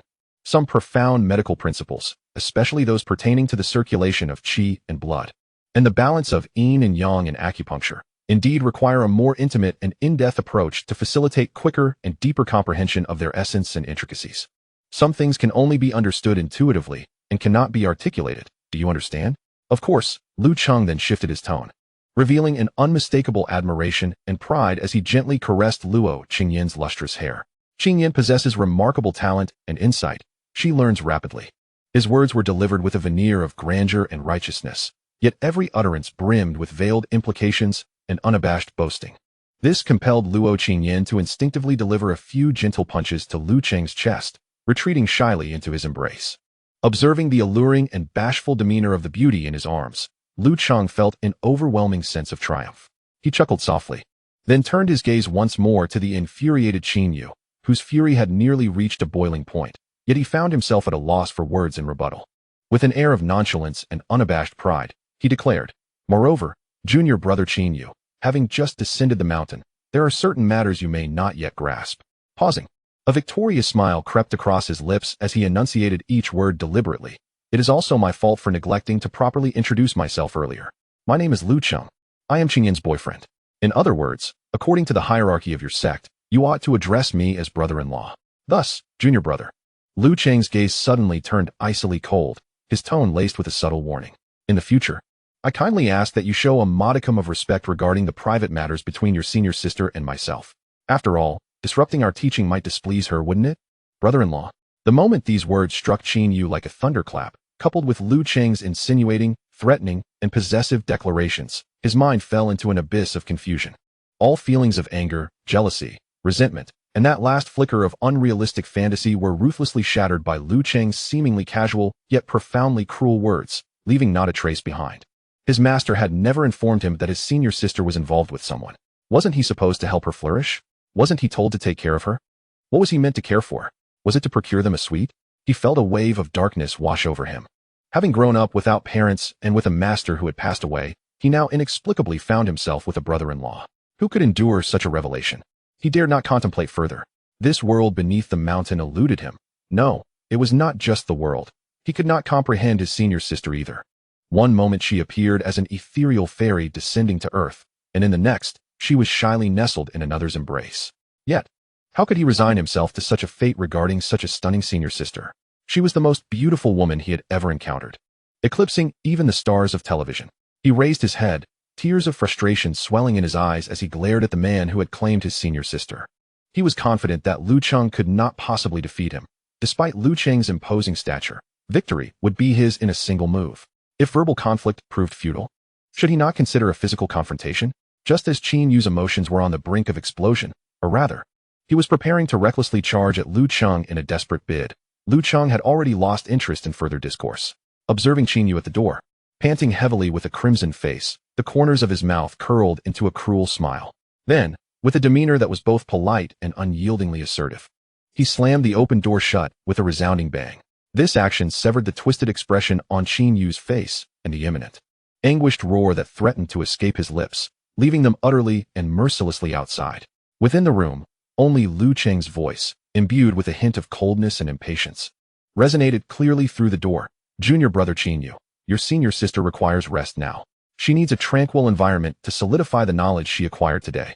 I shall not see you out. We can discuss matters tomorrow." Chapter 59. Is it true? Brother-in-law. In the guest room of the Huichuntang, Qin Yu lay despondently on the cold bed, as though all his bones had been extracted. His eyes were vacant, fixed on the ceiling as he repeatedly muttered those heart-wrenching words. Brother-in-law? Impossible. He must be deceiving me. How could my senior sister?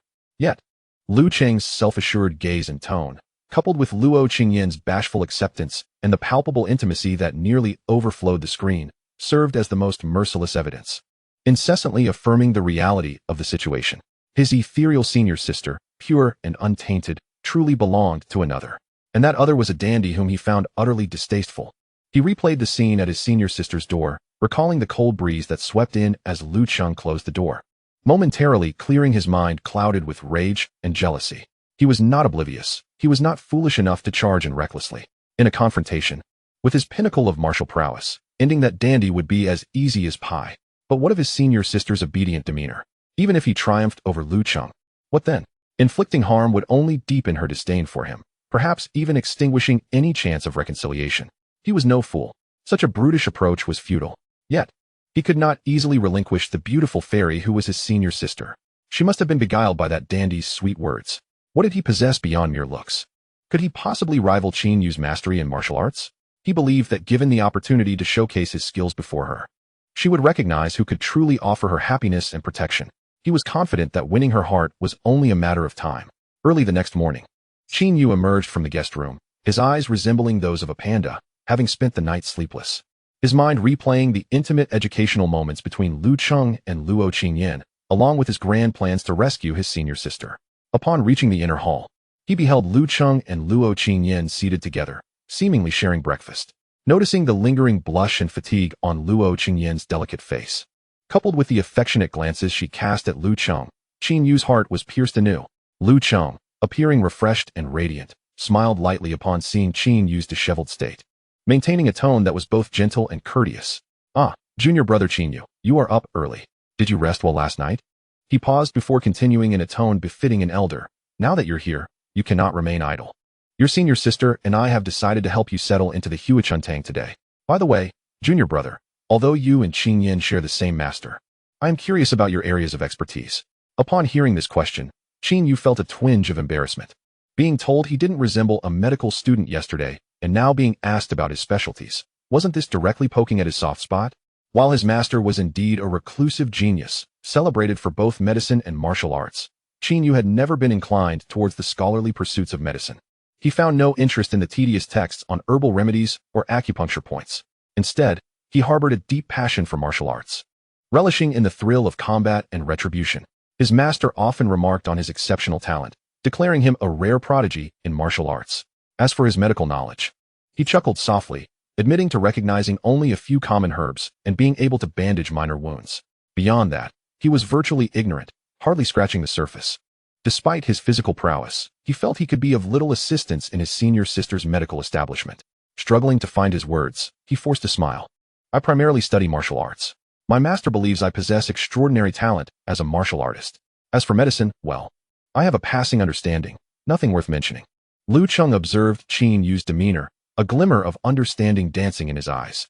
He had already utilized the system to probe into Cheng Yu's detailed information during their meeting the day before.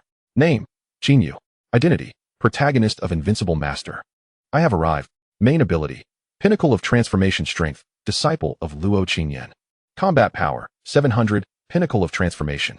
Charm value: 70. Fortune rating: S. This fellow was merely a muscle-bound simpleton, renowned for his fighting prowess, but lacking in any other discernible talent. With a hint of playful mockery, he complimented, "Ah, so it turns out that disciple Cheng Yu is a martial arts master. My apologies for my ignorance. However, the work at the Rejuvenation Hall in this regard is indeed rather scarce." After a moment of contemplation, he seemed to suddenly conceive a brilliant idea, his eyes brightening. "How about this? Recently, due to that grand duel between Eastern and Western medicine, Qingyan has gained considerable fame, and the number of patients at the clinic has significantly increased. Many precious medicinal materials require more manpower for delivery. Disciple, you are strong and robust, so it would be a minor inconvenience for you to assist your sister in organizing and transporting these materials, wouldn't it? We at the Rejuvenation Hall have numerous esteemed clients whose medicinal materials necessitate timely and secure delivery. Although this task may appear somewhat simplistic, it carries significant responsibility and demands meticulousness and patience. I believe it is perfectly suited for a young man like you, who possesses a sense of duty and responsibility." Upon hearing the suggestion to sort and deliver medicinal materials, disappointment and reluctance instantly clouded Cheng Yu's face. "Damn it, I am a peerless master at the pinnacle of transformation. I have descended from the mountains under the orders of my master to marry a beautiful heiress, establish a harem, and ascend to the pinnacle of life. How can I deign to engage in such menial labor? What distinguishes this from being a mere shopkeeper?" Just as he was about to voice his refusal, asserting that he, a proud young man of stature, had honed unparalleled martial skills for greater pursuits, Lu Cheng seemed to have anticipated his thoughts. A more mischievous smile curling at the corners of his mouth as he shifted his tone, now infused with temptation. "Of course, after all, your sister is currently the celebrated goddess doctor of the Magic City. Representing our Rejuvenation Hall to deliver medicine must also entail a sense of grandeur and dignity. We cannot tarnish your sister's reputation. In my garage, I happen to have several luxury sports cars that rarely see the light of day: Ferraris, Lamborghinis. Oh, I believe there are also a few limited edition Bugattis and Koenigsegg's. If you don't mind, feel free to choose any of them to deliver medicine to your sister. This way, not only will it be convenient and swift, but it will also enhance your sister's prestige. Wouldn't you agree? Sports cars, Ferraris, Lamborghinis, Koenigsegg's, limited editions. Hearing these terms, which seemed as otherworldly as celestial scriptures, Cheng Yu, a youth who had emerged from the depths of the mountains, felt his eyes widen with astonishment. They sparkled brighter than the stars in the night sky. The resentment, wariness, and dissatisfaction he previously harbored towards Lu Cheng seemed to dissipate in this moment, temporarily overshadowed by the allure of those dazzling, magnificent supercars. Without a moment's hesitation, he blurted out, his voice tinged with excessive excitement and a hint of flattery, "Brother-in-law, are you truly serious? I can drive those luxurious cars from the television?" The term brother-in-law slipped from his lips with such ease and naturalness, as if he had rehearsed it 1,000 times. Chapter 60. The vivid turtle Lu Cheng watched as Cheng Yu nearly drooled in his eager servility, a smirk of triumph flickering in his eyes. However, his expression remained as nonchalant as ever. "Of course it's true. When have I, Lu Cheng, ever deceived anyone? Those cars have merely gathered dust in the garage. Letting you drive one is a practical use of resources. Besides, it would elevate your sister's status. What's not to love?" Yet, he abruptly shifted his tone, as if recalling something of utmost importance, and inquired with a concerned air, "Disciple, you do possess a driver's license, don't you?" "Driver's license?" The radiant smile on Cheng Yu's face, which had blossomed at the thought of driving a Ferrari while surrounded by beautiful women on the bustling streets of the Magic City, instantly froze. It was as if time had been paused, rendering the scene absurdly comical. He had scarcely touched a car, let alone possessed a driver's license. What even was that? Could it be Eden? He stammered for a moment, his face turning crimson like a boiled crab. "I haven't had the chance to take the test." "Oh dear. How unfortunate. Such a pity," Lu Cheng exclaimed, as if a light bulb had gone off in his mind, displaying an exaggerated expression of regret. Without a driver's license, it would indeed be perilous to drive those sports cars. What if something were to happen? Safety first, right, disciple Cheng Yu? Cheng Yu wished to retort, but found himself at a loss for words, his heart sinking to the depths of despair. It felt as though he had been unceremoniously kicked from the driver's seat of a supercar, face first, into a muddy pit. Ferraris, Bugattis. The impending bliss of a life filled with beautiful women and luxury. Yet, suddenly, Lu Cheng seemed to recall something, a spark igniting in his eyes as his tone brightened. "I remember. I have an electric scooter as well, a limited edition. A friend gifted it to me, claiming it was handmade. I haven't even ridden it yet. It's brand new." The more he spoke, the more excited he became, as if he had genuinely discovered a perfect solution that catered to both parties. "And it doesn't require a driver's license. It would be more than sufficient for delivering medicine in the city. An electric scooter? A limited edition?" Cheng Yu's previously dimmed eyes glimmered once more upon hearing Lu Cheng's words. Though he had not seen much of the world, he was aware that some high-end electric scooters in the city were even cooler than motorcycles and quite expensive. This brother-in-law, this pretty boy, was extraordinarily wealthy, boasting a collection of sports cars. Surely, the limited edition electric scooter he mentioned was no cheap trinket. It must cost tens of thousands, or even hundreds of thousands. Feigning reluctance, he nodded his agreement, inwardly already scheming. An electric scooter, if it were flashy enough, he could ride it. This pretty boy was so affluent and generous. Once he obtained a driver's license, he could devise a plan to snag a few sports cars from him. By then, his sister would likely have returned to him, rekindling their bond. At that point, he could discard Lu Cheng like a spent force. He envisioned himself cruising in a sports car, his sister by his side, surrounded by beautiful women. Ah, how splendid life would be, he resolved firmly. Before he successfully reclaimed his sister's heart and ensured her unwavering devotion, he would not falter. It is imperative to devise every possible means to extract as much as we can from that naive fool, Lu Cheng. Let us mercilessly fleece him. In no time, under Lu Cheng's meticulous arrangements, Cheng Yu proudly ascended to the esteemed position of a senior herbal delivery personnel at the Huichun Hall. After Lu Qingyan concluded the work-related matters with Lu Cheng, she leisurely sauntered out, leaving Cheng Yu to languish as he awaited his limited edition electric scooter. Before long, a small delivery truck came to a halt before the entrance of Huichun Hall. The driver leapt from the vehicle, bellowing, "Is there a Mr. Cheng Yu here? I have a large item for you. Kindly step outside to sign for it." Cheng Yu thought to himself, city folks truly lack civility. Who on earth refers to a large item in such a manner? Though visibly exasperated, he hastened out of the clinic and swiftly signed for the package.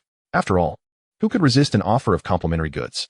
Rubbing his hands together in eager anticipation, he opened the enormous cardboard box. In the next moment, the smile on his face froze completely. His countenance turned a deep shade of crimson, akin to that of a liver. He felt as if his mind were buzzing, rendering him momentarily deaf. Inside the box lay a fluorescent green vehicle, its cartoonish design undeniably juvenile and absurd, a diminutive electric donkey. To add insult to injury, Perched atop, it was a matching fluorescent green helmet adorned with a turtle figurine. Behind the seat, a conspicuously large, bright yellow delivery box, fashioned like a turtle shell, was welded on for good measure. What the hell? This was clearly a living, breathing, turtle-like electric vehicle. Cheng Yu's face transitioned from red to purple, then to a deep shade of black. Shame, humiliation, rage, an amalgamation of emotions erupted within him like a volcanic explosion. He felt as though he might explode from sheer indignation. To make matters worse, as he trembled and fumbled with the cartoon turtle-shaped key, inserting it into the ignition, he turned it gently. Suddenly, a crisp and resonant child's voice, accompanied by an infectious electronic melody, emanated from the scooter's horn, loud enough for everyone in the Huichun Hall to hear distinctly. Little turtle, electric scooter, don your safety helmet. Avoid peeking where you shouldn't. Stop at red lights. Go at green lights. Remember the traffic rules. Yay! This catchy jingle, seemingly a pointed advertisement, combined with the sight of the fluorescent green vehicle and the turtle shell delivery box, felt like a public execution. The clinic staff, who had been witnesses to the entire spectacle, could no longer contain themselves and erupted into fits of laughter. Cheng Yu felt a wave of darkness wash over him, his blood boiling, and his throat sweet with the taste of impending rage, nearly causing him to spit out a mouthful of blood. In his heart, he summoned every ounce of strength to unleash a furious roar filled with boundless resentment and seething hatred. You despicable, shameless, treacherous scoundrel. I will make you pay. Chapter 61. The Lurking Dragon King, Behind the Dragon Hall. In the temporary office established by the Longting Group in the Magic City, the air was thick with the lingering scent of smoke, mingled with an oppressive heaviness. Xiao Zhan sat in a large executive chair, his expression somber and silent. On the desk before him rested the extraordinary treasure he had acquired for a staggering sum of 120 million, a Song Dynasty Qing glazed tripod. At this moment, what had once been a symbol of his triumph over Lu Cheng, intended to impress Mu Wanru, now felt like a colossal, mocking slap to his face. He had engaged a professional appraisal team, and after a thorough evaluation, they reached a conclusion that was somewhat acceptable. It was indeed a genuine artifact. Moreover, the craftsmanship was exquisite, and its condition impeccable. It was unquestionably a prized possession from the Song Dynasty's Ru kiln. If handled properly, its estimated market value could reach around 100 million, provided the right buyer was found. This meant that although he had paid a considerable premium, it was not entirely outrageous. However, therein lay the crux of the issue, those conditions and the notion of the right buyer. Now, everyone in the upper echelons of the Magic City society knew that Xiao Zhan had become a super gullible fool, having spent 120 million on a seemingly worthless piece of pottery that many could not even comprehend, even among those who recognized its value. Who would dare to approach him amidst such controversy? Wouldn't he that merely served to broadcast to the world that he too was a fool, attempting to liquidate this item? It was an endeavor fraught with insurmountable difficulty, unless he was willing to drastically lower his price and sell it at a loss. But doing so would result in a grievous blow to Xiao Zhan's reputation. Where would he find the means to recoup the money spent? Yet, if he chose not to sell, then this immense sum of over 100 million would be completely tied up. This amount nearly consumed the entirety of the Longting Group's recent liquidity budget. Although the Dragon Hall was vast and affluent, not particularly in need of such funds, the urgency of arranging such a significant sum of liquidity anew would entail a myriad of cumbersome procedures and substantial time costs. The operations of the Longting Group, and even the supply for the Dragon Hall's mercenary team, would inevitably suffer due to the interruption in liquidity. Damn it! That bastard Lu Cheng. He had once again outsmarted him. As Xiao Zhan's frustration mounted, the chill in his gaze seemed poised to freeze the entire office. Suddenly, a series of urgent alert sounds emanated from the computer on his desk. The screen displayed a communication request from the Dragon Hall's overseas headquarters. It's here. What was destined to arrive has finally come. Taking a deep breath, Xiao Zhan forced down his irritation and unease, pressing the answer button.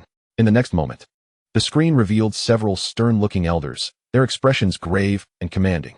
They were the true masters of the Dragon Hall, the highest decision-making body known as the Council of Elders.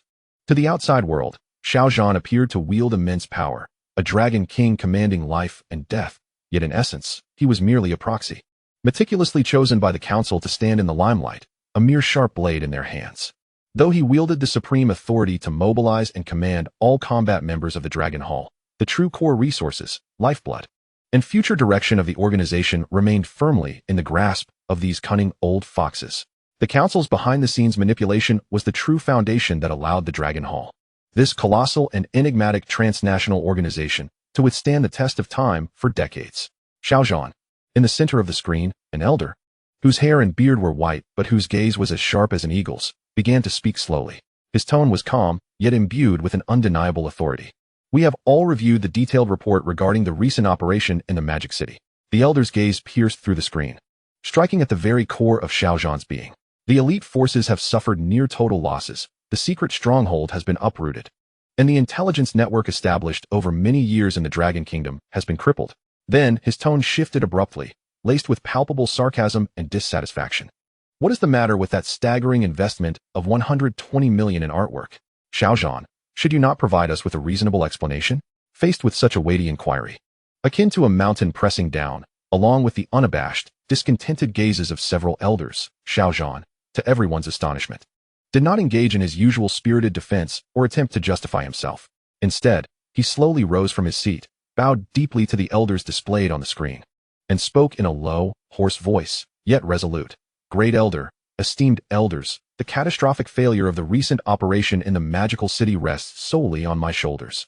It was I who underestimated the situation, failing to accurately assess the potential threats of our mission, resulting in the organization suffering an irrevocable and colossal loss. I, Xiao Zhan, have no words to defend myself. I willingly accept all repercussions from the organization, without a hint of complaint. His candid admission of guilt took the elders by surprise.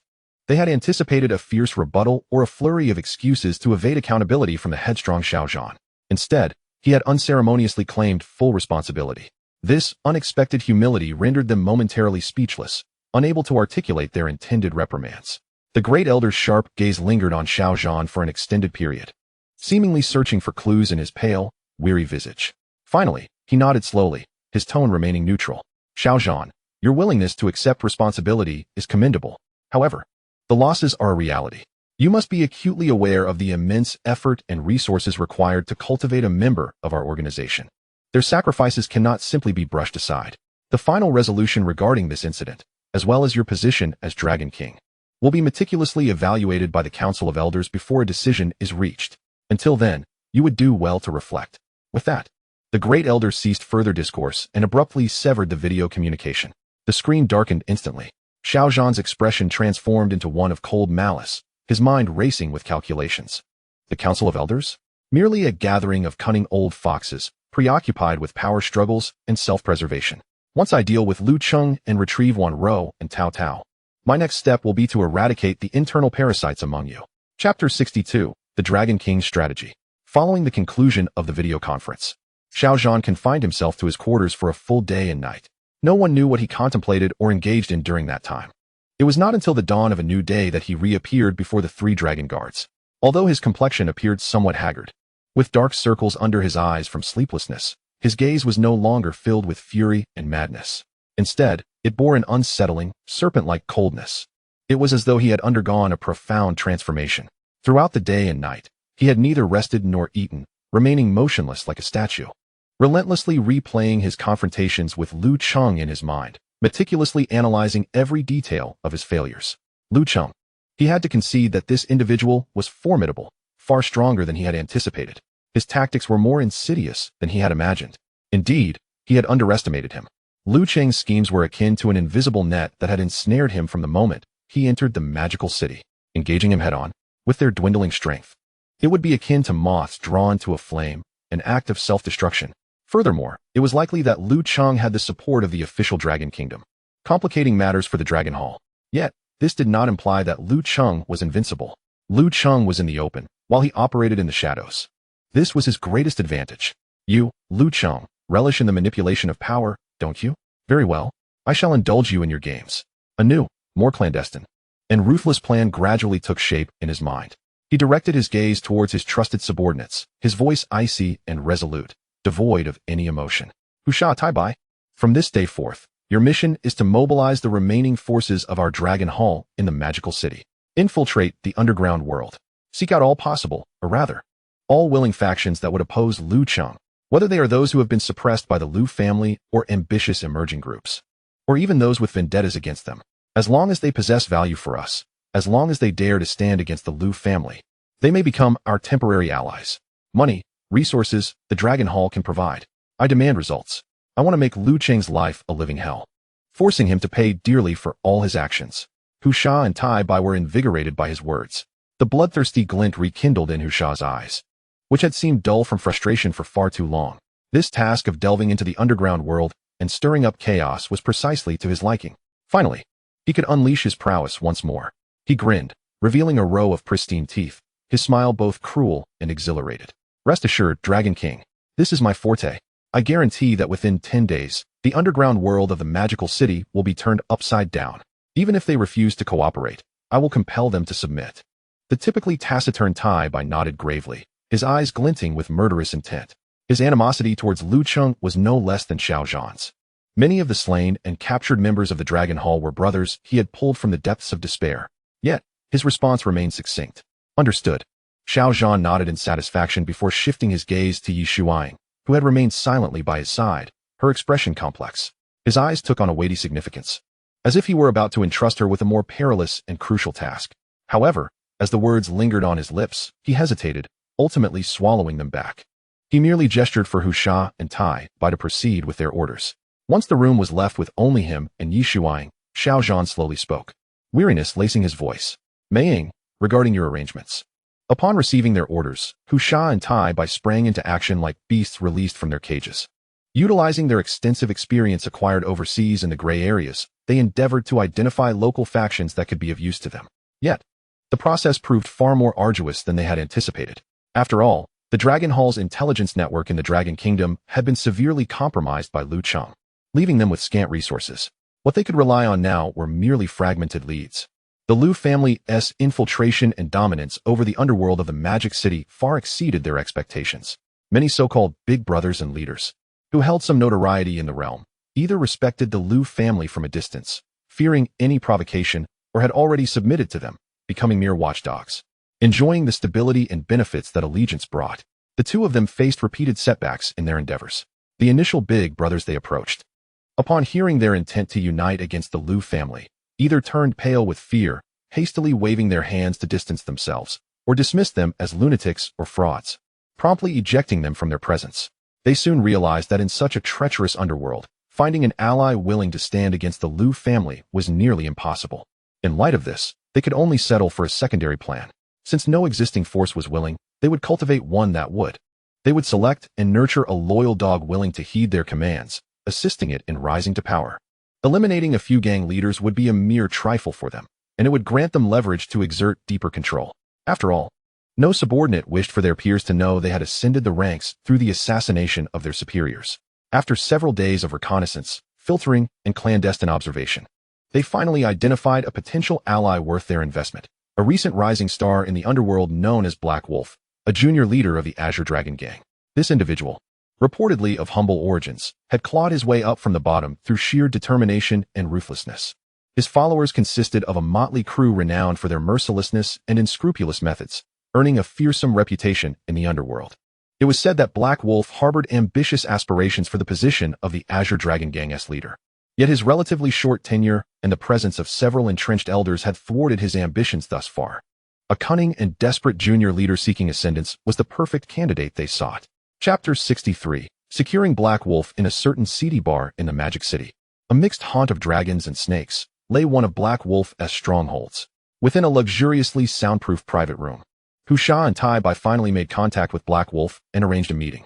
Black Wolf's stature was not particularly imposing, yet he was remarkably sturdy and robust. His eyes gleamed with a sharpness akin to a wolf's gaze in the night, radiating a chilling light. A faint scar, stretching from the corner of his eye to his mouth, further accentuated his menacing demeanor. At that moment, he lounged casually on the sofa, scrutinizing the two unexpected visitors before him. Their foreign accents and self-identification as members of the Dragon Hall piqued his wariness and suspicion. When Hu Sha brazenly articulated their intentions, seeking to enlist his aid against the Lu family and Lu Cheng, Black Wolf initially froze, then revealed a derisive smirk tinged with disdain. Targeting the Lu family? He erupted with laughter, as if he had heard the most ludicrous joke in existence. Despite his indifference to the power of prominent families, believing solely in strength, these two seemed to be woefully overestimating their capabilities. From which backwater did you emerge? Or did you forget to take your medication before stepping out? Do you comprehend what the Lu family represents in the Magic City? The CBD is even referred to as Lujiazui. Do you truly think they can be trifled with? You two country bumpkins dare to speak so brazenly of the Lu family? The few underlings of Black Wolf in the room erupted in laughter. Their gazes directed at Husha and Tai Bai filled with contempt and derision. Husha could scarcely endure the indignity. He was ready to explode. Slamming his hand on the table, prepared to teach this insolent dog a lesson. However, Tai Bai, with a cold glare, firmly restrained him. They had painstakingly identified one of the few potential allies. They could not afford to act impulsively. Tai Bai slowly rose, his eyes as frigid as an abyss. Calmly gazing at Black Wolf on the sofa. Ignoring the mockery, he directly stated their purpose. Black Wolf, I will only say this once. We are fully aware of your situation within the Azure Dragon Gang, and we can assist you in becoming the spokesperson of the gang. We can provide money and resources from Dragon Hall. In exchange, you shall act against the Liu family and Liu Cheng, ensuring he finds no peace. To bolster his persuasive power and intimidate the recalcitrant local tyrant, Tai Bai subtly released an aura of a true master of the dark arts as he spoke. Seemingly casually, he reached for a thick glass beer mug on the table. Under the attentive gazes of Black Wolf and his subordinates, he exerted a slight pressure with his fingers. Crack! The once sturdy glass shattered effortlessly in his grip, akin to fragile eggshells, leaving no trace of injury upon his hand. The condescension and mockery in Black Wolf's eyes instantly froze upon witnessing this display. As someone who had survived by dancing on the edge of a knife, he recognized true talent when he saw it.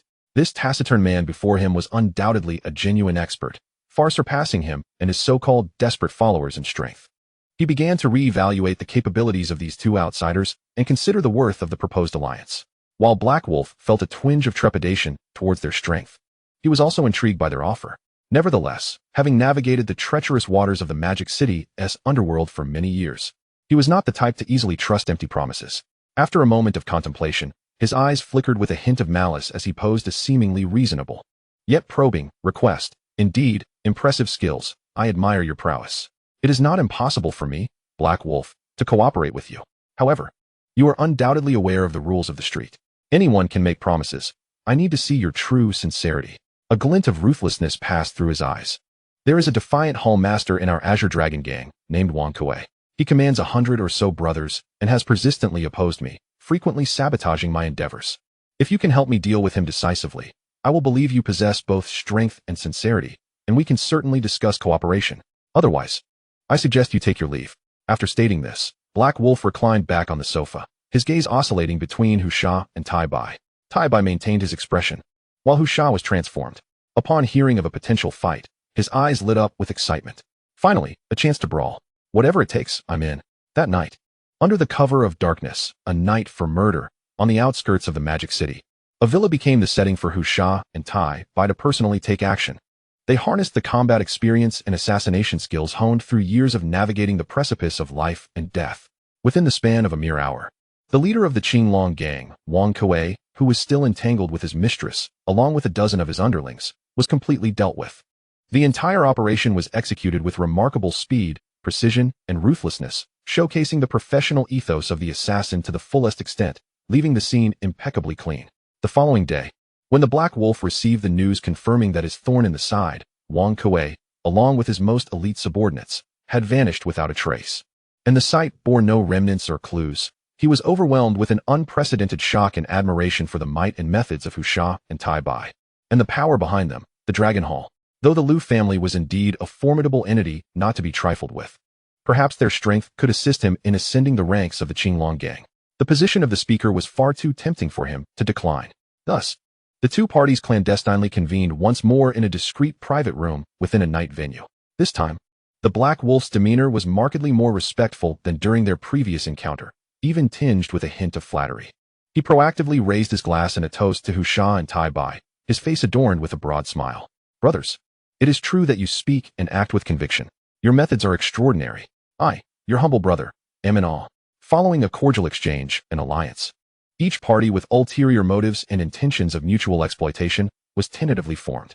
The Dragon Hall pledged to support the Black Wolf with funding, intelligence, and, at critical junctures, assistance in dealing with troublesome adversaries, enabling the Black Wolf to gradually encroach upon the other factions of the Qinglong gang, ultimately replacing the aging elder and becoming the new speaker of the Qinglong gang. In return for this transaction, the Black Wolf's manpower and resources in the magical metropolis would be at the Dragon Hall's disposal, particularly in future operations targeting Liu Cheng, which would primarily be executed by the Black Wolf's subordinates. Thus, A more clandestine and perilous undercurrent targeting Lu Cheng commenced to quietly surge within the underworld of the magical metropolis. Chapter 64. Was Yi Shuang fired? On a sun-drenched afternoon, within the Gu family villa's glass greenhouse, awash in warm sunlight, a serene tableau of tranquil existence unfolded. Gu Qingcheng reclined in a lounge chair, engrossed in a parenting book. Suddenly, a faint sound of footsteps disrupted this tranquility. Her personal maid hurried in, bearing an odd expression as she reported, "Miss, your good friend, Miss Yi Shuang, has come to visit. However, she seems to be in a rather poor state." Shuang? Gu Qingcheng set her book aside, her brows slightly furrowing. Hasn't she been preoccupied with work lately? What brings her here now? And in a bad state? Though a flicker of confusion danced in her mind, she immediately instructed, "Quick, please bring her in." Soon, Yi Shuang entered the room, guided by the maid. When Gu Qingcheng beheld her friend's current appearance, she was taken aback. The Yi Shuang before her bore little resemblance to the composed, astute financial prodigy she knew, dressed in a somewhat disheveled business suit. With buttons askew as if hastily thrown together, her exquisitely crafted visage now revealed evident fatigue and an unmistakable sense of grievance. Her eyes, slightly reddened, suggested recent tears or a struggle to hold them back, and her gaze held an uncommon glimmer of vulnerability and defiance. "Shuang, what happened?" Gu Qingcheng sprang to her feet, hastening to grasp Yi Shuang's icy hand, her voice laced with concern. "What is the matter? Please, sit down and tell me." Yet, just as she helped Yi Shuang to a chair, memories of their previous encounter at the charity auction flashed through her mind. Yi Shuang had attended as the companion of the arrogant CEO of Longting Group, who had clashed with Lu Cheng over a broken pot. Lu Cheng had warned her more than once about that man, Xiaozhan, cautioning her regarding his dubious background and erratic behavior, urging her to be wary, even of her dear friend. Could it be? A twinge of wariness surged within Gu Qingcheng. However, upon witnessing Yi Shuang's pitiful, forced bravado, all traces of doubt were swiftly eclipsed by a wave of empathy and concern. After all, they had been inseparable friends since their university days, confiding in one another about everything. No matter the circumstance, she could not bear to see her friend suffer. As Yi Shuang gazed into Gu Qingcheng's worried eyes and heard the urgency in her tone, her eyes brimmed with tears, and two streams of sorrow cascaded down her cheeks uncontrollably. Her voice, thick with emotion and suppressed rage, quivered as she began to recount her tragic ordeal. "Qingcheng, sob. That bastard fired me." "Fired you?" Gu Qingcheng's brows furrowed in indignation. "Which scoundrel?" "That Xiaozhan." Yi Shuang nodded, a mix of anguish and fury in her eyes, as she recounted the events. Ever since that charity auction where Xiaozhan foolishly spent over 120 million on a broken pot, becoming the laughingstock of the upper echelons of the magical metropolis, he has taken all his frustration and anger out on me, his supposedly ineffective assistant. He claimed it was my blunder for not reminding him in time, which led to the company's significant financial loss. I did remind him, but he refused to listen. As she spoke, Yi Shuang's emotions erupted, for she had indeed cautioned him. It was that insane Dragon King who had completely disregarded her advice. Then we got into an argument. I merely spoke the truth, and he pointed at me and berated me, accusing me of being a traitor and even suspecting me of being a corporate spy. And then he fired me. It was utterly unreasonable. She emphasized Xiaozhan's irrationality, his bullying demeanor, and the irreconcilable conflict between them, painting herself as a pitiful victim of a ruthless boss's retaliation for standing her ground. Upon hearing her heartfelt lament, Gu Qingcheng felt an uncontainable fury ignite within her. This Xiaozhan had insisted on competing with Lu Cheng for that broken pot. Now, having faced a loss, he shifted the blame onto her beloved friend. She had never held a favorable view of Xiaozhan, but hearing how he treated his subordinates, her dear friend, with such cruelty and irrationality only heightened her ire. This Xiaozhan was nothing short of a lunatic, a rabid dog, biting indiscriminately. She quickly reached out, gently patting Yi Shuang's trembling shoulders, soothing her as she said, "This is outrageous. Xiaozhan is utterly despicable. He is nothing but a mad dog. Shuang, don't be disheartened. That kind of scum isn't worth your tears. Leaving that trash company is for the best. You'll no longer have to endure his nonsense." Observing his demeanor, one cannot help but conclude that the so-called Longting Group will inevitably fall victim to his reckless mismanagement. A shared, profound disdain and aversion toward Xiaozhan has united them in sentiment. Her prior flickers of wariness and vigilance towards Yi Shuang have vanished in an instant. After all, Lu Cheng had cautioned her to be wary of Xiaozhan, and her close friend is a victim who has suffered at his hands.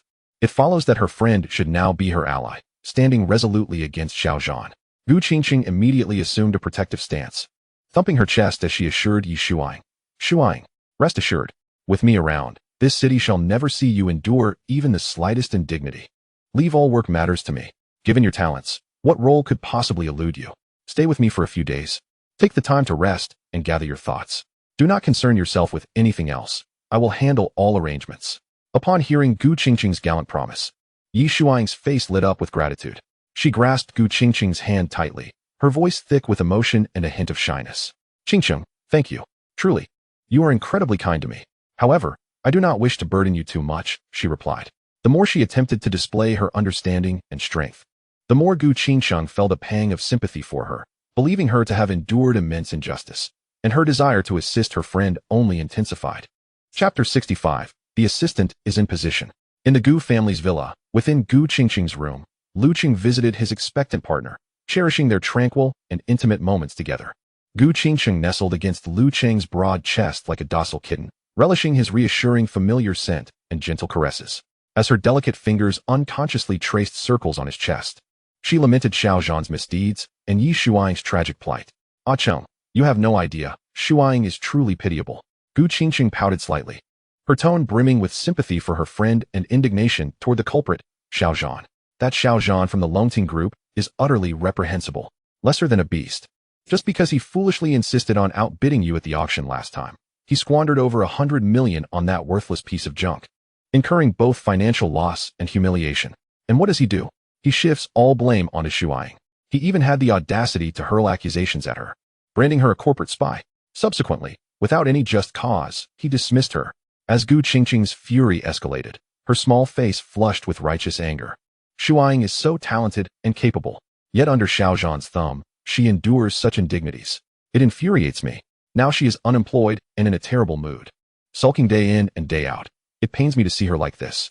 After speaking, she lifted her large, watery eyes, casting a pitiful gaze at Lu Qing, and in a tone of endearing affection that she reserved solely for him, she inquired, given my pregnancy, I have entrusted matters at Gu's to the professional managers, making it awkward for me to directly intervene in personnel arrangements. Could you see if there are any suitable positions for Shuang on your end? It would be a great favor. Her request stemmed from genuine concern for her dear friend, wishing to help her emerge from the shadows of unemployment. Simultaneously, there lay an unspoken desire. If Yi Shuang were to remain close to Lu Qing, it would assure her an extra set of eyes on this unpredictable man. After all, with her pregnancy, many things had become inconvenient. Lu Qing listened attentively to her playful, yet hopeful entreaty, fully aware of her intentions. Everything was, of course, anticipated and within his control. Yi Shuang, or rather, the operative known as Phantom, one of the 3 elite guardians of Longdian. This enchanting yet perilous femme fatale lurking in the shadows. It was inevitable she would make her move through Gu Qingqing, the most direct and least suspicious channel available. Drawing closer to him, he feigned a contemplative expression, as if genuinely weighing this minor request. Since Phantom had previously served as the Dragon King's assistant, her capabilities were undoubtedly commendable. Perhaps he could follow suit and appoint her as his personal assistant, allowing him to observe her closely and discern her true intentions while simultaneously leveraging her expertise for his own affairs. A dual benefit, indeed. After a moment's deliberation, Lu Qing reluctantly nodded, a teasing smile gracing his lips as he gazed at Gu Qingqing, who was looking at him with eager anticipation, and jestingly remarked, Since this is a recommendation from my dear Qingqing, her abilities must surely be exceptional. Coincidentally, I find myself in need of a highly competent and trustworthy personal assistant.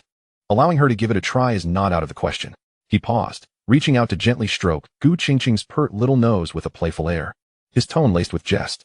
However, if suddenly I have such a beautiful and capable assistant in close proximity, spending day in and day out with me, my dear Qingqing, you wouldn't happen to feel jealous, would you? Upon hearing Lu Qing's agreement, Gu Qingqing's face blossomed into a radiant smile of joy. Yet, at his subsequent teasing remark, she couldn't help but flush, playfully delivering a light punch to his sturdy chest, feigning annoyance. You are insufferable. I am not nearly as petty as you suggest. Besides, she slightly pouted her rosy lips, her tone tinged with a hint of grievance and playful complaint. I just want to keep an eye on you, this fickle-hearted rogue. The following day, under Lu Qing's careful arrangement, a meticulously groomed Yi Shuang arrived at his office. Unlike other company executives, Lu Qing did not subject Yi Shuang to a rigid and tedious interview process. Instead, he casually leaned back in his expansive chair, gesturing for her to take a seat opposite him. Then, in a seemingly indifferent tone, he engaged her in conversation about her previous experiences at Longting Group. inquiring about the types of business she had managed. Though it appeared to be casual chit-chat, every question was subtly probing Yi Shuang's true capabilities, adaptability, and the underlying motives she harbored. Meanwhile, Yi Shuang was fully alert, diligently addressing each of Lu Cheng's inquiries with utmost care.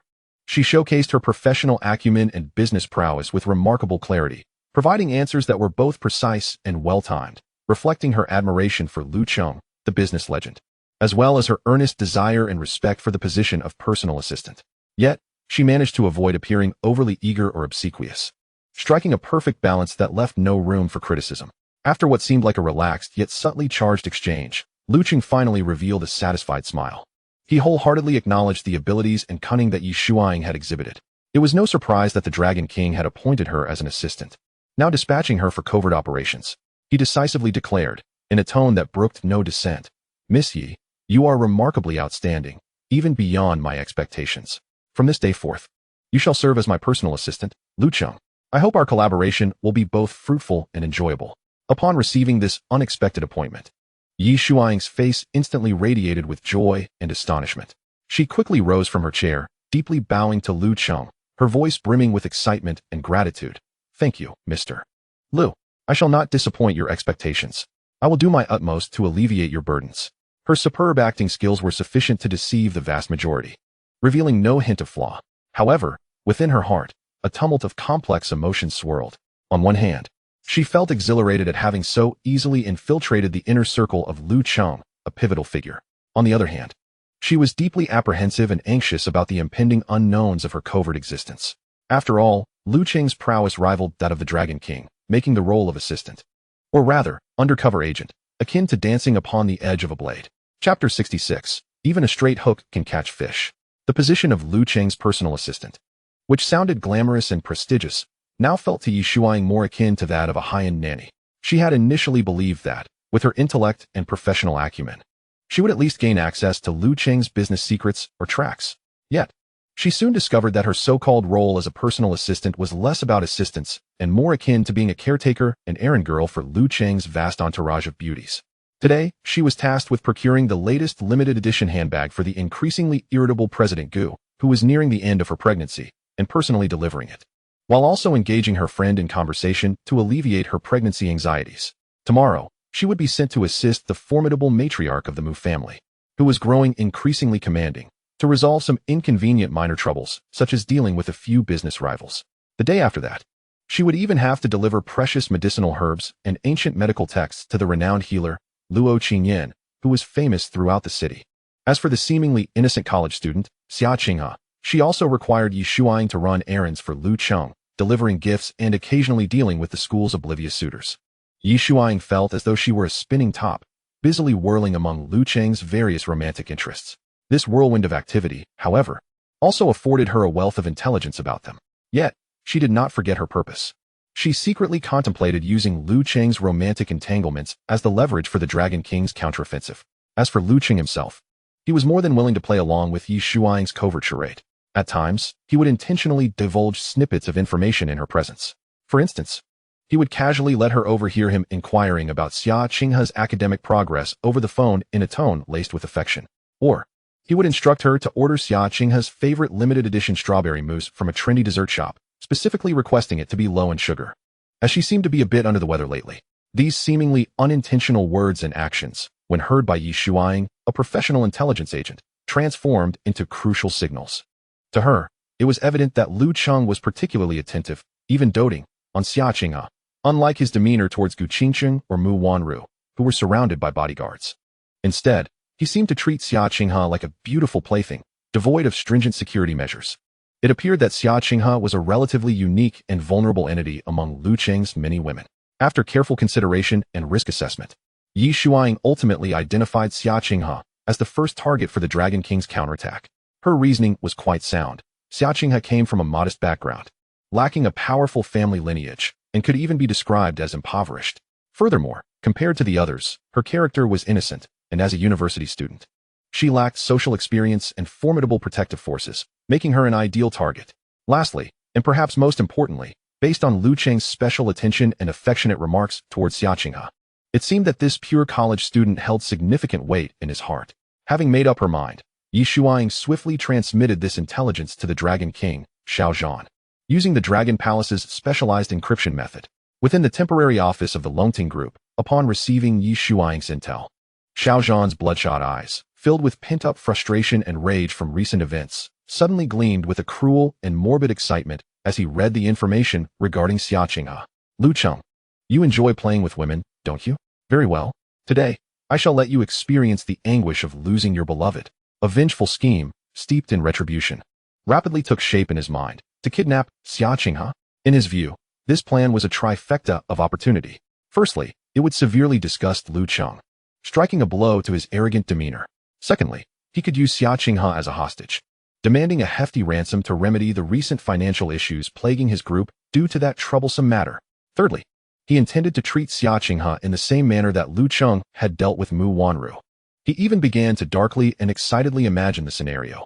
If he could make Lu Cheng's woman submit to his overpowering presence, it would inflict a profound and deeply humiliating wound upon Lu Cheng. With this thought, Xiao Zhan could hardly contain his laughter. He immediately summoned Hu Sha and Tai Bai to discuss the intricacies of his perfect plan to abduct Xia Qinghe. Of course, he was no longer the reckless Xiao Zhan of the past. This time, the three of them would operate from the shadows, intervening only at critical moments. The primary execution of the plan would be entrusted to their newly recruited allies, the Black Wolves, a band of desperate outlaws. Thus, even if Lu Cheng caught wind of any trace, he would only suspect the local underworld, leaving the Dragon Palace entirely unscathed. It was foolproof. While Xiao Zhan was engrossed in his meticulous plotting, in the study of the Lu residence, Lu Cheng was leisurely savoring his tea, relishing the moment. After all, with Yi Shuang as his diligent assistant, he had been spared a great deal of trouble. Suddenly, his phone on the table vibrated gently.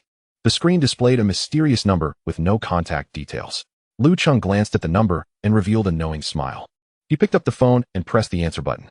A voice that seemed somewhat familiar came through the line. Young Master Lu, the bait has been set. They are preparing to move against Miss Xia. The phone call was succinct and directly addressed the core of the conspiracy.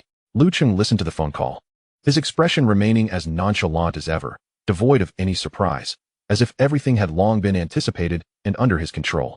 He did not even inquire for further details. Appearing to possess an intimate understanding of the matter at hand, he merely uttered a soft acknowledgement before decisively hanging up the phone. It seemed that at times, a straightforward approach could indeed reel in significant catches. Chapter 67, A Chaotic Confrontation. Within the lair of the Black Wolf, in a private room, Hu Sha and Tai Bai exchanged no superfluous words as they issued commands to the Black Wolf. However, they deliberately omitted any mention of Xia Qinghe in relation to Lu Cheng, merely instructing him to abduct a female university student, who might be accompanied by 1 or 2 bodyguards. Upon reviewing the action plan, the Black Wolf had already devised his own calculations. Such a trivial task, and these 2 formidable individuals would not undertake it themselves? Clearly, this was not a simple matter. The girl might possess a background that even they would regard with trepidation. Did they intend to use him as a pawn? It would not be so easy. He crushed the cigarette butt in the ashtray, speaking leisurely. Brothers, I, the Black Wolf, will certainly assist with this task.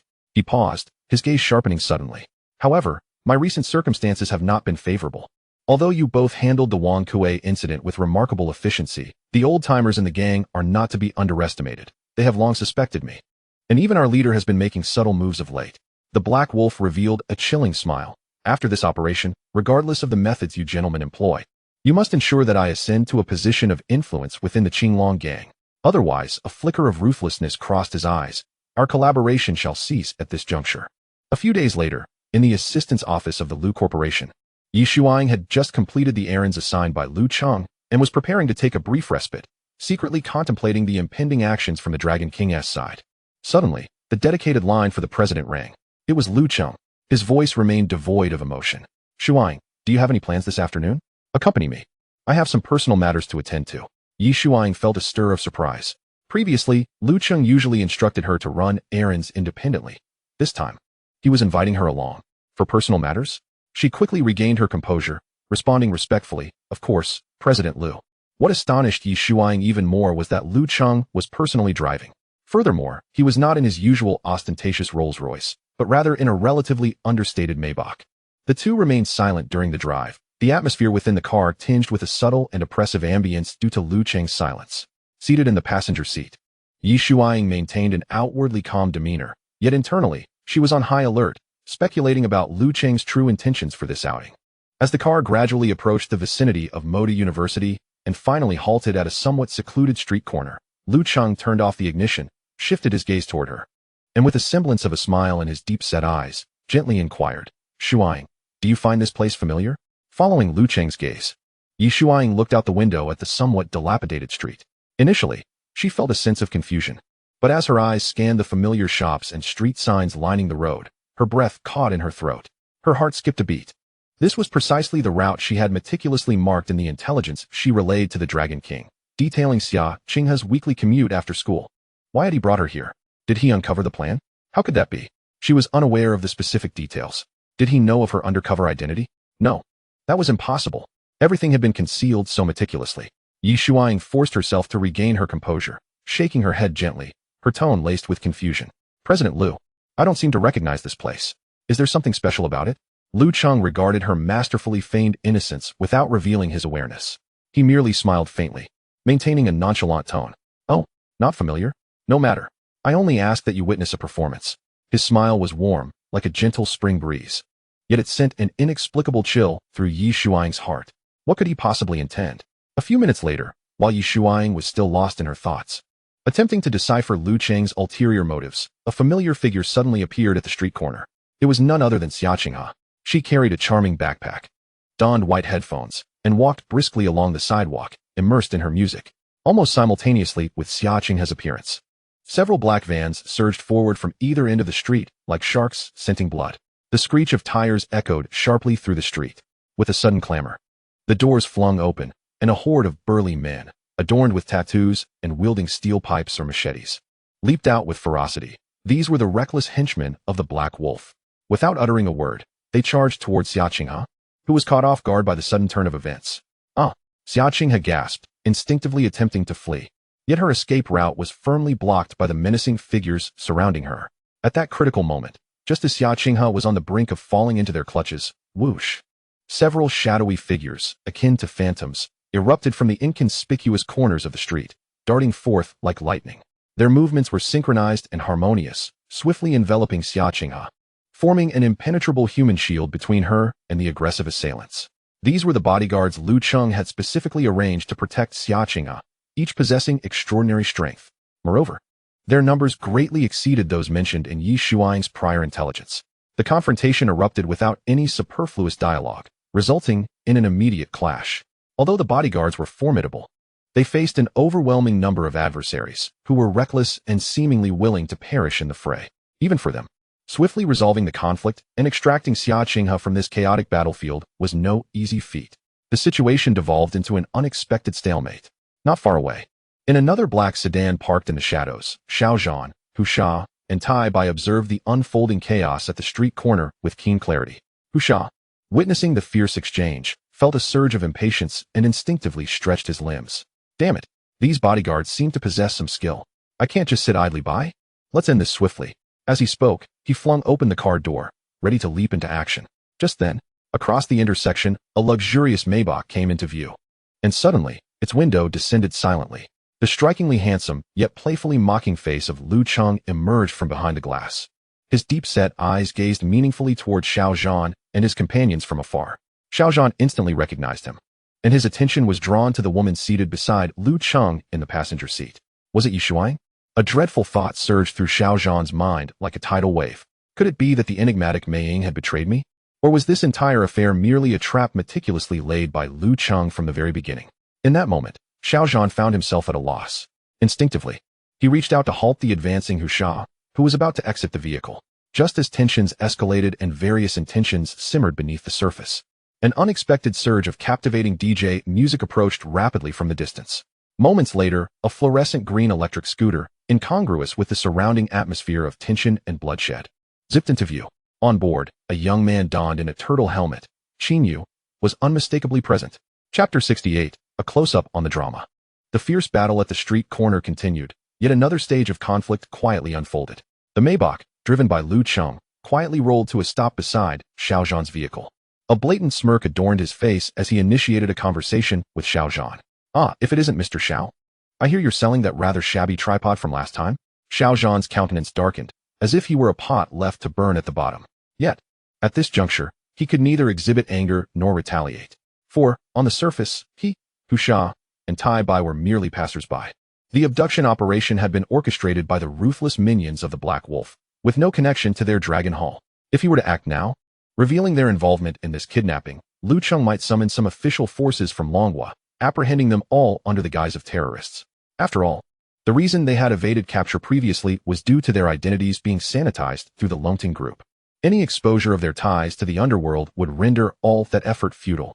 Suppressing the fury within, he cast a quick glance at his companions, signaling them to remain calm and refrain from any rash actions. He then lowered his window, his gaze dark and brooding as it fell upon the grinning Lu Cheng outside. Observing the strained expression on Xiao Zhan's face, which bore the marks of suppressed rage, Lu Cheng leisurely delivered a cutting remark. "Ah, Mr. Xiao, this is my new assistant, Yi Shuang. I believe you two are already acquainted. I must say, Mr. Xiao, Shuang is indeed exceptionally capable." As he spoke, he cast a glance at Yi Shuang in the passenger seat, his tone laden with implications and unspoken innuendos. He deliberately emphasized the phrase exceptionally capable, his eyes lingering suggestively over her alluring figure, as if savoring some indescribable delight. Though nothing had transpired between him and Yi Shuang, and he held little interest in her, she had become an invaluable tool for striking at Xiao Zhan, and he intended to exploit that to the fullest. Xiao Zhan felt as though his head were a kettle on the verge of boiling over. Exceptionally capable? How dare you? He seethed internally, recalling the laborious effort he had invested in cultivating her talents. The thought that Mei Ying might have truly betrayed him resurfaced in his mind. Meanwhile, Yi Shuang, absorbing Lu Cheng's provocative remarks, felt a surge of humiliation. Yet she understood that Lu Cheng was deliberately provoking Long Wang, while simultaneously testing her resolve. She had to convincingly play the role of a traitor. Moreover, she needed to portray it with unparalleled authenticity. Without hesitation, she turned to Xiao Zhan, donning a scornful and disdainful expression, her voice sharp and piercing, laced with venom and resentment. "Xiao Zhan, you arrogant, ungrateful fool, a liability more than an asset. How foolish I was to follow someone like you, who only leads his comrades into disaster. Go home with your worthless tripod worth over 100 million. Bah." Her words dripped with such fervor that it seemed she was genuinely disillusioned and filled with hatred for Xiao Zhan, as she unleashed her most venomous tirade against him. She seized a fleeting moment when Lu Cheng was distracted to subtly convey a glance to Xiao Zhan. The failure of this operation meant little to her. As long as she could remain close to Lu Cheng, opportunity would arise again, and thus, she had to maintain her performance. Having collaborated with Yi Shuang for many years, Xiao Zhan was intimately familiar with her subtle expressions. He almost instantly perceived her glance. Yet, his mind remained a tempest of confusion. On one hand, he felt a glimmer of relief at her loyalty and quick thinking, but on the other, he couldn't entirely dismiss his doubts.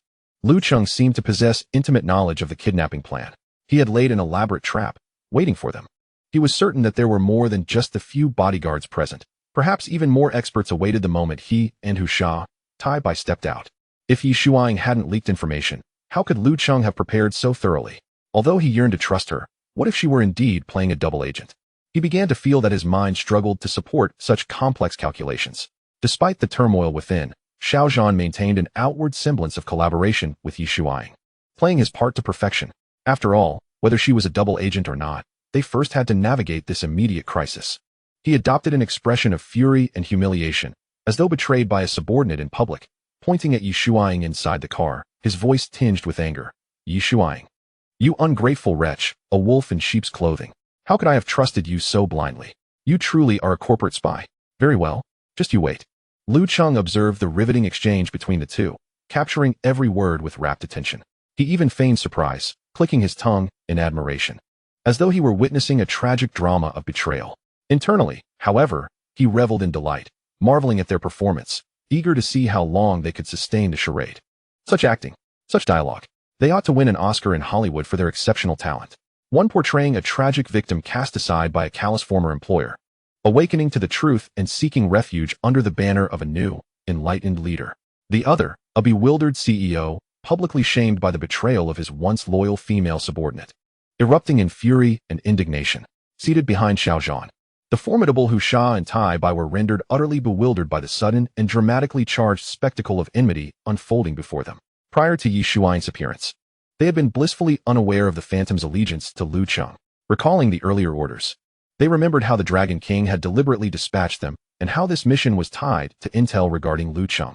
They could vaguely infer that the Phantom had been sent to infiltrate Lu Cheng's inner circle as an undercover operative. However, witnessing her and the Dragon King exchange vehement accusations and vitriol, their words laden with profound hatred and an irreconcilable grudge, left them utterly perplexed. They exchanged glances, each reflecting a mixture of bewilderment and deep confusion. Was this a carefully orchestrated ruse between the Dragon King and the Phantom? Yet it seemed far too convincing. Their heated exchange was so intense that it appeared as if their very eyes might pop from their sockets. With the Phantom unleashing a torrent of merciless and vile remarks that seemed to curse the Dragon King's entire lineage, despite his status as an orphan. At that moment, the two men could scarcely discern the truth amid the cacophony of deceit. Chapter 69, The Ultimate Tool.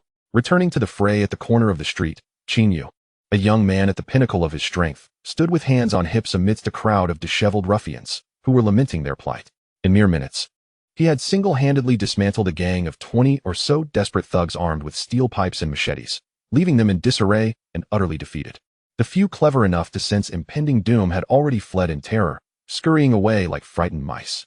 Just moments earlier, while returning from a medicinal delivery, he had been drawn by the sounds of a skirmish. Initially, he had merely intended to observe the spectacle of professional bodyguards clashing with a horde of street thugs. However, as he peered beyond the fray, he noticed that the bodyguards were shielding someone, a girl whose complexion had paled with fright, yet her extraordinary beauty shone through. The moment Cheng Yu laid eyes on her, it was as if he were ensnared by an irresistible magnetic force, unable to divert his gaze. Clad in a delicate blue dress, her long, lustrous hair was slightly disheveled from her earlier fright, with a few strands cascading over her fair cheeks, enhancing her enchanting allure. Her large, innocent eyes, brimming with fear and vulnerability, surveyed the chaos around her. This pitiable, delicate visage struck a chord within Cheng Yu's heart, which had never known love. His eyes sparkled with awe, nearly drooling at the sight. Goodness, how could there be so many beauties in this city, each more captivating than the last? If Sister Cheng Yen embodied an ethereal fairy untouched by the mundane, then this girl before him was a pure and adorable angel. Overwhelmed by an intense infatuation and the impulse to rescue the damsel in distress, Cheng Yu cast aside all thoughts of his master's legacy and Sister Cheng Yen. His mind consumed solely with the desire to save this beautiful girl. As he sprang into action, Lu Cheng's bodyguards exchanged knowing glances, ceasing their conflict with the thugs to swiftly withdraw and provide even greater protection to Xia Qinghe. They then stood aside, enjoying the display of Cheng Yu's prowess. Just as he was about to subdue the final remnants of Black Wolf's men, he turned, his gaze predatory, fixated on the petite figure shielded by the bodyguards. At that moment, Xia Qinghe, having just emerged from a harrowing ordeal, maintained a pale countenance, her eyes still reflecting remnants of fear and helplessness. Her delicate, pitiful appearance sent Cheng Yu's heart racing, already aflutter from the thrill of heroism. He stifled an excited gasp, marveling at how her frightened expression was even more captivating than before. Surely, this was fate, a reward from the heavens for his arduous 20 years in the mountains. Was spring finally arriving in Cheng Yu's life, filled with the promise of a joyful existence surrounded by lovely companions? He suppressed the urge to rush forward and comfort the beauty, attempting to adjust his rejuvenated uniform to present himself as a gallant hero. Alas, he was not riding a noble steed, but rather a humble electric scooter. With a smile he deemed charming and warm, he approached Xia Qinghe, hands still tinged with the remnants of battle, his eyes glinting with expectation. Surely, this angelic girl would soon weep in gratitude, offering herself to him. Though he felt a twinge of regret regarding Sister Cheng Yen, he decided to embrace this enchanting girl first. Just as Cheng Yu was mere steps away from Xia Qinghe, preparing to deliver his rehearsed lines of gallantry, something unexpected occurred. The previously bewildered Xia Qinghe suddenly lit up with joy, as if she had spotted a savior. Her eyes, once filled with fear, radiated with excitement and reliance. Then, without a moment's hesitation, she lifted the hem of her blue dress and sprinted directly towards Cheng Yu. Overjoyed at her approach, he thought she was coming to embrace him in gratitude. However, to his utter shock, she dashed past him without acknowledging her rescuer, plunging instead into the arms of the man who had just exited a vehicle, none other than Lu Cheng. Lu Cheng's expression bore a playful smirk, a remnant of having just witnessed the fiery exchange between the Dragon King and the traitor. Xia Qinghe clung tightly to Lu Cheng's waist, burying her tear-streaked face into his broad and warm chest, her voice thick with sobs as she exclaimed, "Brother Lu Cheng, you scared me. Those bad men were trying to capture me." Cheng Yu's outstretched arms, poised to welcome the beautiful girl, froze awkwardly in midair. His once radiant smile turned to stone. And he stood there, utterly petrified, his eyes wide in disbelief, far more astonished than when he had witnessed Luo Qingyan and Lu Cheng in their intimate moments. What on earth? What the hell is going on? How is it that this angelic little sister knows that scoundrel Lu Cheng? This feels oddly familiar. Could she possibly be one of Lu Cheng's women? Is there any justice left in this world? Is there still a law to abide by? Why is it that all beautiful women seem to belong to him? Chapter 70. Don't rush, junior brother. Qin Yu gazed helplessly at the glaring scene of affection between the couple and recalled how Lu Cheng had already stolen his senior sister away. Now, he was out there flirting with such a pure and delightful angelic sister. He instinctively cast another glance at that gaudy, fluorescent green electric bike. Damn it. That scoundrel Lu Cheng. Not only did he take my woman, but he also humiliated me in this manner. This is intolerable. Just as he was about to charge at Lu Cheng to confront him, a thought, like a bolt of lightning, suddenly struck his somewhat dim-witted mind. Wait, what if this tearful little beauty is actually Lu Cheng's biological sister? Or perhaps a cousin, a relative by some connection? If he rushed in now, indiscriminately attacking her brother, he would never have a chance with her afterward. It is better to resolve enmities than to create them. Perhaps it is best to wait. If she truly is Lu Cheng's sister, then becoming her brother-in-law doesn't sound too bad, does it? It would be a union of kin, after all. Ha ha ha. He decided to first leverage his senior sister to threaten that fickle-hearted Lu Cheng. If he wished to avoid trouble in his own backyard, he better comply and offer Qin Yu some benefits. With this thought in mind, Qin Yu cleared his throat, striving to appear righteous and more justified. Addressing Lu Cheng, who was gently comforting Xia Qinghe, he questioned loudly with a sense of moral indignation. Lu, in broad daylight, under the open sky, you are embracing a young lady and indulging in sweet nothings. Does my senior sister know about this? You must give me an explanation today. And you must also provide an explanation to my senior sister. His words were imbued with such righteous authority, as if he were truly a good junior brother standing up for his senior sister. Lu Cheng gently patted the shoulder of the adorable little one in his arms, signaling her to feel at ease. Then he slowly lifted his head, as though he had only just noticed Qin Yu. His expression transformed from surprise and confusion to a warm, friendly smile of resignation. Oh, isn't this junior brother Qin Yu? It turns out it was you. Had it not been for your timely assistance, the consequences could have been truly dire. With a few casual words, he deftly diverted Qin Yu's inquiry. And the unexpected praise from Lu Cheng made Qin Yu's heart swell with uncontainable pride, stemming from the heroism of saving the damsel. However, he still endeavored to maintain a stern expression, attempting to uphold his authoritative demeanor. It is our duty as members of the martial world to assist those in need. What I am asking you is, what does it mean for you to be holding this young lady? Lu Cheng maintained his smile, his tone leisurely and unhurried. Oh, junior brother Qin Yu, please do not be so hasty. Matters between my beloved and me are private affairs, and there is no need for you to concern yourself with them. I trust that Qin Yin will understand my intentions.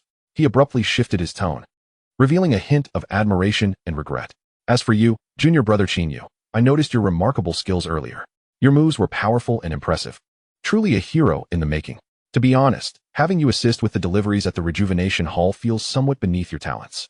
Lu Cheng observed Qin Yu's proud yet forced angry demeanor, quietly chuckling within. I see you are no longer a child, junior brother. You cannot remain alone forever. Can you? Surely, you also desire to make a name for yourself in this magical metropolis or find a kindred spirit. Lu Cheng began to subtly steer the conversation, probing into the depths of Qin Yu's most primal and fervent desires. Indeed, it is women. Upon hearing the word partner, Qin Yu's eyes, which had held a trace of wariness and dissatisfaction, suddenly brightened. He cleared his throat, ready to align his aspirations with Lu Cheng's words. Yet Lu Cheng seemed to have anticipated his thoughts, speaking with utmost sincerity. Junior brother Qin Yu, to be frank, I, Lu Cheng, have some connections in this magical city. Coincidentally, I am acquainted with several young ladies hailing from prestigious families. Each one of them is gentle and lovely, possessing both talent and beauty. Most importantly, he deliberately paused, lowering his voice to infuse a touch of mystery and allure. They are quite weary of the superficial elites who are all style and no substance. They now particularly admire and seek heroes like you, filled with masculine vigor. I was thinking, why not arrange for you to meet and befriend one of them? Who knows? It might just lead to a beautiful romance. Junior brother Qin Yu, what do you think? Lu Cheng's words were laden with genuine emotion, masterfully disguising his tempting trap as a matchmaking endeavor between a hero and a beauty.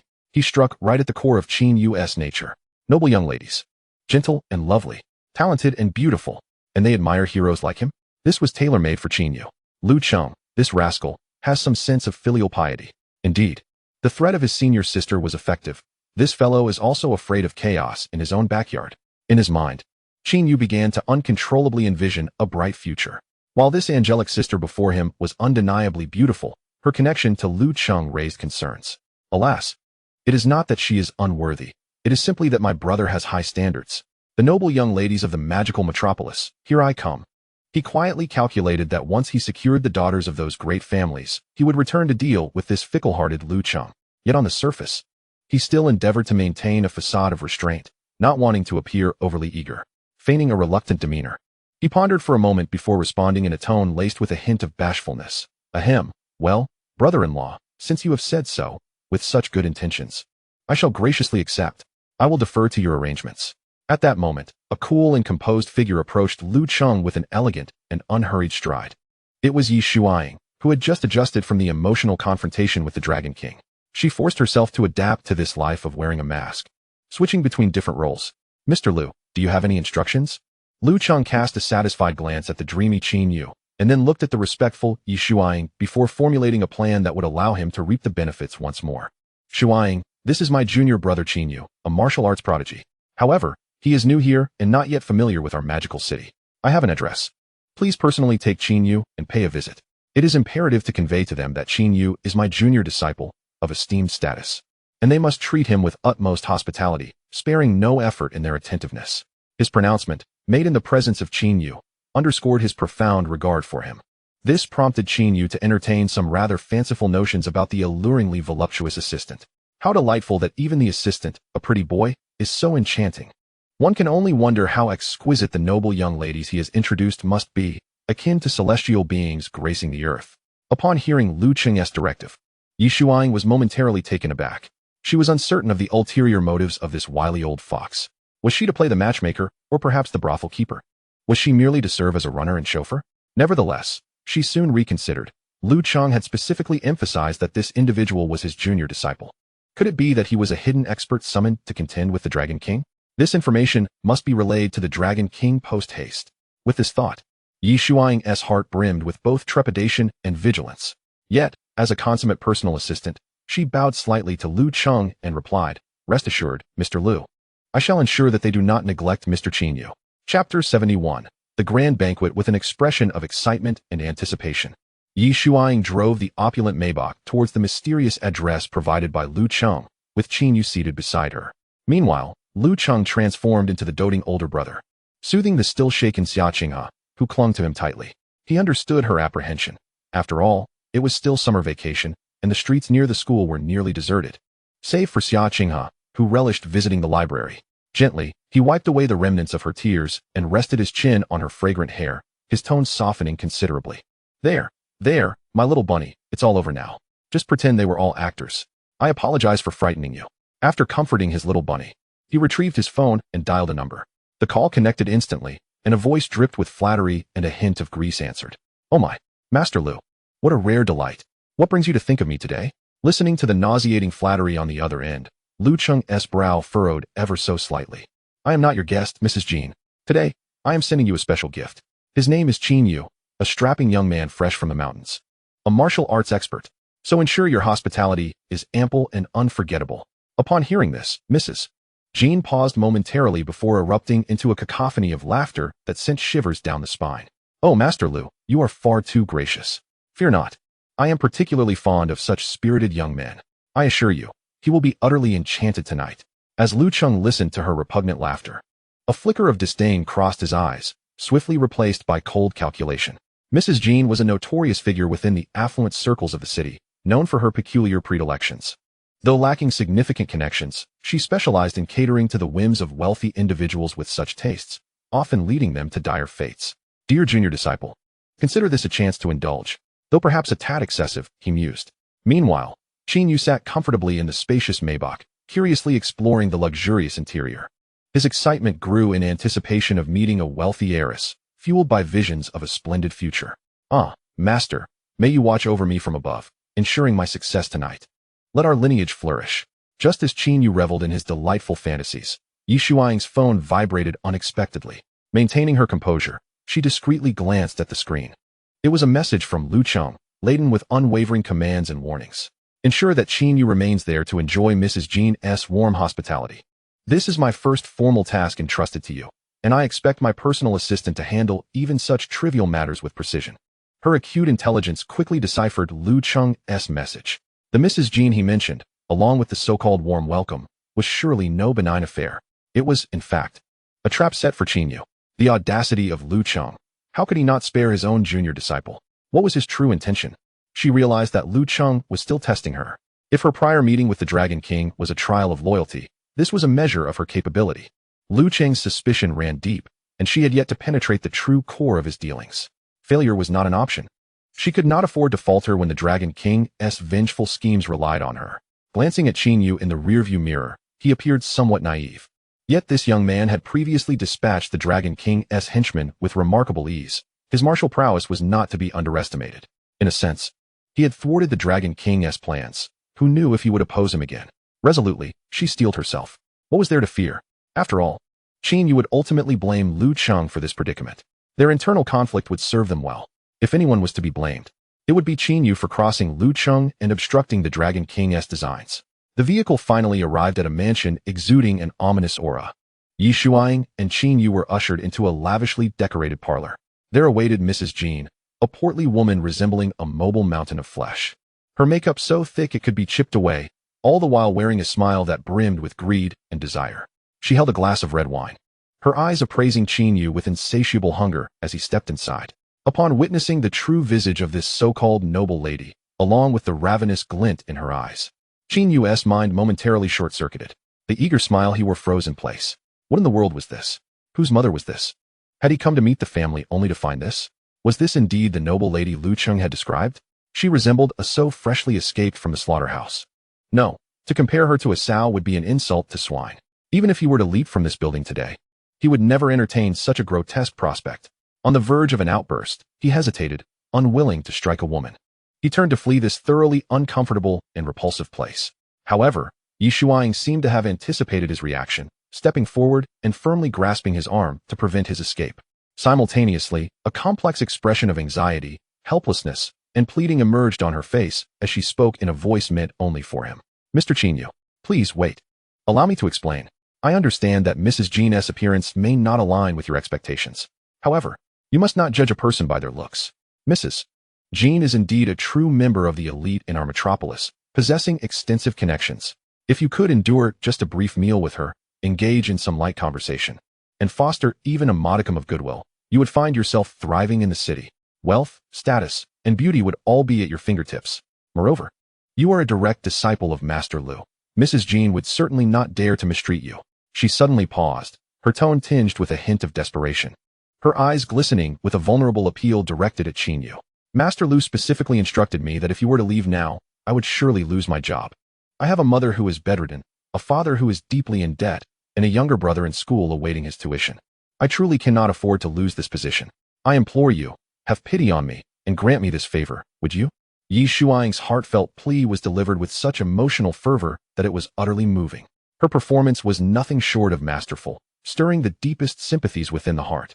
Cheng Yu found himself captivated by Yi Shuang's tearful countenance, almost compelled to kneel before her in compassion. He recalled her earlier words about the tantalizing prospects of wealth, status, and beauty. His mind, already shaken by the daunting presence of a formidable figure, became even more bewildered. He hesitated. He wavered. Was he beginning to feel a stirring of interest?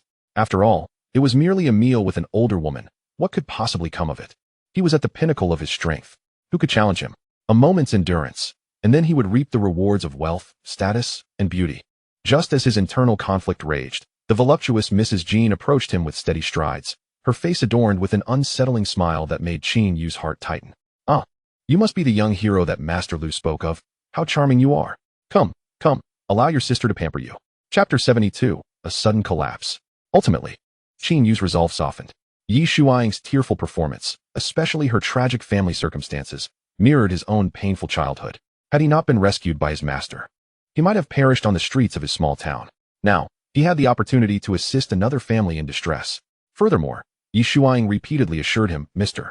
Cheng Yu, rest assured, it is merely a meal with Mrs. Jean, a simple chat. Absolutely nothing else will transpire. I will accompany you the entire time, never leaving your side. Faced with the overwhelming allure of wealth and status, coupled with his burgeoning sympathy for this vulnerable woman, and bolstered by Yi Shuang's assurances, Qin Yu reluctantly agreed to stay and engage with the pitiable Mrs. Jean. Yi Shuang's heart swelled with joy at his acquiescence, although she maintained an exterior of gratitude and near tears. Once they were seated, Mrs. Jean signaled to the butler with a glance, adopting what she believed to be the most benevolent tone as she began a friendly conversation with Qin Yu. The content of their dialogue, however, was rather intriguing. "My dear young man, you are truly a good person. I am so moved," she exclaimed, attempting to affectionately pat Qin Yu's sturdy thigh with her bejeweled hand. Naturally, Qin Yu discreetly evaded her touch. "Where are you from? Your accent doesn't sound local to our city." "Oh, look at your physique. Quite impressive. You must exercise regularly. I can only imagine how firm your muscles are." Qin Yu felt increasingly uncomfortable under Mrs. Jin's barrage of suggestive remarks, a wave of goosebumps rising on his skin. He could only manage a strained smile, uttering a few perfunctory responses, while beads of sweat formed on his brow. He began to regret his decision to stay for this wretched banquet. What was he thinking? This woman was simply beyond his ability to manage. Yi Shuang, keenly aware of Qin Yu's discomfort, smirked inwardly but maintained her composure, urging him instead. "I noticed you haven't had much to drink. Perhaps the tea here doesn't suit your palate? This mixed fruit juice is delightful. Do give it a try." While she was unaware of Mrs. Jin's ulterior motives, she knew that the butler's offerings were safe. Qin Yu, frazzled by Mrs. Jin's advances, glanced at the tempting fruit juice that Yi Shuang had mentioned, then at her earnest, lovely face. Having come from the mountains, he had never experienced fine juices and could not discern anything amiss. Without a second thought, he accepted the drink, tilting his head back and gulping down several generous swallows. Unbeknownst to him, the concoction had been laced with a potent sedative. A mere pinch was sufficient to incapacitate a robust man. Given that this was a task entrusted directly by Lu Cheng, and knowing that his target was a martial artist, Mrs. Jean had ensured the dosage was substantial. The source of the drug had come from Lu Cheng himself, procured from a special shop catering to those below the peak of martial prowess. Mrs. Jean watched intently as Qin Yu consumed the juice, observing the subtle transformations in his demeanor. His initially wary and resistant gaze gradually became hazy and unfocused. A flush crept onto his cheeks, and her smile deepened with significance. She recognized that her scheme was beginning to bear fruit. She began to utter even more provocative and daring remarks, attempting to initiate gentle physical contact, such as casually brushing her ring-laden hands against Qin Yu's arm, or leaning in so closely during her fervent encouragement to drink that her body nearly pressed against his. Meanwhile, Qin Yu sensed something was amiss, but the effects of the drug were overwhelming. By the time he realized, it was too late. His head grew increasingly heavy, and a warmth spread through him. Strangely, the face that had once struck him as grotesque now appeared somewhat more palatable under the influence of the substance. Perhaps there was a hint of allure after all.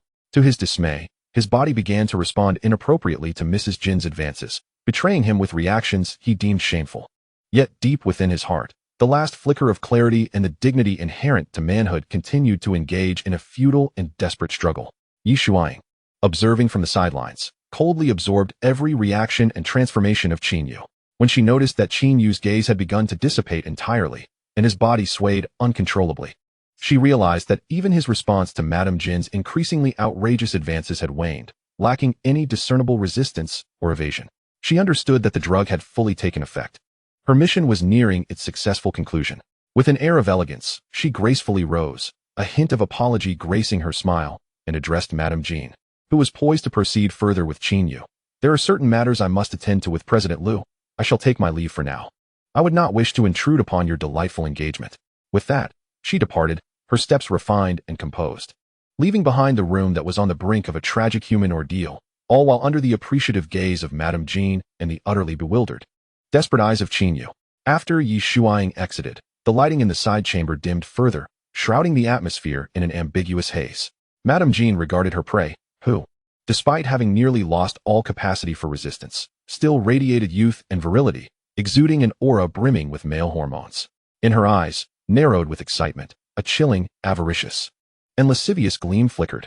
Addressing the impassive butler stationed at the door, she impatiently commanded, "What are you standing there for? Hurry, bring forth all my precious little toys." The remnants of Qin Yu's consciousness plunged him into an abyss of unfathomable terror and bone-deep despair. He yearned to resist, to struggle, yet the drug's potency seemed to intensify, blurring his awareness while his agitation escalated. Every attempt at defiance rendered utterly futile. In the Lu manor, in Lu Cheng's study, He leisurely savored a cup of coffee when he received the news that the operation had been successfully completed. Stirring his coffee, a wicked smile crept across his face. "Oh, Cheng, enjoy this delightful surprise package that your heroic endeavor has procured. Now, it is time to contemplate how to deal with that villainous specter, Miss May."